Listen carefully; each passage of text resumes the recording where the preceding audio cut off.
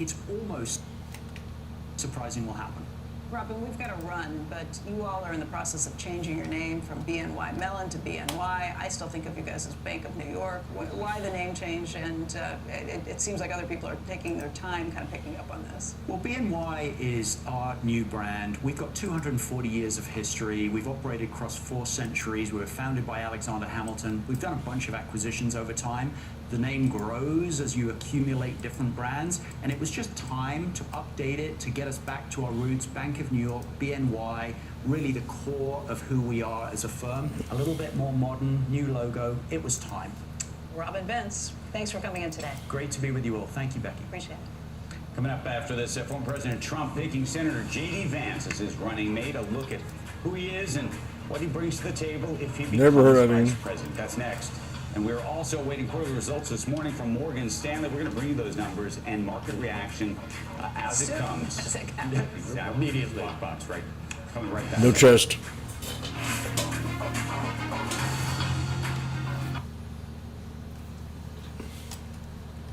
Damn, Jim. No trust.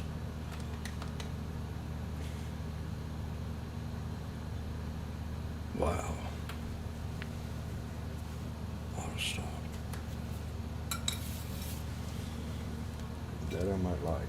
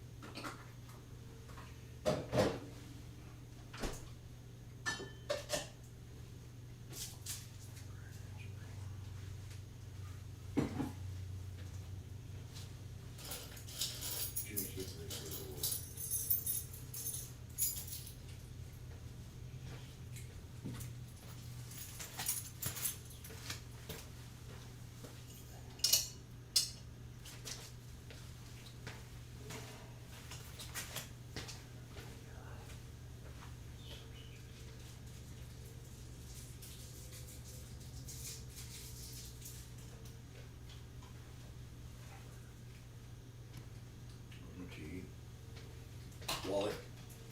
Good call.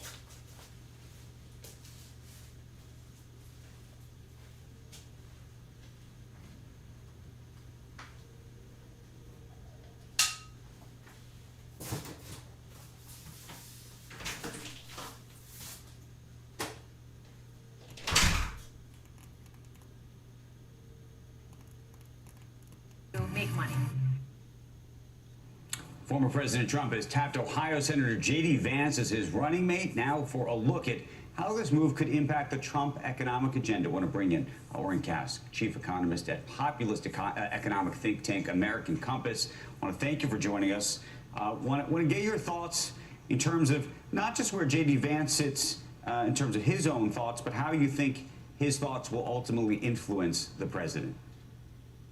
Well, Senator Vance has been a real leader in the GOP, in the Senate, in really charting the course for conservatism, for economics that actually focuses on the interests of workers, on understanding what has gone so wrong in the economy in recent decades.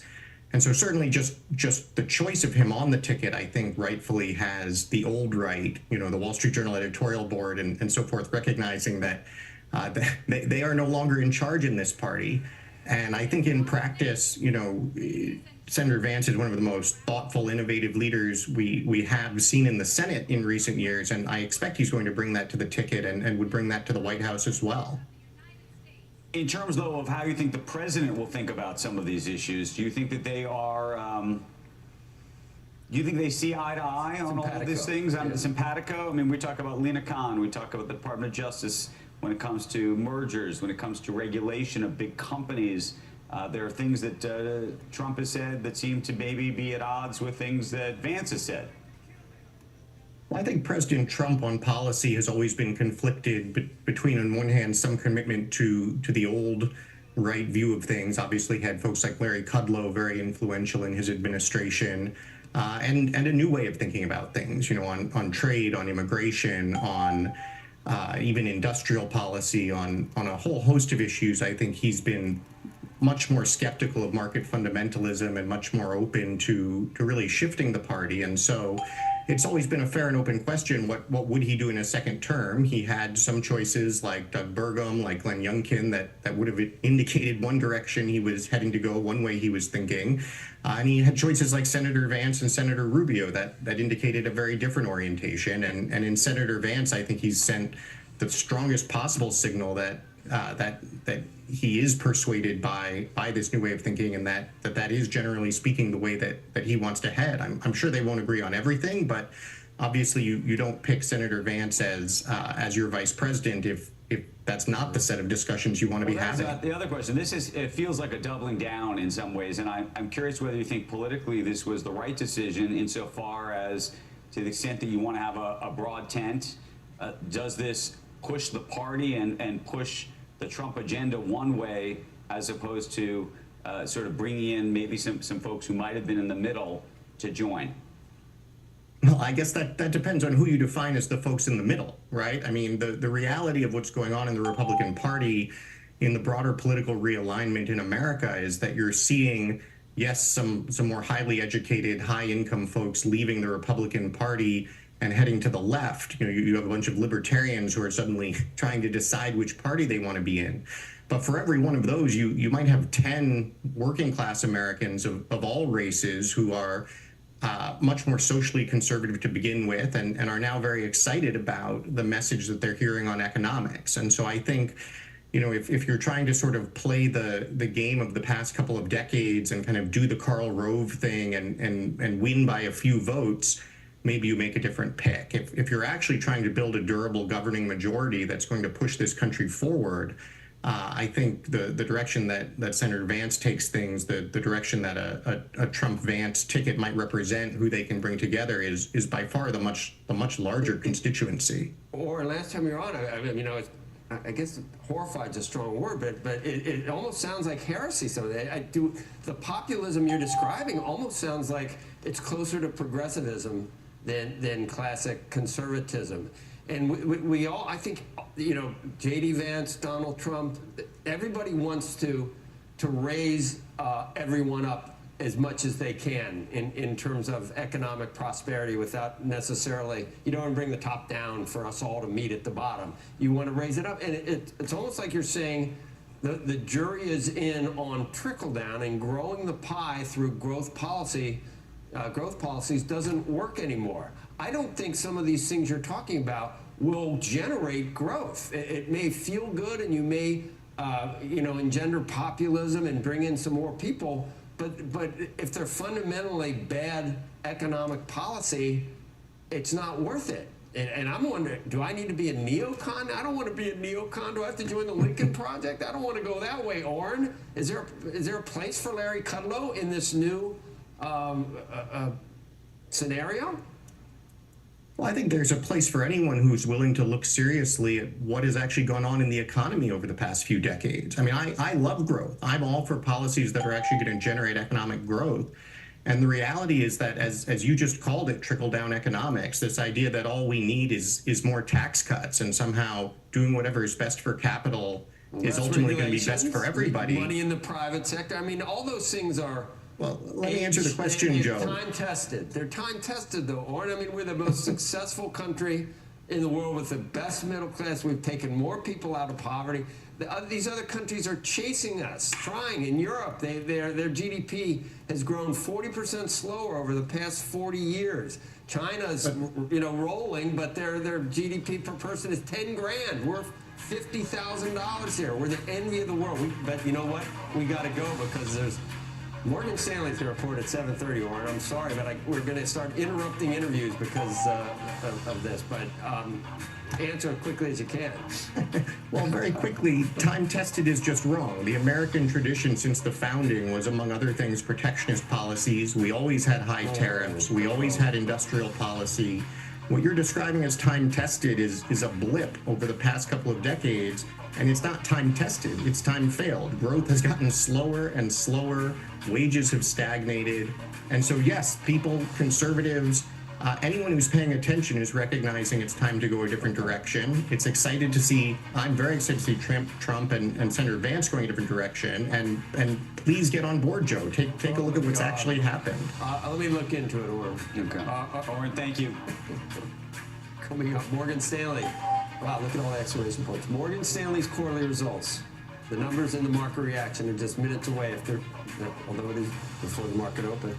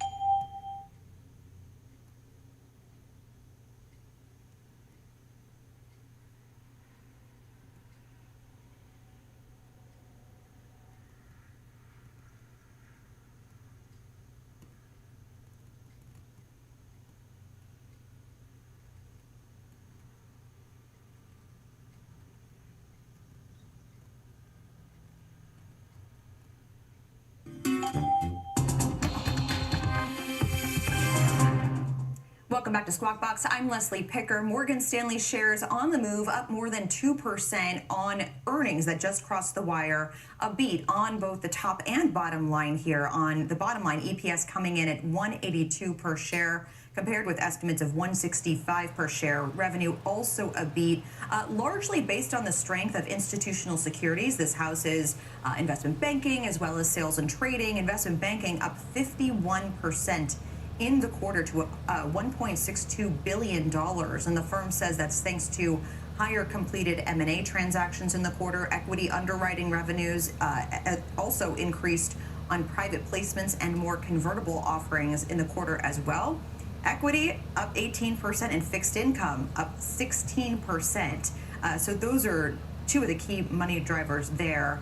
Global Wealth Management, slightly different story for this firm. That was a miss for this division, and net new assets coming in at $36.4 billion, which is slowing significantly from this time last year when the firm brought in $89.5 billion. Investment management was a beat, but that actually saw outflows of about $1.2 million, whereas last year it had inflows.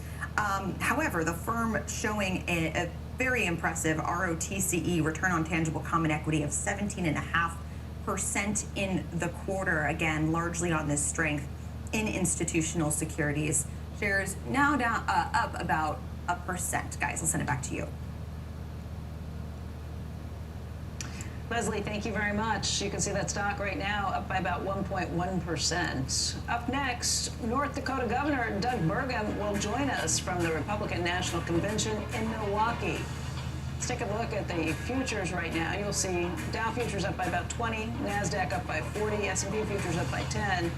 Squawk Box will be right back.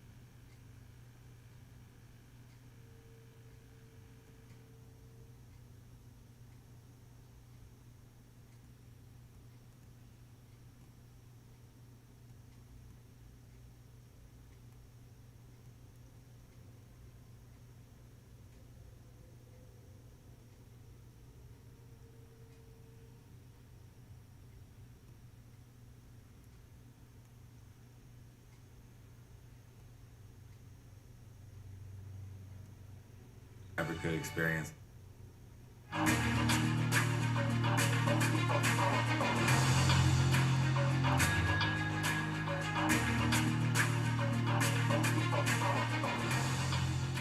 as you know, North Dakota Governor Doug Burgum was on President Trump, former President Trump's shortlist for vice president. Joining us now is Governor Burgum, and it's great to have you on.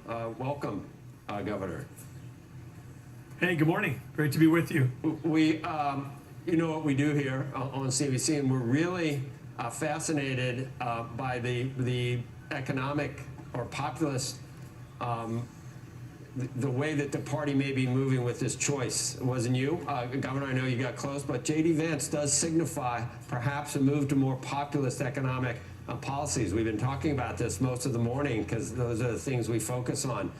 Can you address that? And we're talking about things like maybe higher corporate taxes, maybe a stronger antitrust enforcement division. You know, the vice presidential nominee has complimented Lina Khan. Tariffs. It looks like a different type of conservatism, and maybe it shouldn't even be called conservatism if it were to go that way. Well, first of all, I just want to say, last night at the convention, such a historic moment, electrifying when President Trump comes into the arena, not even 48 hours after a assassination attempt, that just a millimeter difference, we'd be talking about a very different topic right now. So, gratitude that the president is alive.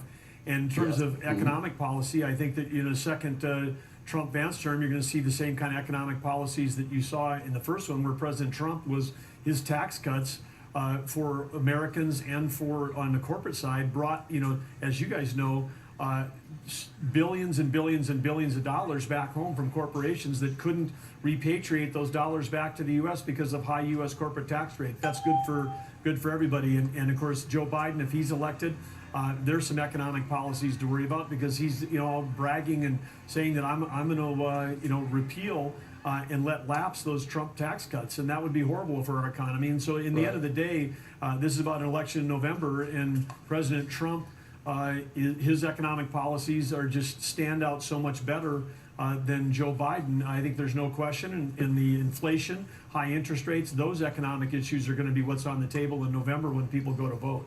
Right. Governor, are you familiar with the gentleman we just had on, Orrin Cass, the executive director of American Compass? Because he is they are close with J.D. Vance, with Senator Vance. And he just basically said that lower corporate taxes may not be the way to go anymore. And that to keep taxes low for individuals, that some type of bargain or deal could be done to raise corporate taxes. I mean, the whole platform of American Compass, which apparently J.D. Vance is one of the leading thought leaders for this group, it's very different than classic conservatism. Do you think that by President Trump picking this particular person doesn't mean that he is amenable to moving in those directions, do you think? Well, I can't explain all the thinking behind that, but I would just say the economic policy is going to be set by President Trump and this administration. It wasn't set by Vice President Pence in the last administration. I think you have to look to President Trump. And I think on corporate taxes, if you raise corporate taxes, that's a cost to a corporation. They have to pass it on in higher prices. So consumers end up paying for it either way. And so it's just simple economics. Governor, our debt and deficits, as you know, have exploded. They exploded under former President Trump when he was the president. They continue to explode under President Biden. Do you have any hope that under former President Trump, if he becomes the president again, that changes? And how do you think that changes if, in fact, you think that the taxes either stay where they are or go lower? Well, I think when you listen to President Trump, when he's been out campaigning this last spring, is he's got a real understanding. Yes, we've got a national debt, we've got a deficit, but the one thing under Joe Biden, which Americans need to understand, we talk about our liabilities all the time, that debt. We never talk about the balance sheet on the other side, which is our assets. And of course, Theodore Roosevelt himself put away 240 million acres of land in this country, specifically for the, quote, benefit and use of the American people.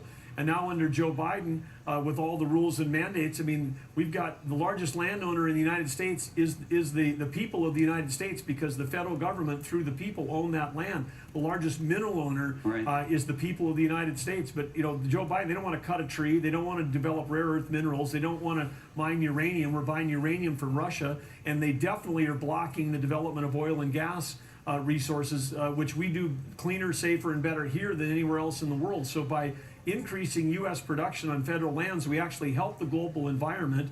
And of course, today, with innovation, not regulation, like we're doing in North Dakota, we can access federal lands with horizontal drilling. We don't even have to set foot on federal land. And then all we're doing is sending checks to the federal government, which would help pay down that deficit. But of course, we're even being blocked right now by this rulemaking of the Biden administration from literally sending money to the federal government without them doing anything. Apparently, they don't want that. So it's when President Trump talks about unleashing American energy, that's accessing our balance sheet. That's going to help us reduce the deficit. Hey, Governor, one thing though, Teddy Roosevelt set aside all those lands with the explicit idea of conservation. I mean, I understand being able to drill underneath from a horizontal place coming in, but if you're talking about strip mining and taking some of that land and using it to get at the rare earth minerals underneath, that is not what Teddy Roosevelt had in mind when he created those parks. Well, I have to disagree with you, because it was very clear at the time, you know, when he talked about the strength of our nation, he understood those assets should be there. And he's quoted over and over saying that conservation is as much about development as it is preservation. Biden administration, they're about preservation. Don't set a foot, don't walk on it, don't have anything go on it. Teddy Roosevelt was about sustainability. And when we do it in the United States with the rules that we have, and the reclamation capability that we have, versus China tearing up Indonesia, tearing up Central African Republic, tearing up their own country, destroying their environment. You know, if we think that we're just helping the environment by getting all of our EV batteries from China, that's just completely false. Hey, Governor, It's not. It is also vandalism wantonly to destroy or permit the destruction of what is beautiful in nature, whether it be a cliff, a forest, or a species of mammal or bird. I mean, those are words of his too. I understand your point, but I don't want to take that away from what he created and set up. Well, I think we understand that well. We're building a presidential library for Theodore Roosevelt in North Dakota at the entrance to the Theodore Roosevelt National Park, the only park named after an individual. So we understand his legacy. But when you talk about 240 million acres, or even like now with the Biden administration, what they're doing to block energy development in Alaska, which was the U.S. Strategic Navy Petroleum Reserve. I mean, part of how we won World War II was a battle over resources. You know, our submarines sinking every oil tanker going to Japan at the end of the war, they were out of resources. And then now up there, you know, the Biden administration was attacked by the far left for the Willow Project. And that was the equivalent of about 3 square miles. It's like barely a couple golf courses out of an area the size of Indiana. I do believe that we can make those trade-offs and say, if we can take an infinitesimal small amount of federal land to access resources, but Governor, just versus to be us clear being of what dependent Teddy on Roosevelt our had in enemies. mind, in the Grand Canyon, Arizona has a natural wonder which is in kind, absolutely unparalleled through the rest of the words. These are his words. I want to ask you to keep the great wonder of nature as it is now. I hope you will not have a building of any kind, not a summer cottage, a hotel, or anything else to mar the wonderful grandeur, the sublimity, the great loneliness and beauty of the canyon. Leave it as it is. You cannot improve on it. The ages have been at work on it, and man can only mar it. I mean, say what you want about it, but don't use Teddy Roosevelt as the reason for doing it. Well, I just have to disagree, because we can protect all of those wonders out of that 240 million acres of land. You're talking about 5 or 10% are truly American wonders. We're not talking about touching a national park. We're not talking about touching any of the great aspects of the landscape of America. You know, but come out to the western part of the United States. I've been, you know, the chairman of the Western Governors Association. We've got tracts and tracts and tracts of millions and millions of acres of land that could be developed sustainably, and there's never been a tourist, there never will be a tourist on that stuff. It's not the wonders of the world. Right. This is just federal land that's lying there unused and unutilized. And if we think we're doing the world a favor by having China tear up the world, when we would do it responsibly here in the United States. I mean, again, these are trade-offs we can make. Right now, we're in 2 proxy wars, one with Russia and one with Iran, and they're funding those wars against us with their oil and energy revenues that they're producing right now. So again, if we want world peace, we've got to be smartly using our balance sheet. If you want to take care of our liabilities, you guys are a business show. Let's take care of the balance sheet. Let's take care of the asset side as well. Governor, a separate question as a former businessman yourself. Curious what you think. I understand your views on regulation around energy, but there's a big question around regulating companies, big tech companies, media companies, others. The Republican Party for a very long time has been very critical of folks like Lena Khan and the folks who are at the Department of Justice today. However, interestingly, J.D. Vance seems to be more aligned with some of their views, in fact. Where do you think that leaves former President Trump if, in fact, he becomes the president again? Well, I think one of the reasons why you're seeing, announcements like late yesterday with, Elon Musk, Joe Lonsdale, and others saying, hey, we're going to put together a super PAC to support President Trump. Part of the reason why they're doing that is because they know that we're in an AI, artificial intelligence arms race with China. And you can't win. We can win on innovation, but if we don't have baseload electricity to drive AI, we're going to need that. I mean, the whole time I was in the tech industry, over those 30 years, we used about 1% of the nation's electricity. That could grow to as high as 10%. I get the energy story. I get the energy story. The question I'm asking is whether you think the regulation of a Google or an Apple or a Microsoft, by the way, things, frankly, that Elon Musk may want, given his views on AI, will take place under former President Trump if he becomes the president again. Despite what has been a critique, I believe, from many conventional Republicans, if you will, of the regulatory state during the Biden administration. Well, I would tell you the first thing has to happen is President Trump has to win before we can speculate about what that regulatory environment will. But I can tell you from my own experience is that, in 1998, I was in front of a Senate hearing along with Bill Gates, Scott McNeely, Michael Dell, and Barksdale was there representing Mark Andreessen and Netscape. And there was all this talk about we've got to regulate, we've got to regulate, we've got to regulate because we've got to stop all these, quote, big companies. But in that entire 6-hour hearing, there was no mention of Google, Yahoo, Facebook, any of the companies that are out now today, eBay. I mean, any of these things that became huge companies, because none of them had even started yet. And part of the way that America works and the way we lead, I mean, our greatness is built on innovation. And at any point in time, if the federal government thinks they can step in and somehow create a set of strict guard rules that stop that innovation and stop that flourishing, that's going to be a big mistake for America, because the government can't keep up with regulation at the speed that technology changes. You expect to be part of the cabinet in some way, Governor, or too early to tell? Well, certainly President Trump has been very generous with his comments. When I spoke with him yesterday, he opened up the phone call by saying, hello, Mr. Secretary. Right. But this has never been about that. This has been for myself as a sitting governor of a state that's so involved in both energy and agriculture and national defense with our 2 big air bases. This was about making sure that President Trump's back in the White House because Joe Biden's been wrong on energy, wrong on the economy, and wrong on national security. Okay, we'll leave it there. Governor, thanks for all your time today. Okay. Great, thank you. Okay.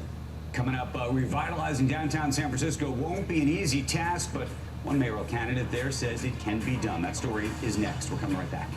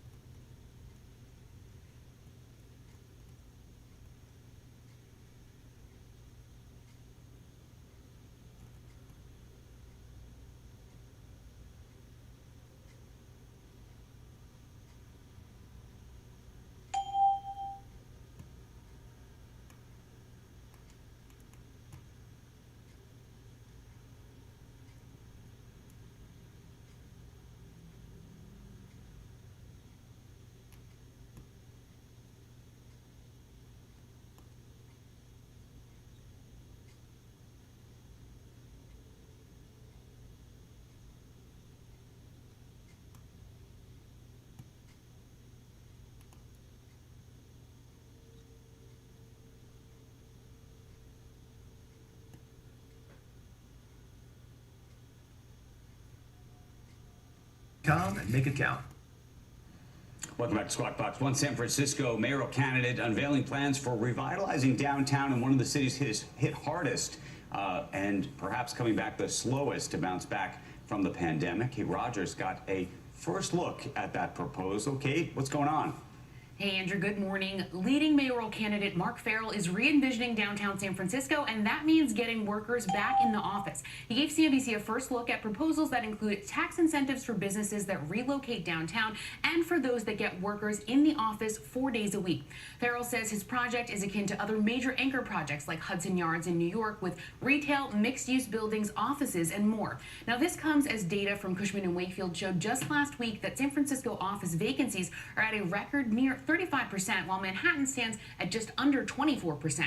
Farrell's plan includes cutting that number in half by the end of his first term.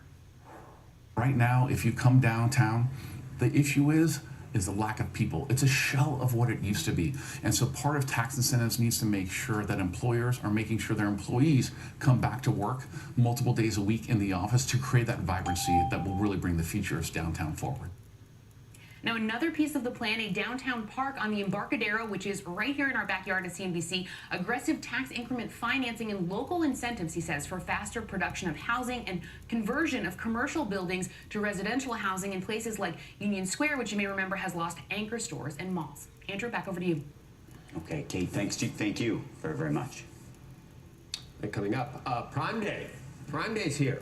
And while shoppers continue to seek bargains, Amazon is facing a lot more competition this year. We're going to discuss that after the break. Squawk Box coming right back.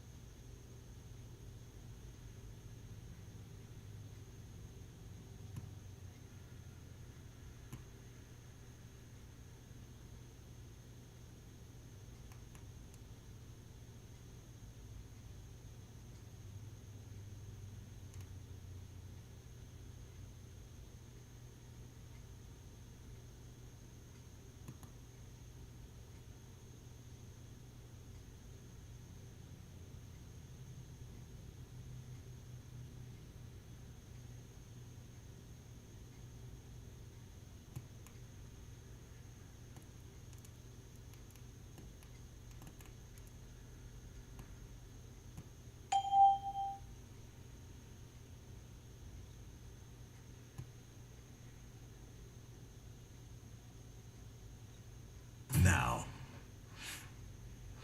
It is 8 a.m. on the East Coast, and you are watching Squawk Box right here on CNBC. I'm Becky Quick, along with Joe Kernan and Andrew Ross Sorkin.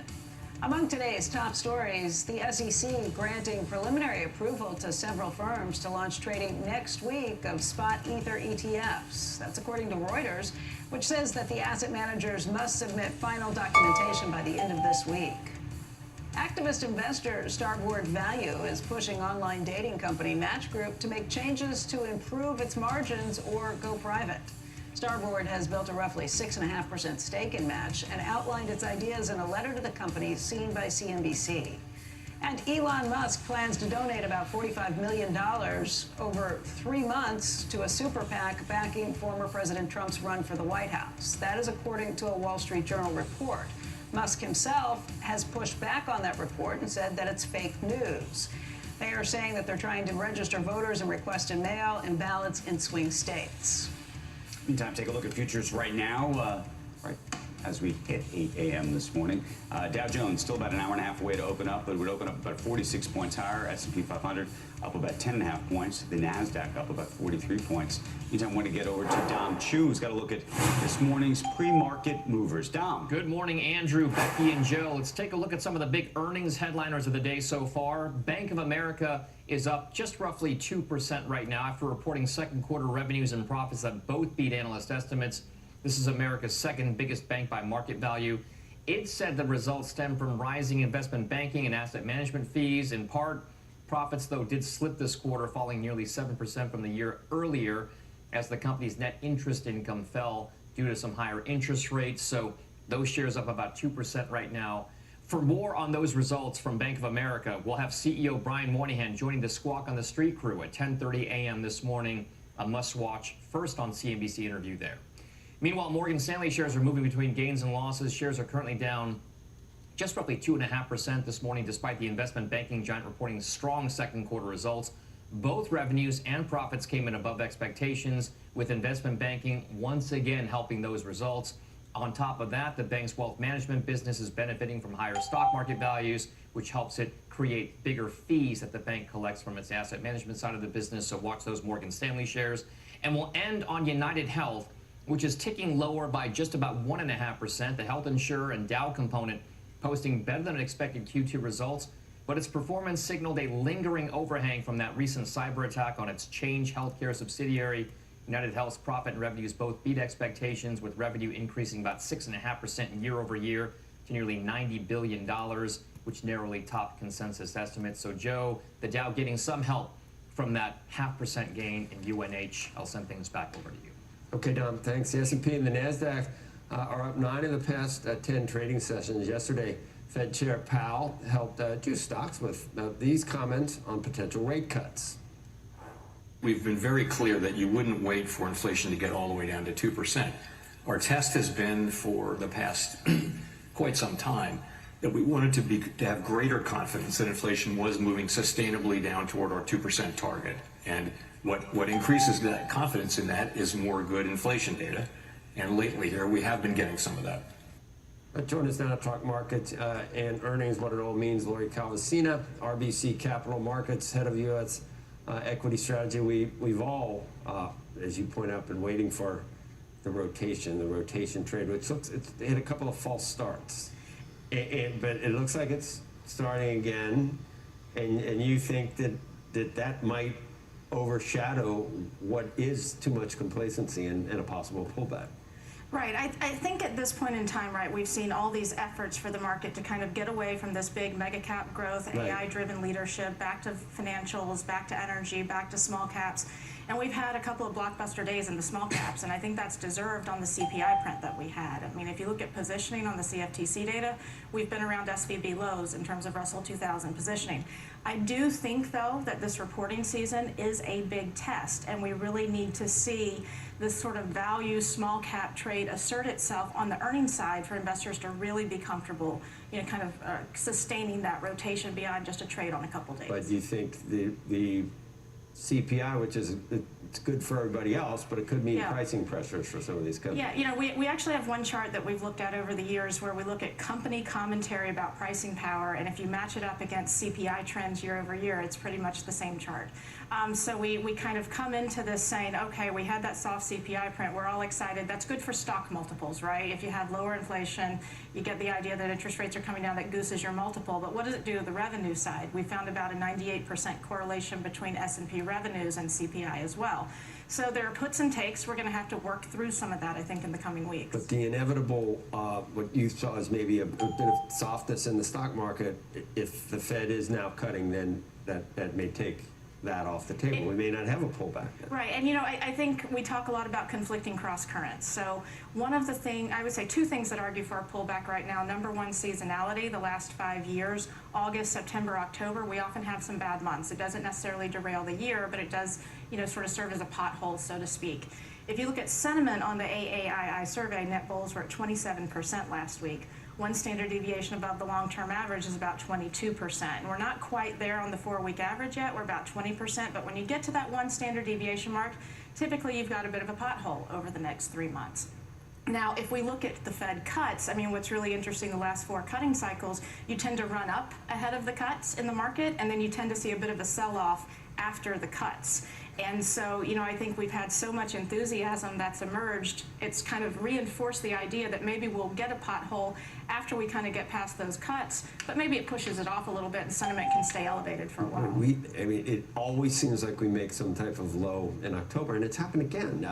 Not like horrifically scary lows, which, I mean, October has a lot of days that start with black for some reason, like Black Monday, Black whatever. But even recently, the last couple of years, the lows were in October, and it could all set itself up for something like that. But we see no indication of a pullback yet, really. Not yet, and you know, we had a little bit. It's kind of a baby pothole that we had back in April. You know, about a 5.5% drawdown. What would this one be?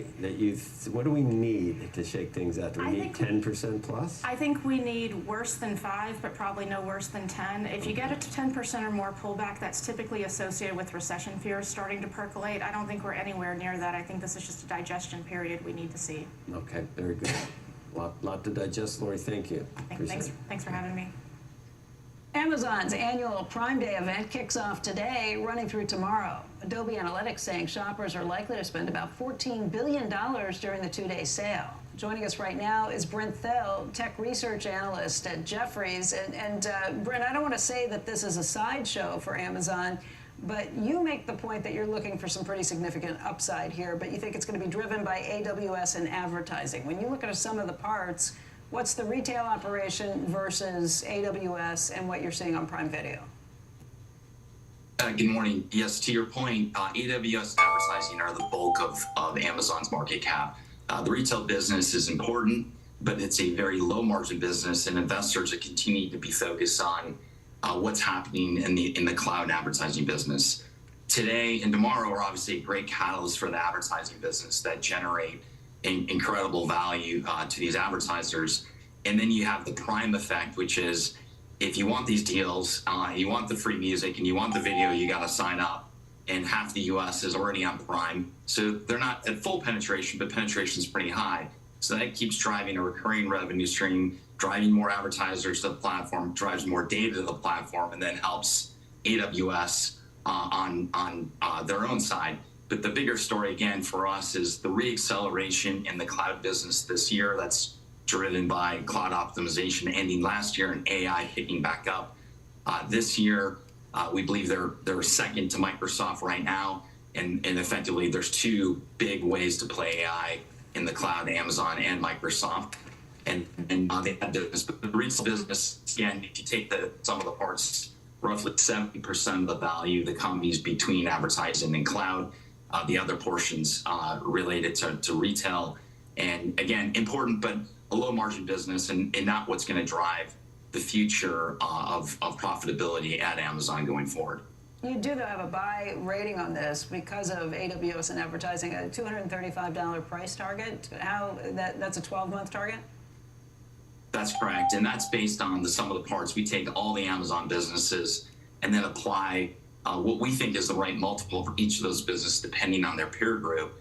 and that's how we derive 235. So stock's had a good year. We continue to believe it's one of our top names, especially as we come to the age of AI.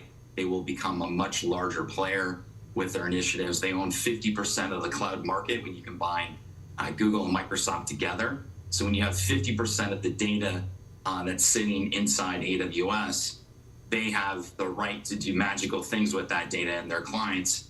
And again, the real question is, can they catch Microsoft? They were out ahead with the move with their co-pilots, and this is going to be a fun one to watch. We think, again, there are going to be multiple vendors that will win in the age of AI, but given that many of these big companies are storing their data there, that's going to be a huge advantage for Amazon to have one of the first looks to help their clients on the road to AI.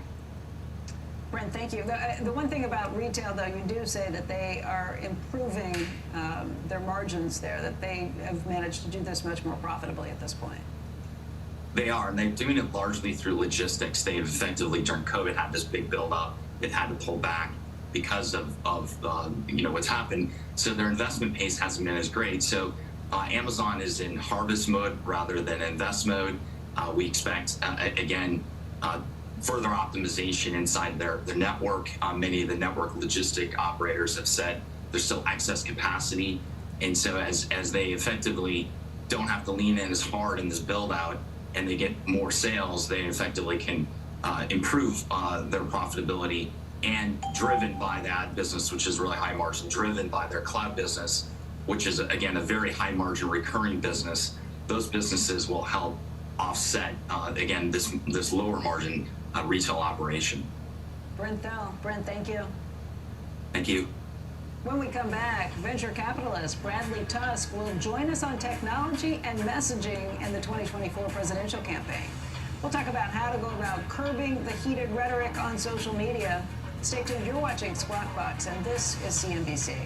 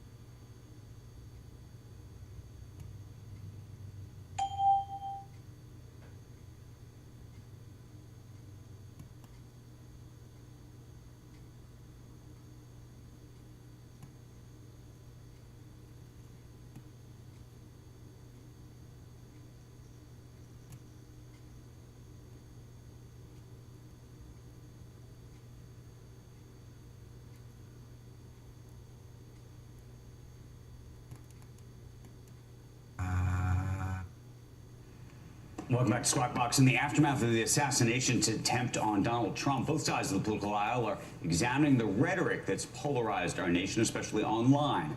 Joining us right now to talk about the impact of social media, Bradley Tusk, CEO of Tusk Ventures, who's also campaign manager for Mike Bloomberg's mayoral campaign in 2009.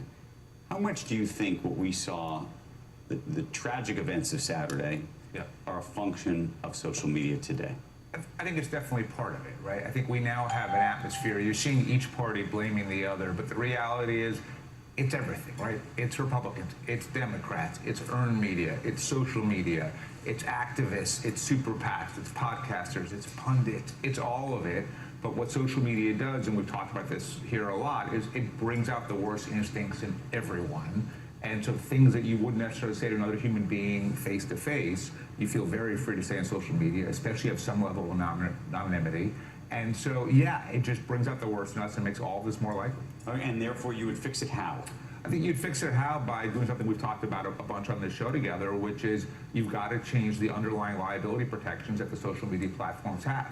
Right now, Facebook and X and TikTok and everyone else has more freedom to say whatever they want than you guys have here on Squawk Box or the New York Times or any other mainstream media outlet. They are not responsible for the content posted by their users, and as a result, two things happen. One, the users post the craziest stuff possible because that's freeing for them, and two, the platforms are rational economic actors, and their goal is to make as much money as they can, and they know that negative content generates more eyeballs and more clicks than positive content. And as a result, they push that out there. And so if you have a company that knows I can make more money by doing something bad, they do it. Let me ask you a separate question. It's not just happening in social media, but it has transformed itself. Either, I don't know if it transformed itself from social media to the real world, or the real world has transformed itself to social media. But the point is, it's gotten meaner. It's gotten nastier. Yeah. And there are very few people that seem to be standing up and saying this meanness and nastiness can't continue. Right. Well, look, I mean, part of the underlying problem is we have an electoral system that drives polarization. Because of gerrymandering, the only election that typically matters is the primary. Primary turnout is typically around 10%. Who are those voters? They are the far left, they are the far right, or they are special interests that can move money and votes in low turnout primaries. And as a result, the underlying incentives for politicians who just want to stay in office at any cost is to cater to those groups. Right. And those groups are angry. Those groups are mean. And so all of the incentives you want to keep your job is to echo that rhetoric. And so it's a self-fulfilling prophecy. Okay, so I always argue there's too much money in politics. But if you could actually use the money for good, meaning to take the influence that you have, you don't see, frankly, wealthy donors actually say, I'm not supporting all of this craziness. They say, well, it's a binary thing, and I just have to decide, I like this guy better than this guy, so I'm just going to do it.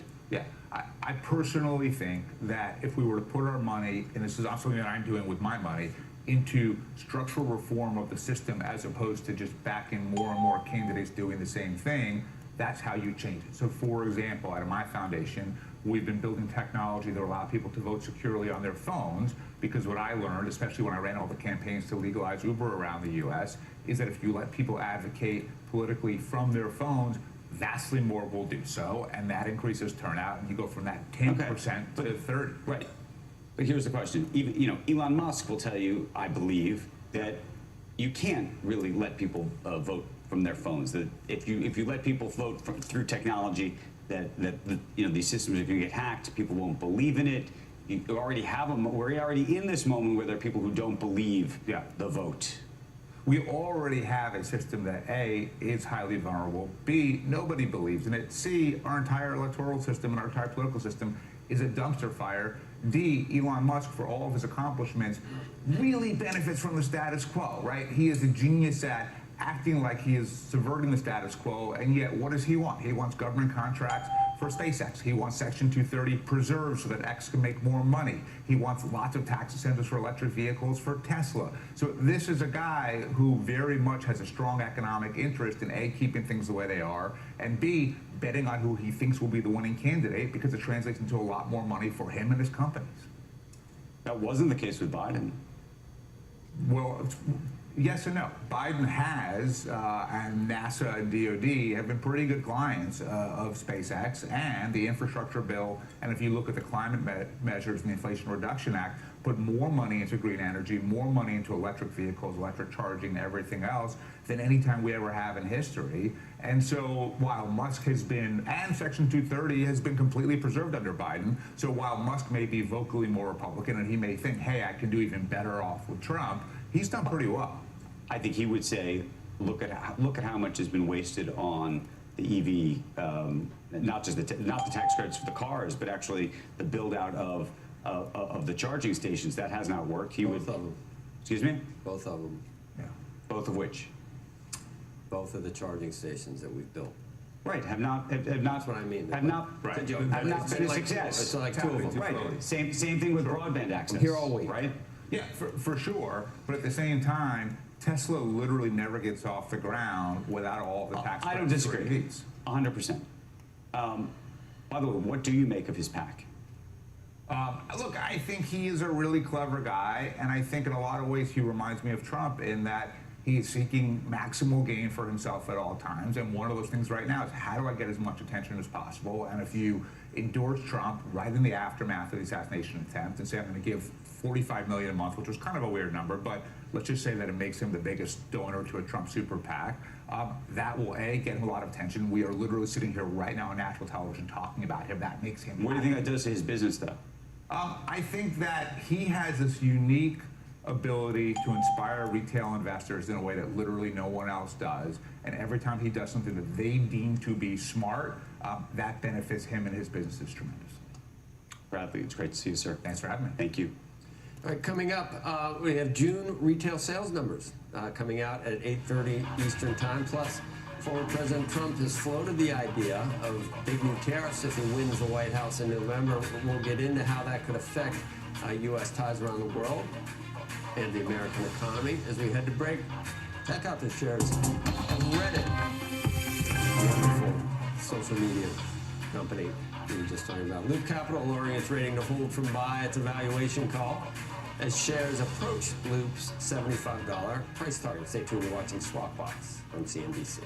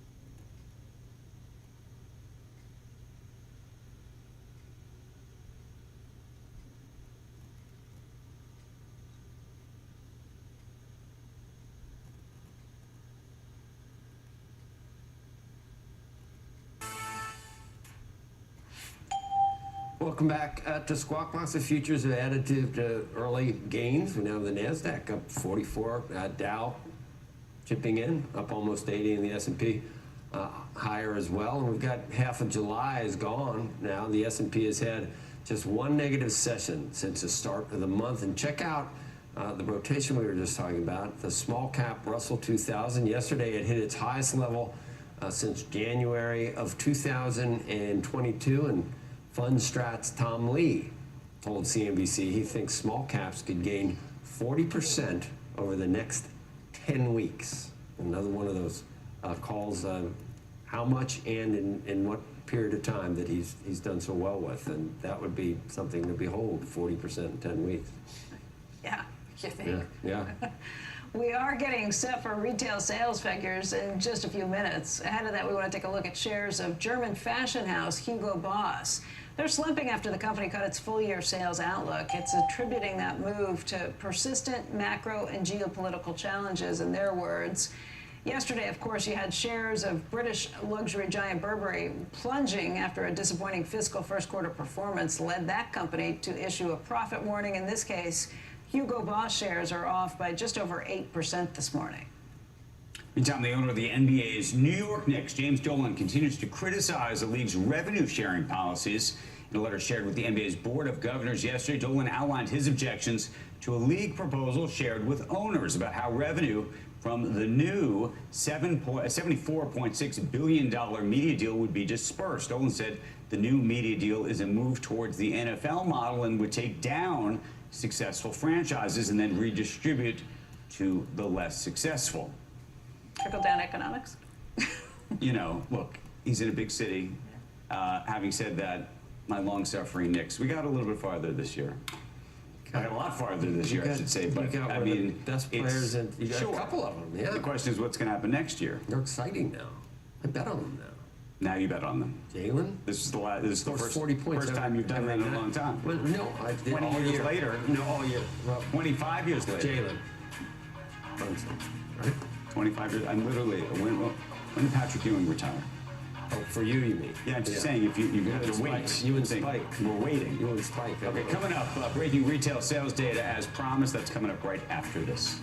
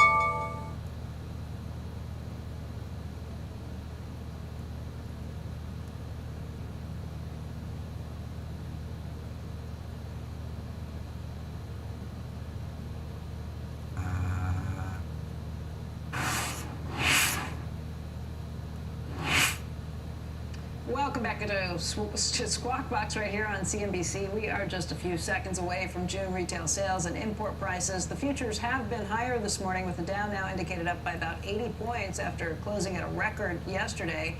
S&P and the Nasdaq up higher as well this morning. Rick Santelli is standing by at the scene in Chicago. Rick, take it away. Yes, we are awaiting June retail sales and, as Becky pointed out, import-export prices. The less growth story is a biggie, so this goes a long way towards addressing that. June retail sales headline expected down 0.3%, comes in better. Unchanged. Unchanged is actually pretty good compared to up 110. So we've had back-to-back months that have not been negative. Last negative month we had was April at down 0.2. Don't see revisions yet. If we strip out autos, the number improves dramatically, up 0.4%. That's the best level since March, when it was up 0.6%. And if we look at ex-autos and gas, it continues to improve, up 0.8. That is a solid number. Up 0.8 equals where we were at 1 year ago in July.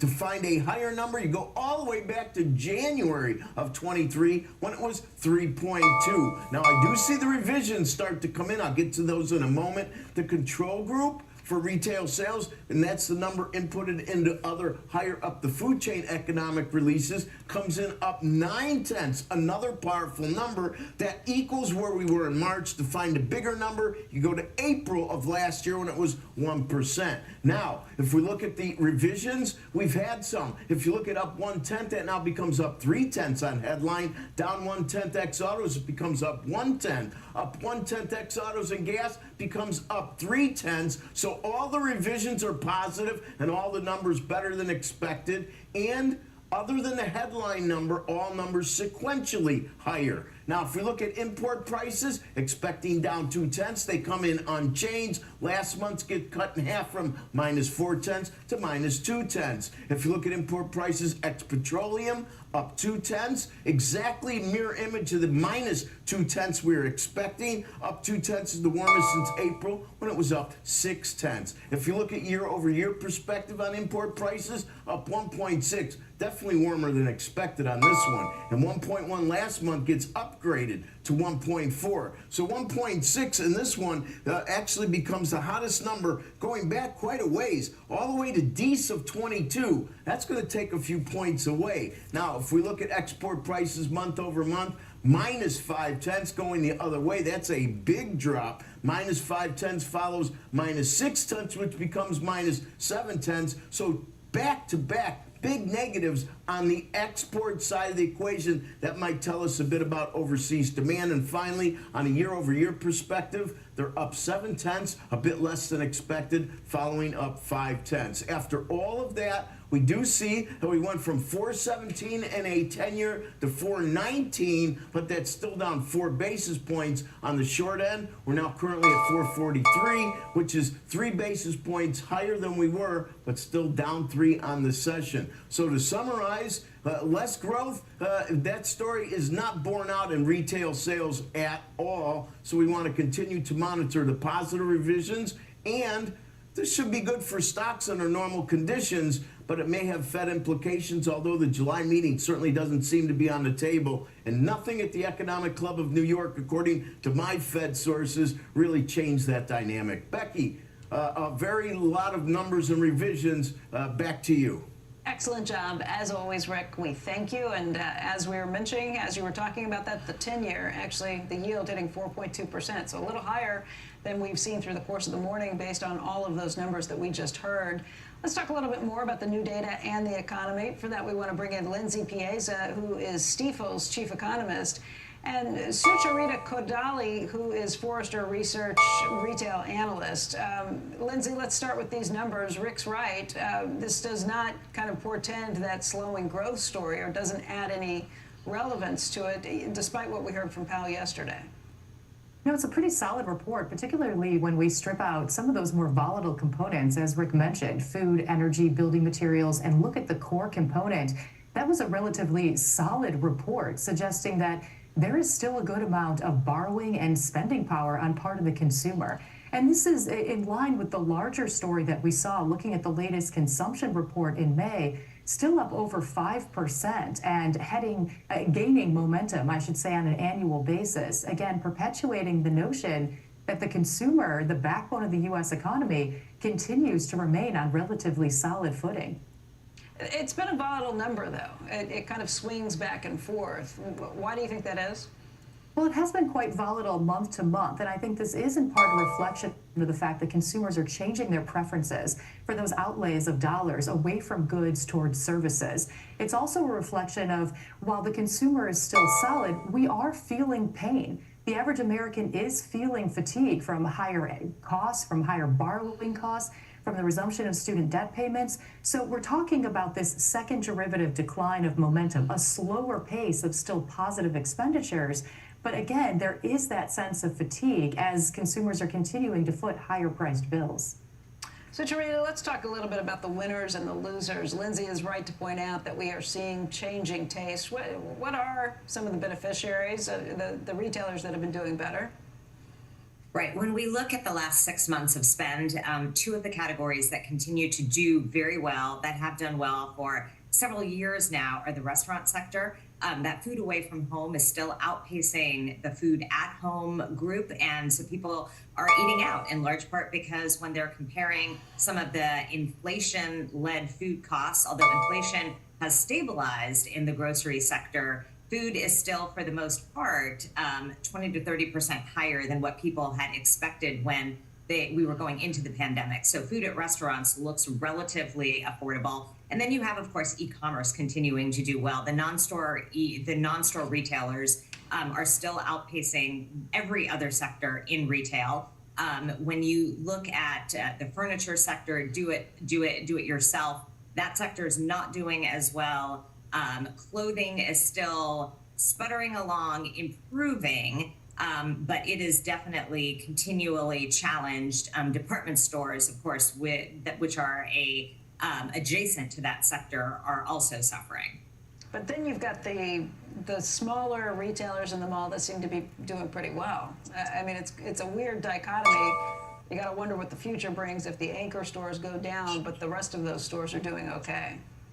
Right. And what we've seen over, I would say, the last decade is just changing shopping centers. So you have everything from these mixed use facilities to try to drive more traffic to ultimately these anchors, the department store anchors, being essentially pushed out and replaced with anything from a big box sporting goods store, in some case grocery stores, gyms, fitness facilities, hotels in some cases. So big changes to the landscape of the shopping center.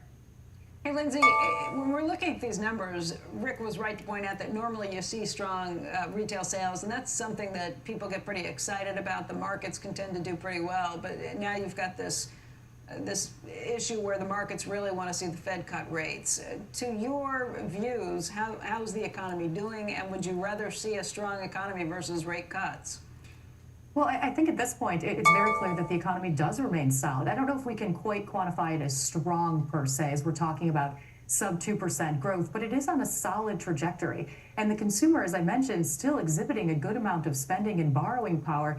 This is why the Fed has been so cautious not to become overzealous with a one-off cooler than expected June CPI report, for example, and why they need further evidence that this backup to a 23-year high in terms of rate is having the desirable retarding effect on the consumer, on the broader economy, and by extension then inflation. But what we're seeing is, with the consumer still resilient, the economy still growing at a positive pace, inflation still above target, there really is very little justification for the Fed to be considering a near-term rate increase without considerable improving data on the price front in July and August. But barring that scenario, it's very likely that the market has become above and beyond optimistic in terms of rate cuts, and the Fed is likely to disappoint, pushing out that first rate cut to the end of the year, if not early 2025. So everybody else is convinced a rate cut is coming in September, except you?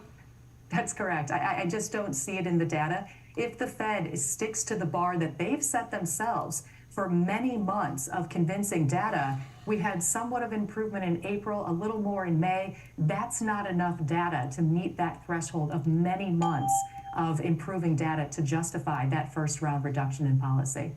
All right, Lindsay, Sucharita, thank you both for helping us wade through these numbers today. Thank you. Coming up, some top takeaways from this morning's bank earnings. The entire financial sector as well, now that the biggest players have reported. Next, though, with the Republican convention in full swing, we're going to talk top geopolitical priorities for the GOP. Bridge Colby will join us. He served at the Pentagon during the Trump administration. Stay tuned. Squawk Box will be right back.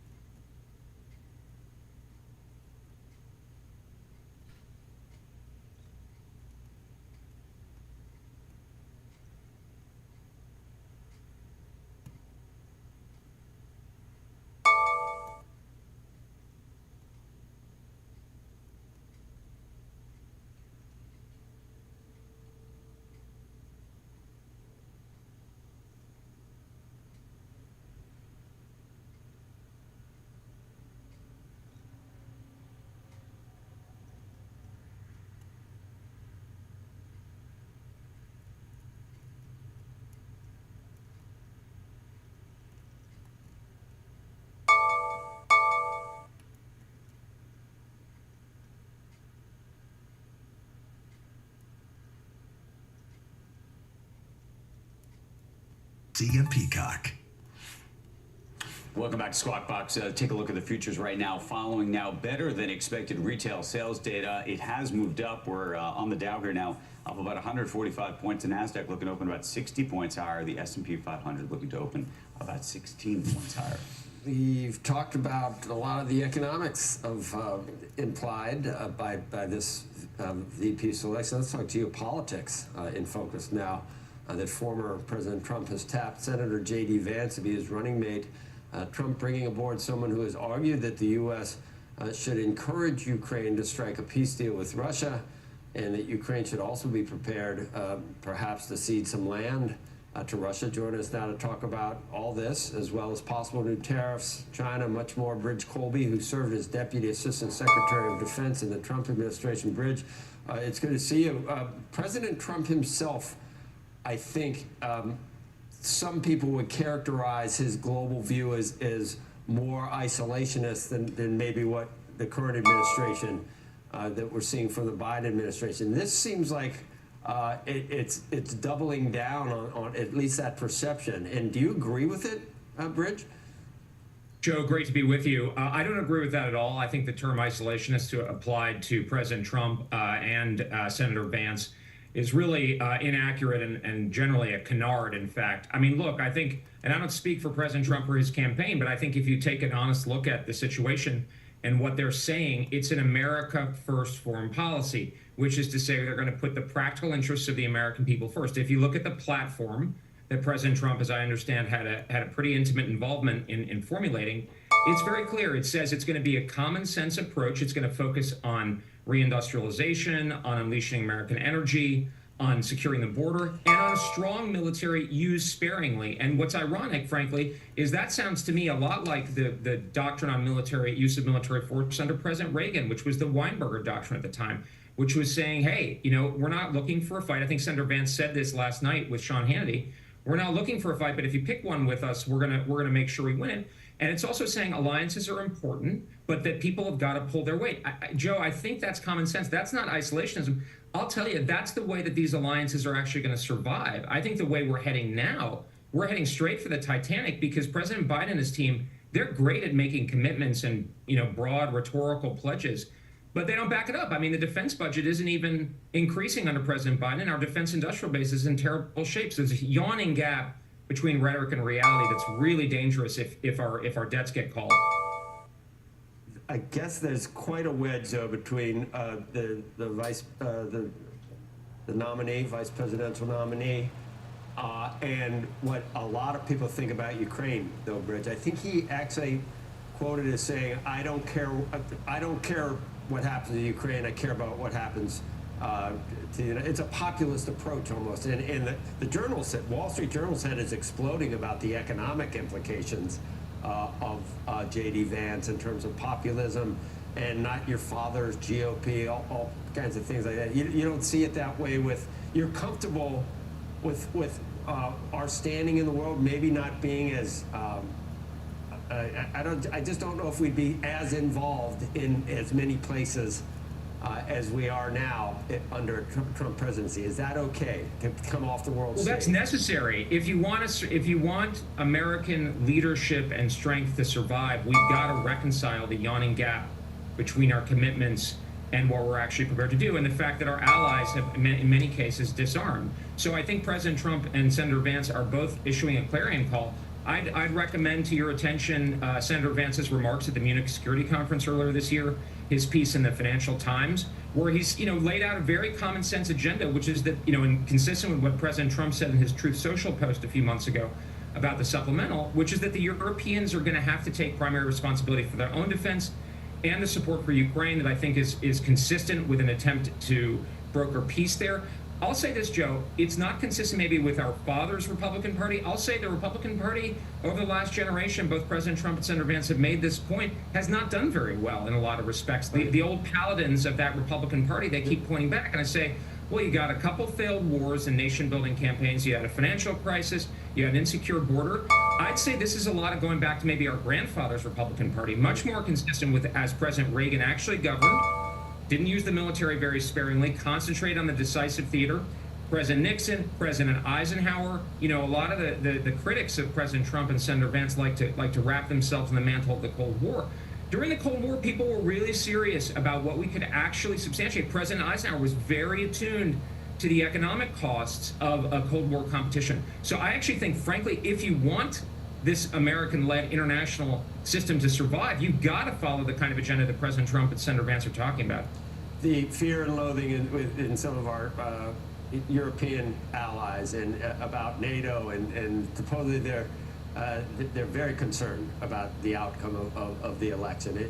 Maybe they do a horse in the game. They're finally starting to put a little more into NATO, but that's a recent development. Well, I think they're going through the stages of grief. They're actually moving in the right direction. I would suggest that they, and many Europeans are now increasingly recognizing this, they should stop wringing their hands about American domestic politics, which frankly is our affair, and get down to business, which a number of them are, including members on the center left of European governments, like the Minister of Defense in Germany, Boris Pistorius, or the new Labour government in the United Kingdom. These people understand what's up, and they understand the direction of travel in the United States. So again, there's a huge yawning gap. I mean, President Biden, again, will talk. I mean, I think he's really good at talking, but the backup is not there. And I think it's just common sense for American foreign policy to be practical. There's a real difference where President Biden will talk about it in this kind of sacred, very fluffy kind of way. But you know who's going to pay the bills for that is American people. And I think what Senator Vance and President Trump, they're saying is, look, this has got to work for Americans. They're open-minded. I think the platform was very clear about that. But, you know, that it's got to be practical and common sense. Well, Bridge, and you've opined a lot on China, Taiwan, and like, what would a Trump Vance administration, how would they view a move on Taiwan by China? How should they view it? What should be done? What should be done to engage China now or to confront China now? Look, again, I can't speak for President Trump and the campaign, but what I would say is I think what I see as the best policy, and I think this is consistent with what they've both been saying, is that we need to be strong, but we also need to be measured. I know President Trump has kind of stuck to the traditional policy of strategic ambiguity. Over Taiwan, he's expressed openness to discussions with Xi Jinping. At the same time, the platform has talked about countering China. Senator Vance has talked a lot about the importance of prioritizing our scarce military resources. The platform talks about reindustrialization, revitalization of our defense industrial base. I think this idea of being in a position of strength to avoid World War III, which I think is a very serious risk. I mean, don't take it from me. The Secretary of the Air Force under Biden, Frank Kendall, has said the Chinese are preparing for war. So in that kind of situation, again, this goes back to President Reagan's approach, which is peace through strength, which is the strength part people emphasize a lot, and that's absolutely right, and husbanding and revitalizing our defense industrial base and our military resources, but also the openness to a modus vivendi with China to avoid a war if that's at all possible, because nobody wants that. I certainly don't want that for Americans. Bridge, we'll be probably seeing you in this next administration in some capacity. Can you tell us what would you like to do? Well, I wouldn't presume. I'm just thrilled to support this ticket, and I would be honored if they would add. I'd be honored to serve, but I certainly make no presumptions about any role. I'm just excited about where this is going, and I don't think President Trump is exaggerating when he talks about the risk of World War III. I am personally very motivated because I'm very worried about this, and I think we need the right policy, and the policy that we're on right now is not the right one, and we need change. Great. We will see you again soon, hopefully. Bridge Colvin, thank you. Always a pleasure, Joe. Okay. When you come back, we've got what you need to know about this morning's big bank earnings. We will be joined by a top analyst. Stay tuned. You're watching Squawk Box, and this is CNBC.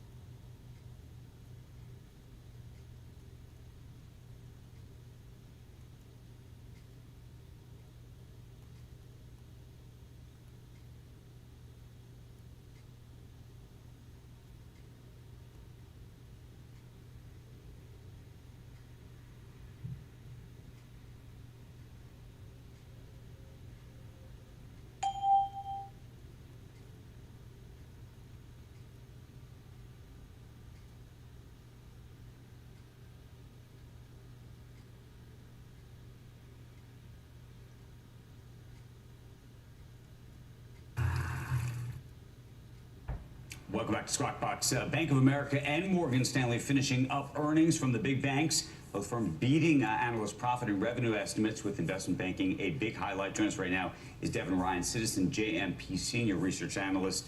I want to walk through the headlines here, but maybe I should ask you, what is your headline out of both of these numbers? Good morning, Andrew. I think, it's a good quarter.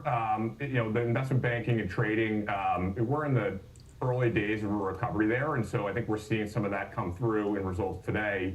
The flip side, I think why you're seeing a little bit of pressure on Morgan Stanley this morning is still seeing some headwinds from interest rates around deposits coming down, and then also the higher cost of deposits because of that. So I think that's what people don't love. And then they did have a little bit of a lighter net new asset quarter in their wealth management business as well. Of all the banks right now, if you could own one, which one would it be? So I'd actually own Goldman Sachs, so technically a bank, but where you want to be exposed right now is capital markets. As I mentioned, investment banking, there's probably 30–40% upside to M&A revenues.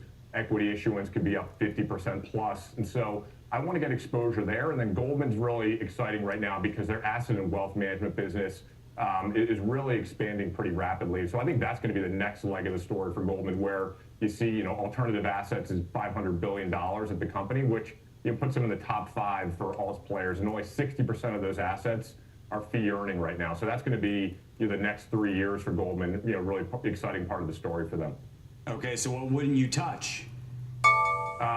So we've been more neutral on Morgan Stanley, and the reason being is that they've done so well. This net interest income dynamic I just mentioned, I think has been a big tailwind for them as rates have gone higher. That's helped.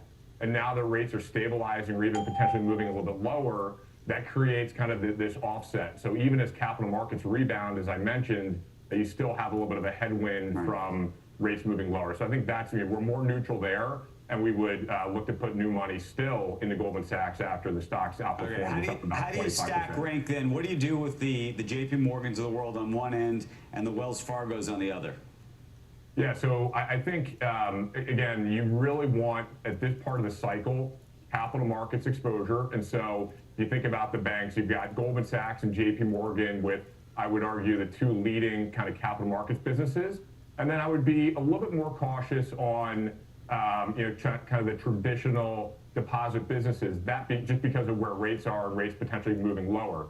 That being said, I think all the large diversified banks are in a pretty good spot relative to smaller banks. So I think it's a little bit of kind of what you're looking for, but really you do want to lean in here still on capital markets. By the way, future of Wells Fargo, since we mentioned that, what do you think? Yeah, we don't formally cover Wells, so I'll probably not give too much here, but I think that they've got a big diversified franchise, but I think at the same time, all these large banks are looking for growth. And so, I think that that's something that a lot of these firms have to think about over the next couple of years. Okay. Devin, with a big call on Goldman Sachs and David Salomon, that stock has been working in a very big way recently. Appreciate it. Thank you. Thank you. Meantime, let's take a final check on the markets right now. We still got about a half an hour before the market opens. Dow would open up about 150 points higher. NASDAQ up 45 points. The S&P 500 up about 12 points. And we will once again also be watching the Russell 2000 today. It is now up more than 7% over the last 4 sessions. We should show you the 10-year note right now before we show you oil. Right now, the 10-year at 4.2, the 2-year at 4.47. And oil, finally, before we maybe get to Joe's favorite, crypto. We're going to show the board there. 64, man. We're gonna flip it around. Maybe we're gonna run out of time if we don't flip it around. But there it is. WTI crude $80.45, and there we got the currency check. But flip it again one more time. You got time. Show folks where Bitcoin really is sitting right now. Yeah, it's taking its time. Is this a computer thing? It was 63,000 last time we saw it. Is this a computer thing? Is that what's going on here? Okay, there you go. Can put a man on the moon, supposedly. Squawk on the Street begins right now.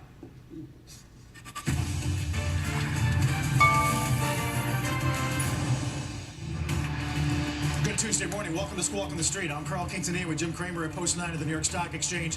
David Faber has the morning off. Stocks do look to continue their climb, with the Russell aiming for 5 straight 1% gains. Retail sales better than expected. Yields bounce a bit at the short end after the 10-year briefly hit a 4-month low. Our roadmap begins with quarterly beats for both Morgan Stanley and Bank of America. Brian Moynihan is going to join us in the next hour.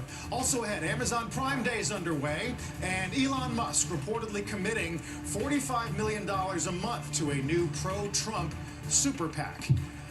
Let's begin, though, to market reaction to those quarterly results from B of A and Morgan Stanley. Not all of these names are working pre-market, Jim. No, I think it's very interesting. Bank of America really clean. And I like it. Net interest income, 12 thing, that seems to be the number, of course, everyone's looking at. And how much you're making off your deposits, which they're making a lot of the deposits. They did it without having a lot of investment banking. They had good numbers.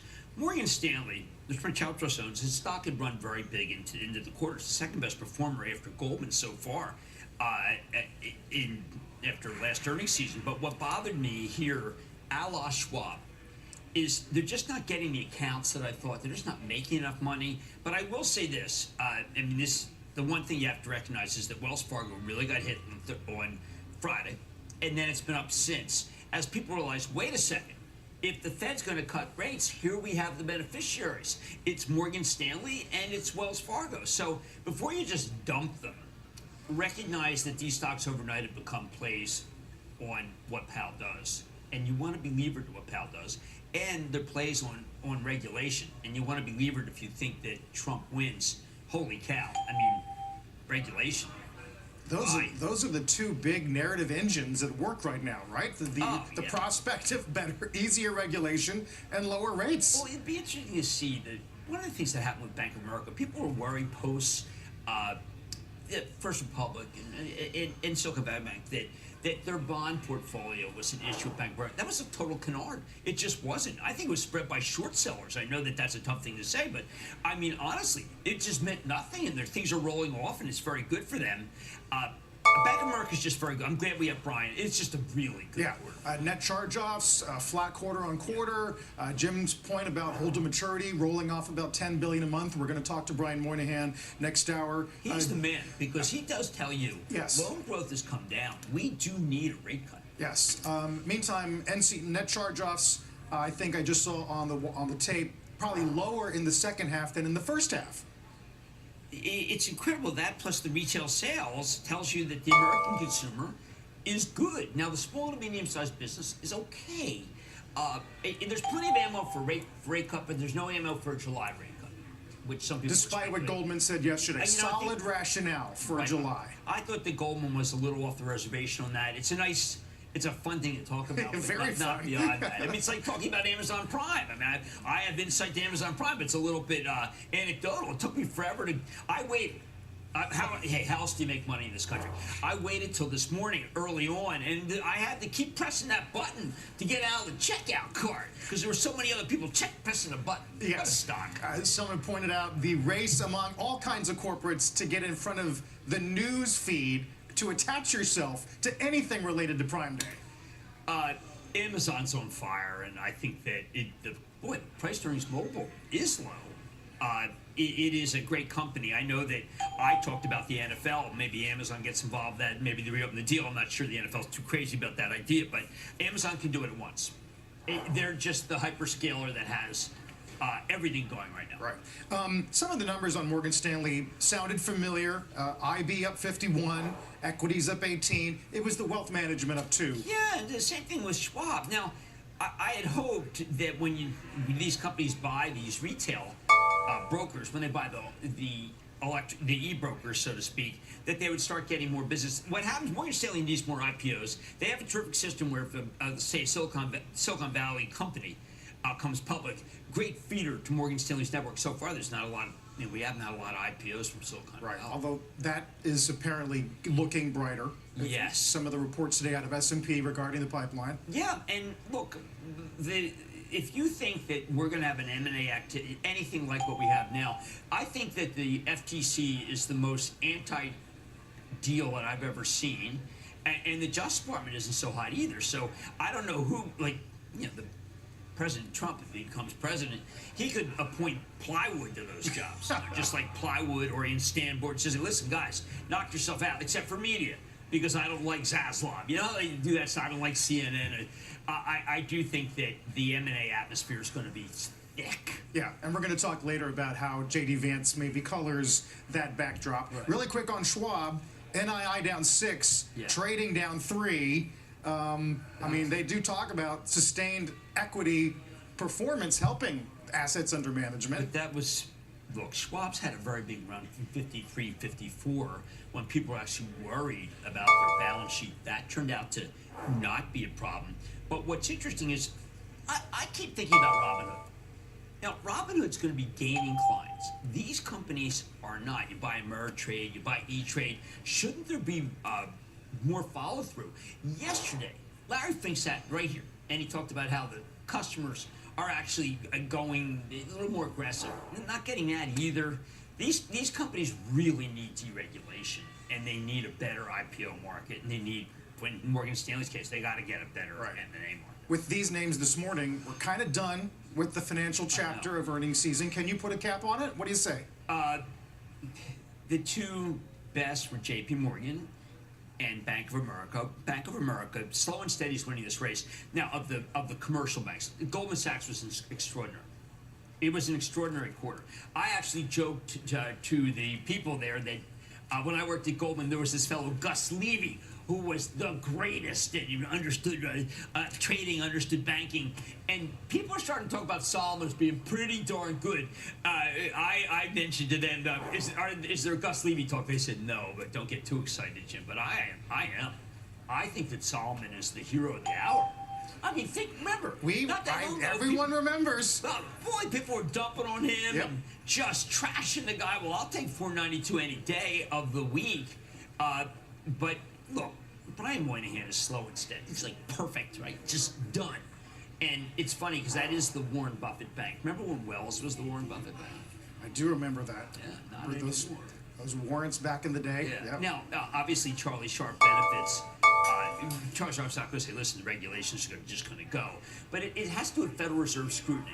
And I just don't think the Federal Reserve scrutiny is going to be as critical as it is right now, where they kept reacting to what happened with the mini banking crisis. And they really, I think, as what Larry Fink talked about, we need them unfettered. I mean, there is a fettering, so to speak, not a great verb, fetter, but I do think that the Federal Reserve being less restrictive is going to cause a lot more loan growth. And by the way, the loan growth that Bank of America is telling, it's just slowing too quickly. Right. And Powell has to be worried. Right. He has to be worried, but not panic like Gold.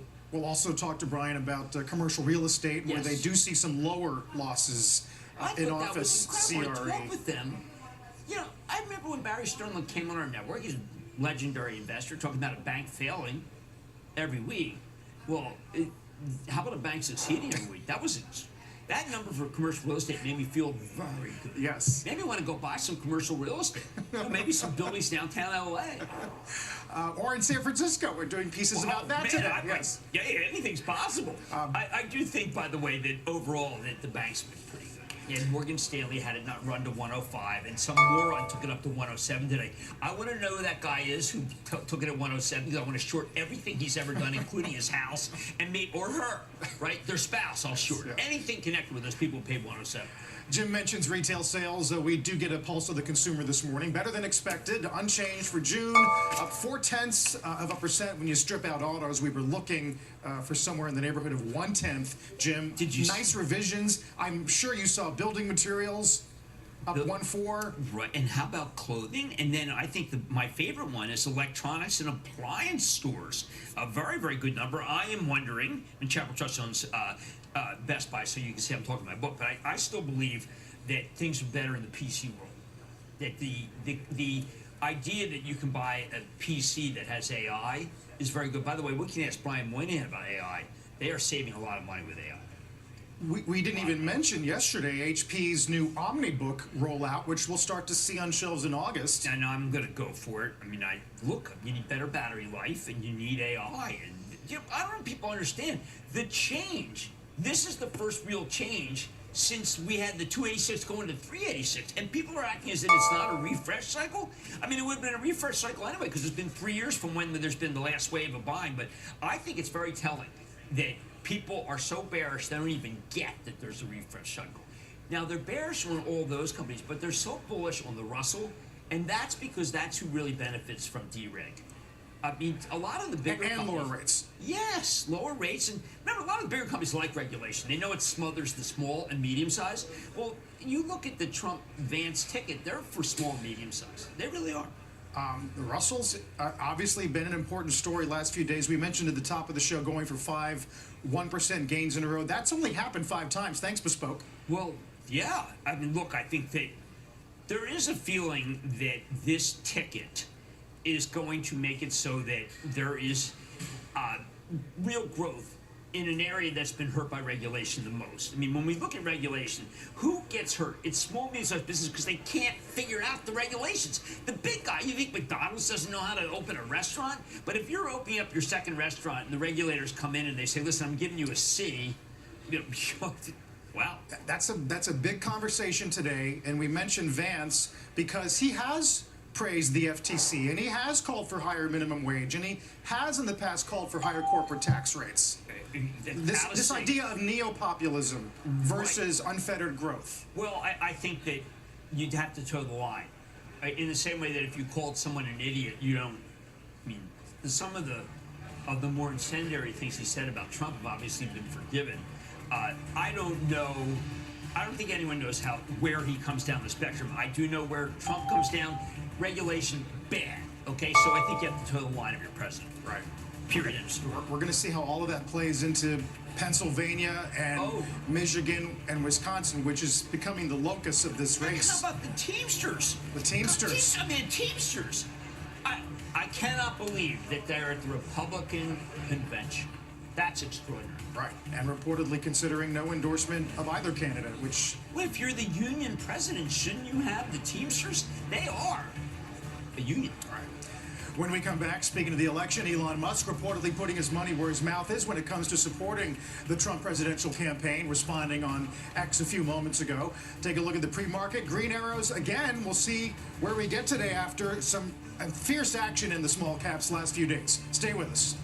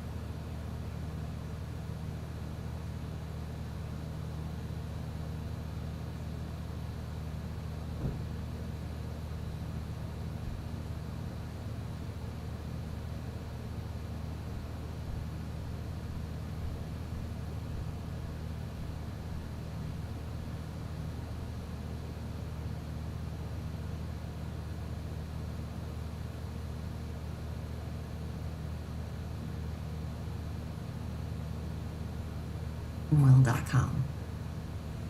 Elon Musk reportedly backing his endorsement of former President Trump with a major campaign contribution. Sources tell the Journal that Musk says he plans to commit around $45 million a month to a new super PAC backing Trump's presidential campaign. But in response to that report, Musk did post a meme on X a few moments ago which says fake news, as in GNUS. I guess that's what we're left with. Look, we need to know how much can be used for advertising in local markets in battleground states, and whether it can be used at all, because that's what I know from people I talk to. That's where the money's being spent. It's interesting that linear still works when it comes to advertising for politics, and it is just the money flowing into these companies, extraordinary companies that do that kind of. Is that, you think that's stock moving kind of cycle, or? Well, I think that unfortunately it's one-off. Yeah. But it's just a one-off thing. But I do think that if that money can go into, if it can go into TV, that is just one of the greatest things ever. I mean, because think about it, that still works to get voters out, especially because negative advertising is going to be extraordinary, I think, this year. Because you already see what Trump's capable of, and it's not like Biden's going to just sit there and say, listen, I'm going to just take it. Right. The negative advertising is going to be a couple $100 million on both parties. Right. At a time where a lot of Americans are just starting to pay attention to the race. Exactly. Of course, that is part of the reason we are paying so much attention to the convention this week. The president, former president, naming Senator J.D. Vance as his running mate. Let's get some more from that from Eamon Javers at the RNC in Milwaukee today. Hey, Eamon. Hey, good morning, Carl. You guys have been having the absolute right conversation about this ticket this morning, because Trump's selection of J.D. Vance is really a giant green light for economic populism in the Republican Party, signals where Trump wants to go, signals where the party is going in the future. I've seen some, frankly, very lazy analysis on Wall Street over the past 24 hours on this, looking at this kind of like this is a second coming, potentially, of the George H.W. Bush administration. This is not that at all. This, on economics, is not your father's Republican Party. So take a look at what J.D. Vance means, what Donald Trump means when it comes to big corporations, for example, big finance and Wall Street capital. J.D. Vance is a skeptic of a lot of those institutions. Here's J.D. Vance talking to big bank CEOs back in December. He's discussing the idea that big corporations are injecting sort of woke values into their workforces and into their customer bases that conservatives don't like. This is not a conservative movement that sees itself as simpatico with big CEOs. It sees themselves culturally, in many ways, at odds with big CEOs. Here's J.D. Vance last year. If you guys are going to use the financial power that you've accumulated to go to war against the values of our voters, impoverish our constituents who rely on cheap energy, and destroy the jobs of people who work in the energy sector, why should we listen to you when you come and ask us for a tax break or for reasonable regulations? I'm one Republican who wants to have a good relationship with you, but the more you guys insult yourself into these fights, the less good that relationship will be. I think that captures the tenor of the remarks from J.D. Vance there. This is a Republican Party now that views sort of coastal elites who run large corporations, particularly in Wall Street, as potentially on the opposite side of a giant cultural war that's happening in this country. And that leads you to a whole bunch of different conclusions. One conclusion the economic populists have is that policy has been focused too much on consumers over the years. That is, making prices cheaper for consumers, when in fact it should have been focused on making wages better for workers. That leads you to a whole different set of policy choices on a whole host of issues. Take, for example, the question of defense stocks. I saw some analysis yesterday that this was potentially bullish for defense, but in reality, I think you got to look at cutting back on Ukraine spending as being bearish for defense stocks, at least in the very short term, because a lot of that spending is going to American defense companies.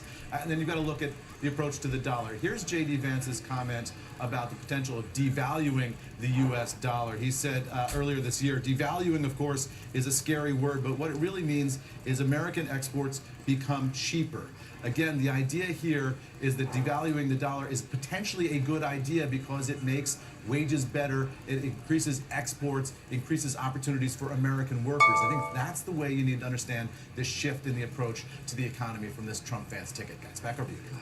It's brilliant analysis, and I'm not hearing it anywhere else. Pro-worker is exactly the biggest fear that the Democrats have, because this country has gone, I agree with Eamon, I think it's actually going too far for the big. And if you talk to paychecks, it's the small and medium that's been crushed by the regulation, and they can't hire more people because of the regulation. So paychecks would tell you, and that's the largest small and medium-sized business payroll company, they would tell you this is exactly true. We're going to talk a lot more about it, of course, and how it applies to a bunch of the sectors Eamon mentioned. Eamon, thank you for that. We'll get Jim's Mad Dash countdown to the opening bell. Got some news on UNH today, Disney, Match, GM, and a bunch of calls on Shop, Reddit, Starbucks, IBM in a minute.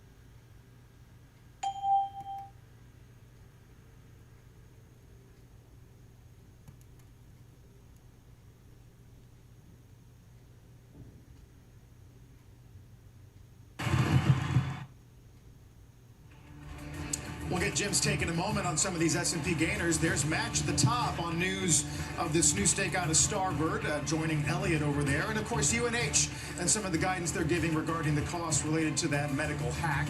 Meantime, you can catch us anytime, anywhere. Just listen to and follow the Squawk on the Street Opening Bell podcast.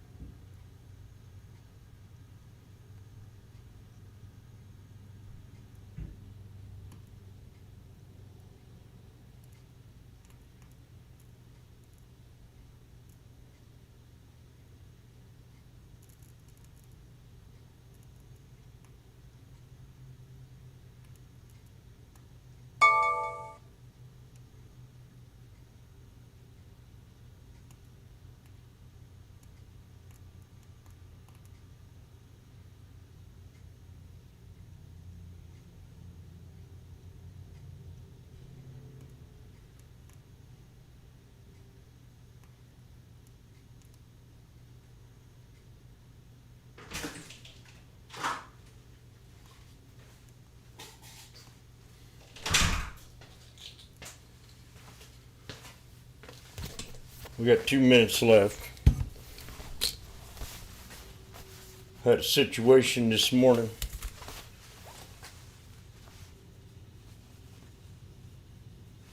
A green onion got in my way and I had to squash it.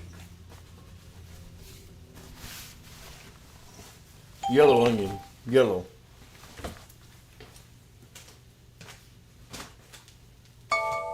I know that's no way for a team leader to act, but I did. Let's get Kramer's Mad Dash ahead of the opening bell. Very misunderstood. Large cap stock that's in the Dow, United Health, industry was down 2%. That is silly.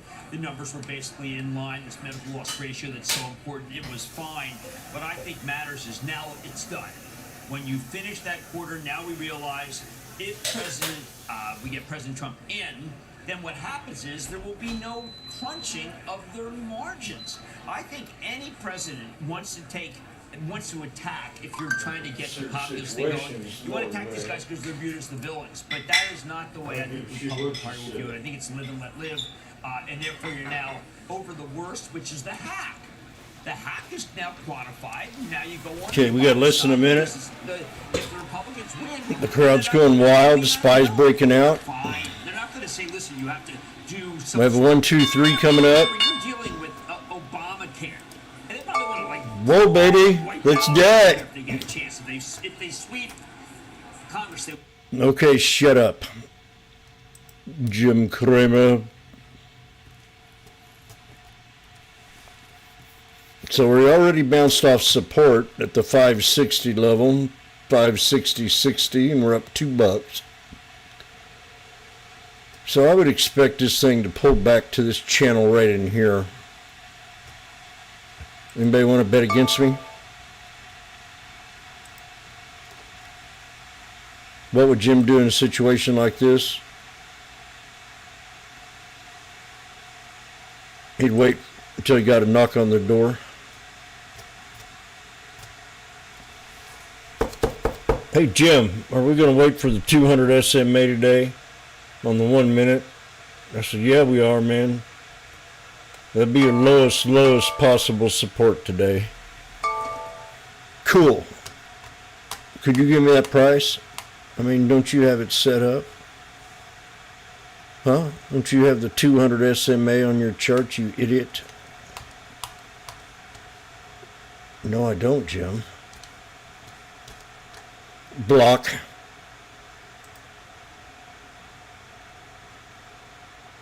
Damn. Jim got nasty this morning.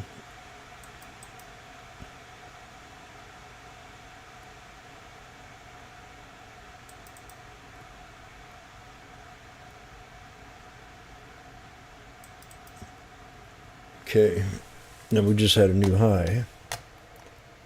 Randy, don't let today slip by. What is it?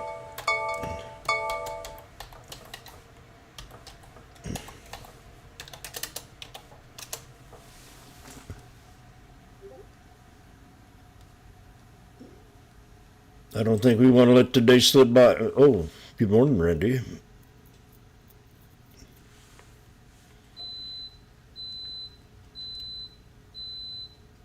Good morning, Mike. Good morning, Roaring Shitty. Affirmative. We're waiting for the pullback. Jim, you haven't set your alerts in the SPY yet. No, I haven't. Good observation.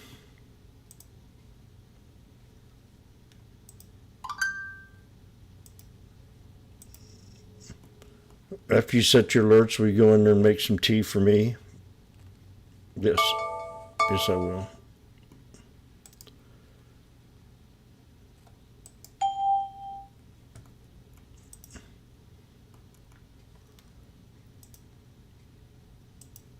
What's red today, Jim, that you like on your... Well, the Donald is down $4. PLTR down. We had GME today. What was going on with that? Now this is going to put the Colt into a frenzy workout.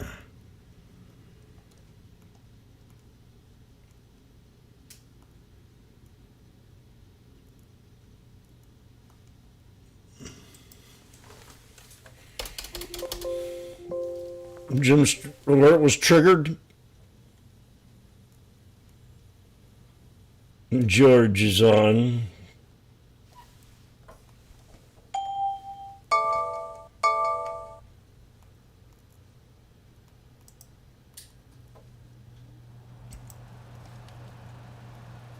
Apple up $1.27. I saw that, Jim. When are you going to play it? Just give it a second. Just relax. We're going to let this trade pull back to my second support. You should have jumped on that first one, Jimmy. Oh, damn.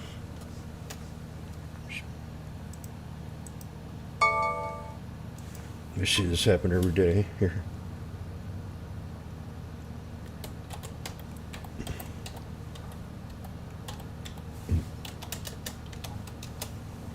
Okay. Watch list. He's putting up another platform so he could have one eye on one and his other eye on the other. We have Meta up. We have Apple up. We just got to pull back on Amazon. And AMD's at the bottom here.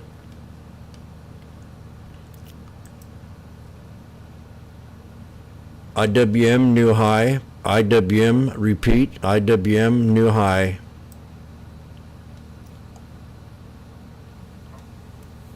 Jimmy could have had a nice little trade right there if he was paying attention, but he was not.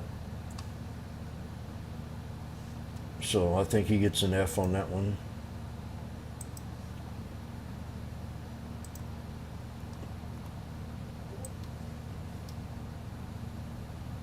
We all noticed, Jim, you kind of missed that trade. Once you called it out, you didn't wait for it to hit and trigger. It triggered. And you could have scalped that and been out of that in less than a minute, you idiot.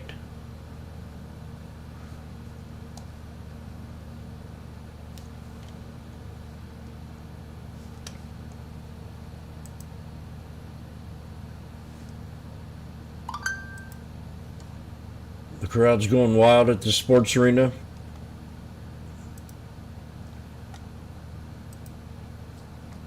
What have you got to say for yourself there? I'm going to call the sports arena YouTube. So when I say a sports arena, I want you to say, yes, Master Mo.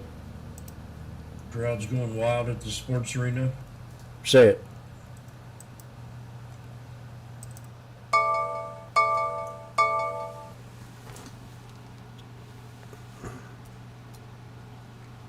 Nobody wants to say it on YouTube?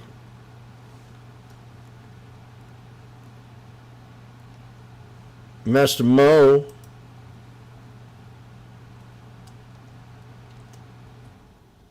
NVIDIA is at 128. Goddamn, Jim, you're right. NVIDIA is at 128. Tesla at 254. No trust. Bank of America. Bank of America popping. Morgan Stanley, I heard, didn't do too good. 30-day double top coming for GME. Oh, we missed Sophie. Mike? Yeah, I said you. I didn't stutter, man.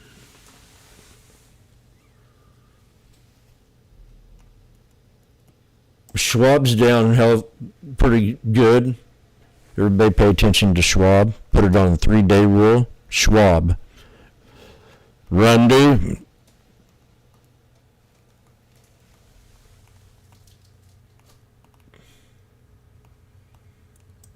Schwab. Rundy.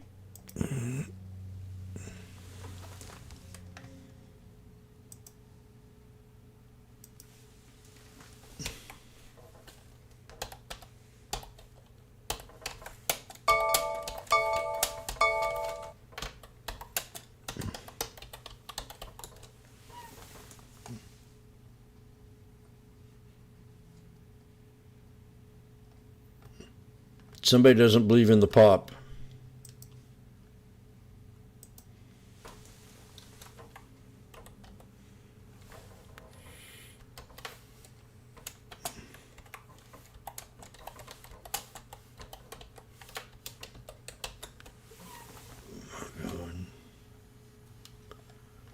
The crowd's going wild here at the sports arena today. There's the Sneaky Snake banner.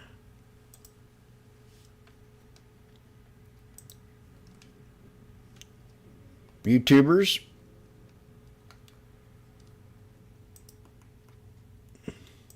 Don't forget to go to the content and show your appreciation of $1,000 a piece for my vacation. Come on, man, I need a little more.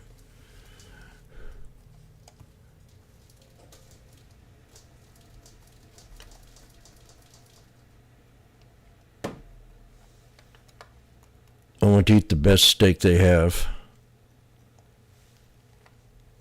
I want to eat a fish that looks like a fish when they bring it out to you.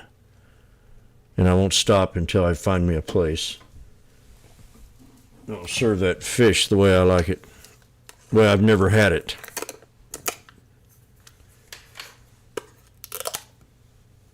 And that could cost me $200 or $300.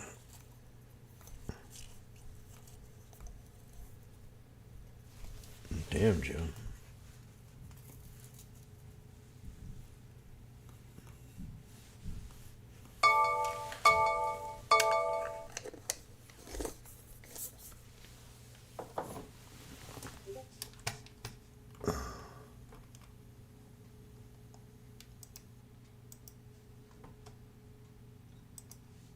Whoa.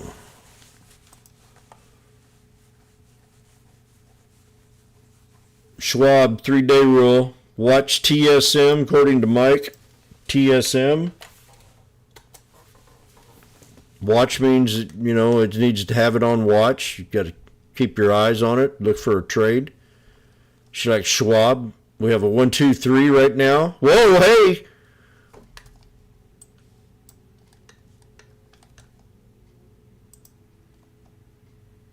Damn, Jim, don't get too excited.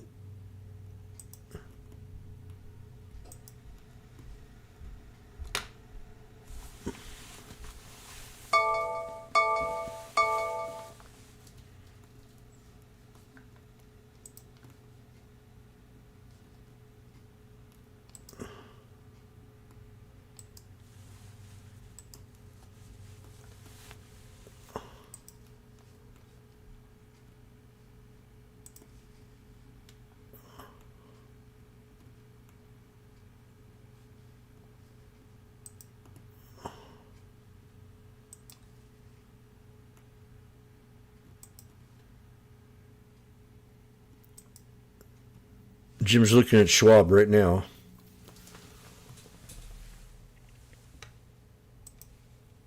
IWM has a new high. The crowd's going wild at the sports arena. QQQ's about hitting my resistance level.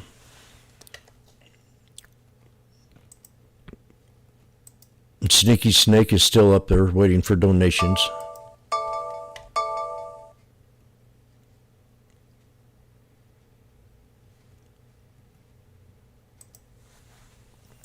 Yes, Jim. Everybody's waiting.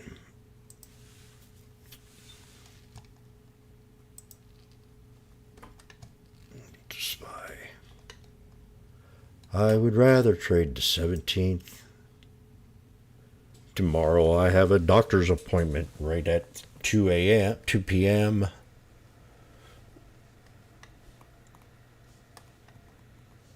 SCHW.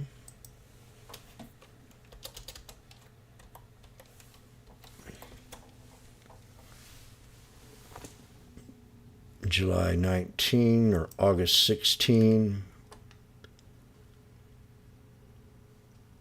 The $75 strike, but actually we like 70. The spread's a little bit too wide. The spread is a little bit too wide between the bid and the ask. So Jimmy will wait. Right now they're at 209. The $70 strike for August the 16th. Which I will start packing up for my vacation.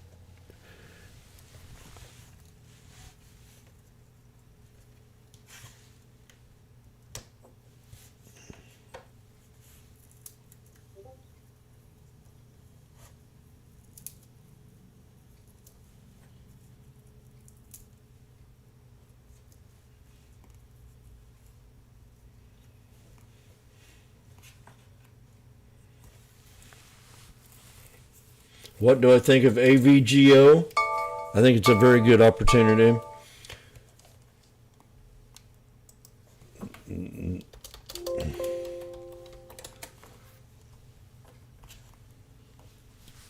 I truly believe that this is an opportunity, but BUTT splits, the way they've been treating them, they've not been respecting them, which I disagree with, but that's what they've been doing.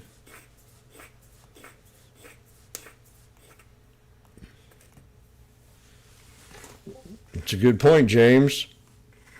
But for scalping right now, until you get ready, AVGO, do you have a particular one in mind, may I ask once? Michael.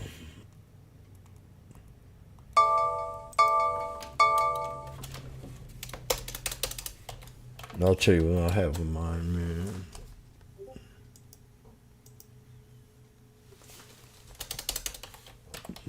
If you don't understand, you better start.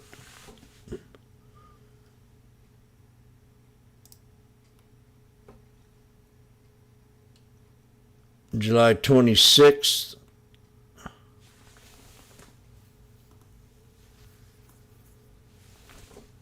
The 172 strike.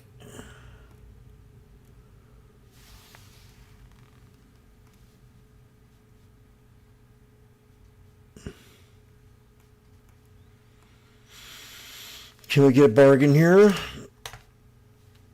Okay, Washboardjim is serum. We did pull back to a head and shoulders. The crowd is going wild at the sports arena.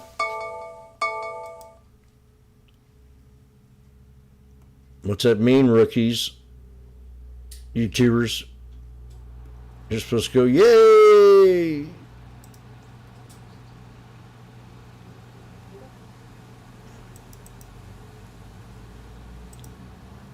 You don't want to play that game, huh?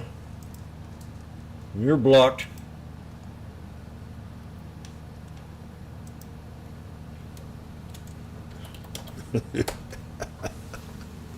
Woo!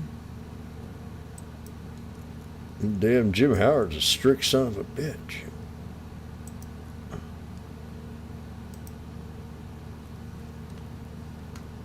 We do have a support level here on AVGO so far, Michael, at 169.61.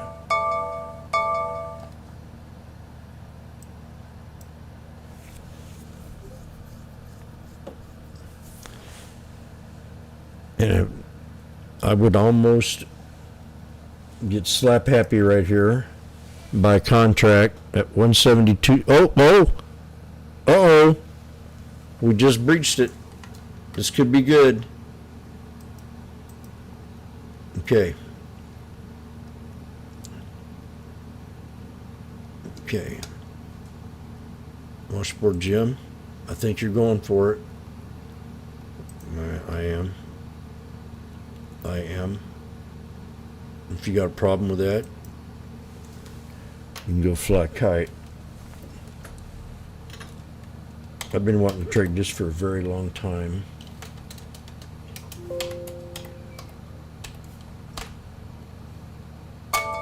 Now, this is July the 26th.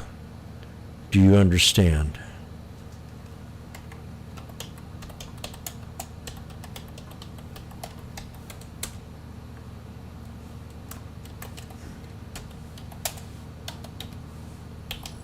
Jim, we're a little scared. Why did you take that trade?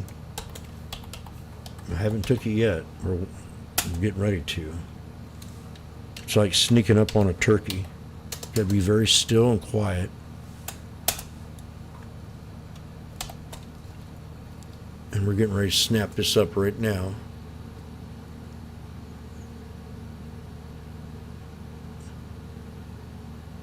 We got a hammer. I mean, I'm going premature, but I was born premature. A big kid, I mean, but can you imagine?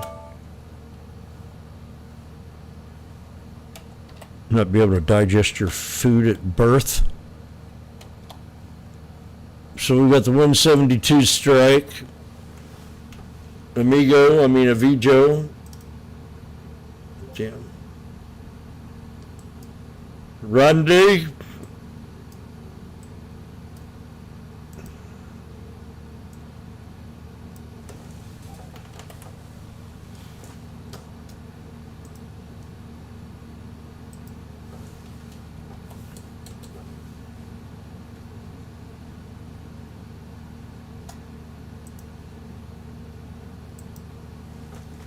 Mike's in, AVGO.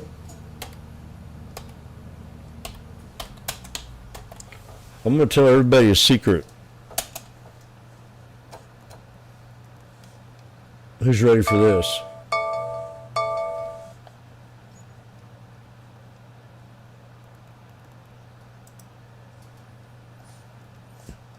Anybody ready for it?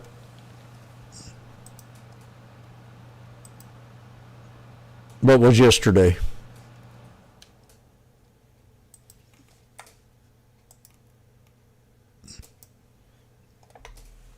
Usually, for the last 45 years, ever since I was old enough to buy my own underwear,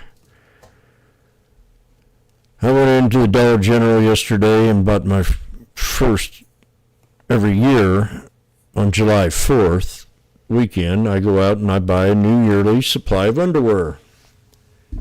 Fascinating.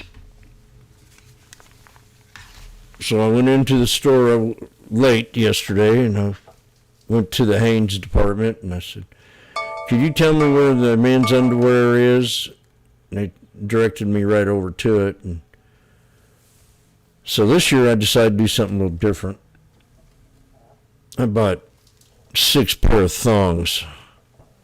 Whoa, transvestite, back off. So we're going to see how they kind of juggle my boys in perfect position in the morning when I'm trading my beach trade.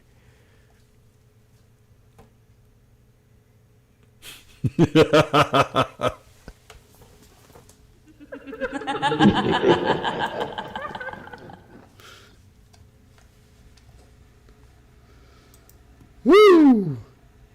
And think about that, YouTube.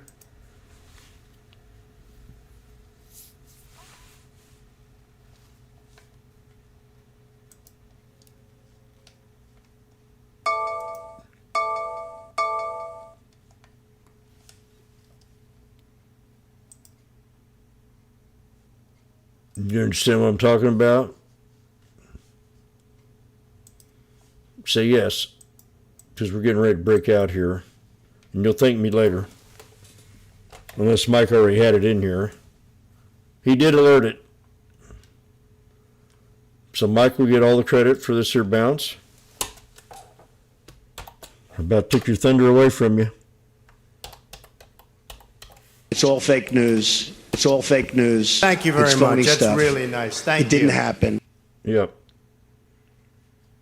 Well, sometimes when you're on top of the world, you forget about the ones below you.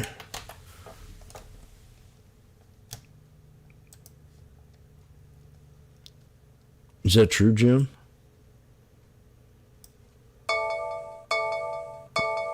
Let's just all relax and wait for the breakout.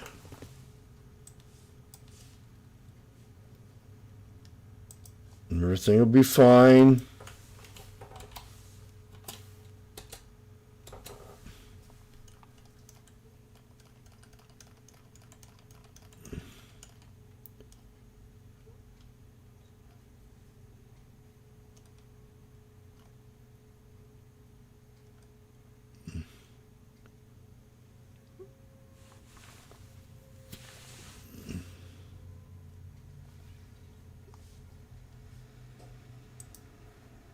We're now at 350.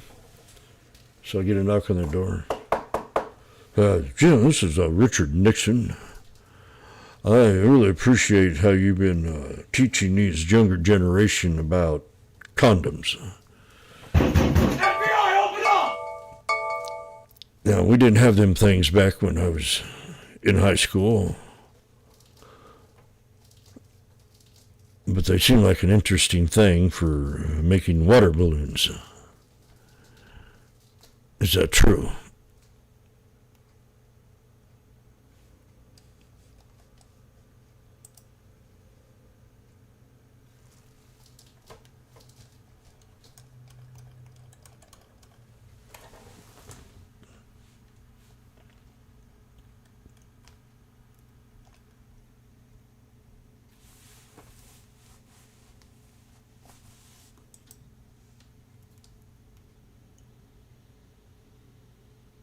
Jim is very spicy today. Preparing myself for my one-liners when I go to vacation. I'll be sitting in the pool with my beer in my hand, and the lady will come up to me and say, "Sir, is it true that you like your Budweiser in a bottle?" I said, "Only if it's Bud Light."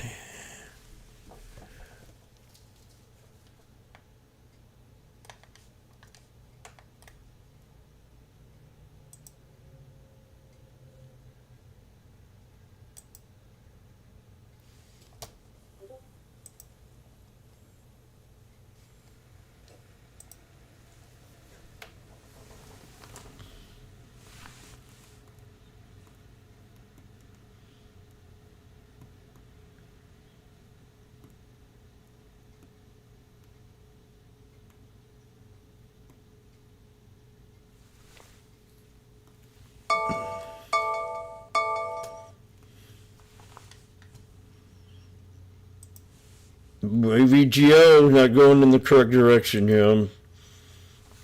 We're back to my entry at 315, so it's mandatory. I have one threat. We got a lower low.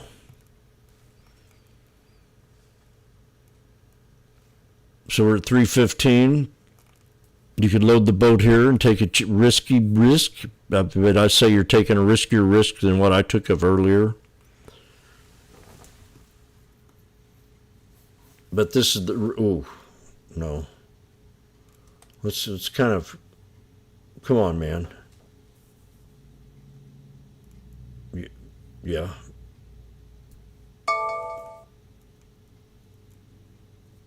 Oh, 305. Today, Jim, what are you going to do for lunch? I'm not sure yet. Oh, that hurt. Okay, some idiot came in here and shorted it.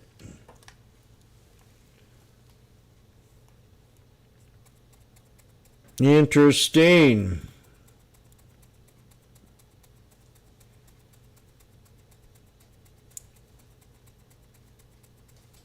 So we got to add on.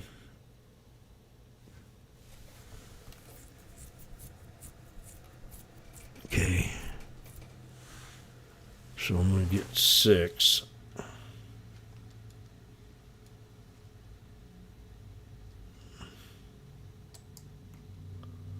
That's not good, Jim.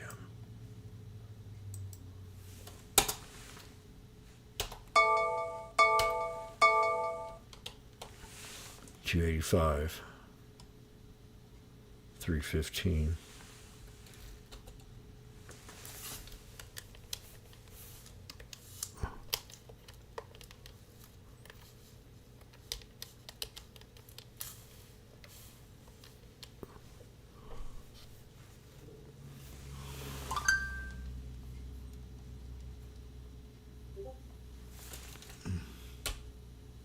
Jimmy's scared.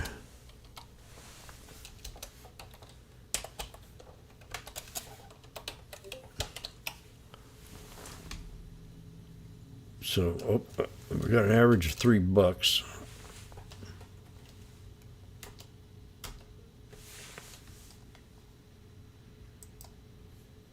So we had AVGO scalping the 26th strike. It was at 72 at 315 and 285 at $3, brother.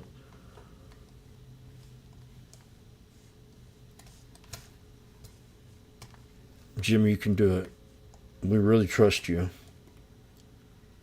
We know it's a lot of pressure.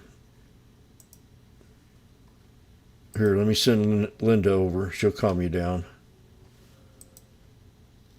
Linda, come on, please. I need your help.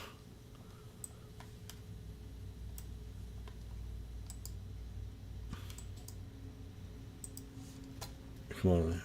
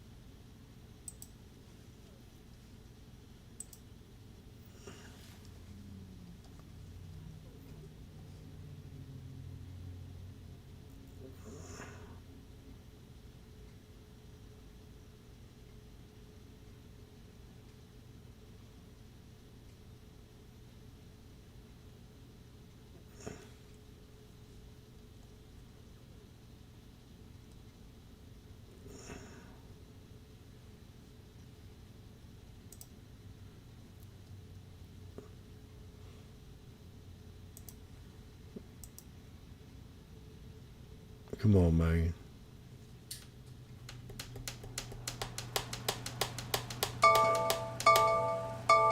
We need you to break.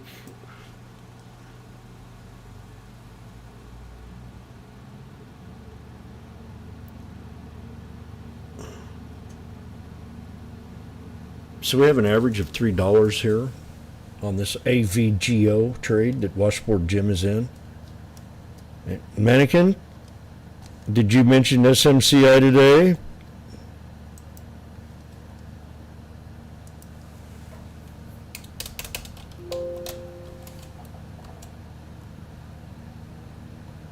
What's going on here?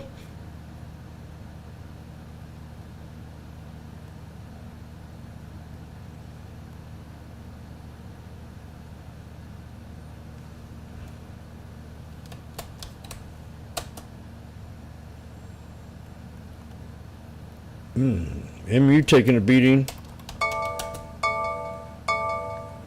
Schmapple. Double bottom. Ladies and gentlemen, we have a double bottom approaching on Apple. Flight attendant, double bottom approaching on Apple. Please bucket your safety. Please button your safety. Please buckle your safety belts, please. This is an emergency landing. We have a double bottom approaching on Apple. Hilly, hilly.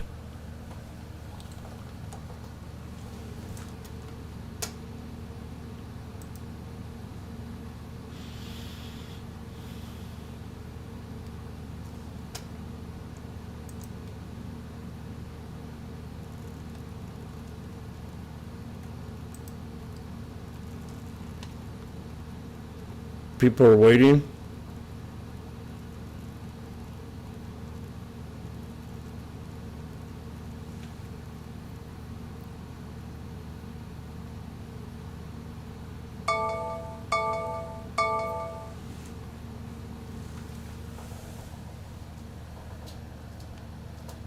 That's right.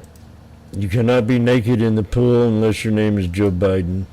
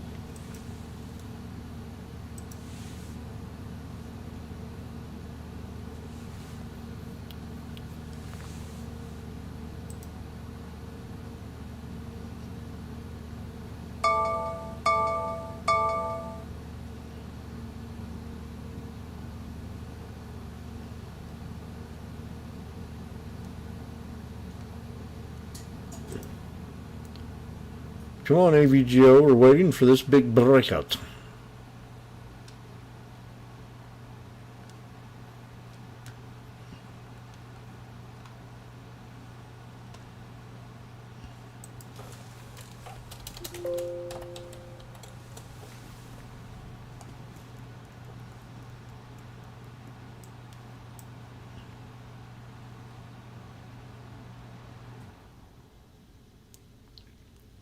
It's not working. Damn.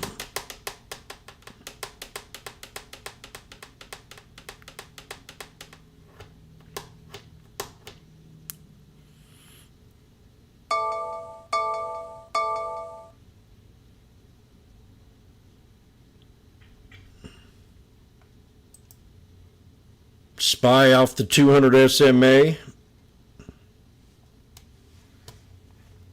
SPY at the 200 SMA.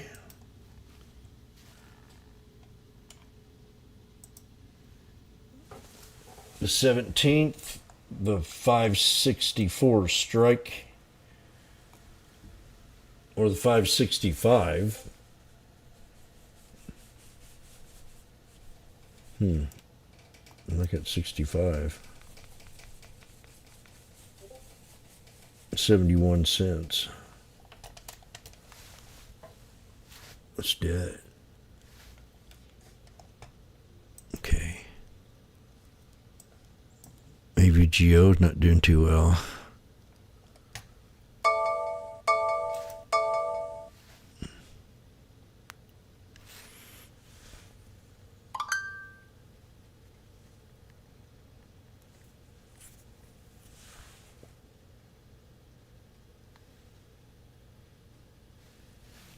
We're going to think about lunch.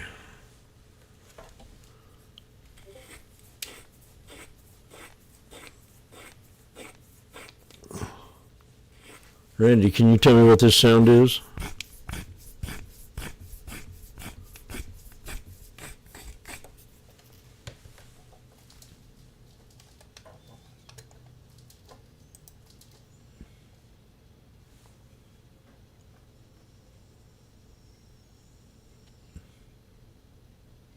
You don't hear nothing?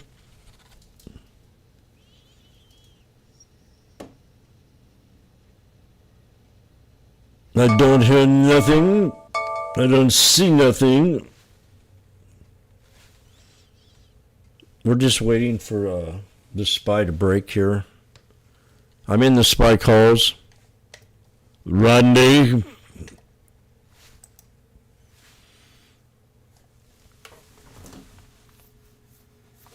It could be a big mistake. And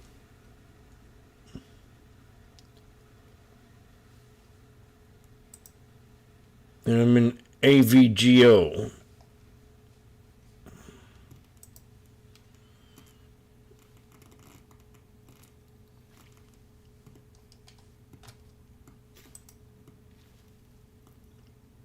See, it didn't hold. I had a 562.10 support for today.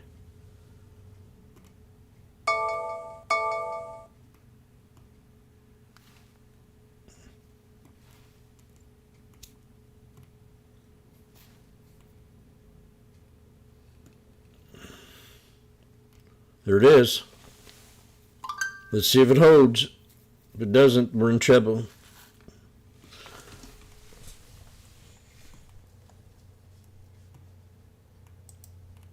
Pretty good. Let's make it. Let's break it. These are the 565 calls at 64 and 71.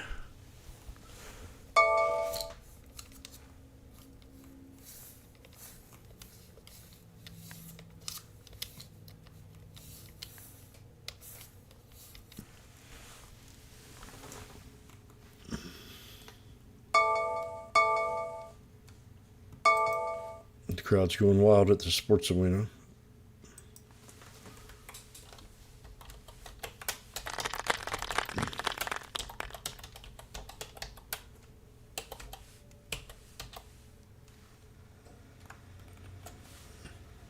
Hey,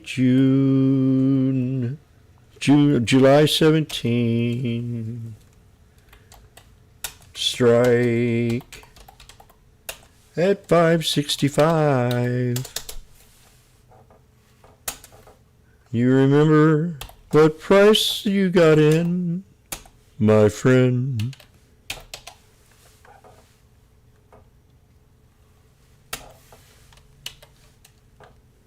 Okay. The crowd's going wild here at the sports arena.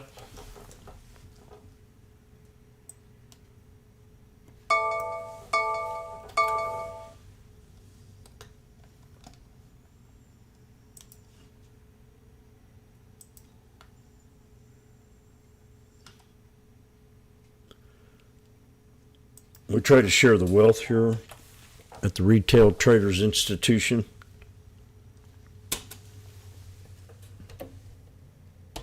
And all you have to do is donate 10% to Jim's Vacation Fund.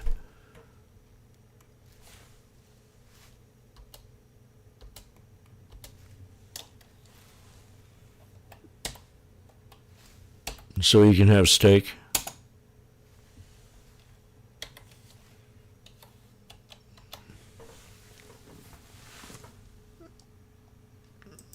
Jim, is it true that you got a booger in your nose?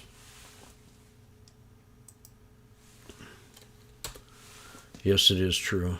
For some reason, one develops in there every frickin' evening. And when I have to get up in the morning, I gotta blow them out.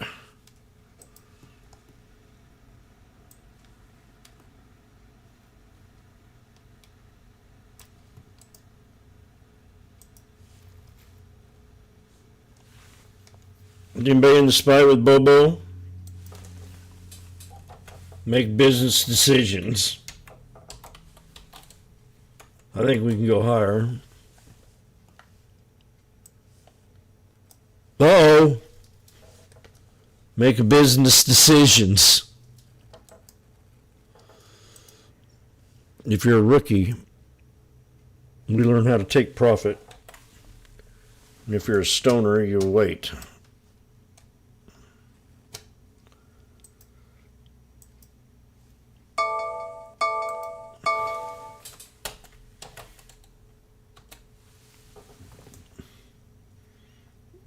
But Randy is a stoner. He's in 563s.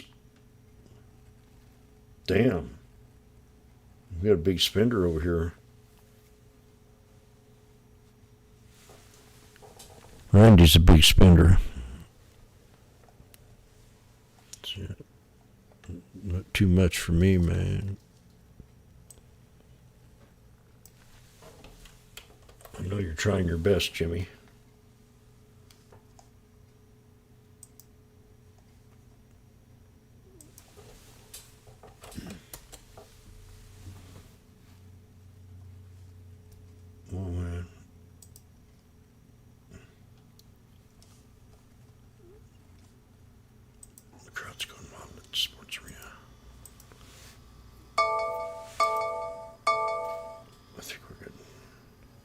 Did I get the right one? What's going on here, man?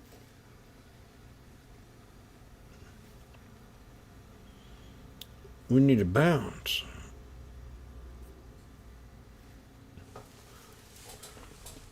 Oh. We have a chicken place called Magoo's down here. I don't know if anybody's ever ate at that franchise, but oh my God. The chicken tenderloins, part of the chicken, the best part of the meat. These things are chicken sandwich with a breaded chicken sandwich with a pickle. Why is this going down? Oh, because I'm looking at the wrong stock. Jimmy.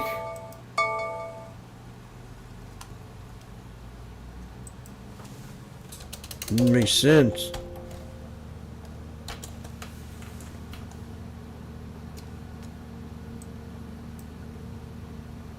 You know, I've sat here and called this support level. Hey, Jim, you called that support right to the penny. I waited. I took your alert. I've jotted it down in my butts. And I got a call from Betsy. She said, did you watch Jim this morning when he called that SPY at 562.10 this morning? He charted it up, put it in the room right around. It was right before 8 o'clock. And it came back and it right to the penny. I want to have this man's baby so bad. Whoa, transvestite, back off!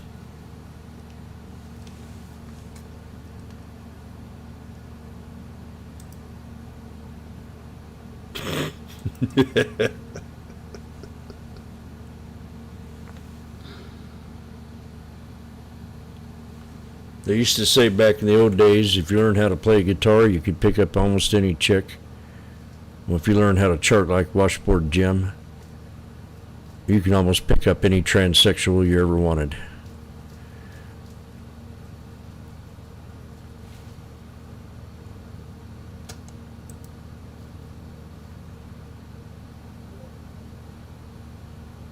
Come on, Spy. Don't do this to me.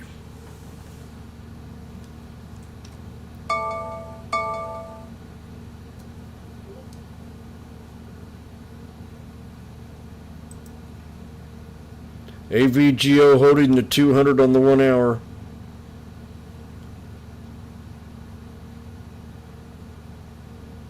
Jimmy's in the SPY here.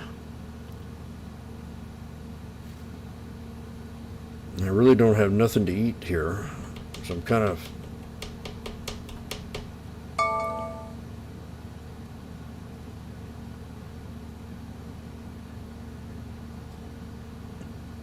might have to take a little business trip in my jet, go get some peanut butter sandwiches.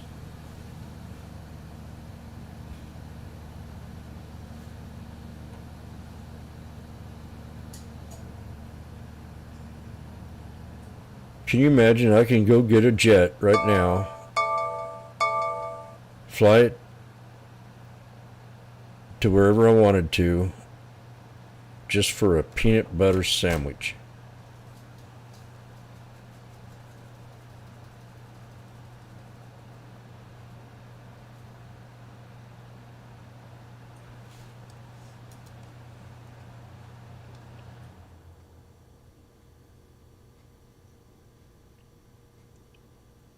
Magnificent. Whose team are you on here?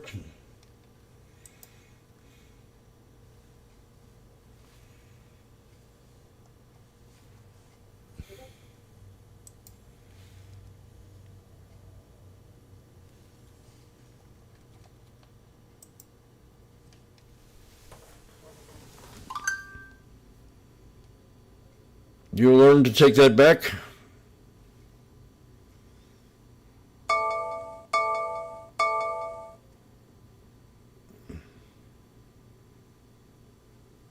God darn. Whoa.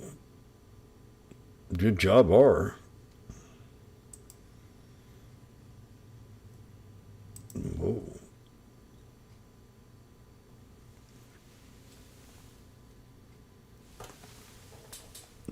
The people are a little risky here. As Washboardjim states, he might fly out of the state to go get a peanut butter sandwich. Magnificent, will you please go ahead and get your grading pen out? And I upset you in this, at least in this trade.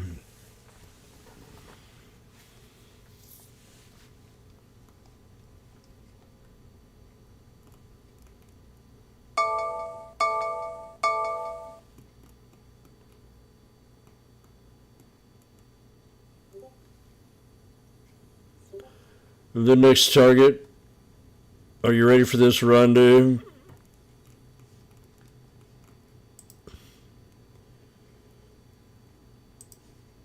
The next resistance to break. 562.82. Oh, we just hit it. Rondo.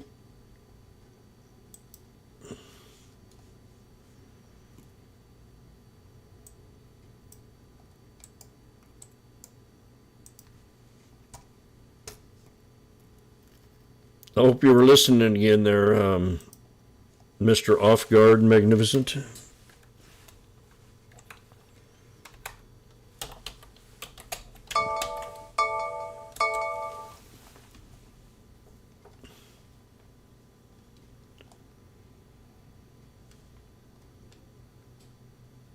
Jimmy says 562.82. Now, Uncle Jimmy could sell with profit.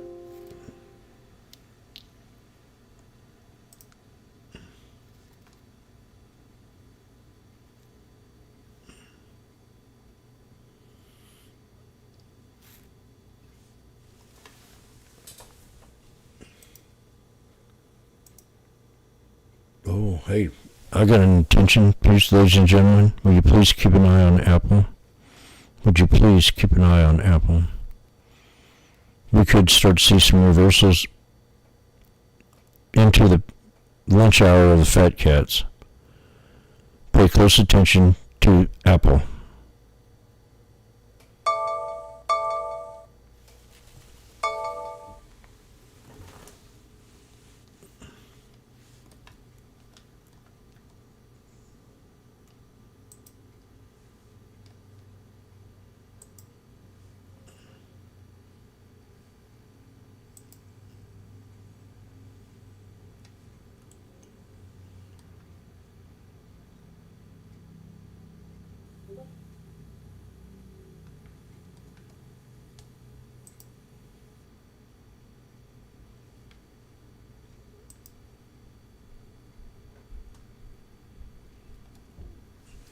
Jimmy needs a couple more $100 for his vacation fund.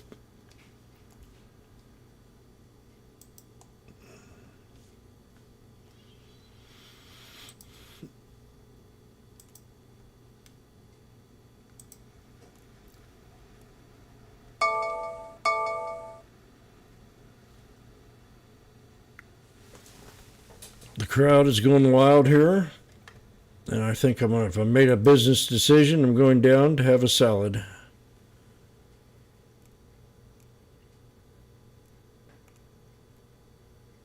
I've been wanting to get this Magoo salad, and I think I'm going to go do it.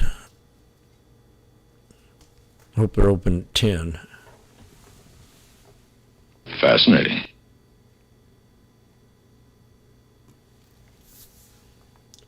Mike, tomorrow you need to call me up about 1:30 Mountain Time and alert me of my doctor's appointment.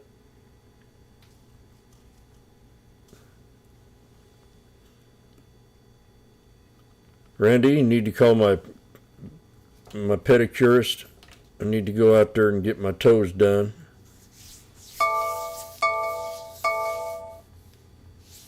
And Michelle, would you please call Asia 55 and see if I can get my massage in by 1?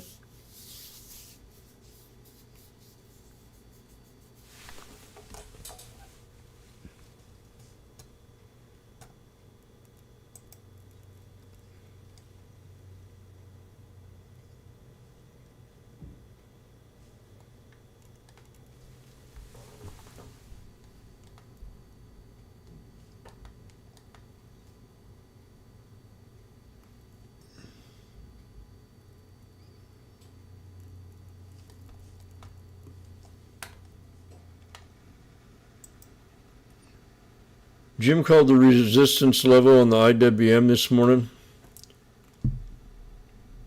I sure did. And right now I'm hoping I called the bottom on the SPY. The tape is so weird on the SPY, correct.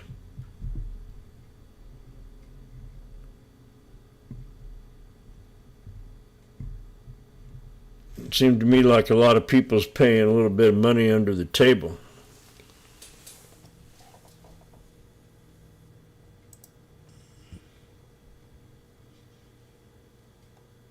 Now I'm going to proceed into the kitchen and try to figure out something. I think I might have had some fermenting tea in there. Well, that's going to be delicious if that's sat around forever. Yuck. Do we have any tea drinkers in the room? Or on YouTube? Don't be shy, man.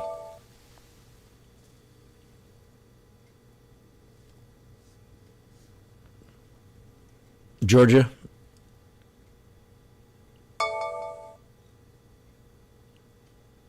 Do you have any tea stored in your house right now? So if I came over, you'll have it ready for me? Yes or no?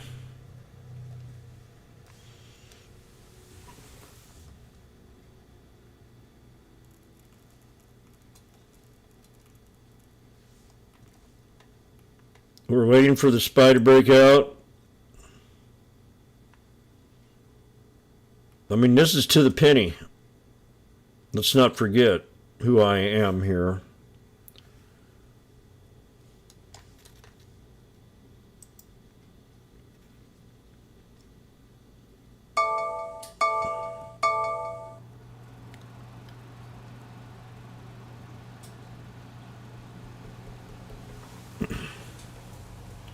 Thought about starting a new business.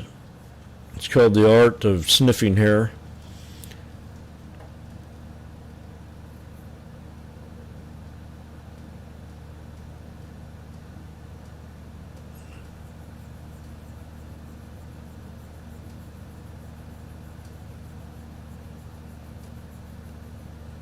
You ever just want to go out on a date and just sniff?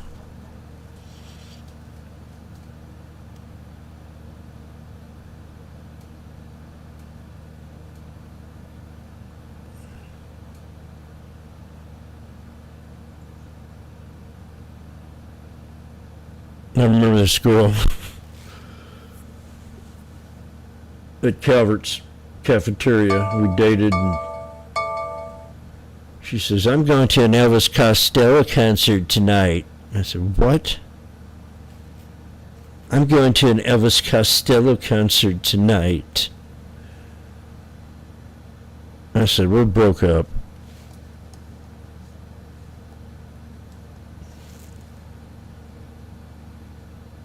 Okay, we have an average of 0.675 here on the SPY.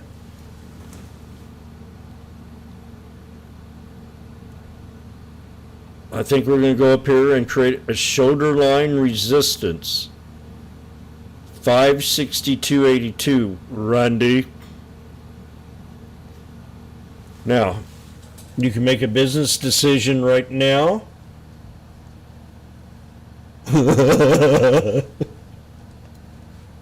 I'll take it any day.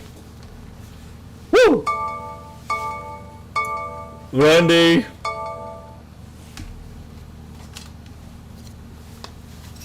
I'll take 10% of your cut for my vacation.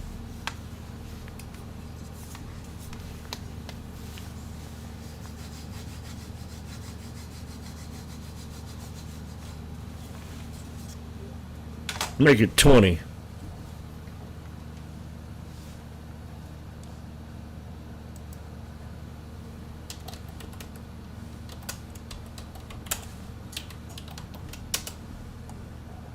Jimmy out at 79 cents, brother.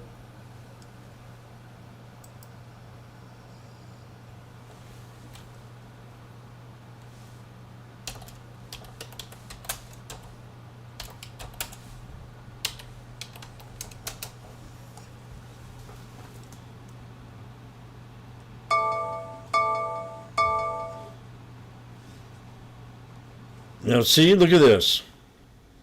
Why'd you get out there, Jim? Man, Jim, I was in the trade. I jumped in the trade with you, Jim. I was so shook up, I didn't know what to do. When we started breaking out, I wanted to sell, Jim. I really did. I wanted to sell, but this guy came over and knocked on my door and told me to shut up, and I just couldn't shut up unless he told me to shut up. So I went ahead and held on to it, Jim, and then I heard you say the resistance level was the shoulder line of the Head and Shoulders. And Jim, man, I took it all the way there, Jim, and I got right out at 79 cents. I can't believe this, Jim. I can buy my mom some eggs for the weekend.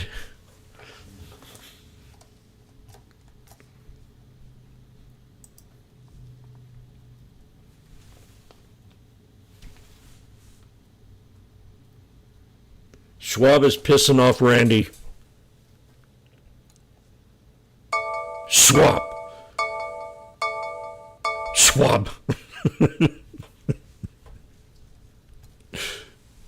Woo! 80 cents, brother. No problem of getting out of them contracts at 79.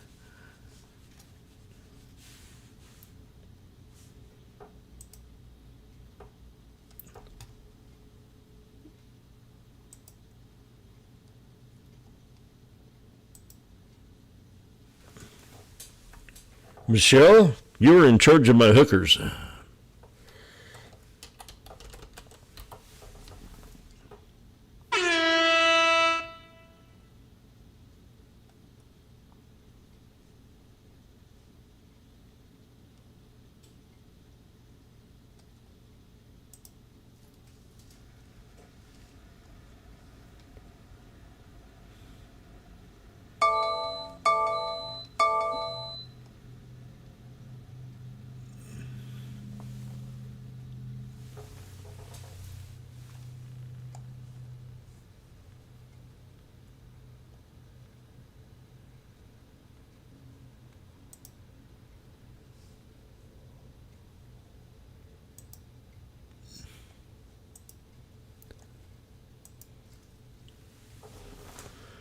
Okay, now I can go to lunch and be very satisfied.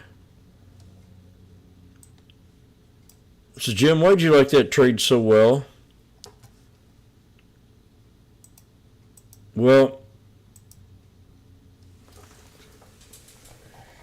it boils down to this.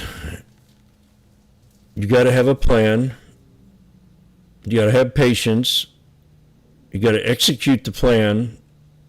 And you can't urinate until you get the job done. So I'm sitting here, I need to urinate real bad, and I'm wanting to go to lunch. I'm thinking about food. And I'm on this salad kick, and today I'm going to try a real nice salad from Magoo. So I'm going to go in there and I'm going to finish up my tea. My plan of execution was wait for the stock to come to me. So this morning at approximately 7:55, I drew this chart up. I said, this is what we want. We want this and we want it now. And we came back and we hit that shoulder. This is your left shoulder.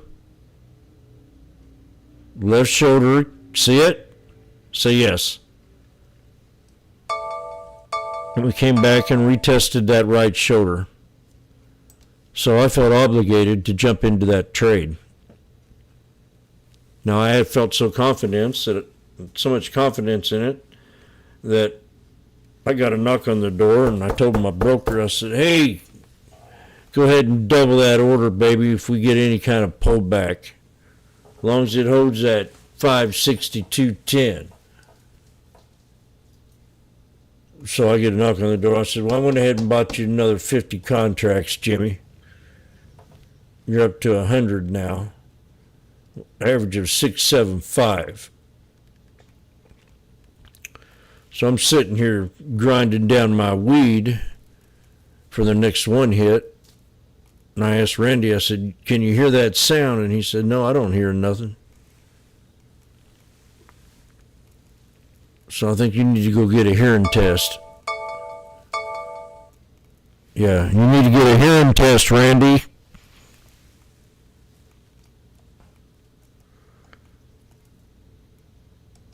So we have the plan of execution was the head and shoulders at the top. There's your left shoulder, and there's your right shoulder. So once we get in that gulfing candle, I jump right out of the tread. Randy screwed up. Uh-oh.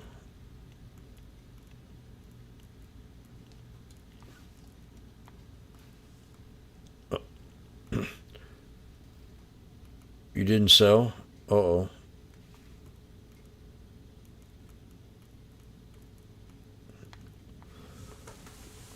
Well, Washboardjim says as long as we hold the 562.10, we're in business.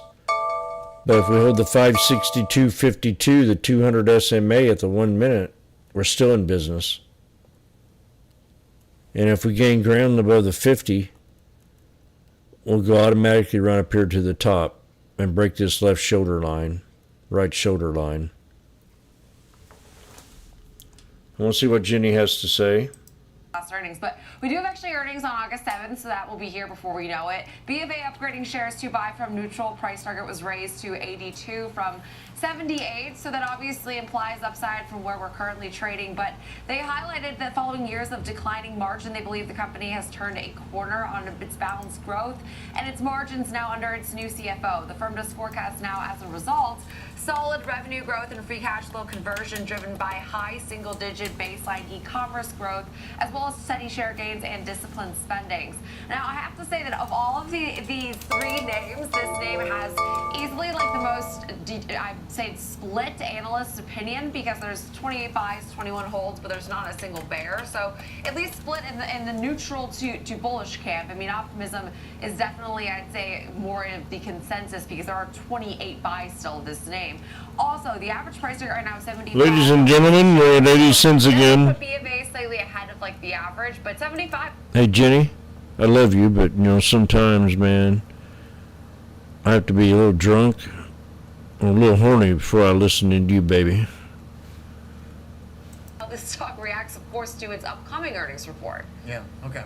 So it's been a laggard, but the commentary here maybe can turn this around a bit. It's had a good about month behind it or so, Rick. It's an interesting chart.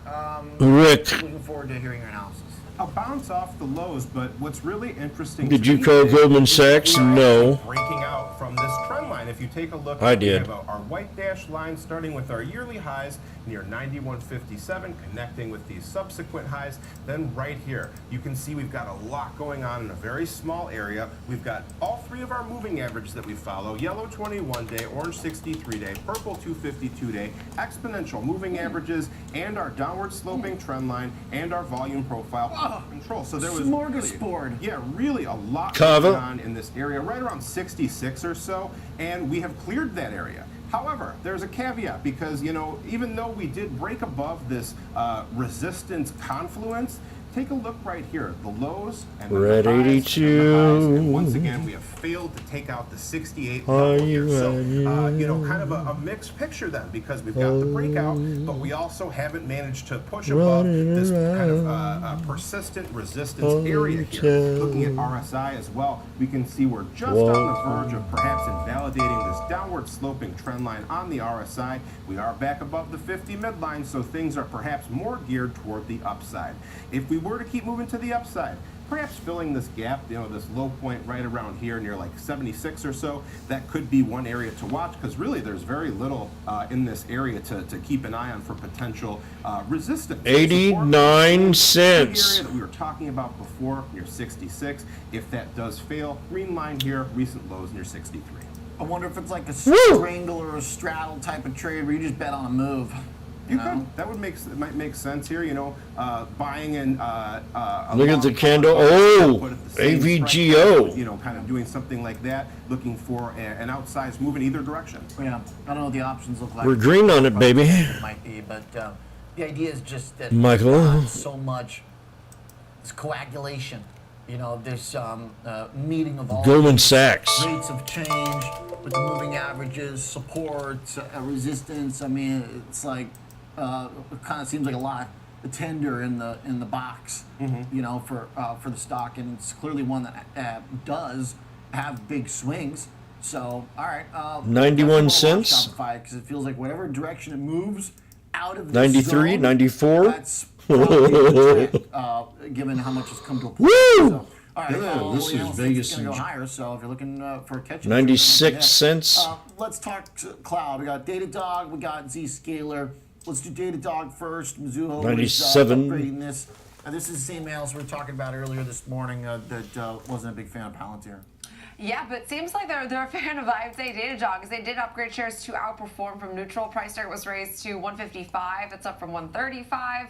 And, I mean, it would imply $25 of upside. We're trading just around 130 right now. But they said the company appears to be solidifying its position as a clear leader in the observability market, with multiple product areas at scale and newer products growing rapidly. In addition, their channel checks, they said, were clearly better than expected, including some larger transactions and greater evidence of vendor consolidation. This name also reports the first week of August, Tuesday, August 6th, before the market opened, so just the day before Shopify. But, okay, amazingly enough, there is one lone sell. The rest of the analysts there's 34 buys, 7 holds, 1 underperform. So the sell analyst is basically an outlier, but I will say that all three of these names, even though this one is the only one that's still holding on to a year-to-date gain. The crowd was wanting to know if Jimmy can break the double top and let it snow.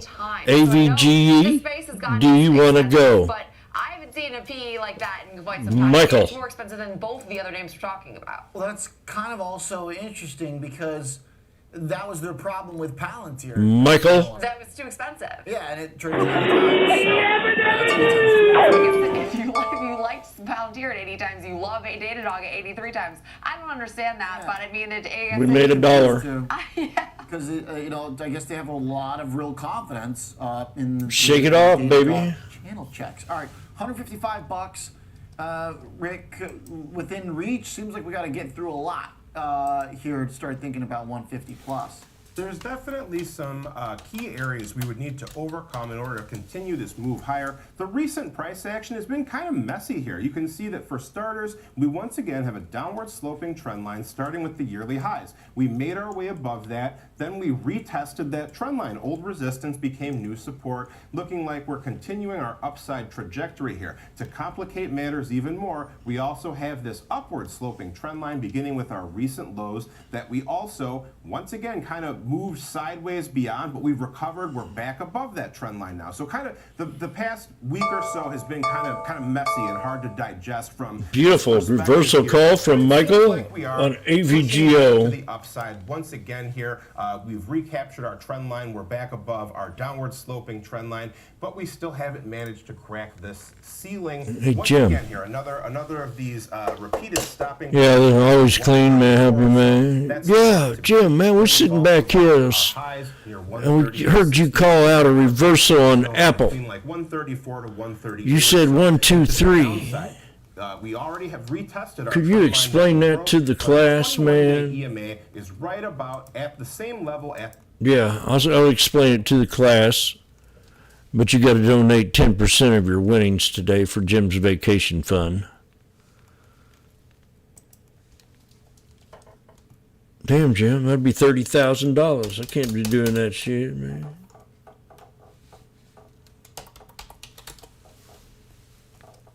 So we're sitting down here and Jimmy's talking about 1-ups, 2-bits, and a freebie. Then we had a double bottom right here. So we go 1-up, 2-bits, and a freebie. So out. 1, 2-bits, and a freebie.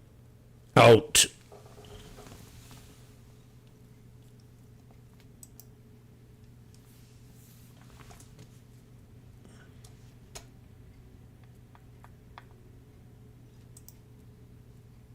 They also mentioned the departure of their COO, along with many other of their execution risks they've had and they've continued to show as a company. And that, to me, is a really compelling argument, because if you can point to like company-specific reasons why you won't see these large transactions continue at this pace, you might see some overall like leadership shakeup changes. I can understand that downgrade. I always appreciate when the verbiage like matches what they actually do, because they at least called out like specific headwinds for Zscaler going forward. And I mean, headwinds we've seen. This name also like basically broke down after earnings and has been climbing up ever since. And is, I would say, relatively speaking, it's expensive. It trades at 66.5 times on a forward basis. I mean, I know that's nothing compared to 83 times, but that's still elevated compared to the sector. True. All right. So they cut him down.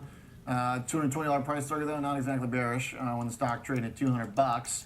So just kind of pulling back from their very bullish opinion previously on it. Rick, is that an ascending wedge? Yeah, rising wedge, ascending wedge. Same deal here. Typically regarded as a more bearish type of pattern here, but really what you're looking for would be a breakout beyond either of these two white dashed trend lines here, both pointing up, both converging toward each other. And actually, it's a fairly narrow one too. We don't have a lot of room here to work with, so the chances of some kind of movement beyond either of these lines gets increasingly high as we approach the intersection of our two lines here. If we were to push to the upside, we've got this gap to consider right here. That's our post-gap high point near 227. Not really a ton of other potential resistance areas on the way here. Perhaps this volume node right here, just a bit below that area near like 222 or so. To the downside, we've got our moving averages kind of gradually expanding and lengthening the distance between them. And I'll be right back. The trend And is then I'm going improving to here when you predict what I'm going to have for lunch. I think I'm going to do the salad. Take place here. But these would be supportive areas if we were to break lower. The 182 level, frequent stopping point for price. Once again, this green line here. And we have kind of moved up and down beyond it recently, but just as a rather sticky price level that happens to line up pretty closely with our 252-day EMA, seems like a reasonable spot to watch for support. Okay. All right. Moving averages picking up. The momentum solid. Just gotta hope it doesn't break out of that channel to the downside. Otherwise, then you target the old resistance, that gap at 230. So. Not a bad little bounce back here for Zscaler. One that's had quite a bit of volatility too, so it should be fun to watch. Thanks, Rick. All right, thanks, Jenny. When we get back, Mark and Mina chatting about the session that had a little topsy-turvy unwind and tank, but now is coming back. So trying to buy the dip there in NVIDIA and others. We had the whole Mag 7 sweep go red. Now there's only 4 lower, but NVIDIA is still kind of dragging. It's all right. We got green in 3 out of 4 indexes right now. S&P's solidly up about 1/3%.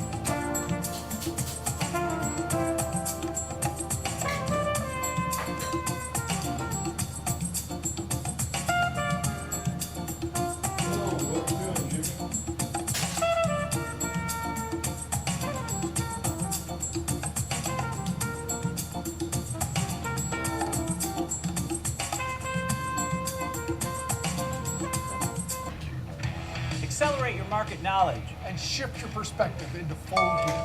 Real-time example trades, a full hour of trading insights. I'm Tom White. I'm Kevin Higgs. Catch me on Fast Market, weekdays at noon on the Schwab Network. Fast Market, ready for you, ready to go at 12 p.m. Eastern on the Schwab Network.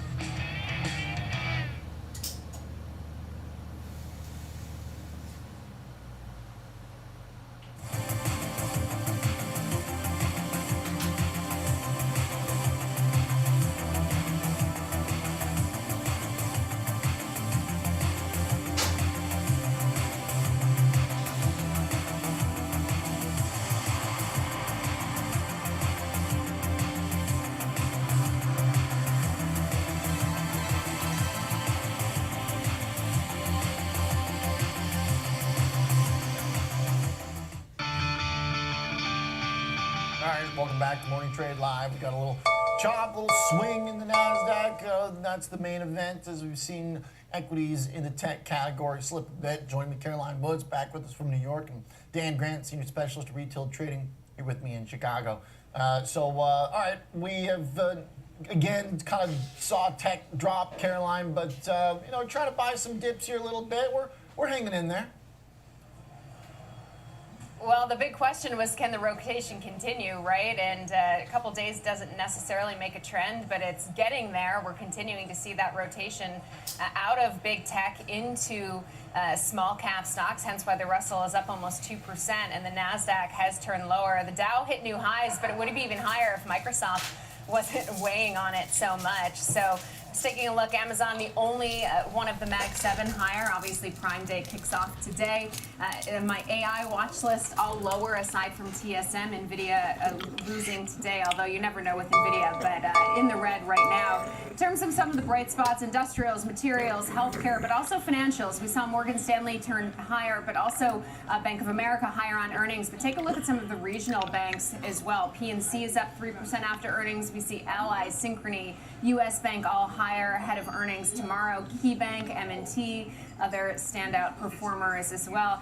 I will say the worst performer on the Russell, which is the outperformer today, is Funko, which Oliver randomly always makes me think of you. I think you actually introduced me maybe to the company, but it was a pretty big winner this year, and it's really sinking today. It's down about almost 15%, kind of a standout. And it's not an overall toy weakness that's bringing it lower. I saw that Hasbro and Mattel both higher, as is GameStop, which is where you can actually buy those Funko collectibles. Right. So that stood out to me. And also one of the best performers on the Russell, Chegg, which we only talk about in negative light. It's such a low-cost stock that, any move is, just kind of sense. But it's up 15% today after an upgrade from Morgan Stanley, even though they cut their price target. So thought I should point that out. We can finally talk about it in a positive light. Yeah, nice. I like it. Some Russell movers. I like it too. Small cap. I have a big crush on you, honey. Caroline. All right. Yeah, Chegg, pretty good move there. Finally bouncing back. Market kind of taking a stab at some of the stuff that's been seemingly long forgotten. Obviously, a lot of this has to do with the expectation for rates, Dan. I mean, there's no mistaking the market's interpretation of the next year now as being a giant relief to companies with debt, no profit, et cetera. Yeah, and then potentially significantly lower rates between now and the end of the year. The 5-year note down at the bottom of the curve at 4.1, the 2-year note low at 4.45. I think that's the lowest since February. They're starting to price in more than just one cut. And that's, as Powell says, no signal when the rate cuts are coming. I thought that was kind of significant. And then this rotation trade is pretty significant. It is significant. The Dow and the Russell breaking out. It's parabolic.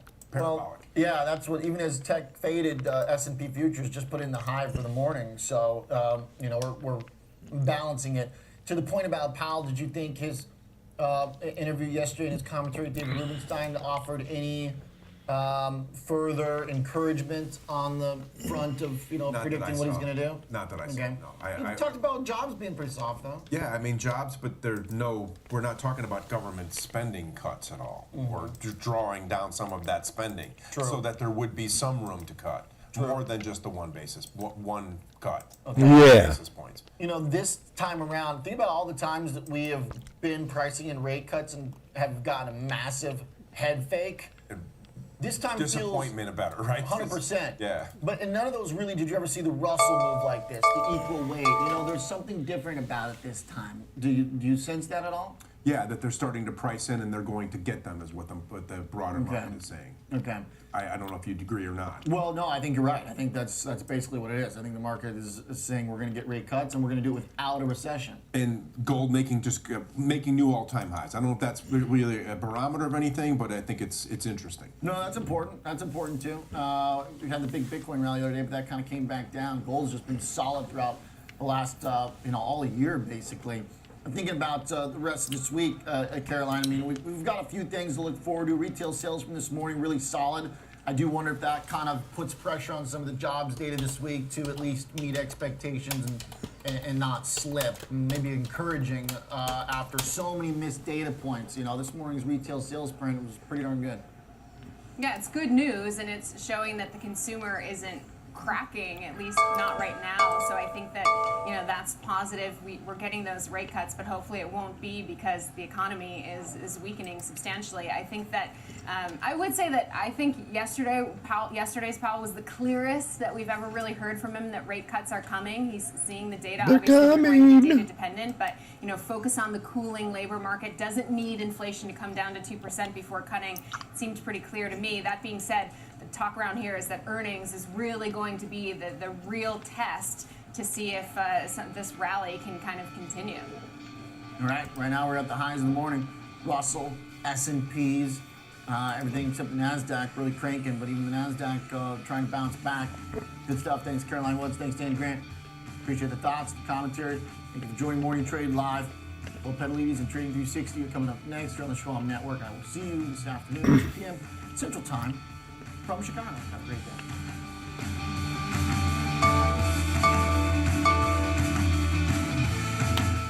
Trading at Schwab is now powered by Ameritrade, unlocking the power of Thinkorswim, the award-winning trading platforms. Bring your trades into focus on Thinkorswim Desktop with robust charting and analysis tools, including over 400 technical studies. Tailor the platforms to your unique needs with nearly endless customization, and track market trends with up-to-the-minute news and insights. Trade brilliantly with Schwab.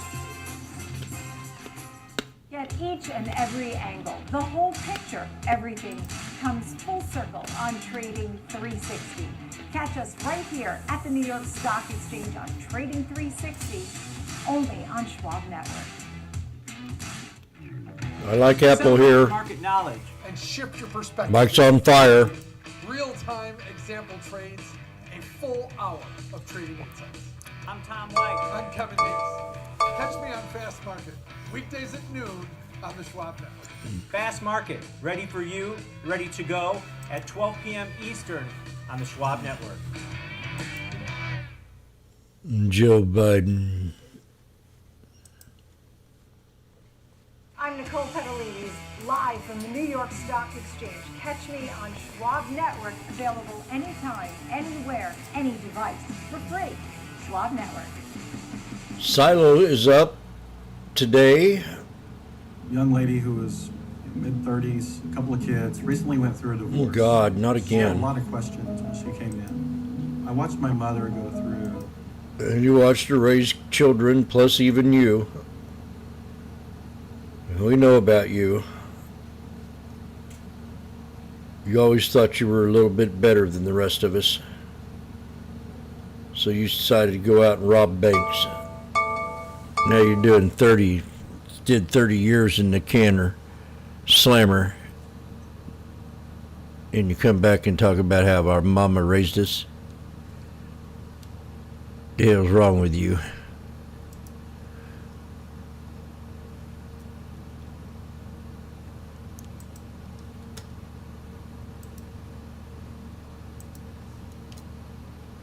Lily.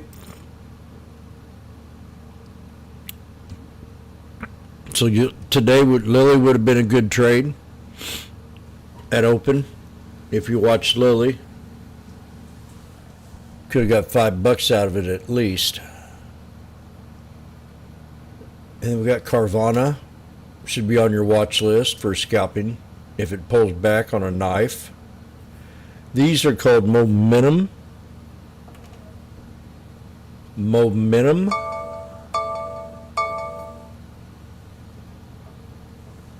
Just because they had a good run, you're excellent scalping trades once they hit a high. Oh yeah.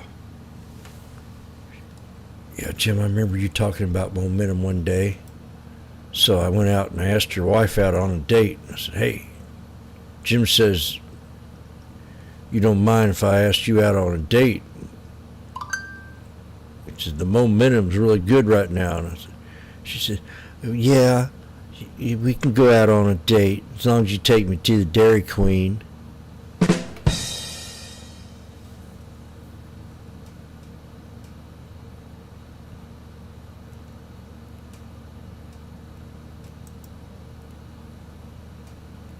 GME.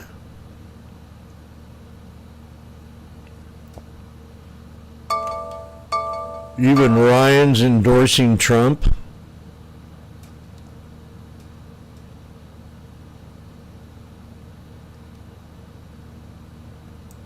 What's this about Cohen?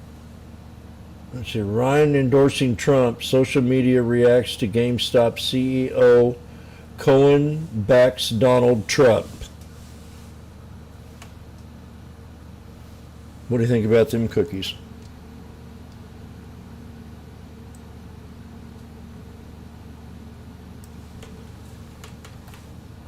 I bet you already all knew that, didn't you?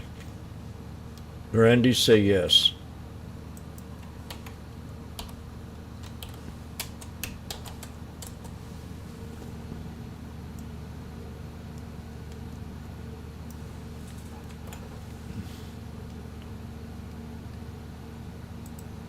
$10-4. You already knew it.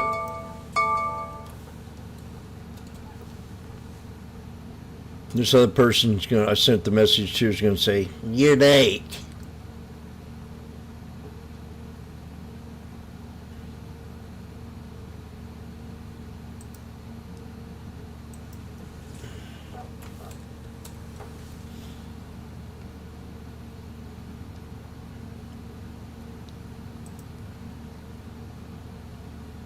You're late, dumbass.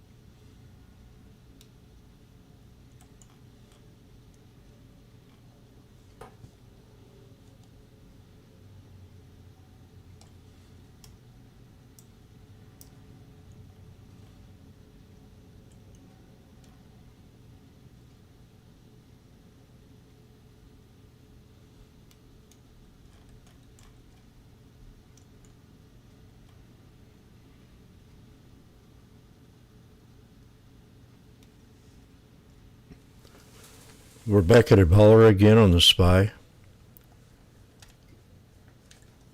How'd you do that, Jimmy? Well, we came back and hit the VWAP. You showed us that so many times, and I still haven't put out a VWAP chart. Could you please repeat that last statement? No, I've not set up a VWAP chart yet. You're blocked.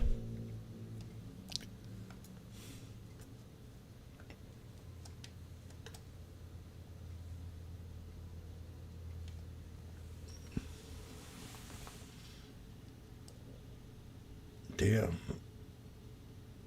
Washboardjim's strict. He does not like to repeat things 3 times.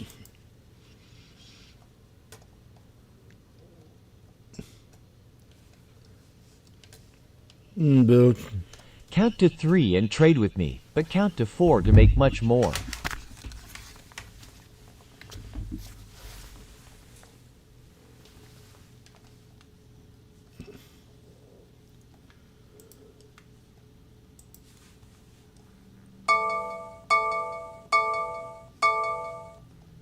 Damn, Jim. You're now at 102, 104. I'm able to go out and I can stop feeding my grandma dog food, and I can go out and feed her code slaw now, sir.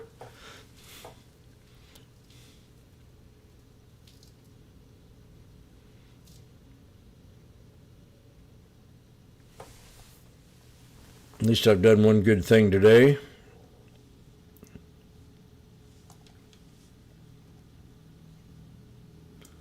Anybody on YouTube have a VWAP chart set up?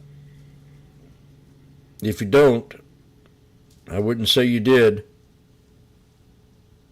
And I wouldn't say you didn't for sure, because I'll block you. Mannequin? You got a VWAP chart set up?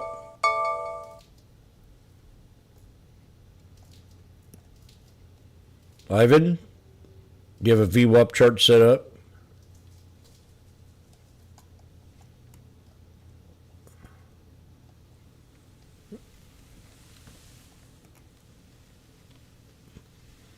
Boom, new highs on the SPY. Randy.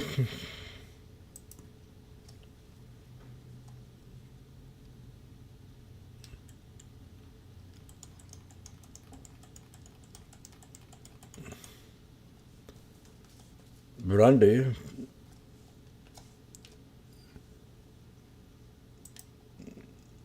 Damn, Jim, you did it again. You just took me to a higher level, Washboard. I don't know how you do it, but you did.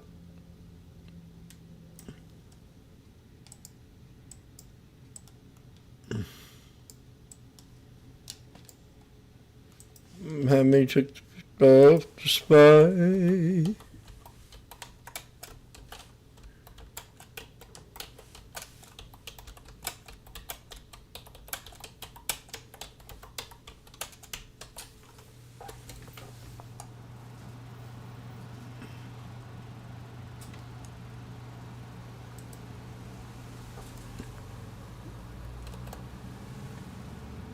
That was a question.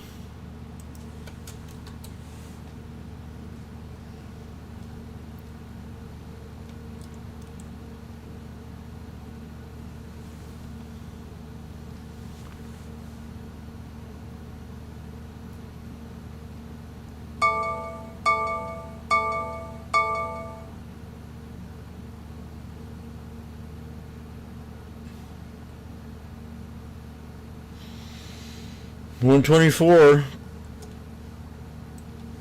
Richard. Jim. I'm sitting here watching you chart this thing up live on YouTube, and I was thinking about all them lovely places that you're wanting to go take vacation at. So you said, hey, you got on there in room. We might have a VWAP play here on the SPY. And so I got into my desk real fast. I was in there pampering the dog a little bit, kind of, giving him a combing. I saw this chick on YouTube blow drying her dog after he took a bath.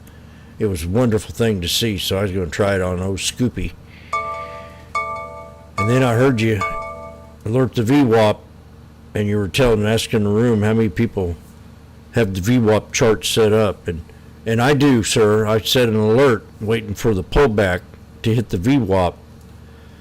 So when I knew I was in there playing around with Slurpee, I could maybe catch a trade while I'm doing that and do two things at once, Jimmy.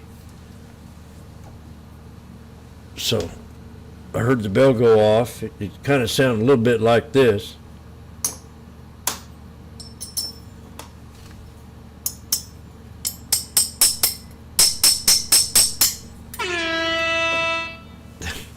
Sound more like that.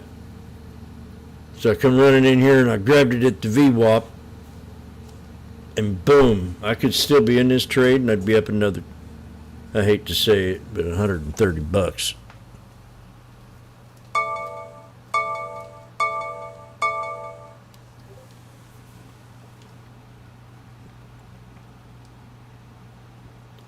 The crowd's going wild at the sports arena.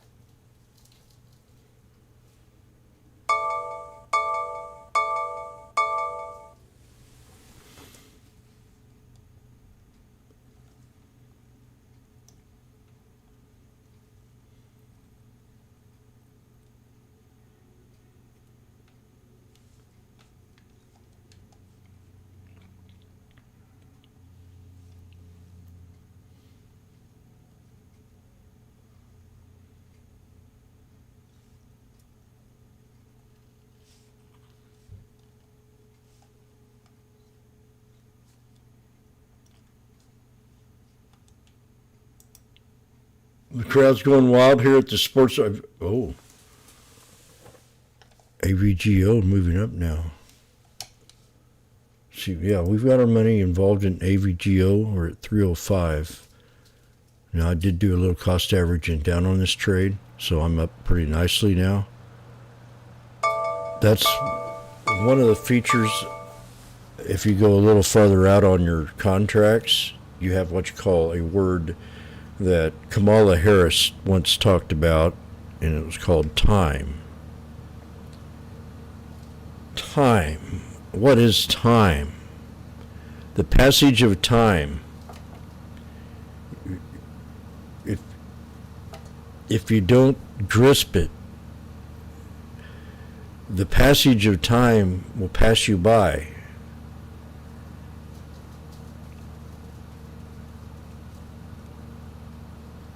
Does that make sense? Say yes.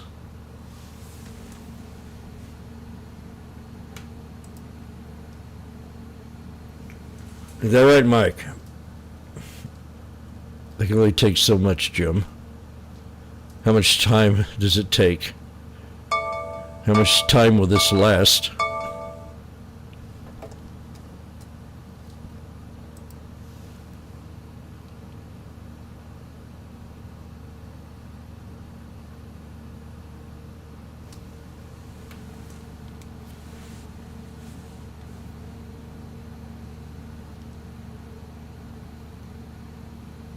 Oh.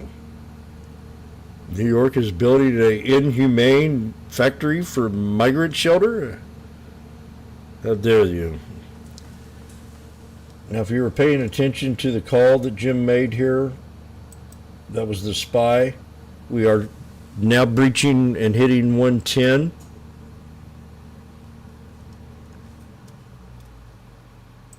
Rande.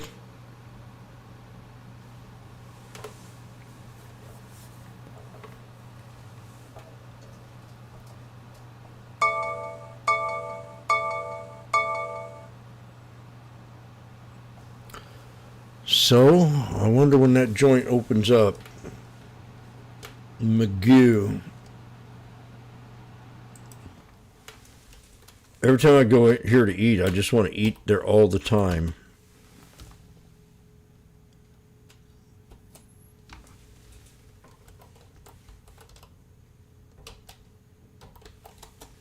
You think I'm joking?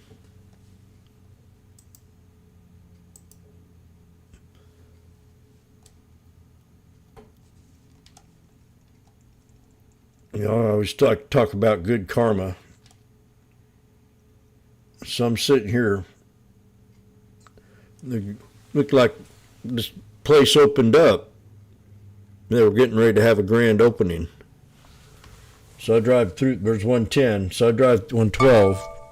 So I'm driving through the parking lot. And I stop and I look and I said, hey, it might be open. I'm going to park and go try this place out. And right when I got ready to put it in reverse, the guy comes running out the front door and waving his hand. He said, wait, sir, wait. I'm going, what? So I waited there, and he come up to my car window, and he says, yeah, I'm in here teaching my employees on how to cook Magoo's chicken. And we seen you driving through, and we want to know if you would like to have some of this stuff that we've cooked up for free. I said, what? Yeah, so he gave me something I could, put in the fridge and warm it up with a microwave, and then he gave me a sandwich and a salad, and I took it home, and I said, oh my God, this is delicious. And for free. I was going out to get something to eat. So I've always loved the place ever since. I mean, that free dinner, if I ever leave Springfield and I'm driving through, I'm going to stop at Magoo. Woo! 1, 2, 3. You learn to trade with me.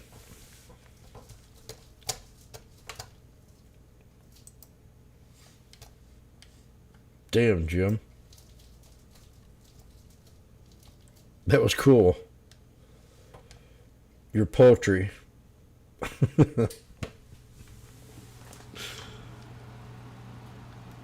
Thank you, Mike. And your singing is a must.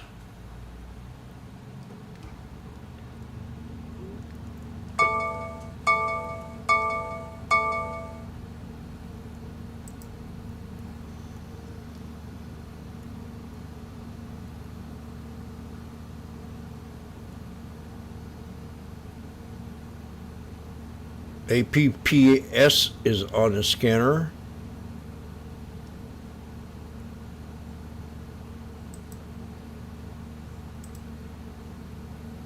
Silo. I'm looking at these scan I got set up, or TOS has set up for percentage change gainers. I always like to look at the volume high on this one, like match. You got match on here up 267. That seems kind of interesting. MTCH.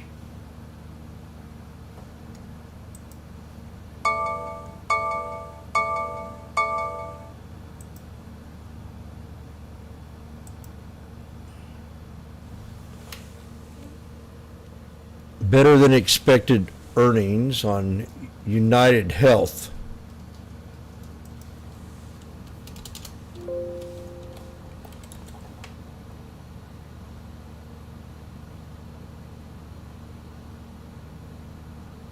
That could be good news for United Health. It was better news when it was down at 501. Better than expected earnings. So, oh yeah, I was going to look at, see what time they open up.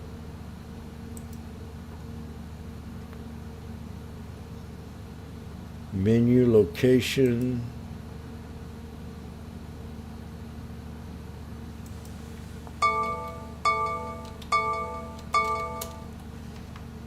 Everybody's curious what's going on. Ladies and gentlemen, they open up at 10:30. This is great news. So I'll be right back.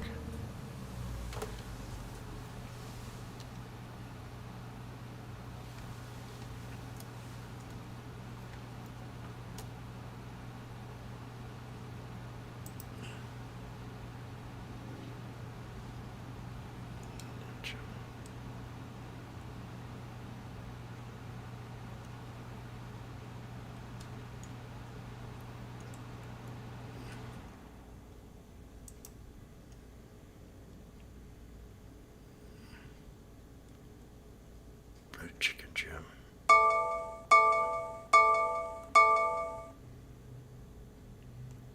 Grilled and hand breaded has 110 calories.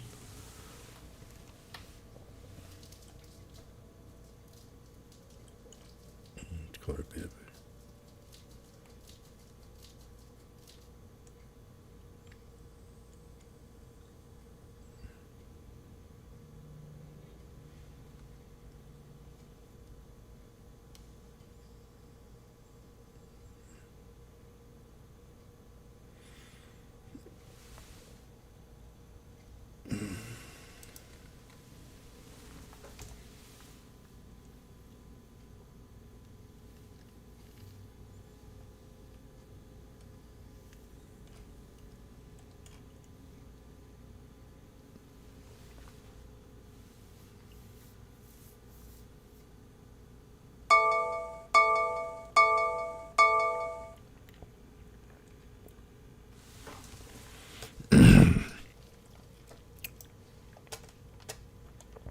I just wanted to show you where we are. A bigger picture chart.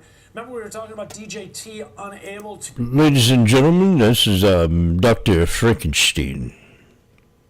Of MARA taking, again, a nice little move up here through this $25 level. Here's that high I just mentioned, 34. That was, what was that, back in the spring of this year, right? Around March, we topped out there, came off. But finding support in the middle of the range right now, a very bullish pattern here. Also wanted to show you where we are with the 50 to 200-day moving average because we're bouncing off of both of those.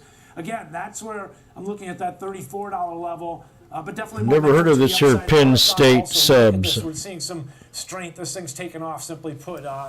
Very bullish pattern across multiple time frames. Penn Station subs, huh? Okay, so more bullish than the other names we've been looking at on this one so far. Final thoughts, Charles? Yeah, you know, it's really difficult to play in these sectors, particular because of the volatility. You know, certainly the... I think Jimmy would like it. Being tied to crypto is another thing, but there's a lot of signs, there's a lot of demand, and, you know, obviously range extension is really important. And as that, you know, as long as that recipe is there and it continues, this stock could really get to 29 and, as the aforementioned, upper third or lower 30s. It's certainly possible for a name like Mara. It's a retail favorite. Mara. To see if retail demand continues. Yeah, and look, we've seen a lot of the names that are related to Bitcoin doing well. Yesterday, for example, when we saw Bitcoin jumping nearly 10%, that helped a lot of these names along. I was saying how Bitcoin was up 10% and Coinbase was up 11%, and so we are seeing the group doing well. How about Shopify? Obviously another name that we continue to watch, especially as we talk about retail sales and Amazon Prime Day. Shopify right now is up 7.5%. Some of your thoughts on this one? Yeah, they've actually struggled at this initially 68 price, but it's the 70 mark that I feel is a key threshold for the stock to break above, because that leads to a really nice gap fill near the 77 range. A nice little 10% jumper. This is a stock that's been heavily suppressed.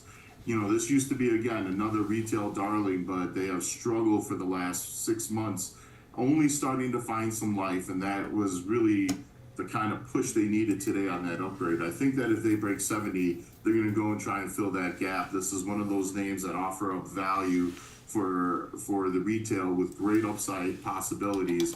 And, being at, these certainly peak levels with a lot of the major tech names, even the semiconductors, the major, big Magnificent Seven, people are going to be fishing around for value. And this is a name that's quite familiar with both retail and institutional. I love the idea of that breach of 70 and for that breakout run. It certainly could be quick. I don't think it'll be, within a day or two, but, this is another name that's got a pretty decent short interest. This is another name that getting above that technical threshold could draw a lot of attention. This is certainly one to watch because they've been getting, really hit down here off of resistance over the last few weeks while the market is pumping. And today it's really just trying to charge up and lead the way. Yeah, and I was reading how Bank of America was talking positively about this name in the last 24 hours, talking about growth and that they've turned the corner on growth and a healthy margin. And so now snapping a 6-day losing streak and getting this 7% up move. Ben, the technicals, please. Just charging, trying to charge and lead the way here, Charles. It's succeeding today. I mean, this stock's on a move higher today. There's good energy associated with this, and definitely seeing some bullish activity here. I agree with Charles in terms of that $70 level would be key, but 73, 74 really opens up the door. Let's get into the rally. As I mentioned, short-term strength here, the energy associated with this move up, and I've got two areas that my eye was drawn to as I looked at this 5-minute candle chart, and then as I take a look here, it appears that we just broke out of this range. So possibly about to establish something a little bit more sideways at this upper level. That's what the bulls want to see, right? Higher areas of value, moving higher and higher at this point. And simply put, it's tough to argue that we've rejected these highs as of yet, coming off just barely the level that we saw just shy of 70. Again, that key level that Charles was talking about. 74 is where you really start to reverse things here, and again, open up the door for some further momentum. Shares of SHOP, you can see the high conviction trade that we saw into, what are we talking about, the beginning of May there, sideways consolidation and lows in the end of that month around 56.31, but trying to regain composure here. Again, maybe not necessarily successful at this point, rallying out of this range that we have been in after establishing those lows, but still holding below 74. So let's keep an eye on, again, 70 to 75 areas, pretty key. But taking a look at the longer term, it does look like we've established a bit of a bottom pattern playing out here because values actually started to move higher off those D's 2022 lows that we saw at the end of that year, beginning of January, into January of 2023 last year. You can see, again, recently stalling out, again, around that $90, $95 level, but still holding its own for many ways. The one thing I did notice is this recent retest of $60. That was key, right, in terms of the staircase pattern to the upside.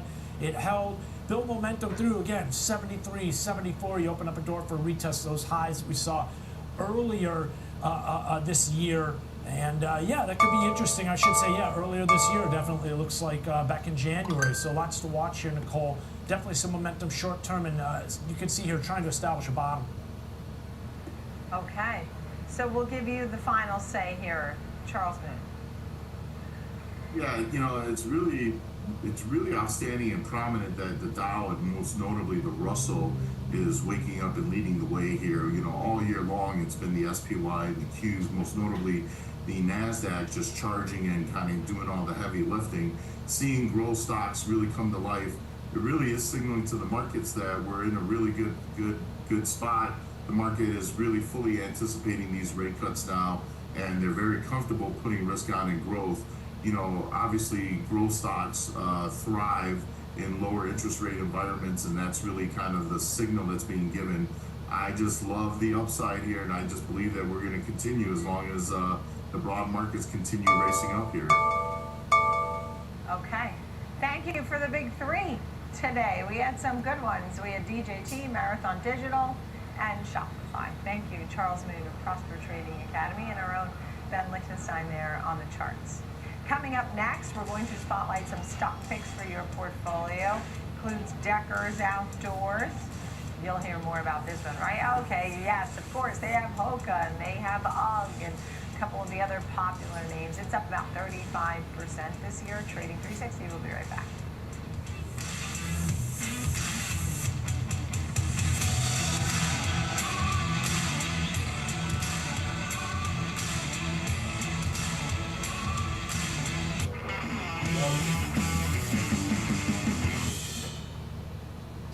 Ameritrade is now part of Schwab, bringing you an elevated experience tailor-made for trader minds.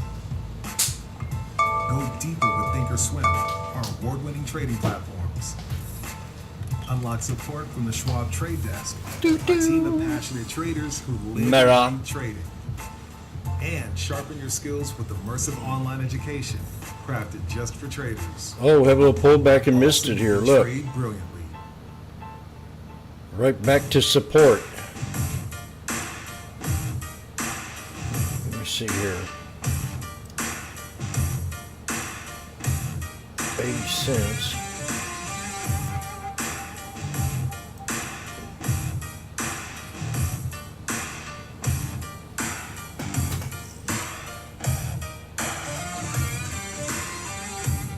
Young lady who was mid-30s, a couple of kids, recently went through a divorce. She had a lot of questions when she came in. I watched my mother go through being a single mom. You At the end did. of the day, my mom raised 3 children, including myself. And so once a client knew that You she weren't was one of our hurt, children. we were able to help her move forward. Your client won't care how much you know until they know How much you care.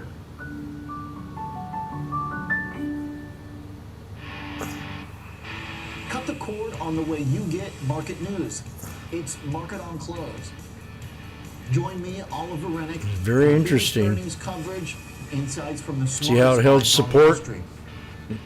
Morning high. Friday, 3 p.m. Eastern. Available Boom. anytime, anywhere, on any device for free. Only on the Schwab Network. I would like to trade it, but who knows how long I'll be stuck in it. And I want to eat.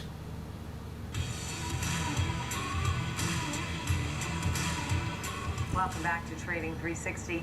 I'm Nicole Petalides, live on the floor of the New York Stock Exchange. It's time for a spotlight and some stock picks for you. So Lee Munson's with us, President and CIO, Portfolio Wealth Advisors. So I feel like after reading your notes, we are going to cover the gamut here, and I love this because, you know, you start out talking about mega caps, the triple Qs, and, you know, we think about the Magnificent Seven and more. Where do you stand on the markets? Are you feeling bullish? Well, I think how can you not feel bullish? There's nothing wrong with the economy. You know, when I look at indicators, some of my little favorite ones, maybe let's call them a fear and greed index, things like that, they're just neutral territory. Plus, it looks like we understand what's going to happen at the election, and you know, if Trump wins, there's going to be a lot of bullish sentiment, right? So you put all this together with corporate earnings, and I think you can't not be bullish. Here's the problem, though. You have to have something else besides a Magnificent Seven to push your portfolio up, and that's why I wanted to highlight a few names that are getting NASDAQ-type returns, but aren't really part of that mega cap AI trade. Yeah, I know we're going to be talking about Decker's Outdoors. We showed the Hokas and Uggs, and those are very popular. In fact, why don't we start with that? This as we talk about retail sales, but there are certain things people love. This has been a winner over 1 year. It's up about 64%. So you do believe that consumers are going to pick and choose where they're going to be spending their money, right? Oh, absolutely. You know, I see all these things like, you know, last week Helen of Troy, you know, sort of a staple Bellwether hits the bricks. We saw Pepsi, they can't sell potato chips. Isn't that a little bit because of weight loss drugs? But really, when it comes down to it, people will buy $300 sneakers. I was just in Tokyo last month, and let me tell you, the Nike store has no line outside in Tokyo. You go in, people are mulling around. You walk around the corner in Tokyo, and there's a Hoka store, and there's just lines of Japanese consumers just waiting to buy these shoes. There's no big, Hoka is not some big experience store. We're programmed to think that only a store that does a big show can sell things. But let me tell you, I've got clients. This is just some channel checking here. Seems like half my clients come in, I look down, I'm like, oh, I notice you're wearing Hoka shoes. And they go on for 5 minutes about how it changed their life. I got a pair to go to Japan, and let me tell you, I've never had a shoe that I can walk all day and feel this comfortable. I'm not even a runner. So I think when it comes to the consumer, we can look at little things on the margin. We can hear about how Pepsi can't grow more than 4%. But when it comes down to it, people are going to pick products that change He their likes lives. the Hoka. And Hoka right now is an actual product that is changing people's lives. The only people like Nike is my 12-year-old son. It's not changing his life. I'll tell you, there's a lot of brand loyalty for the likes of Nike, for example, but the Yeezys came out and then Adidas was hot and people went back to Nike. But the Hokas, I'll tell you, Lee, my son, who's 21, said the same thing. He said, these support my feet like never before. So I haven't tried them, but now I'm getting a lot of testaments, positive commentary about Hokas. That being said, what about Manhattan Associates, a completely different kind of company? What's the theme there? I saw a lot of positive comments from analysts over the last few months, too. Yeah, first of all, it's like this little unknown. We all think that, nothing, it's been 674 days since a Russell 2000. It's over 670 days since a Russell 2000 hit new highs. So we're just programmed to believe that nothing small can go up. Only the mega caps can go up. Plus, Manhattan Associates, it has a funny name. Is it like the Manhattan Project? Like, what do these guys even do? But they're just supply chain management guys. They're the people who do all the logistics and the software. And yes, they do a little generative AI in helping them for e-commerce fulfillment centers. So when we're talking about Shopify, boy, that stock's been a disaster. When we're talking about all these names that people know, why not just pickaxe it a little bit? Why not look at the plumbing of how people are getting their stuff? So you take a little unknown name like Manhattan Associates that just slowly goes up. They don't even have any debt. It's an amazing company. It's an amazing story. It's got a $15 billion market cap. It would be easy for it to have a $30 or $50 billion market cap. So there's other things that compound slowly, and this is a great example of a company that is not humble bragging about AI. Their CEO isn't saying AI, AI, AI, but they are integrating and using generative AI in their day-to-day business, and it's helping their profits. I think it's just a layup, but again, there are things in small cap land. It's just real slim pickings at this point. Yeah, understood. Okay, and last but not least, as far as the picks go, but I want to continue our conversation. TransDigm, it's not a cheap stock. It's over $1,200, but it's been a winner over 1 year, and you're looking at this name today. Why did it jump out at you? Well, sometimes I go and poke around indexes, and I look kind of like what's moving indexes. So I was looking at defense companies, and you look at Boeing, what a disaster that thing is. And I was thinking to myself, is there anything in defense land? Is there anything out there that's worthwhile? And we're always looking for a mini Berkshire Hathaway at the same time. TransDigm is the Berkshire Hathaway of aerospace. What they do, and we're always looking for a new Berkshire, right? What they do is they buy up all of these little companies. By the way, I got the idea watching 60 Minutes last year. I mean, the ideas are right there in front of everybody's face. I mean, it's right there on TV if you just watch it. And they buy up all these little niche companies in aerospace, and what they're doing is they're trying to find companies that are selling parts and equipment for a plane that's going to be flying for another 30 years. So what I love about it is that they take good companies, they buy it, and then they just squeeze every dime of value at it like a little vampire. And in terms of profits, it's a very good business. Also, there's different types of moats. Buffett always talks about a brand being a moat, but I think consumers are fickle.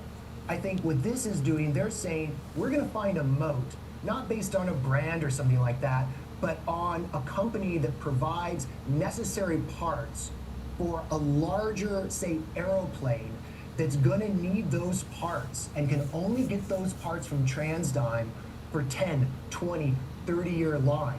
And so I just thought it was very interesting to find something like that.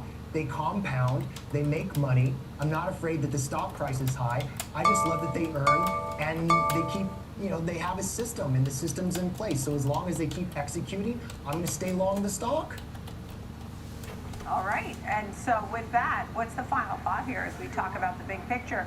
Because it's 100% likelihood the Fed will cut rates. Are you seeing multiple cuts? What are you thinking? Not particularly. The economy's too hot. Things are going too well. You know, if they do a little cut, I personally think it's not going to be till after the election because I think the election is part of the fundamentals. Do I? Oh, yeah? Oh my gosh, what if they cut September? I don't really care. I think they cut once, maybe twice, a quarter point, just to let people know that they're capable of it. But at the end of the day, I will go down saying that Jerome Powell wants to see inflation really come down. We can't even get CPI under 3%. We're not even seeing a 2.9 yet. So I think while we'll get a few cuts, bottom line is the economy is doing well and there's companies making money. And AI is going to transform the profitability and productivity of industrials, of healthcare, of financial companies, what we call those old, you know, widow and orphan value stocks. So I think it's going to be real hard for the Fed to do multiple cuts and get aggressive unless we fall into a recession. I just don't see that happening right now. We just don't have a credit shock. You can blame private credit for that phenomenon. Lee Munson, great to chat with you and love your life-changing experience on Hokas. It's great always to have you on the show. Lee Munson, Portfolio Wealth Advisors. Coming up next, the disruptors. George Sills is standing by. He'll take a look at Datadog.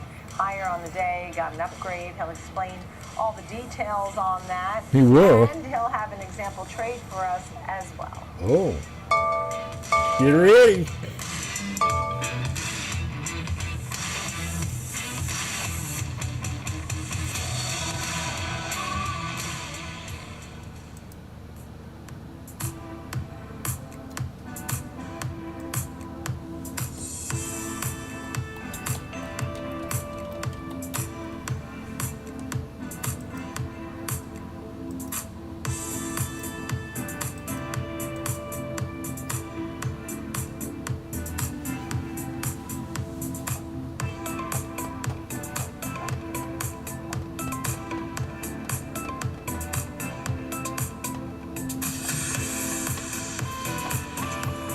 Oh my God.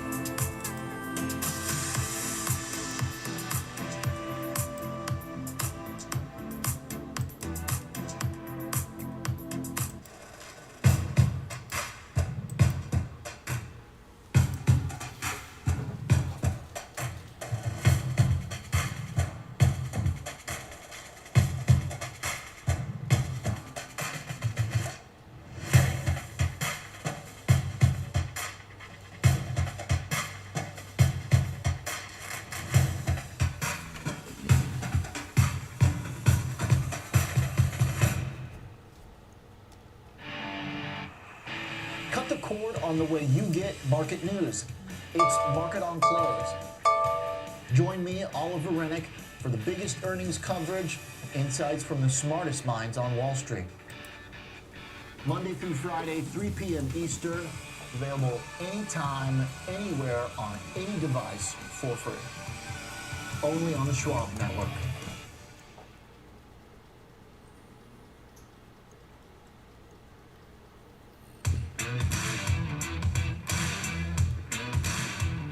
Welcome back to Trading 360. It's time now for the disruptors, and George Sillis is with us, senior markets correspondent here, talking about Datadog.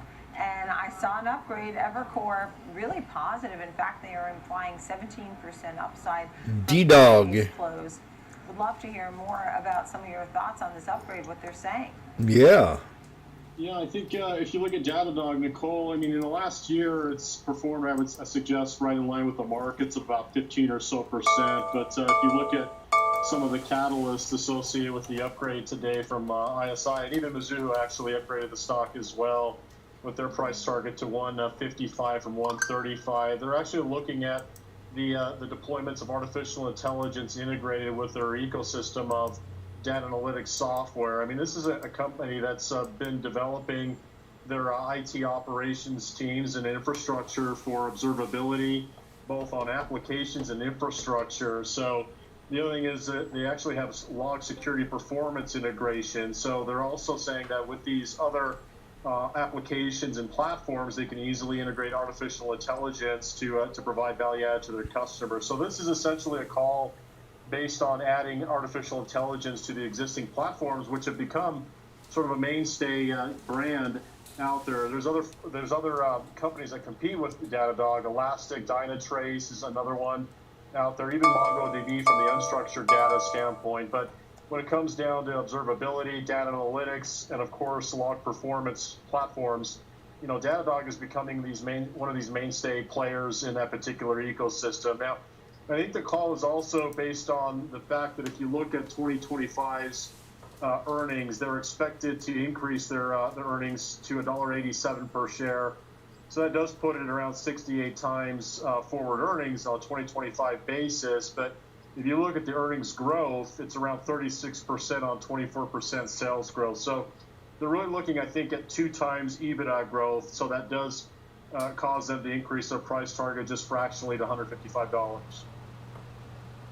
Okay, so with that, curious about your example trade. I know they have a $150 price target.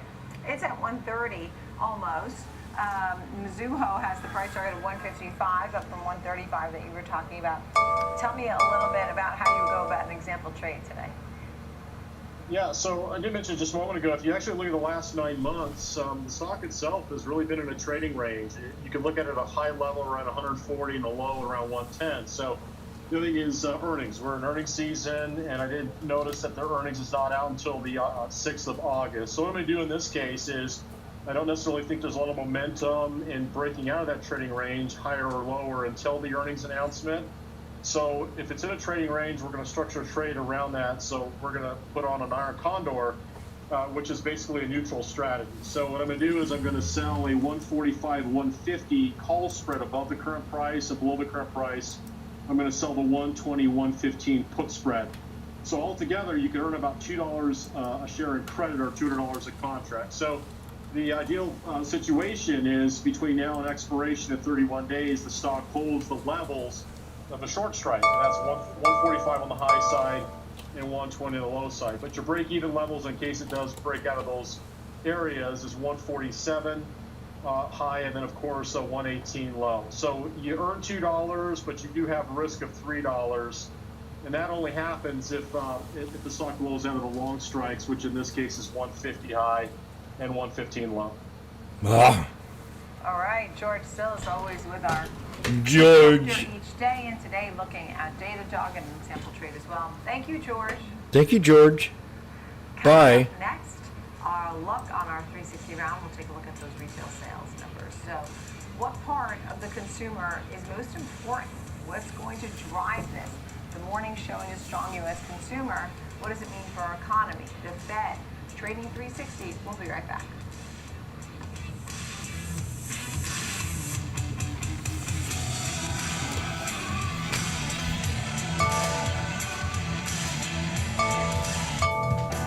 Be part of the latest commodities action on Futures with Ben Lichtenstein, weekdays, 8 a.m. Eastern on the Schwab Network. Available anytime, anywhere, on any device for free. I was born on the south side of Chicago. It's been a long road, but now I'm working for Schwab. I love to help people understand the world through their lens and invest can call us Christmas Eve at 4 o'clock in the morning. We're going to always make sure that you have all of the financial tools and support to secure your financial future. That means a lot for my community and for every community. Download the Schwab Network app and join us to follow all the market trends. Schwab Network is available anytime, anywhere, on any device for free. Schwab Network. Ethan! How's my favorite client? Great. I started using Schwab investing themes, so now I can easily invest in trends, like wearable tech. Trends? All that research sounds exhausting. Nope. Schwab's technology does the work. So if I spot an opportunity in robotics or pets, I can buy those stocks in a few clicks. Can't be that easy. It is with Schwab. Schwab investing themes. 40 customizable themes, up to 25 stocks in just a few clicks. It's time to look forward. Find the next trend. From every click to every tick. There's no fear of missing out on next-gen investing. Available anytime, anywhere, on any device, for free. Empower your portfolio with the Schwab Network. He's Alex Coffey. I'm Jenny Horn. Join us for Next Gen Investing. 1 p.m. Eastern, only on the Schwab Network.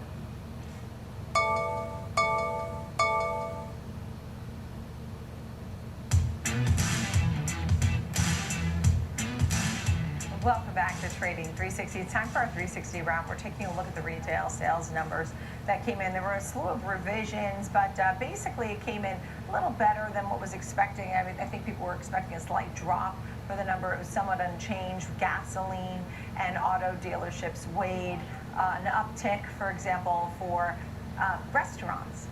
Let's speak with Amanda Light, Director at Macmillan Doolittle, and Sam Burns, Founder and Chief Strategist at Mill Street Research. Thank you both so much.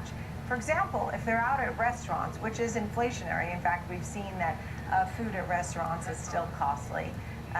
Amanda, what were your thoughts on this retail sales print, or what the consumer's doing?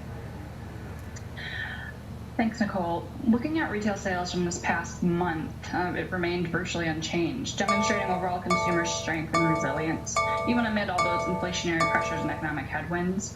As you mentioned, they revised May upwards, now with a monthly gain of 0.3%, and looking at June, we're up 2.3% year over year. So altogether, it shows that the consumer isn't necessarily spending as aggressively as they were last year, but they're certainly not pulling back as sharply as some may have anticipated. Yeah, it's interesting. So the consumer is still spending, I guess, more selective than they had been. Online sales also rose. Sam, what were some of your thoughts? Yeah, I think that's right. I think there's been a rotation in how consumers are spending, and they're not necessarily spending a lot less. I mean, they're slowing down a little bit from the kind of the heady rates we saw earlier, but overall, they're still spending money, and restaurants and things and going out is much more where they're spending their money lately than buying goods at the store. And so I think the fact that the rate of the retail sales ex I don't tend to be rude, but taking out some of the noise. So we're Jimmy's sitting here talking about the SPY. So we had 3 black crows and we bounced up. Then we came back. We had 3 white soldiers. I always say that's your exit idea. Then we pulled back again to support. And now we're leading out again with 3 bigger soldiers. And we're above the 63 now. The 9's getting ready to cross the 21, which means all we got left is this 50 SMA, and that's the only thing holding us back. And Jimmy's getting ready to go have lunch with the fat cats, so he might miss out on this trade.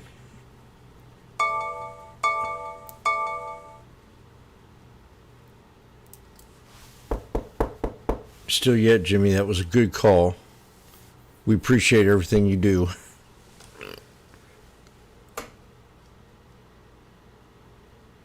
Automobile industry with cyber attacks, the numbers may be a little different than what been anticipated, painting as he said, largely somewhat more positive picture than anticipated once you peel out all of that noise from auto, from home building, from gasoline. That said, as you mentioned, as it pertains to the Fed, maybe it takes off some of that urgency to ease off rates out of those initial fears that the economy might be slowing more than we had expected. But given the picture painted by these most recent sales, it suggests that it might just challenge those bets from the Fed that they might cut rates sooner than expected. Well, you think so? Yeah, it's funny because, look, if people are spending, then they're not going to cut rates, but there's no doubt that people see some of these prints and over the last couple of days have changed their tune, and now they're really all in for rate cuts, Sam, to the tune of 100% Woo! of a rate cut. What did you think about that? Does that seem Yeah, what do you think about that, Sammy? I think so. I think, things like retail sales are probably further down the list of things that the Fed looks at, if the market really focuses on.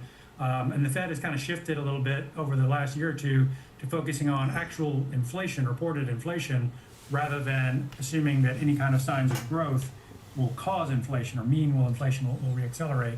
And that shift is the bond market is kind of taking a little time to get used to that. But I think the bond market and the Fed are mostly looking at the trend in reported inflation in the CPI, and particularly in the PCE data that will come out in a couple weeks. And I think that trend is still quite supportive of a rate cut. I think the inflation trends are still relatively, inflation is still decelerating. I think the Fed is going to respond to that more so than this kind of thing, where it shows that growth is holding up relatively well, which is good, which is what they want, but nothing that was going to cause inflation or be, a real concern for them. So I think it's more a function of which data are they really focused on, and I don't think the retail sales, given these numbers, are going to be a big worry for them. And the bond market seems to be pricing that in. They don't seem to be too concerned about it today either. Great to see you both, Amanda and Sam. Thank you both. Amanda Lai of McMillan Doolittle and Sam Burns, Mill Street Research. Thank you. And thank you, friends, for being with me here on Trading 360 every day on Schwab Network. Right now, the Dow's up 499 points. I'll see you at 2 p.m. Eastern Time for the watch list. Download our free Schwab Network app. It's available in the Apple App Store. 24/7 SchwabNetwork.com. I'll see you at 2 p.m. Keep it right here. Fast Market is next.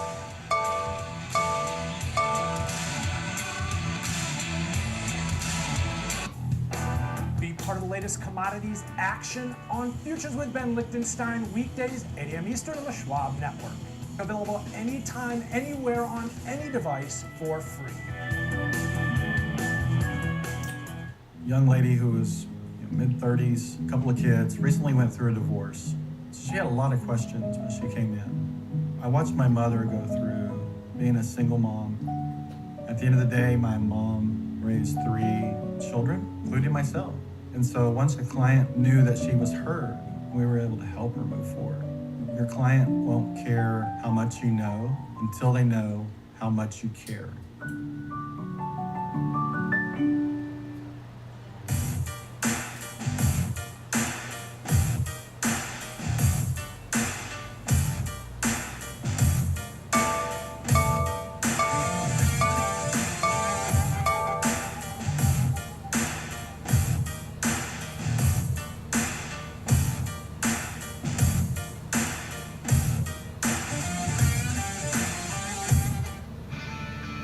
Every morning, every trade, always live. Expert earnings analysis, in-depth technical insights on every changing trend in markets. Available anytime, anywhere, on any device for free.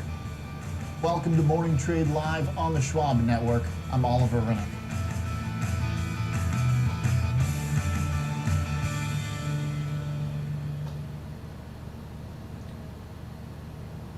My dad was a hard worker. He used to do side jobs, installing windows, charging something like $100 a window when other guys were charging $400 to $500. He just didn't want to do that. He was proud of the price he was charging. My dad instilled in me, always put the people before the money. Be proud of offering a good product at a fair price. I think he'd be extremely proud of me. Yeah.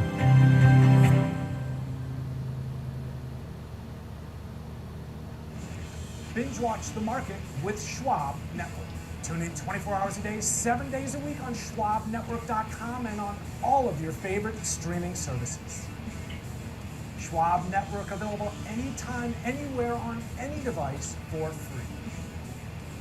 Schwab Network. Accelerate your market knowledge and shift your perspective into full gear. Real-time example trades, a full hour of trading insights. I'm Tom White. I'm Kevin Higgs. Catch me on Fast Market, weekdays at noon on the Schwab Network. Fast Market, ready for you, ready to go at 12 p.m. Eastern on the Schwab Network.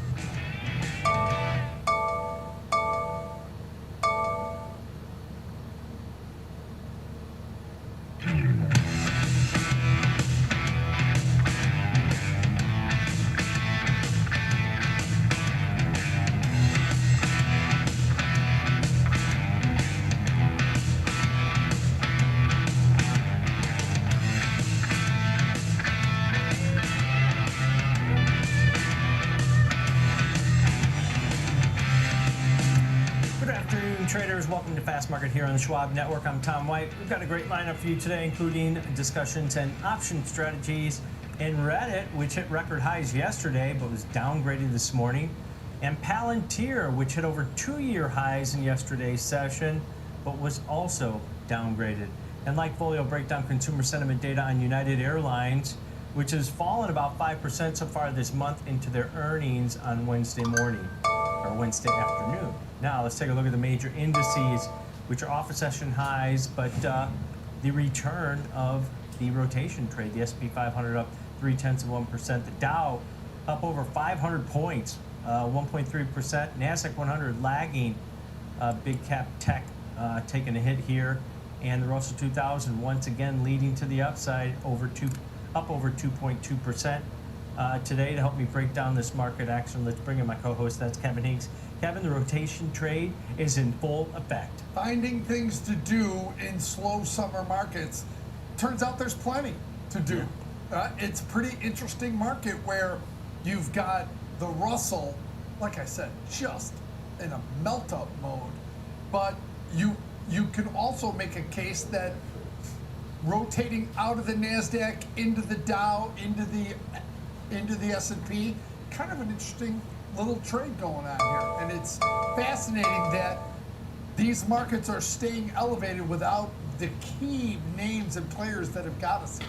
Yeah, Google down, Apple down, Netflix down, Microsoft down over 1%, Nvidia down over 1%, Meta Platforms down 1%.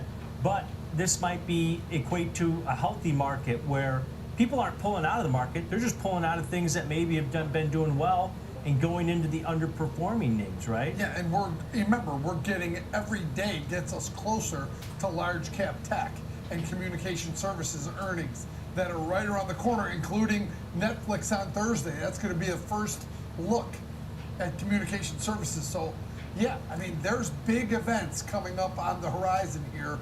Even though we're in the middle of summer, it's still going to be, something that's going to move the markets and move individual names. The broad market may seem not very volatile. Boy, the individual pieces are all over the board. Yeah, they are. To help us break this down even more, let's bring in our next guest. That's going to be Nathan Peterson, Director of Derivatives at the Schwab Center for Financial Research. Nate, I wanted to get your take here on the rotation trade. The Russell 2000 now up over 9% this month so far, and the Dow hitting fresh new record highs along with the S&P 500. What's your take on this big rotation where nobody's leaving the market? They're just getting out of maybe winners and going into the underperformers. Yeah, and it sure feels like last November when we saw a lot of this similar type of price action with the, those rate-sensitive underperforming areas of the market. S&P equal weight and Russell, to your point, just on a tear since last Thursday, basically. Industrials, new all-time highs. Healthcare, new all-time highs. Technology seeing a little bit of some profit taking. I'd say, it is holding up relatively well, all things considered. I do a weekly blog here at Schwab. It's available to the public, Weekly Trader's Outlook. Net on the week, I said I had a slightly bullish outlook, but that I was a little bit cautious on tech, wondering if this rotation is going to steal some of those investment dollars from the technology sector because it's been doing so well. We've got ASML, which is going to have earnings. That's the big semiconductor equipment. The Europe Nvidia, which some people have tagged it as. So we'll see how their earnings report is tomorrow morning, and then we get Taiwan Semi on Thursday. We could see a bit of some profit taking in tech because of the setup, but that's still a question mark. Guys, it just feels like right now the market is treating this whole stocks as basically early cycle. The Fed's on our side. Inflation is cooperating. Soft landing is achieved. And who cares about valuation? Oh, yeah? That's true. You ignore the stuff you don't want to hear about, Nathan. Markets tend to do that. Here we get ready. S&P 500 up 8.5 or 18.5% so far Okay. this year. To that note, but Kevin, Calm you look at down, some of Jim. the data that was. This is the SPY, and right now we have what you would call a rising wedge, or some others would call it, what would they call it? I was looking at it as an ascending triangle, but 3 black crows, pull back, 3 black crows, pull back. Now we're having continuation run past this double top resistance, which what would be an ascending triangle.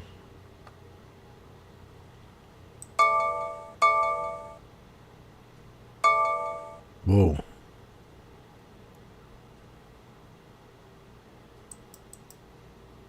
Boom, right there. 563.40. See, I was going to call that an ascending triangle breakout. And if we build a candle above that 563.40, or it would be a double top exit idea for a scalp. If you think it's going to go higher, you are above the 50, which gives you a little bit more leverage. The 9 crossed the 21. Yabba dabba doo, said the monkey to the chimp.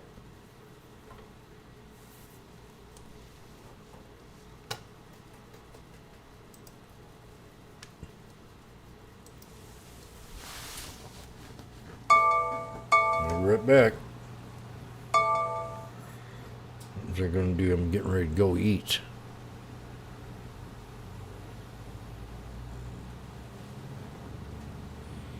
I think it wants to break. Where I say that is because it's high or low. Right here.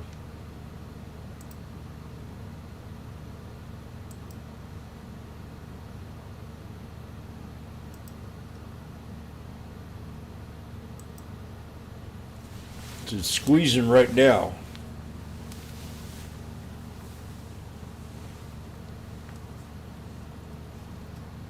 Very interesting, James. Thank you very much. Most of all, you're my best friend. Blake.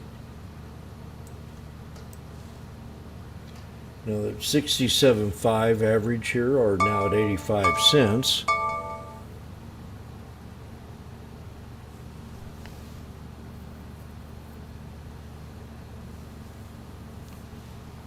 Oh, there's your, all of a sudden they just went down.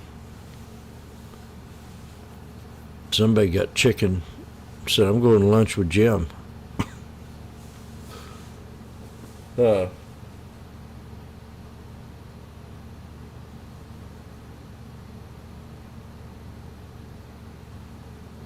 be careful. We're going to come down for 1, 2, 3 maybe.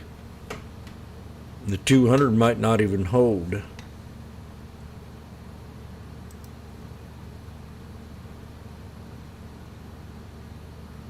Right here. So we're there, right there. We're already there. Let's see if we reverse now. 73 cents. These are the 565s. Good job, Jim. I did want to do it. I had to do it. I had to do it. 65 cents. Come on.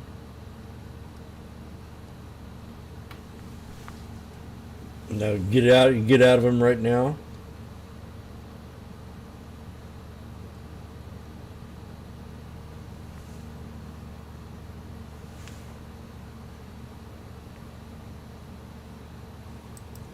Damn, see? Jimmy said, Randy.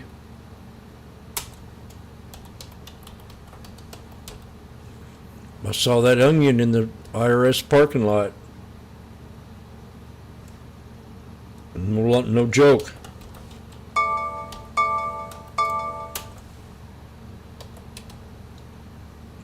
Us here from Baltimore know that.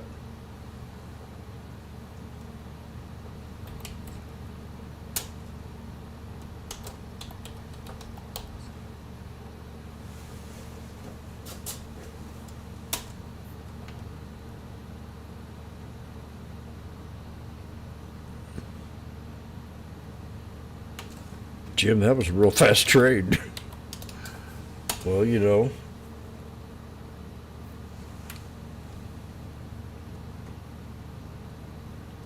We're back down there again.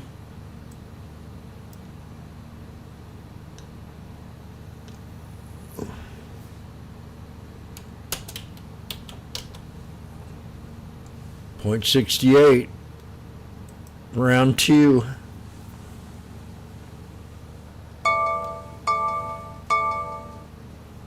I got the numbers here wrong. It's 556.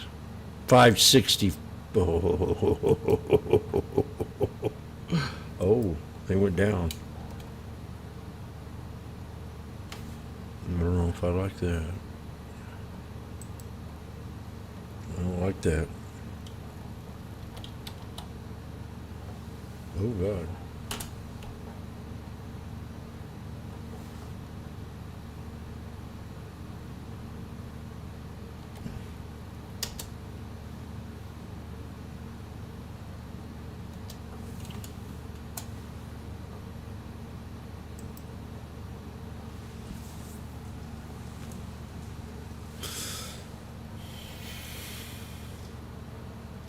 Wow, Jim, you got that all messed up. How'd you do that? It wasn't easy.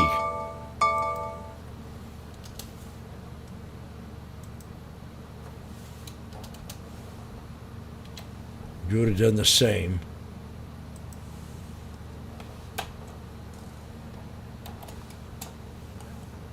Don't you wish you had not fucked up and you could have added on to that dip? Oh, I still can. For some reason, we hit my lower support. So, I don't know.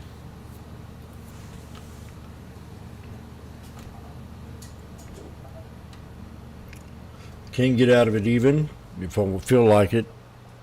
Because I think we can fall more.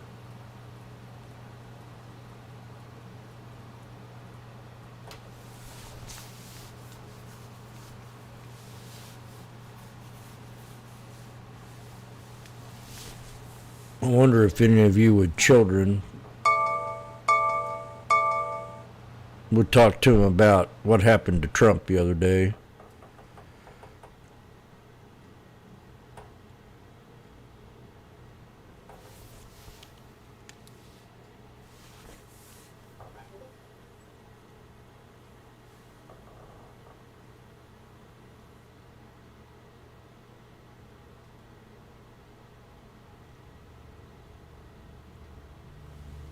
We're waiting for the rebound here on the SPY.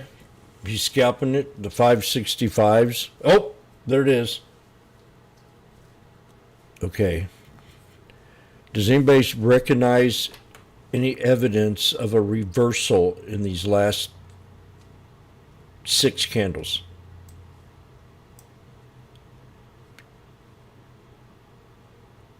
Elvis, is that you in the back row? Mr. Presley? What do you see? Well, baby, I do believe that there's a hammer. That fourth candle going down You know, the 9-pound hammer.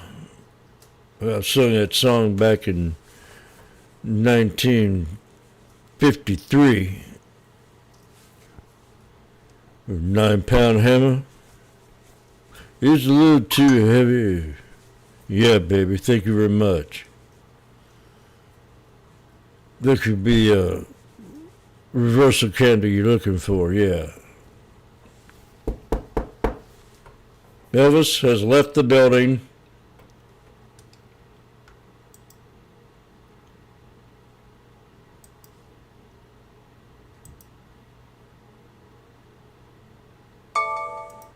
Oh!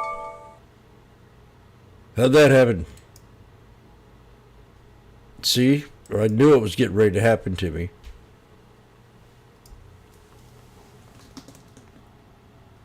We will remove it. Then we'll come back in here again. The hammer. And then this is support. So this has to hold. I was kind of getting a little gypsy goo here because we had a tweezer bottom. Okay. Jim, are we going to hold? I said, well, I sure would like to. I'm down, Jim. It's not looking good at all for us, Elvis.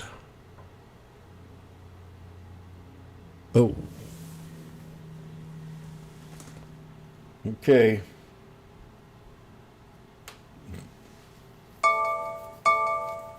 $5.65 strikes is missing my place worth. I wanted to add on. It's now or never.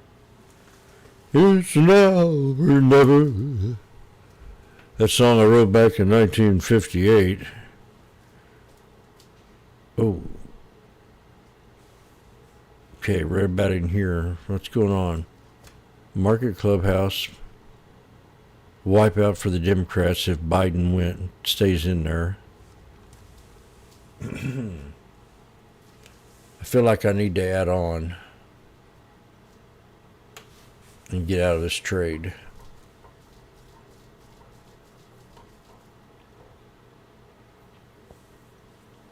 $0.61.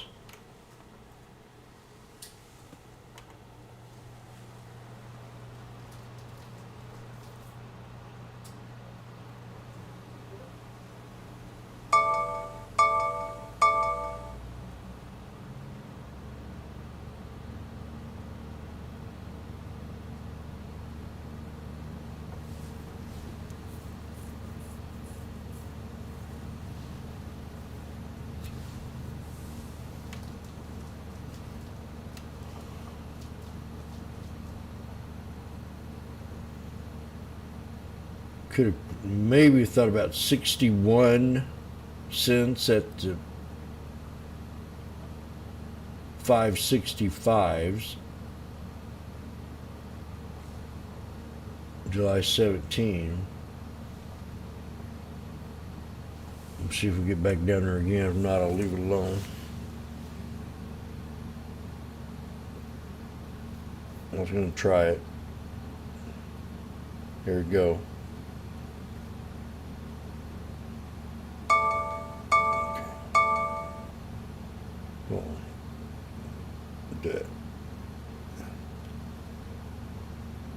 Nope, ain't gonna work.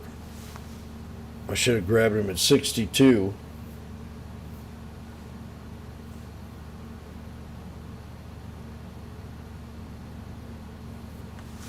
Does anybody got a nose itch?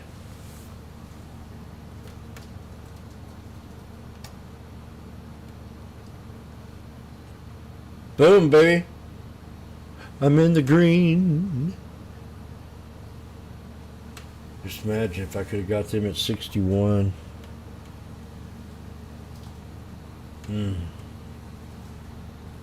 I'd be liquidation, baby. RDDT, my other Mimi trade. I'm still holding on to these. After that little rush right there, I think we have the possibility of running up higher.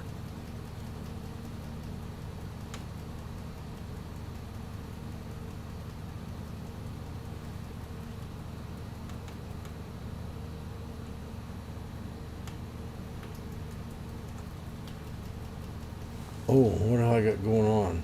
No food. I was going to get some food. It's 11:20. I still have an hour to get the job done.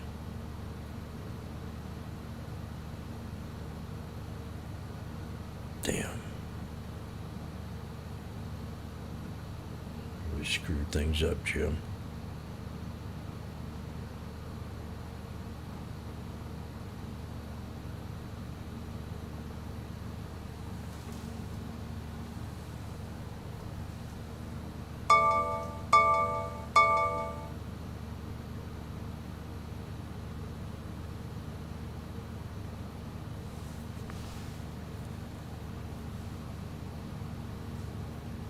Kissing 62 again.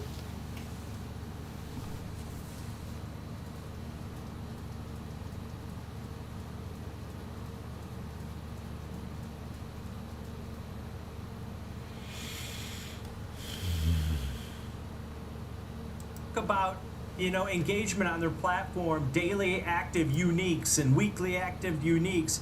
They've got some pretty good growth rates. They've only had one quarter so far post IPO that they've been public, 1 quarter of reporting, but the numbers are starting to improve. Yeah, no doubt. And I'll tell you this, if you are bullish on a stock and then you wake up and some analyst has downgraded your stock, out of all the reasons that you want, valuation is what you would want if you're bullish on the stock. That being the reasoning as to why they're downgrading. Because, guys, we know how the sell-side analyst community works. When you get a stock that runs like this, you got a couple options. Do a downgrade, you do a price target adjustment. You've got some explaining to do because you can't continue to have a buy rating if the stock is moved up to your price target. It just doesn't make sense. So Luke decided basically to go down to a neutral rating while maintaining that $75 price target.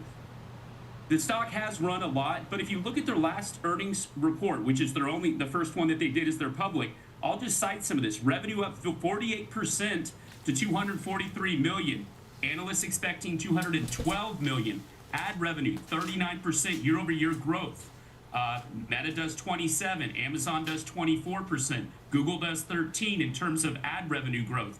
Daily active users, 82 million, above the 76.6 million expected. Average revenue per user, $2.94, up from $2.72 a year ago and above the $2.90 expected. Guidance, above expectations. I mean, the only asterisk perhaps you could put here is perhaps the analyst community has not yet, done enough of their work to get those estimates right. But looking at that last quarter, by every metric that I was able to look at, it was a monster quarter. They beat on every, metric there. The only thing you can say, and that's what Loop is pointing to, is valuation. And they said, essentially, we're trading at a 10 times price to sales ratio above the peers, but I would say you have to take into consideration the growth rate, the trajectory of the growth rate. We're in a presidential, election year here.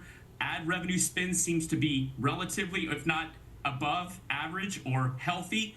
And so I think there's a lot to like, and I think valuation is the only thing that you can really kind of say, maybe we need to take a pause here on Reddit. Yeah, they did highlight the fact that a potential stock lockup expires in early August also, which might cause some added volatility. But you got an example trade for us, Nate, because you laid out a pretty positive, commentary on their first earnings report from going post-IPO. Yeah, no doubt. And you're right. Loop Capital, they did mention that there's a lockup on August 9th. So we're going to go with that. I'm going to trust that Loop Capital has done their research. I tried to look to verify that date, right, but we'll go with August 9th. Lockup expiration, guys, that just means that insiders can sell more shares. Potentially, that can provide some selling pressure on the stock. I will point out this. I'm also looking at a float of 32 million with roughly 8 million shares sold short. That's 25% of the float as of June 28th. Perhaps those guys that are short are looking for some type of a price pullback because of that expiration date. But let's assume, as an example trade, if you have a bullish outlook on Reddit, they're reporting on August 8th. If you guys confirm theirs, it's 6th or 8th on the earnings date. On their earnings, so far, tentative date, August 6th. August 6th. Okay, great, thanks. So for this example trade, I selected basically the standard August 16th expiration. Two reasons why I went to this expiration. I'm putting on a bull call spread, 72.50 to 82.50. It's a $10 wide bull call spread. Buying the 8/16 72.50 call, selling the 82.50 call. Reason number one, liquidity. The spreads on the August 9th expiration are not good, let's just say. Number two is also because there was some IV skew that I was able to take advantage of with this example trade by purchasing that 72.50 call and selling the 82.50. There was about 8 or 9 implied volatility point differentials, meaning the call that I was selling was about 9 points higher on the IV than the one that I was buying. But on a strategy like this, the debit was around 250 last that I saw.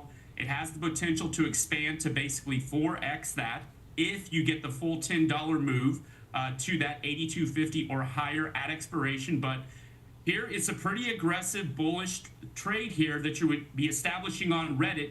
You'd hope that you get perhaps some short covering or a pre-earnings run-up. That would go together, the short covering of the pre-earnings run-up.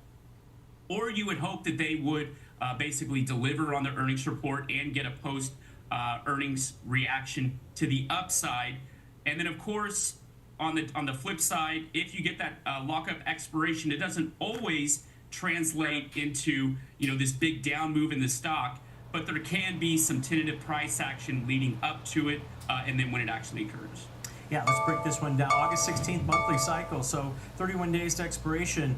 Buying a call vertical, buy the 72.5 strike call, sell the 82.5 strike call, $10 wide bullish call vertical, paying roughly about a $250 debit on it. That takes your break even to $75 to the upside. This stock traded 78 bucks just yesterday, trading closer to $2.30 right now. So it's pulled back here a little bit, Kev. But you look at this, you're buying it out of the money call vertical. That's why you've got this good risk reward set up, right, Kev? Yeah, you got a chance for a quadruple on this, right?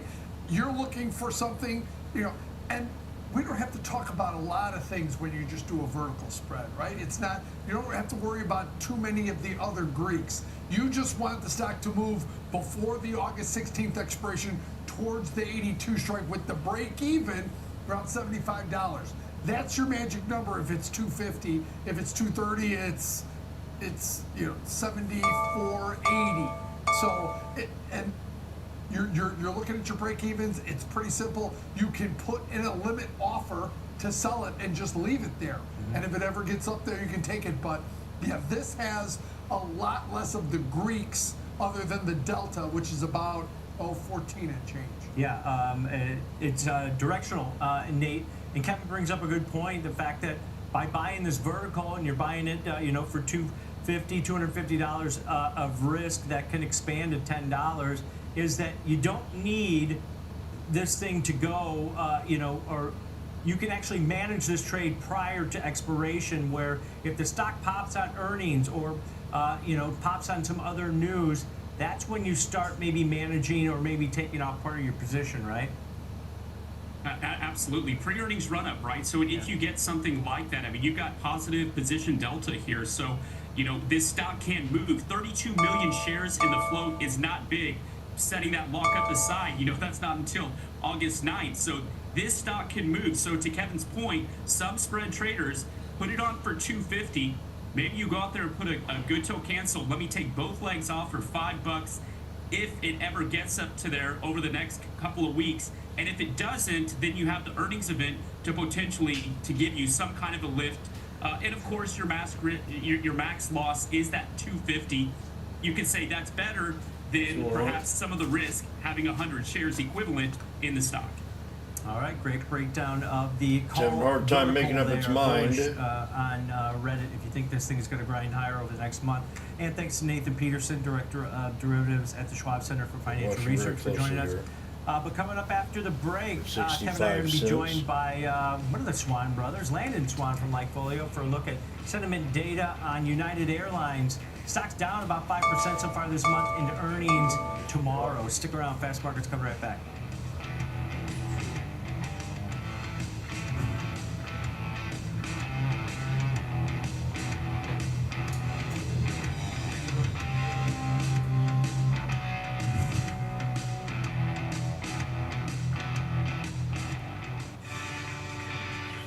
Wrap up the trading day with me, Oliver Rennick, for the biggest earnings coverage, 3 p.m. Eastern. It's Market on Close. No place better than the Schwab Network. Trading at Schwab is now powered by Ameritrade, unlocking the power of Thinkorswim, the award-winning trading platforms. Bring your trades into focus on Thinkorswim desktop with robust charting and analysis tools, including over 400 technical studies. Tailor the platforms to your unique needs with nearly endless customization, and track market trends with up-to-the-minute news and insights. Trade brilliantly with Schwab.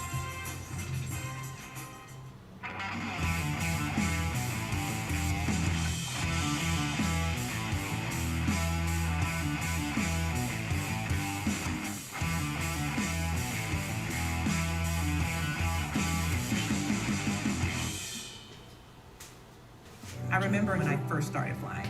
Oh yeah, I remember too. And we would experience turbulence. This is it. I would watch the flight attendants. Has They're to not hold nervous, here. then I'm not going to be nervous. Financially, I'm the flight attendant. She's the flight attendant. The relief that comes over people once She they caught. know She took God advantage of me. guide to help them through. I definitely feel privileged to be in that. She was the flight attendant. See, she was sitting to the seat next to me when we got on the plane. I just looked at her and I said, you know, I'm kind of scared of heights. I said, will you hug me just in case? You know, if it gets a little bit turbulence, will you kind of give me a little hug? And she looked at me kind of strange, you know. So we took off in the plane, and all of a sudden we started getting some turbulence. I was shaking. I was scared to death. And she looked into my eyes, and she could tell that the fear I had in my eyes. But she'd been here before. See, she's what you call a serial pick up the guys on the plane. She's very bad, very bad, very bad. So I'm sitting there scared to death, and so she took her left arm and she wrapped it around my shoulder. She said, don't worry, Jimmy. I'll take care of you.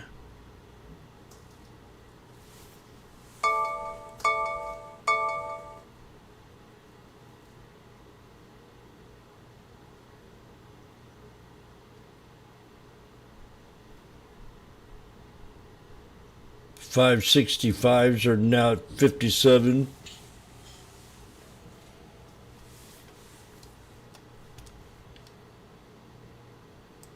Yeah, everybody's flying. In fact, you know, when you look at surveys across pretty much every income group, travel is a priority. So people are, you know, they want those experiences and they're willing to fly. So you got to say, all right, so why are these airlines down? You know, I think you could talk a little bit about Boeing, of course, and some of that. But, you know, it's interesting when you look at the data. We've got, you know, we've got consumer demand mentions up significantly on a year-over-year basis. Web visits are up 15 points on a year-over-2-year basis, and I think for United, Need a reversal, please? on a year-over-year basis. So really strong there. And then, you know, their last earnings report revenue was up about 10% year-over-year. They've got 7 consecutive 61 cents right here, the 565s. Earnings beat. 60. They're not the winner right now when it comes to visit change in a year-over-year basis. Jimmy's going to add. They're doing okay. I would have expected Delta to be the leader. They're usually the leader in other things. I'd like to see some kind of respect here. But, you know, United is doing fairly well here, despite, you know, again, all the potential headlines when it comes to Boeing. They have increased their revenue per seat mile by 0.6%. Capacity's up 9%. Their traffic's up 9%, and their fuel costs are down 13%. So you would think that the stock should be up. So it's interesting that it's not. The data that we've got is actually kind of contrarian to the stock chart, right? We see this as more of an opportunity, despite, again, you got low happiness levels here. You've always got low happiness when it comes to airlines, but Delta's kind of your could-be group, right? This is what you could be if you're running things really smoothly and you got happy customers. So the fact that everyone's kind of lagging behind them is not a surprise. Historically, it's always been Delta and Southwest at the very top. Southwest lost that spot over the last couple of years through some problems, and now it's just Delta's kind of the lone spot up top on happiness. So it's not, it's kind of just normal with United. I don't think people love it, but one thing that they are actually doing to increase consumer happiness is kind of interesting. Is they're on the app, they're sending their customers radar maps to help them understand why they're delayed, right? As opposed to just saying, hey, you're delayed, check back in an hour. It's like, here's what it looks like in Chicago. That's why we're delayed, because we're connecting in there and all that kind of stuff. So, if you understand, you're more likely to be less frustrated. But overall, it's tough. I mean, you see what's happening this week. I mean, they sold off a couple weeks ago, and now they're kind of bouncing back up. All of them are right ahead of earnings here for United. So I wish that bounce wasn't happening, because we're pretty bullish going into this report. Without this bounce, this is muting us just a little bit, but still fairly bullish, just based on a lot of the consumer demand data, a lot of the traffic data coming from TSA. The happiness is starting to creep up, despite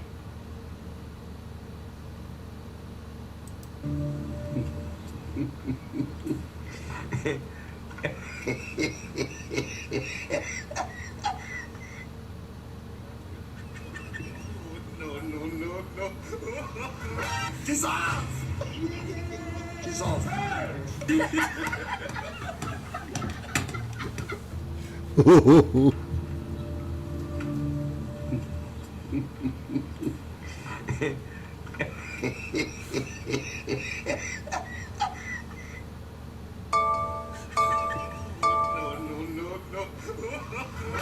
Dissolve!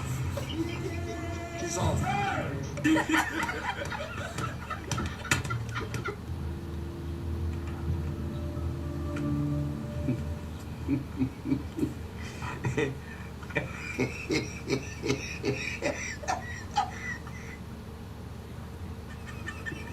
No. Dissolve. Woo, she goes do some spanking. Somebody's gonna get a spanking. Jimmy's up on a spy. What'd you do, Jimmy? Well, I had it on. Look. Uh-oh. Randy.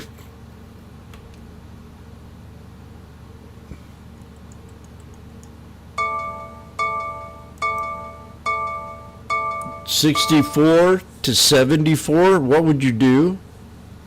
What would Jim do? That's the question. He's got 20 contracts. Could he sit on these and wait for 563.40?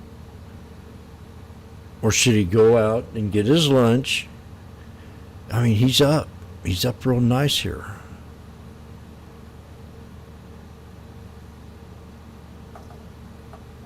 Bob's got his eyes open. Bob has his eyes open.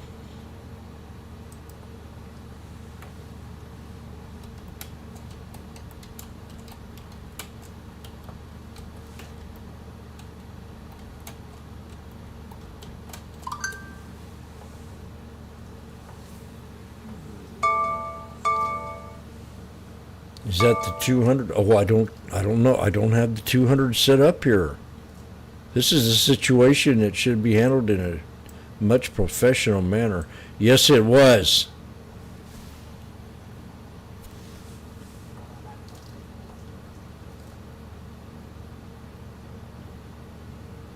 I know what Jim would have done.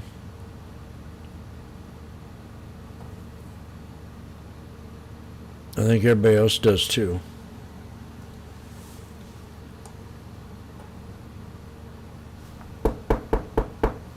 Jim, I took the rule out of your old playbook. Where were you? Snoozing or taking naps? See, you were looking at this chart here, and I don't see it. Is there a move? I don't see any moving averages on there, Jim. All you had was just a trend line, and you were calling the exit.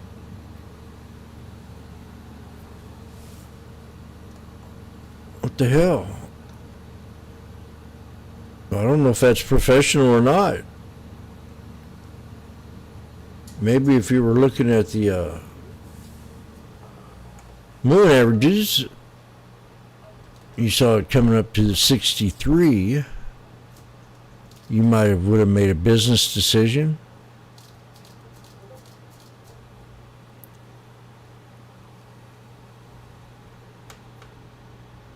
QQQ gamma exposure. Oh. Whoa. Bob's talking some pretty big shit here.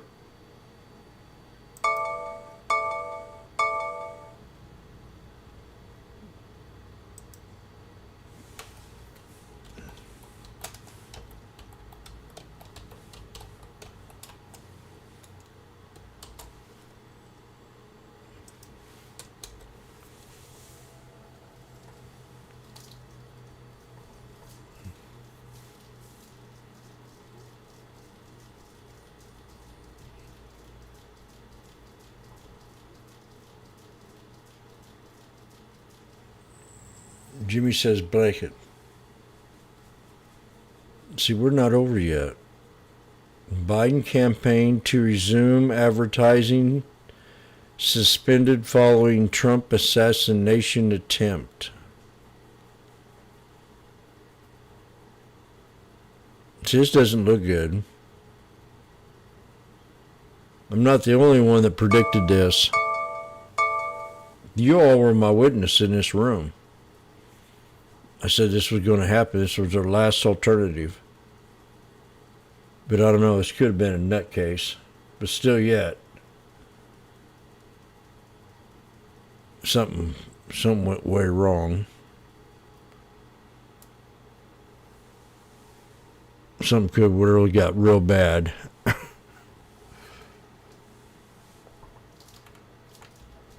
Oh, you be shot that close. Woo! I don't hear that happen. Came close to me once.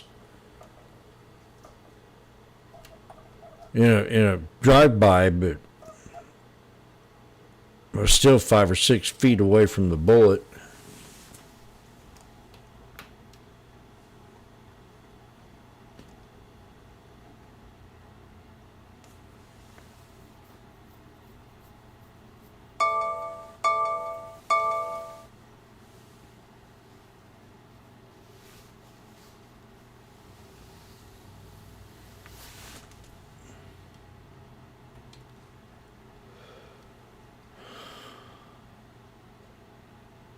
Damn. Randy's killed. We got a Daniel Boone in here.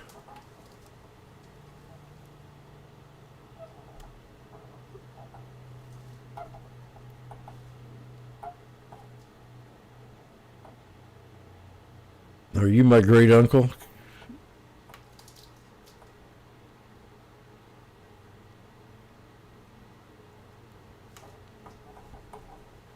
Shit, I thought I was a badass when I took a picture of a squirrel 8 feet away from me.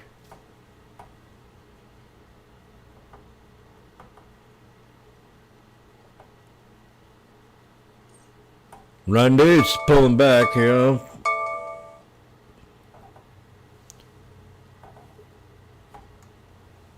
Uh-oh.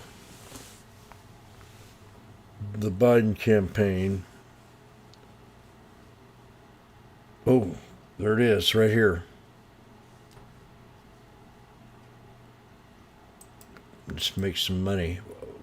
Does anybody know how to count to 3? Tell me if you do or don't. Because we are going to change the price on these.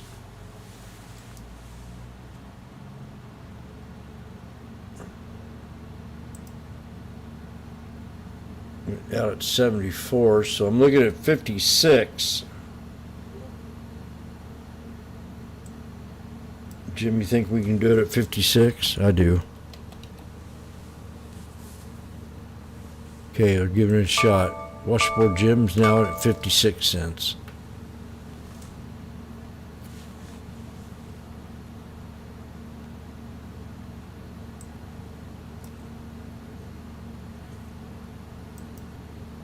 Need a nice little rebound. I think everybody can get along real well if we get down there. Magnificent. Oh shit, I missed Faz again today. Okay, I'm putting it on my watch list because that's a serious situation.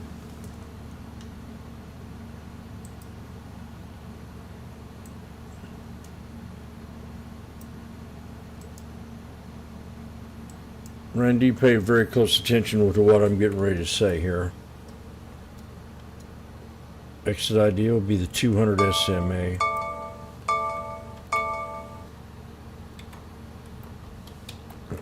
Exit idea.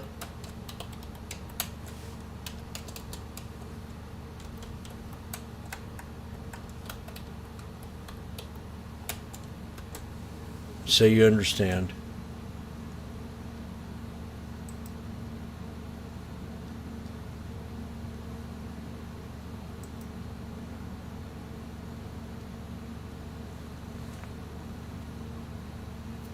We're at 65 cents.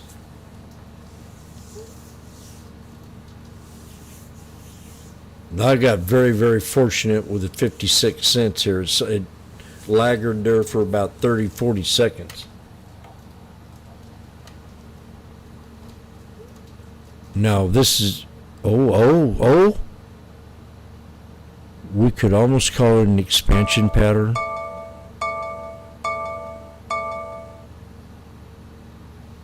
I think I can get more out of it.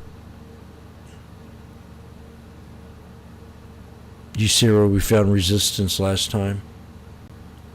Can we get back here to the 200 SMA?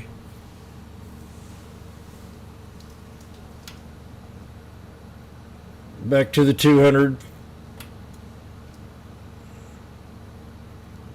Ready says to the 200. Either you could exit now and take some profit, ladies, gentlemen, and transsexuals.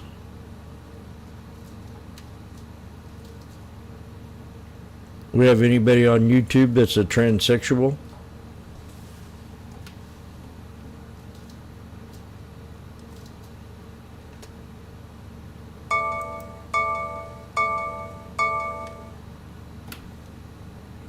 Come on.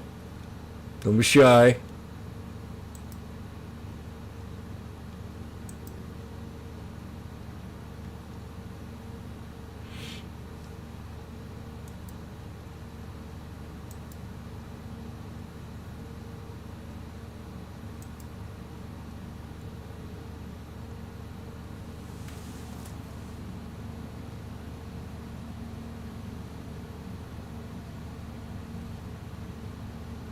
Man, can you look at that? 74 cents.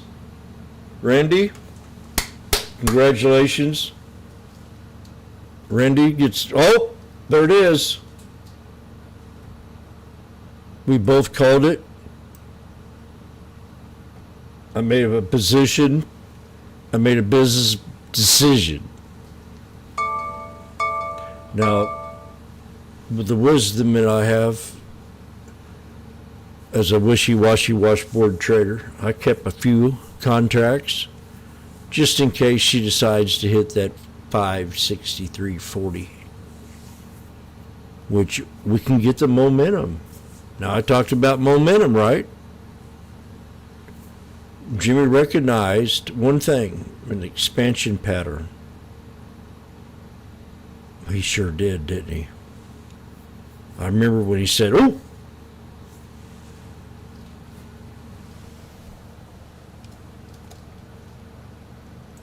okay, I made a business decision.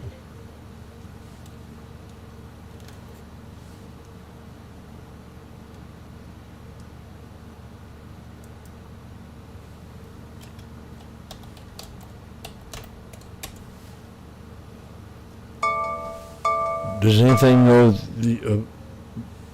about 76?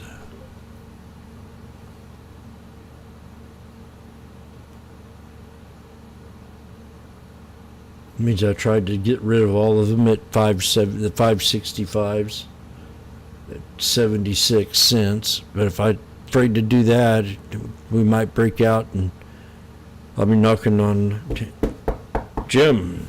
I'm still in them cars at 56 cents, and now they're at $1.05. I want to thank you very much.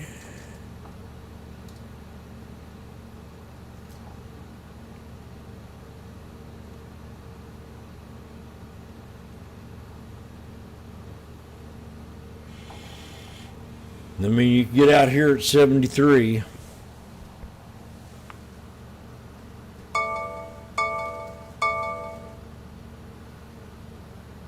But I'm holding on. Please break the 200 SMA.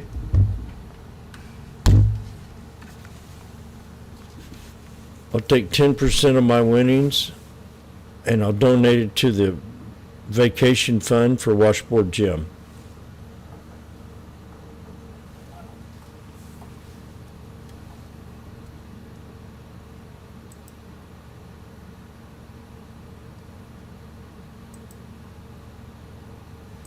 Is that the 200 SMA that you and Randy called out for an exit idea? Yes, it is. Then I'm getting out.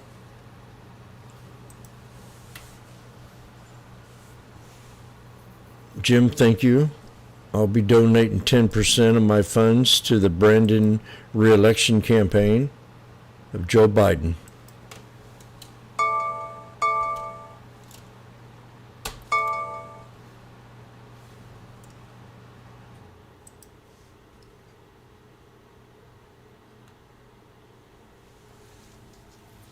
Save the Jim Foundation. You make checks payable to the vacation fund. How dare you? Jim said he was going to kind of just keep a couple of these contracts in here for the breakage of the 200 SMA. Oh!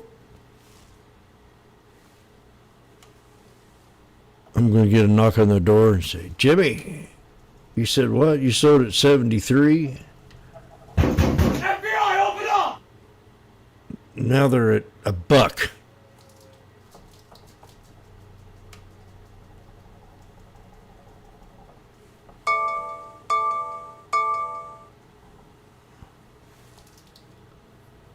$0.77. Oh, 78. 80. The crowd is going wild. He's got his finger on the trigger. He got an itch on his right earlobe. His nose kind of has a twinkle to it.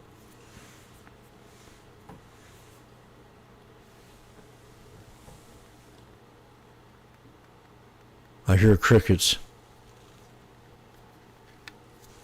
I hear rings in my ears.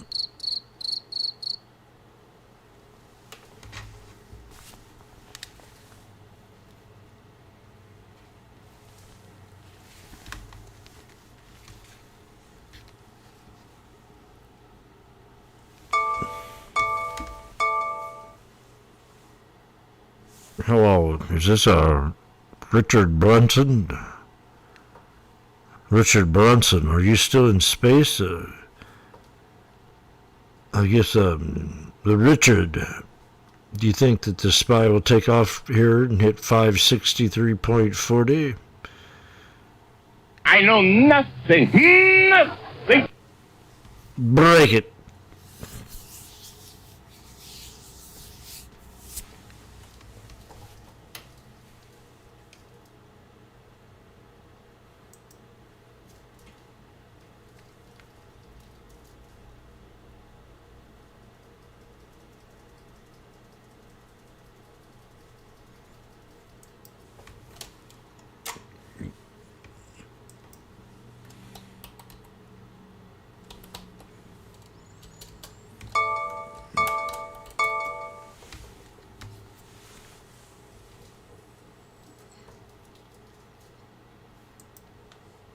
Okay.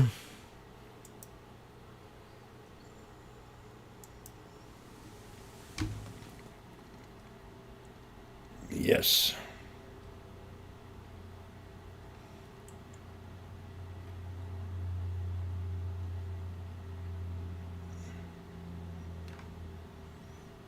I think we're going to do it.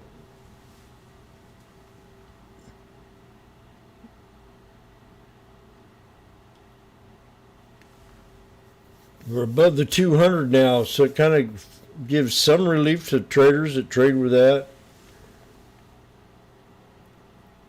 If they didn't have it on there like I didn't have earlier, they'd probably be getting out of the trade.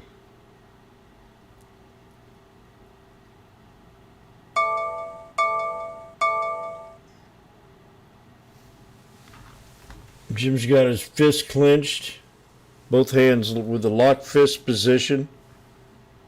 And the pray. Oh, there we go. He's praying that we go up and we hit the third resistance level of 563.40.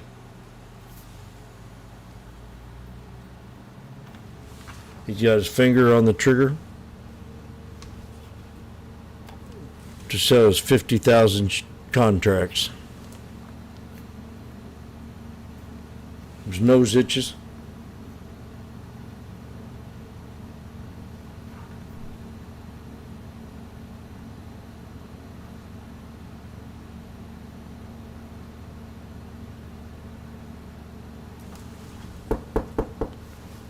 Are you the guy that wrote the song back in, what was it, 1995? If I got a booger in my nose, won't you pick it? Yes, it was me.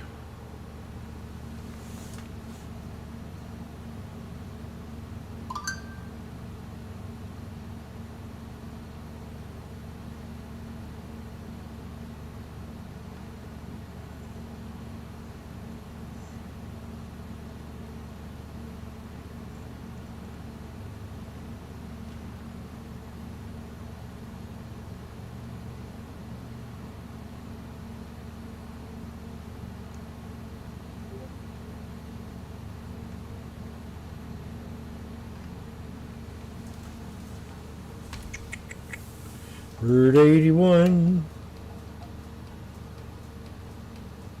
Give me 90. Okay, we're about there now. What would you do? What would you do right now? What would Jim do?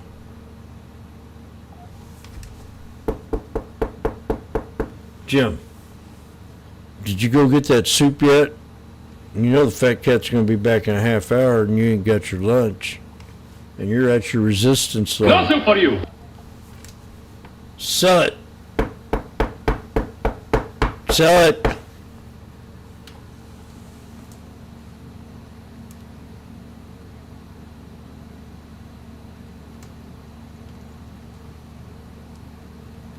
Thank you very much. Oh. Randy.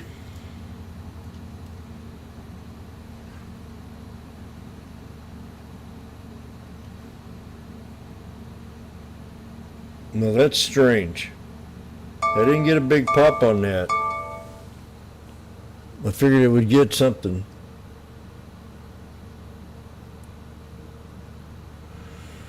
$0.83. There it's 84. Huh.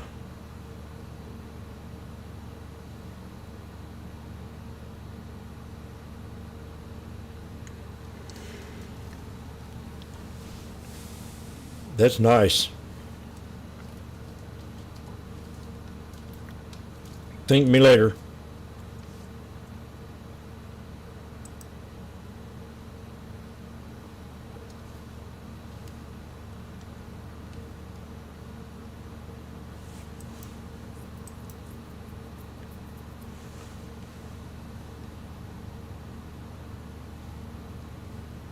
Very nice.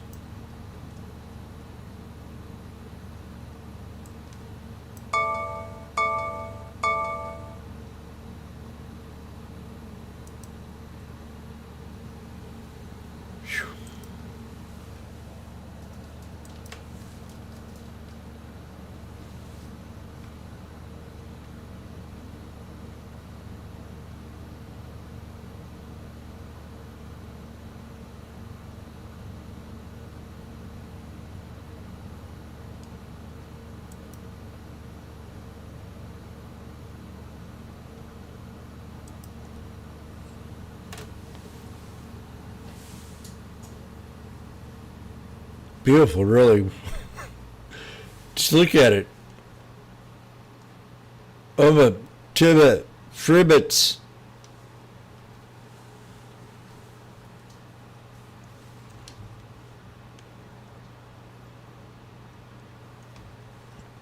Did you see that, Randy?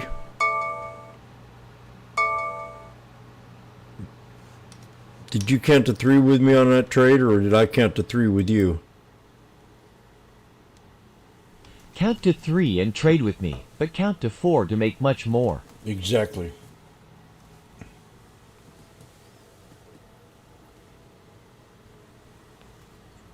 Randy counted to 3 and he joined me.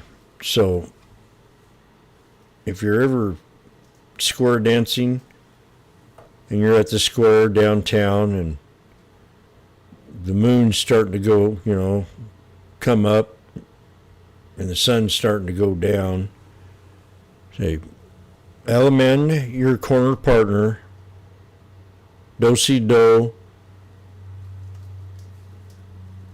Don't forget to count to 3 and you can trade with me.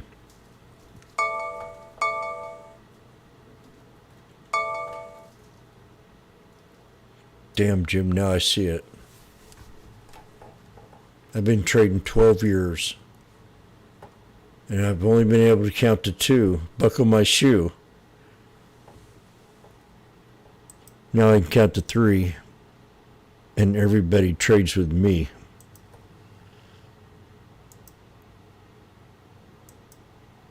But I learned something this year. If you can count to 4, you just might make a little bit more.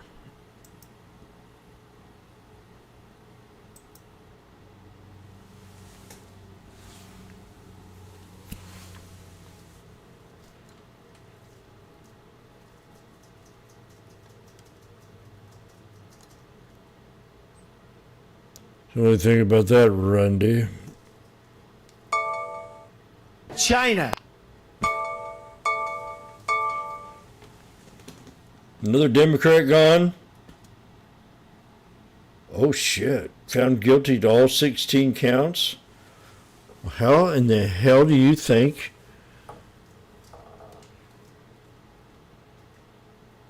how much gold was found in my refrigerator? Money? I don't know how it got there.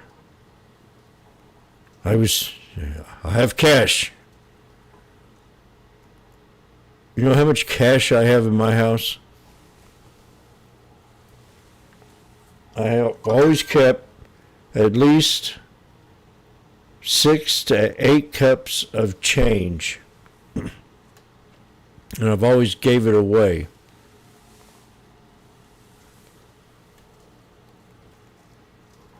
And right now I'm putting money in a little box, $100 every month for a guaranteed vacation.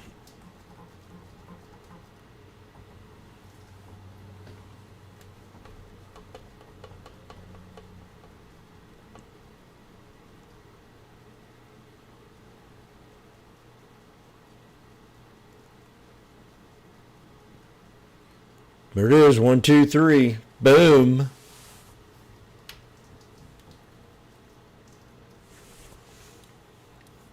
That's just beautiful.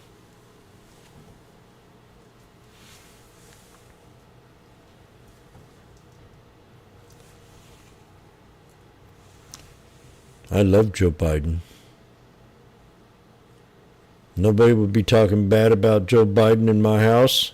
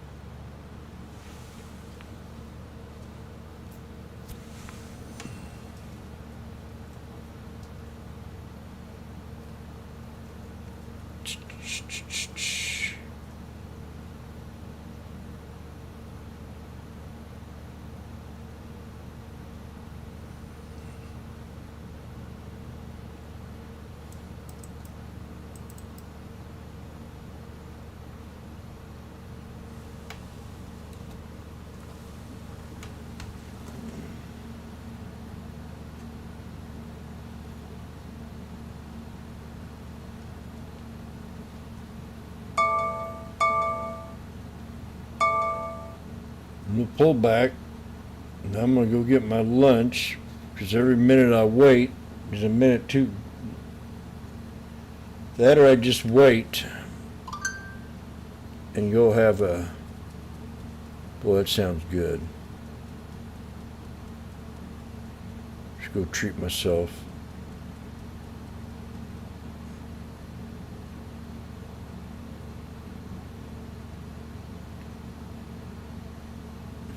I am wearing new underwear today. I think I should treat myself. I am wearing new underwear today. Fascinating.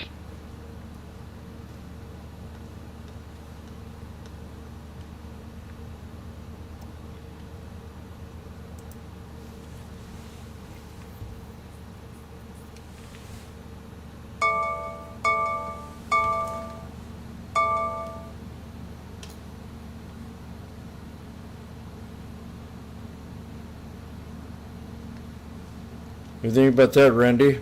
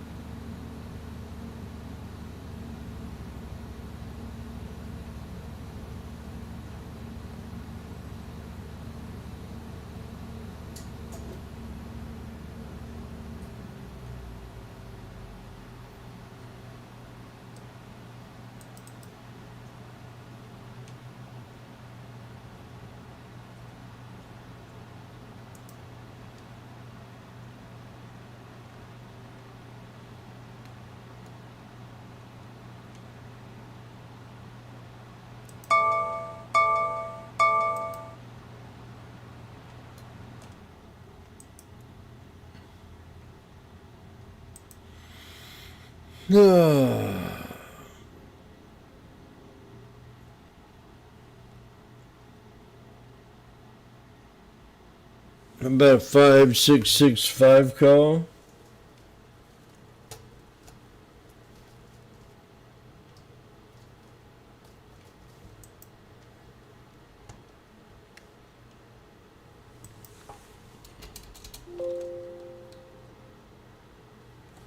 What about a 5665 call, man?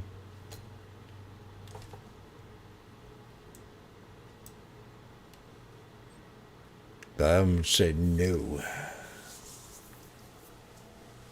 Jimmy, no trust. Okay, they're putting their eggs in a basket. They think that the market is expanding into other places. Their narrative is we cannot keep relying on the Magnificent Seven to keep this market going year after year after year.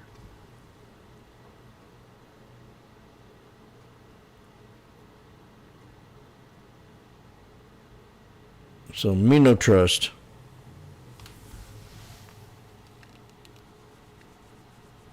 Although, if I had to put all my eggs in one basket, it would be in tech.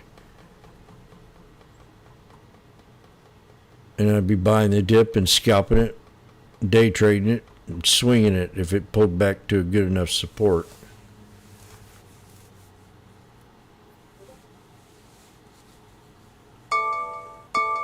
That's how I see it.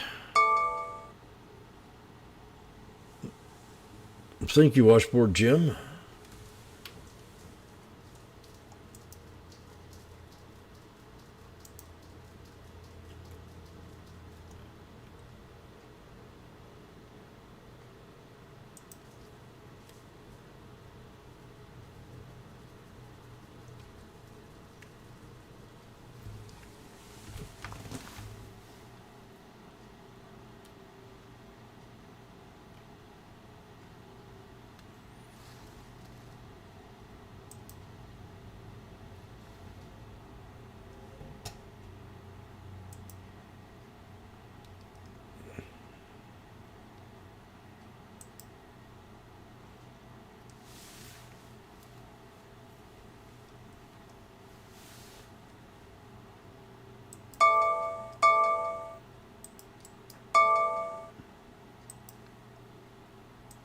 Crowd going wild at the sports arena.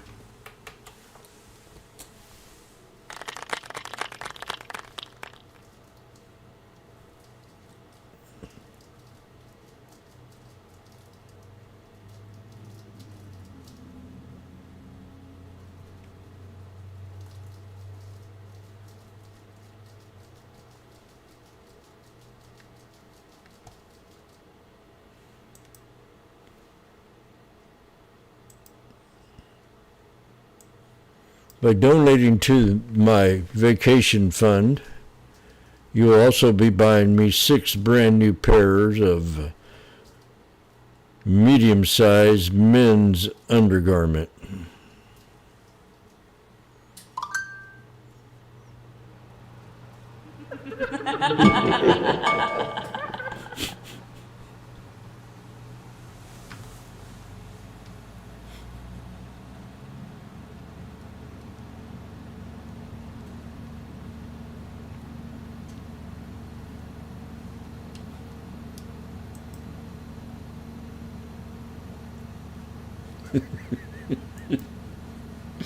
Woo!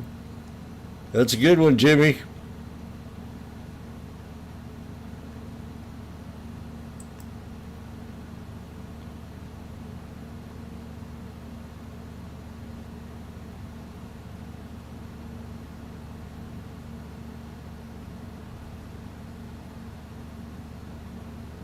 Jared, the coffee guy, definitely a Joe Biden fan, probably.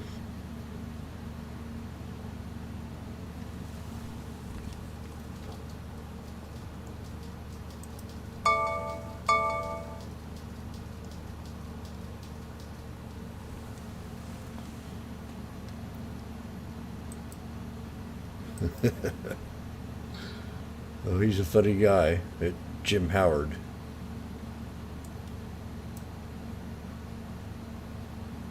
Too much on me here almost to have to get in here and go, okay, I've done enough.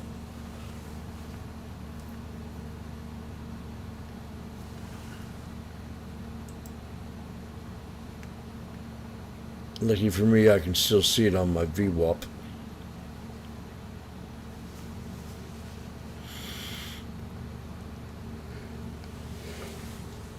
So, Jim, in your eyes, are you saying we're bearish now on the SPY?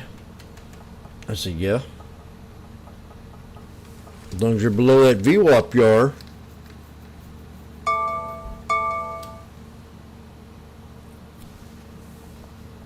I'm scared, Jim.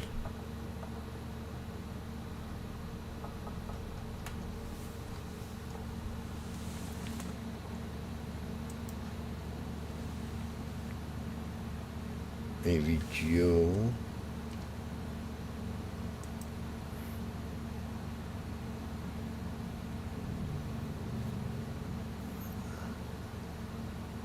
Wonder what should I do. Should I buy more or buy some? I still didn't go get nothing to eat. That's not good. They're gonna be packed down there now. I think I'll just get out of here a little early. A little later. See if we got a tomato or something. I'll be right back.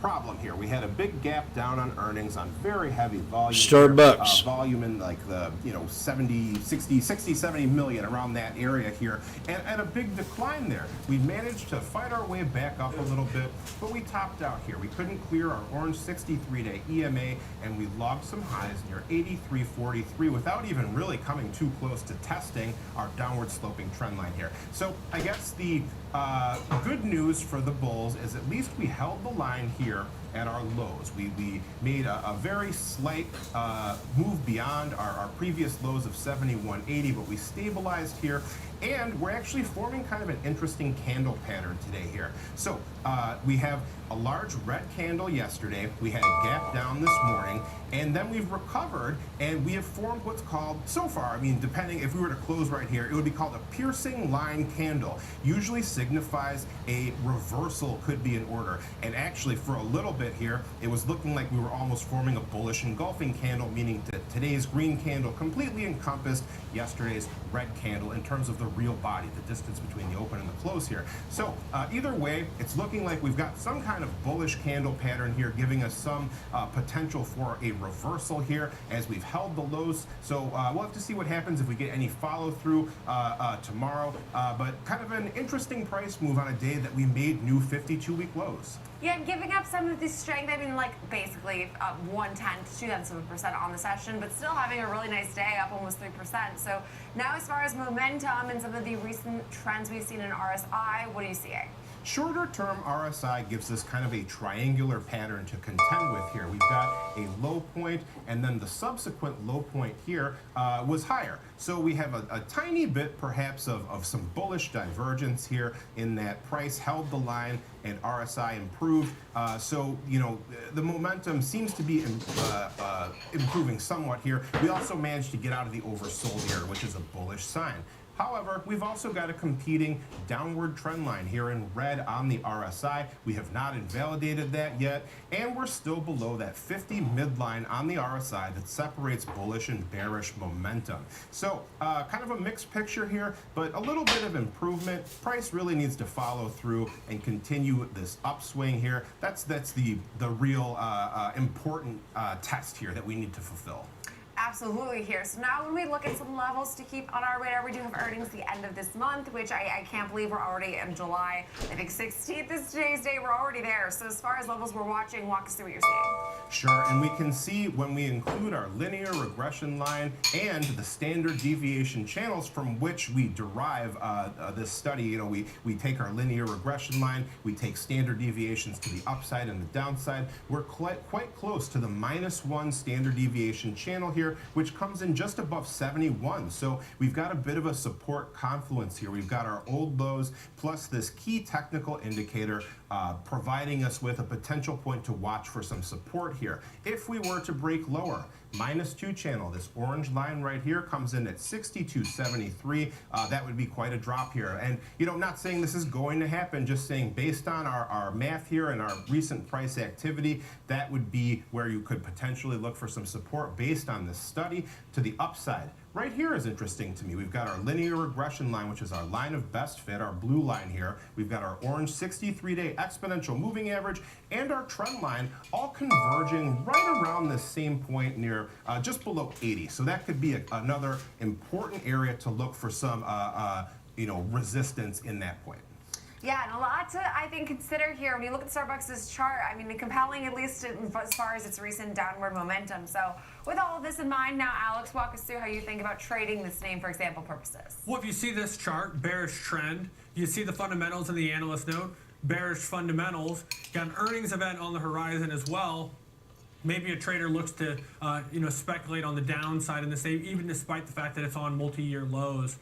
A little bounce back today, intraday, improves the entry price for someone establishing a bearish position ever so slightly. We looked at buying a put vertical out to the earnings week. So August 2nd expiration, buying the 73, selling the 68, both on the put side for $1.75 debit. Now the stock was a little bit lower earlier before the show. It has rallied a little bit, so maybe the price actually a little bit less, which would only improve the risk-reward dynamics. Break even, 71.25 is pretty close to those lows. So you're really looking for a breakdown in this chart, kind of new lows established and a break into the 60s. That happens. Max reward would be capped out below 68 at $325. If it continues its recovery, you know your risk going in, $175 at stake here, Jenny. So you can make a little bit under 2 times the risk, but certainly more favorable reward because you need something to happen. Right, need some movement here, and obviously, I mean, your chosen direction. But now, the look at Sweetgreen, which has been in a recent pullback. I mean, pretty substantially, actually. We pulled back pretty significantly this month here, Rick, because we're down about 13% now in the month of July thus far. I made a point to try their new menu item, which is their steak. It's delicious, but very expensive. So walk us through what you're seeing as far as the technicals go, also into their earnings, which we'll get at the beginning of August. I have to echo your kind of anecdotal comments about this. I've been to Sweetgreen once. Lunch for 2 was more than $50. Easily. It was, I was really surprised at the price point for it, but it was good food. I'm not going to quibble with that part, but it was still $50 for 2 salads, though. Come on, I mean, it was it's the principle of the thing. My eyes kind of popped when I saw the total. I was really surprised. But anyway, you're right though. We're down straight down here from our highs, 36.72. We're down about 29% or so, 29%. Pretty fitting mostly within a rather neat downward channel. We put a trend line going down across the highs, duplicated it, put it across the lows, matches up pretty well here. So we are near the upper, or we were near the upper edge of our channel when price opened up trading this morning, but we got our 2 moving averages right here. Yellow 21-day, orange 63-day, basically right on top of each other, and we were not able to clear that point. So we'll have to see if we travel further back down toward the bottom of our channel once again here. But in terms of our moving averages, we're below our 2 shorter term ones. They're both trending down. So the trend is more biased toward the downside right now. So the trend is not looking like your friend as of late. Gosh, it's looking more and more like the chart we just looked at in Starbucks. But as far as momentum here, are we seeing the same? Are we seeing some more downward momentum, or are things starting to diverge in any way? Momentum has been trending down, and that's what RSI looks at, is the pace of gains or losses on our price chart there. And we can see that we have been trending down for quite a while. We gave up that 50 midline in this area, marking a shift from bullish momentum to bearish momentum here. However, we are coming quite close to invalidating that trend line here as we come quite close to breaking out of our channel. So if those 2 things were to happen concurrently, that would be interesting. That would be a noteworthy situation to consider as we make a trading plan for this stock here. But the next step would be to break that 50 midline, move into the bullish territory for momentum, and try to perhaps break some of these old highs that we encountered recently. So now when we watch some support and resistance here, considering the momentum and obviously its recent price activity, what are you watching as far as some support and resistance? I do have perhaps a bit of a bright point here, some hope for the bulls here. We had this gap point. That was our pre-gap high. that's about where we held the line at the end of the recent downswing here. We did have some intraday movement beyond that point, but we managed to recover and close right around that area, just above 24. So that was perhaps more of a bright spot for the bulls there, that we at least were able to solidify at that point. And note as well, we formed a volume node around that area, so this is a key trading area that we were able to hold on to here. So if we were to look for some potential support, that area would be the same point I would be looking for again to give an idea for where traders might start looking for some potential support near around 24 here. To the upside, we've got our two moving averages that we talked about previously. They're pretty close to each other, right around the 27.50 area. Ultimately, here is a high point from a rally during our downtrend here, like $31 or so. Yeah, so I mean, Sweet Green has been a really strong trade, pulled back as of late. Still looks overall strong, but I guess I just didn't realize the extent in which it's pulled back. So great insight as always from our chart master himself, Rick Ducat. Now we trade this name. So walk us through how you think about trading this name for example purposes also. Definitely a higher volatility name, not as many option cycles available, only monthlies. And the August monthly, which has, of course, a little bit over a month to go, does capture the earnings event. But say you looked at that chart and said, yeah, I see a shorter-term bearish trend, but I still see a longer-term bullish trend, a series of higher highs and higher lows, and I have a chance to buy it in the lower end of that range. Perhaps you use a bullish strategy to do so, knowing you have that earnings to contend with, knowing that this is a name that has a lot of growth on the line, probably for its results. And if that's the case, maybe it has some big potential swings either direction, depending on if its results are strong. You can protect yourself from those using a risk-defined strategy. So looking at a call vertical spread, the 24.29 in August for a $2 debit.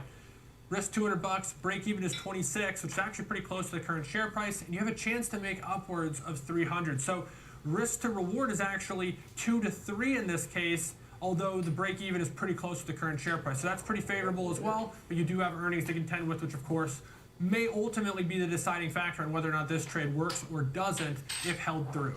Right, and of course their earnings will be released on August 8th, and so Thursday after the closing bell. So we'll be keeping that on our near-term radar, obviously. But we will leave it there for our Chart Master segment. Now coming up next, time to look at Shopify, a name that has pulled back quite considerably on the year, but is seeing at least some positivity today out of B of A, upgrading shares, and following years of declines, they believe the company has perhaps turned a corner.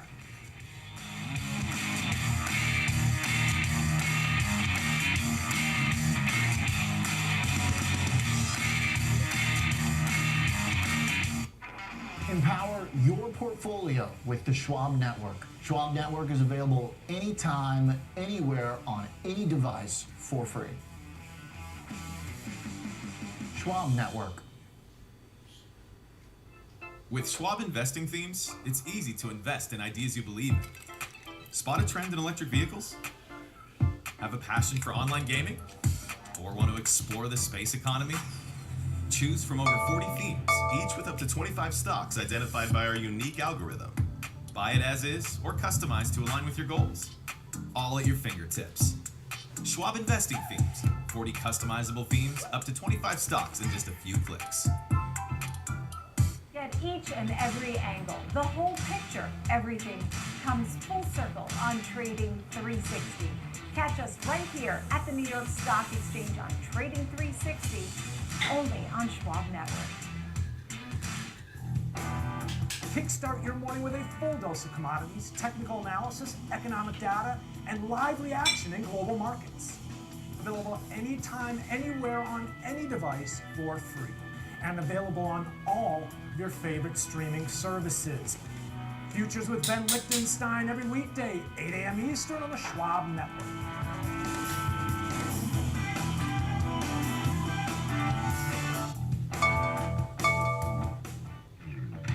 Accelerate your market knowledge and shift your perspective into full gear. Real-time example trades, a full hour of trading insights. I'm Tom White. I'm Kevin Hicks. Catch me on Fast Market, weekdays at noon on the Schwab Network. Fast Market, ready for you, ready to go at 12 p.m. Eastern on the Schwab Network.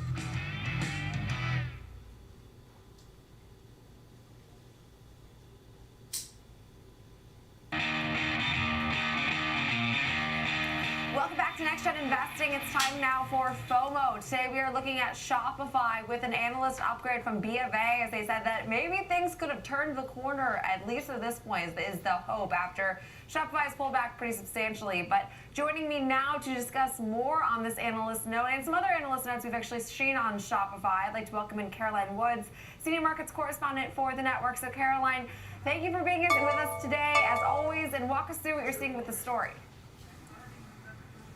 Well, Shopify share is up more than 7% today after getting some bullish calls from Wall Street analysts. Shares have been really under pressure this year, as you pointed out. They're still down about 11.5% year to date, despite today's big move higher. They're basically unchanged for the year, only up about 0.3% for the past 1 year. But some analysts are looking at this as a buying opportunity ahead of earnings on July 31st, including B of A, as you mentioned. B of A upgraded Shopify to buy from neutral with a price target of $82. That's up from $78. So it's currently trading around $69, so a little less than 20% upside from current levels. B of A thinks Shopify has reached an inflection point. Following years of declining margins, they say they believe the company has turned a corner based on balanced growth and margin under new CFO Jeff Hoffmeister. B of A is forecasting solid revenue growth and free cash flow conversion from here, driven by a few different things, including solid high single-digit baseline e-commerce growth, steady share gains, and disciplined expense spending. Saying revenue growth and disciplined spending point to healthy margin expansion going forward. They're forecasting 17.4% operating margin for fiscal year 2026. That's up from 14.3% in fiscal year 2024, and they expect upside to Q2 revenue growth of about 23%, saying Shopify appears well positioned to continue capturing share of the e-commerce market while achieving better scale and free cash flow conversion. So that's B of A. Meanwhile, Wolfe Research actually initiated coverage of Shopify with an outperform rating and an $80 price target. Says Shopify is extending its leadership position with ongoing share gains driven by successful product execution and total addressable market expansion. So Shopify is a commerce platform that really helps companies develop their e-commerce platform, their infrastructure. And it's funny because it's a company I didn't realize how much I actually technically use without actually even knowing it. And if I download the Shopify app, I quite enjoy it because it actually aggregates so many different purchases that I've made, and you can actually track right from there. So I'm a big user of Shopify, and I didn't even realize it until recently. That's a pro tip, it sounds like, Caroline. I didn't even know they had a consumer-facing app. Oftentimes, these companies do their best when they hang in the backdrop, but if it helps you track and keep track of all these various purchases, it sounds like a potential win. Might be something I have to look into after the program. That being said, though, it's been a really mixed picture. Today alone kind of changes the trajectory of the last quarter. It's now kind of back to even over the last 3 months, but it's down 15% over the last 6. It's flat on a yearly basis, but it's lost 50% of its value over the last 3 years, and even more than that if you look at that kind of cycle high that we had back in November of 2021 when the overall market kind of peaked out before falling for much of 2022. And bear in mind, too, this was a stock that had a 10-for-1 split. So at one point, this was a $1,700 stock, and we'd be trading at just under $700 now. So really a roller coaster ride for investors. But it doesn't seem that it's shaken analysts too much. You mentioned a couple of them, Caroline, but I'm seeing like 2 and 3 still have a buy rating on Shopify despite all of this. Yeah, there's 2 in 3. I thought you meant 2 or 3. I was going to say, no, I'm seeing 60% of analysts that have a buy rating. Yes, there's actually, you mentioned that November high. It's about 60% off that November 2021 high. So, yeah, it's had a tough road, but analysts have been getting more bullish. It's not just B of A and Wolfe. We saw Mark Mahaney over at Evercore ISI upgrade Shopify last month. It has a $75 price target and outperform rating. He talked about a very resilient long thesis to shop shares, giving its large total addressable market, similar to what we heard from Wolfe as well. Its very strong competitive position and upmarket opportunity, its clear track record of successful product innovation, and the potential for materially ramping profitability. And that was in June, but actually just recently he added Shopify to his list of top large cap longs. So that joins the ranks of Alphabet and Uber Technologies, removed Amazon and Expedia from that group, but called Shopify a best-in-class e-commerce platform business. So Evercore getting more bullish as well. But as I said, about 59%, almost 60% of analysts at this point have a buy rating on shares. The median price target is $75, so about $5 upside from current levels. So not anywhere near those COVID highs, but a lot of analysts, the majority would say it's a good buying opportunity right now ahead of earnings on the 31st.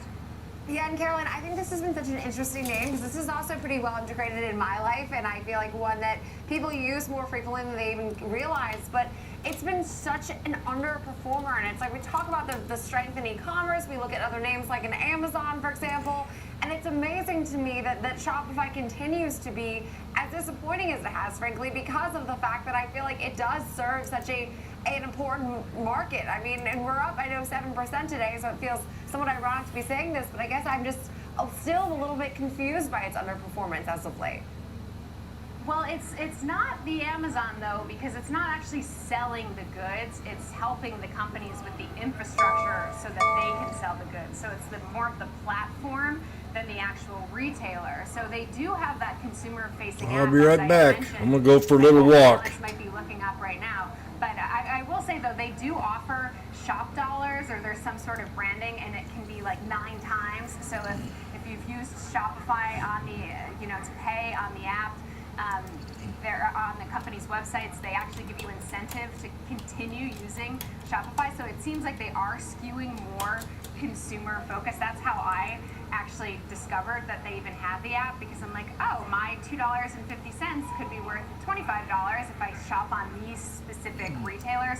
So they are trying to become more consumer focused, it seems. And I mean, these analysts certainly have laid the case for reasons that they're bullish. It's giving a nice boost to shares today. But yeah, it's hard to kind of compare to some of the other actual retailers just because it is more of the back end of retail. That's such a good point, too. I mean, like, I know I made the comparison myself to Amazon, but they are very different companies, and I think that speaks actually to some of the divergence we've seen in performance. But we will leave it there. Great insight, as always, Caroline Wood, Senior Markets Correspondent for the network. Now we trade this name here, Alex, and I think that, again, while it's not the type of Amazon, it's also still its own beast. So for that reason, it is up 7.3% on the session, but still down about 25% from its highs. And that feels like it's always the case when we look at Shopify. Yeah, I kind of see this space, if I make a comparison to another space, we just talked about the trade desk not that long ago. The trade desk sort of serves a role to help advertising for companies that aren't Alphabet and aren't Meta, basically, or are not working with those companies. Shopify kind of allows e-commerce websites to graduate from maybe being an Etsy shop to being their own thing, and provides them the infrastructure on the back end to allow them to do that. Now, Caroline's giving me too much credit. I don't have any purchases that I need to aggregate. You know that. I don't buy much. I'm kind of boring, so I can keep track of my 2 or 3 purchases a year on their own. But I'm interested that exists, because I could see how that could be a really useful tool, especially if you buy from a lot of different places that integrate this same technology. It allows you to keep those things square, but also it allows for these companies to somewhat stay relevant in your life if you're using this information, because you might make a one-time purchase, but if it's all logged in this one place that you keep coming back to, you're going to see it again. Maybe you'll go back as a return customer. So there's actually a benefit for the shop as well that utilize this for you to download that app. Okay, to give you more credit, you are not boring. You're just actually being economical, if anything, because I think the only reason I've ever needed to go on this platform is to see my spending, which I was never thrilled about. So I think you're doing yourself more of a service than you think. Well, that's quite nice. Nonetheless, maybe you have extra money, then you can look at potentially buying Shopify with the excitement from the analysts, but I can't help but notice a 7% jump today basically makes the year, the last 12 months, profitable one for investors who've been holding. It changes the quarter dynamic, and also, of course, gives a really, really bright green candle on the board for today, and makes up for the week's underperformance as well. I looked at a bullish strategy here, Jenny, looking for perhaps this upside move to continue. If you believe this is some sort of technical breakout that's going to beget more gains, we're going to do so in a risk-defined manner. We're going to use the options market to do it. Now, this is going to capture earnings within this time frame, but we're actually going out a little bit beyond it as well. So it's not going to be completely binary, but it would be, of course, impacted by the movement. But because of the strike area that I wanted to target for this particular strategy, for example, purposes around 80, which would be essentially the high before the last earnings gap, right before that last earnings gap was right around 80. If you think a test of that level could be in store if there's excitement around this name once again, I looked at the 80 call calendar, selling the August 2nd, buying the August 16th, $1.25 debit. So $125 in risk, looking for a move towards $80 a share. Now, it won't have to go perfectly to $80 a share, but I will guess that it will need to move higher over the next few weeks for this to have any chance of being profitable. Yeah, and I think well put, and obviously, I mean, hey, if they 7% move to the upside today, I'm like discounting that because, like you said, it is now erasing a good portion of the losses, at least on a year-to-date basis. But we will leave it there for our FOMO discussion. Now, coming up next, it's time to look at Alphabet. The shares are down about 1.5% here on the session, just slightly over, actually. Various headlines impacting the stock today. We'll dive into them more with Jeff Pierce coming up next.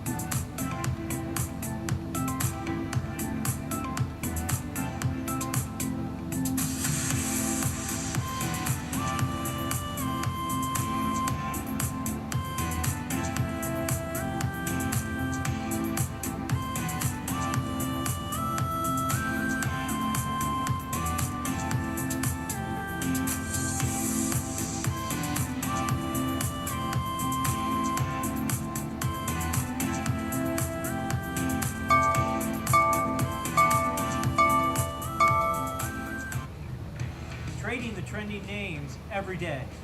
I'm Tom White, host of Fast Market, ready for you, ready to go at 12 p.m. Eastern on the Schwab Network. My dad was a hard worker. He used to do side jobs, installing windows, charging something like $100 a window when other guys were charging $400 or $500. He just didn't want to do that. He was proud of the price he was charging. My dad instilled in me, always put the people before the money. Be proud of offering a good product at a fair price. I think he'd be extremely proud of me. Yeah.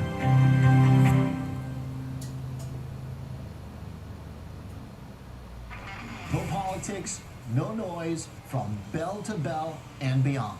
Schwab Network is available anytime, anywhere, on any device for free. Schwab Network.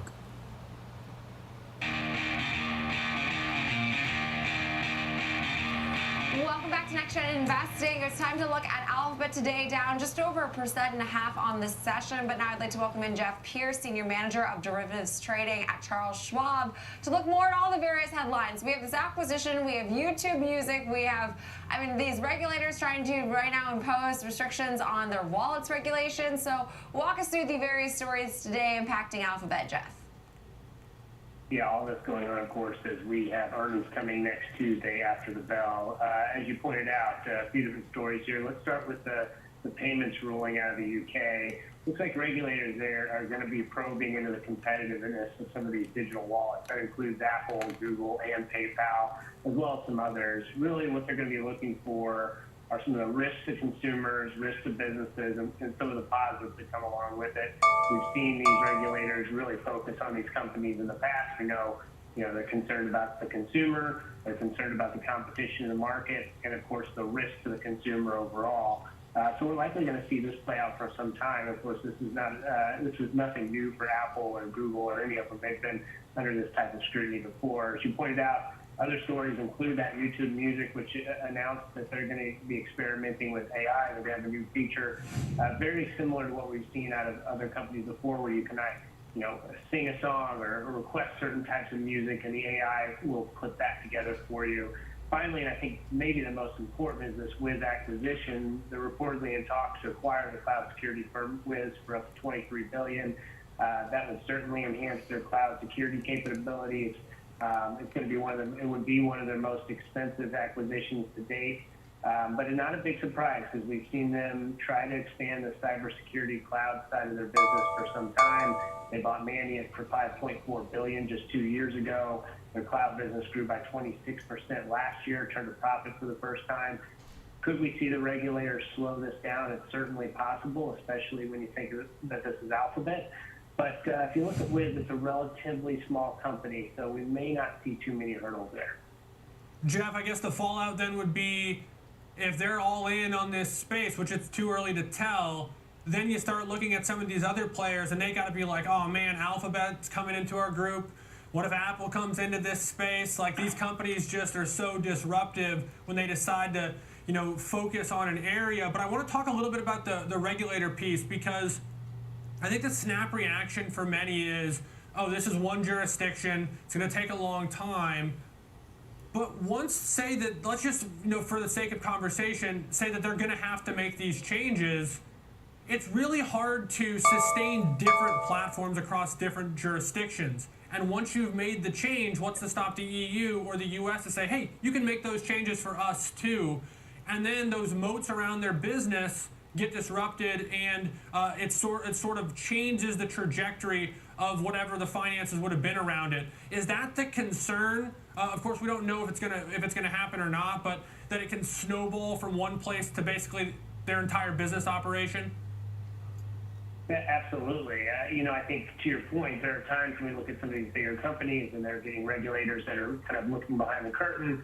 As an investor, it's easy to say, well, they'll end up getting a fine, they'll pay that fine, and we'll basically move on with it. But, we've seen a lot of changes by regulators, specifically coming out of the UK, focusing on especially client data and privacy, that have made companies make some large changes. You think about Meta and other names. And to your point, once that ruling comes out there, the U.S. may start to look at it a little bit closer. We may start to see some changes. So it can have a large impact on the company. And you think about some of the legal things that are being looked at in terms of their search engine capabilities and how they got there. That's another reason this company is trying to diversify where the revenue comes from. A lot of it comes from ad revenue.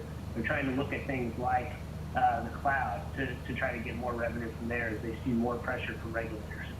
Yeah, that's also a good point. I think this pressure from regulators, I can't wait to see how it plays out, because I feel like there's still so many question marks regarding all of the various regulatory scrutiny weighing on Alphabet shares. But we will leave it there. Great insight as always, Jeff Pierce, contributor here on the network. Now coming up next, where does Palantir stand in the software space? We will look at a Mizuho note that's showing some concern over the company's valuation. Under 30 is coming up next. Palantir shares down about 0.7% on the session.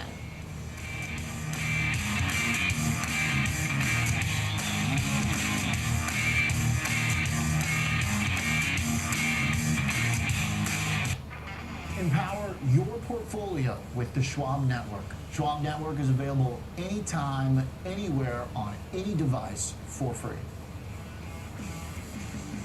Schwab Network. I remember when I first started flying and we would experience turbulence. I would watch the flight attendants. If they're not nervous, then I'm not going to be nervous. Financially, I'm the flight attendant in that situation.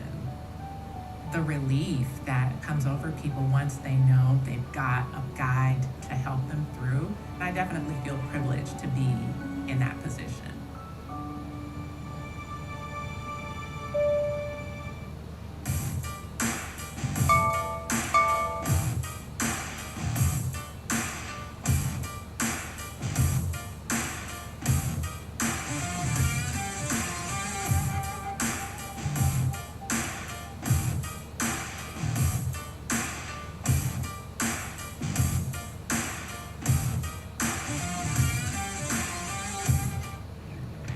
trading the trending names every day.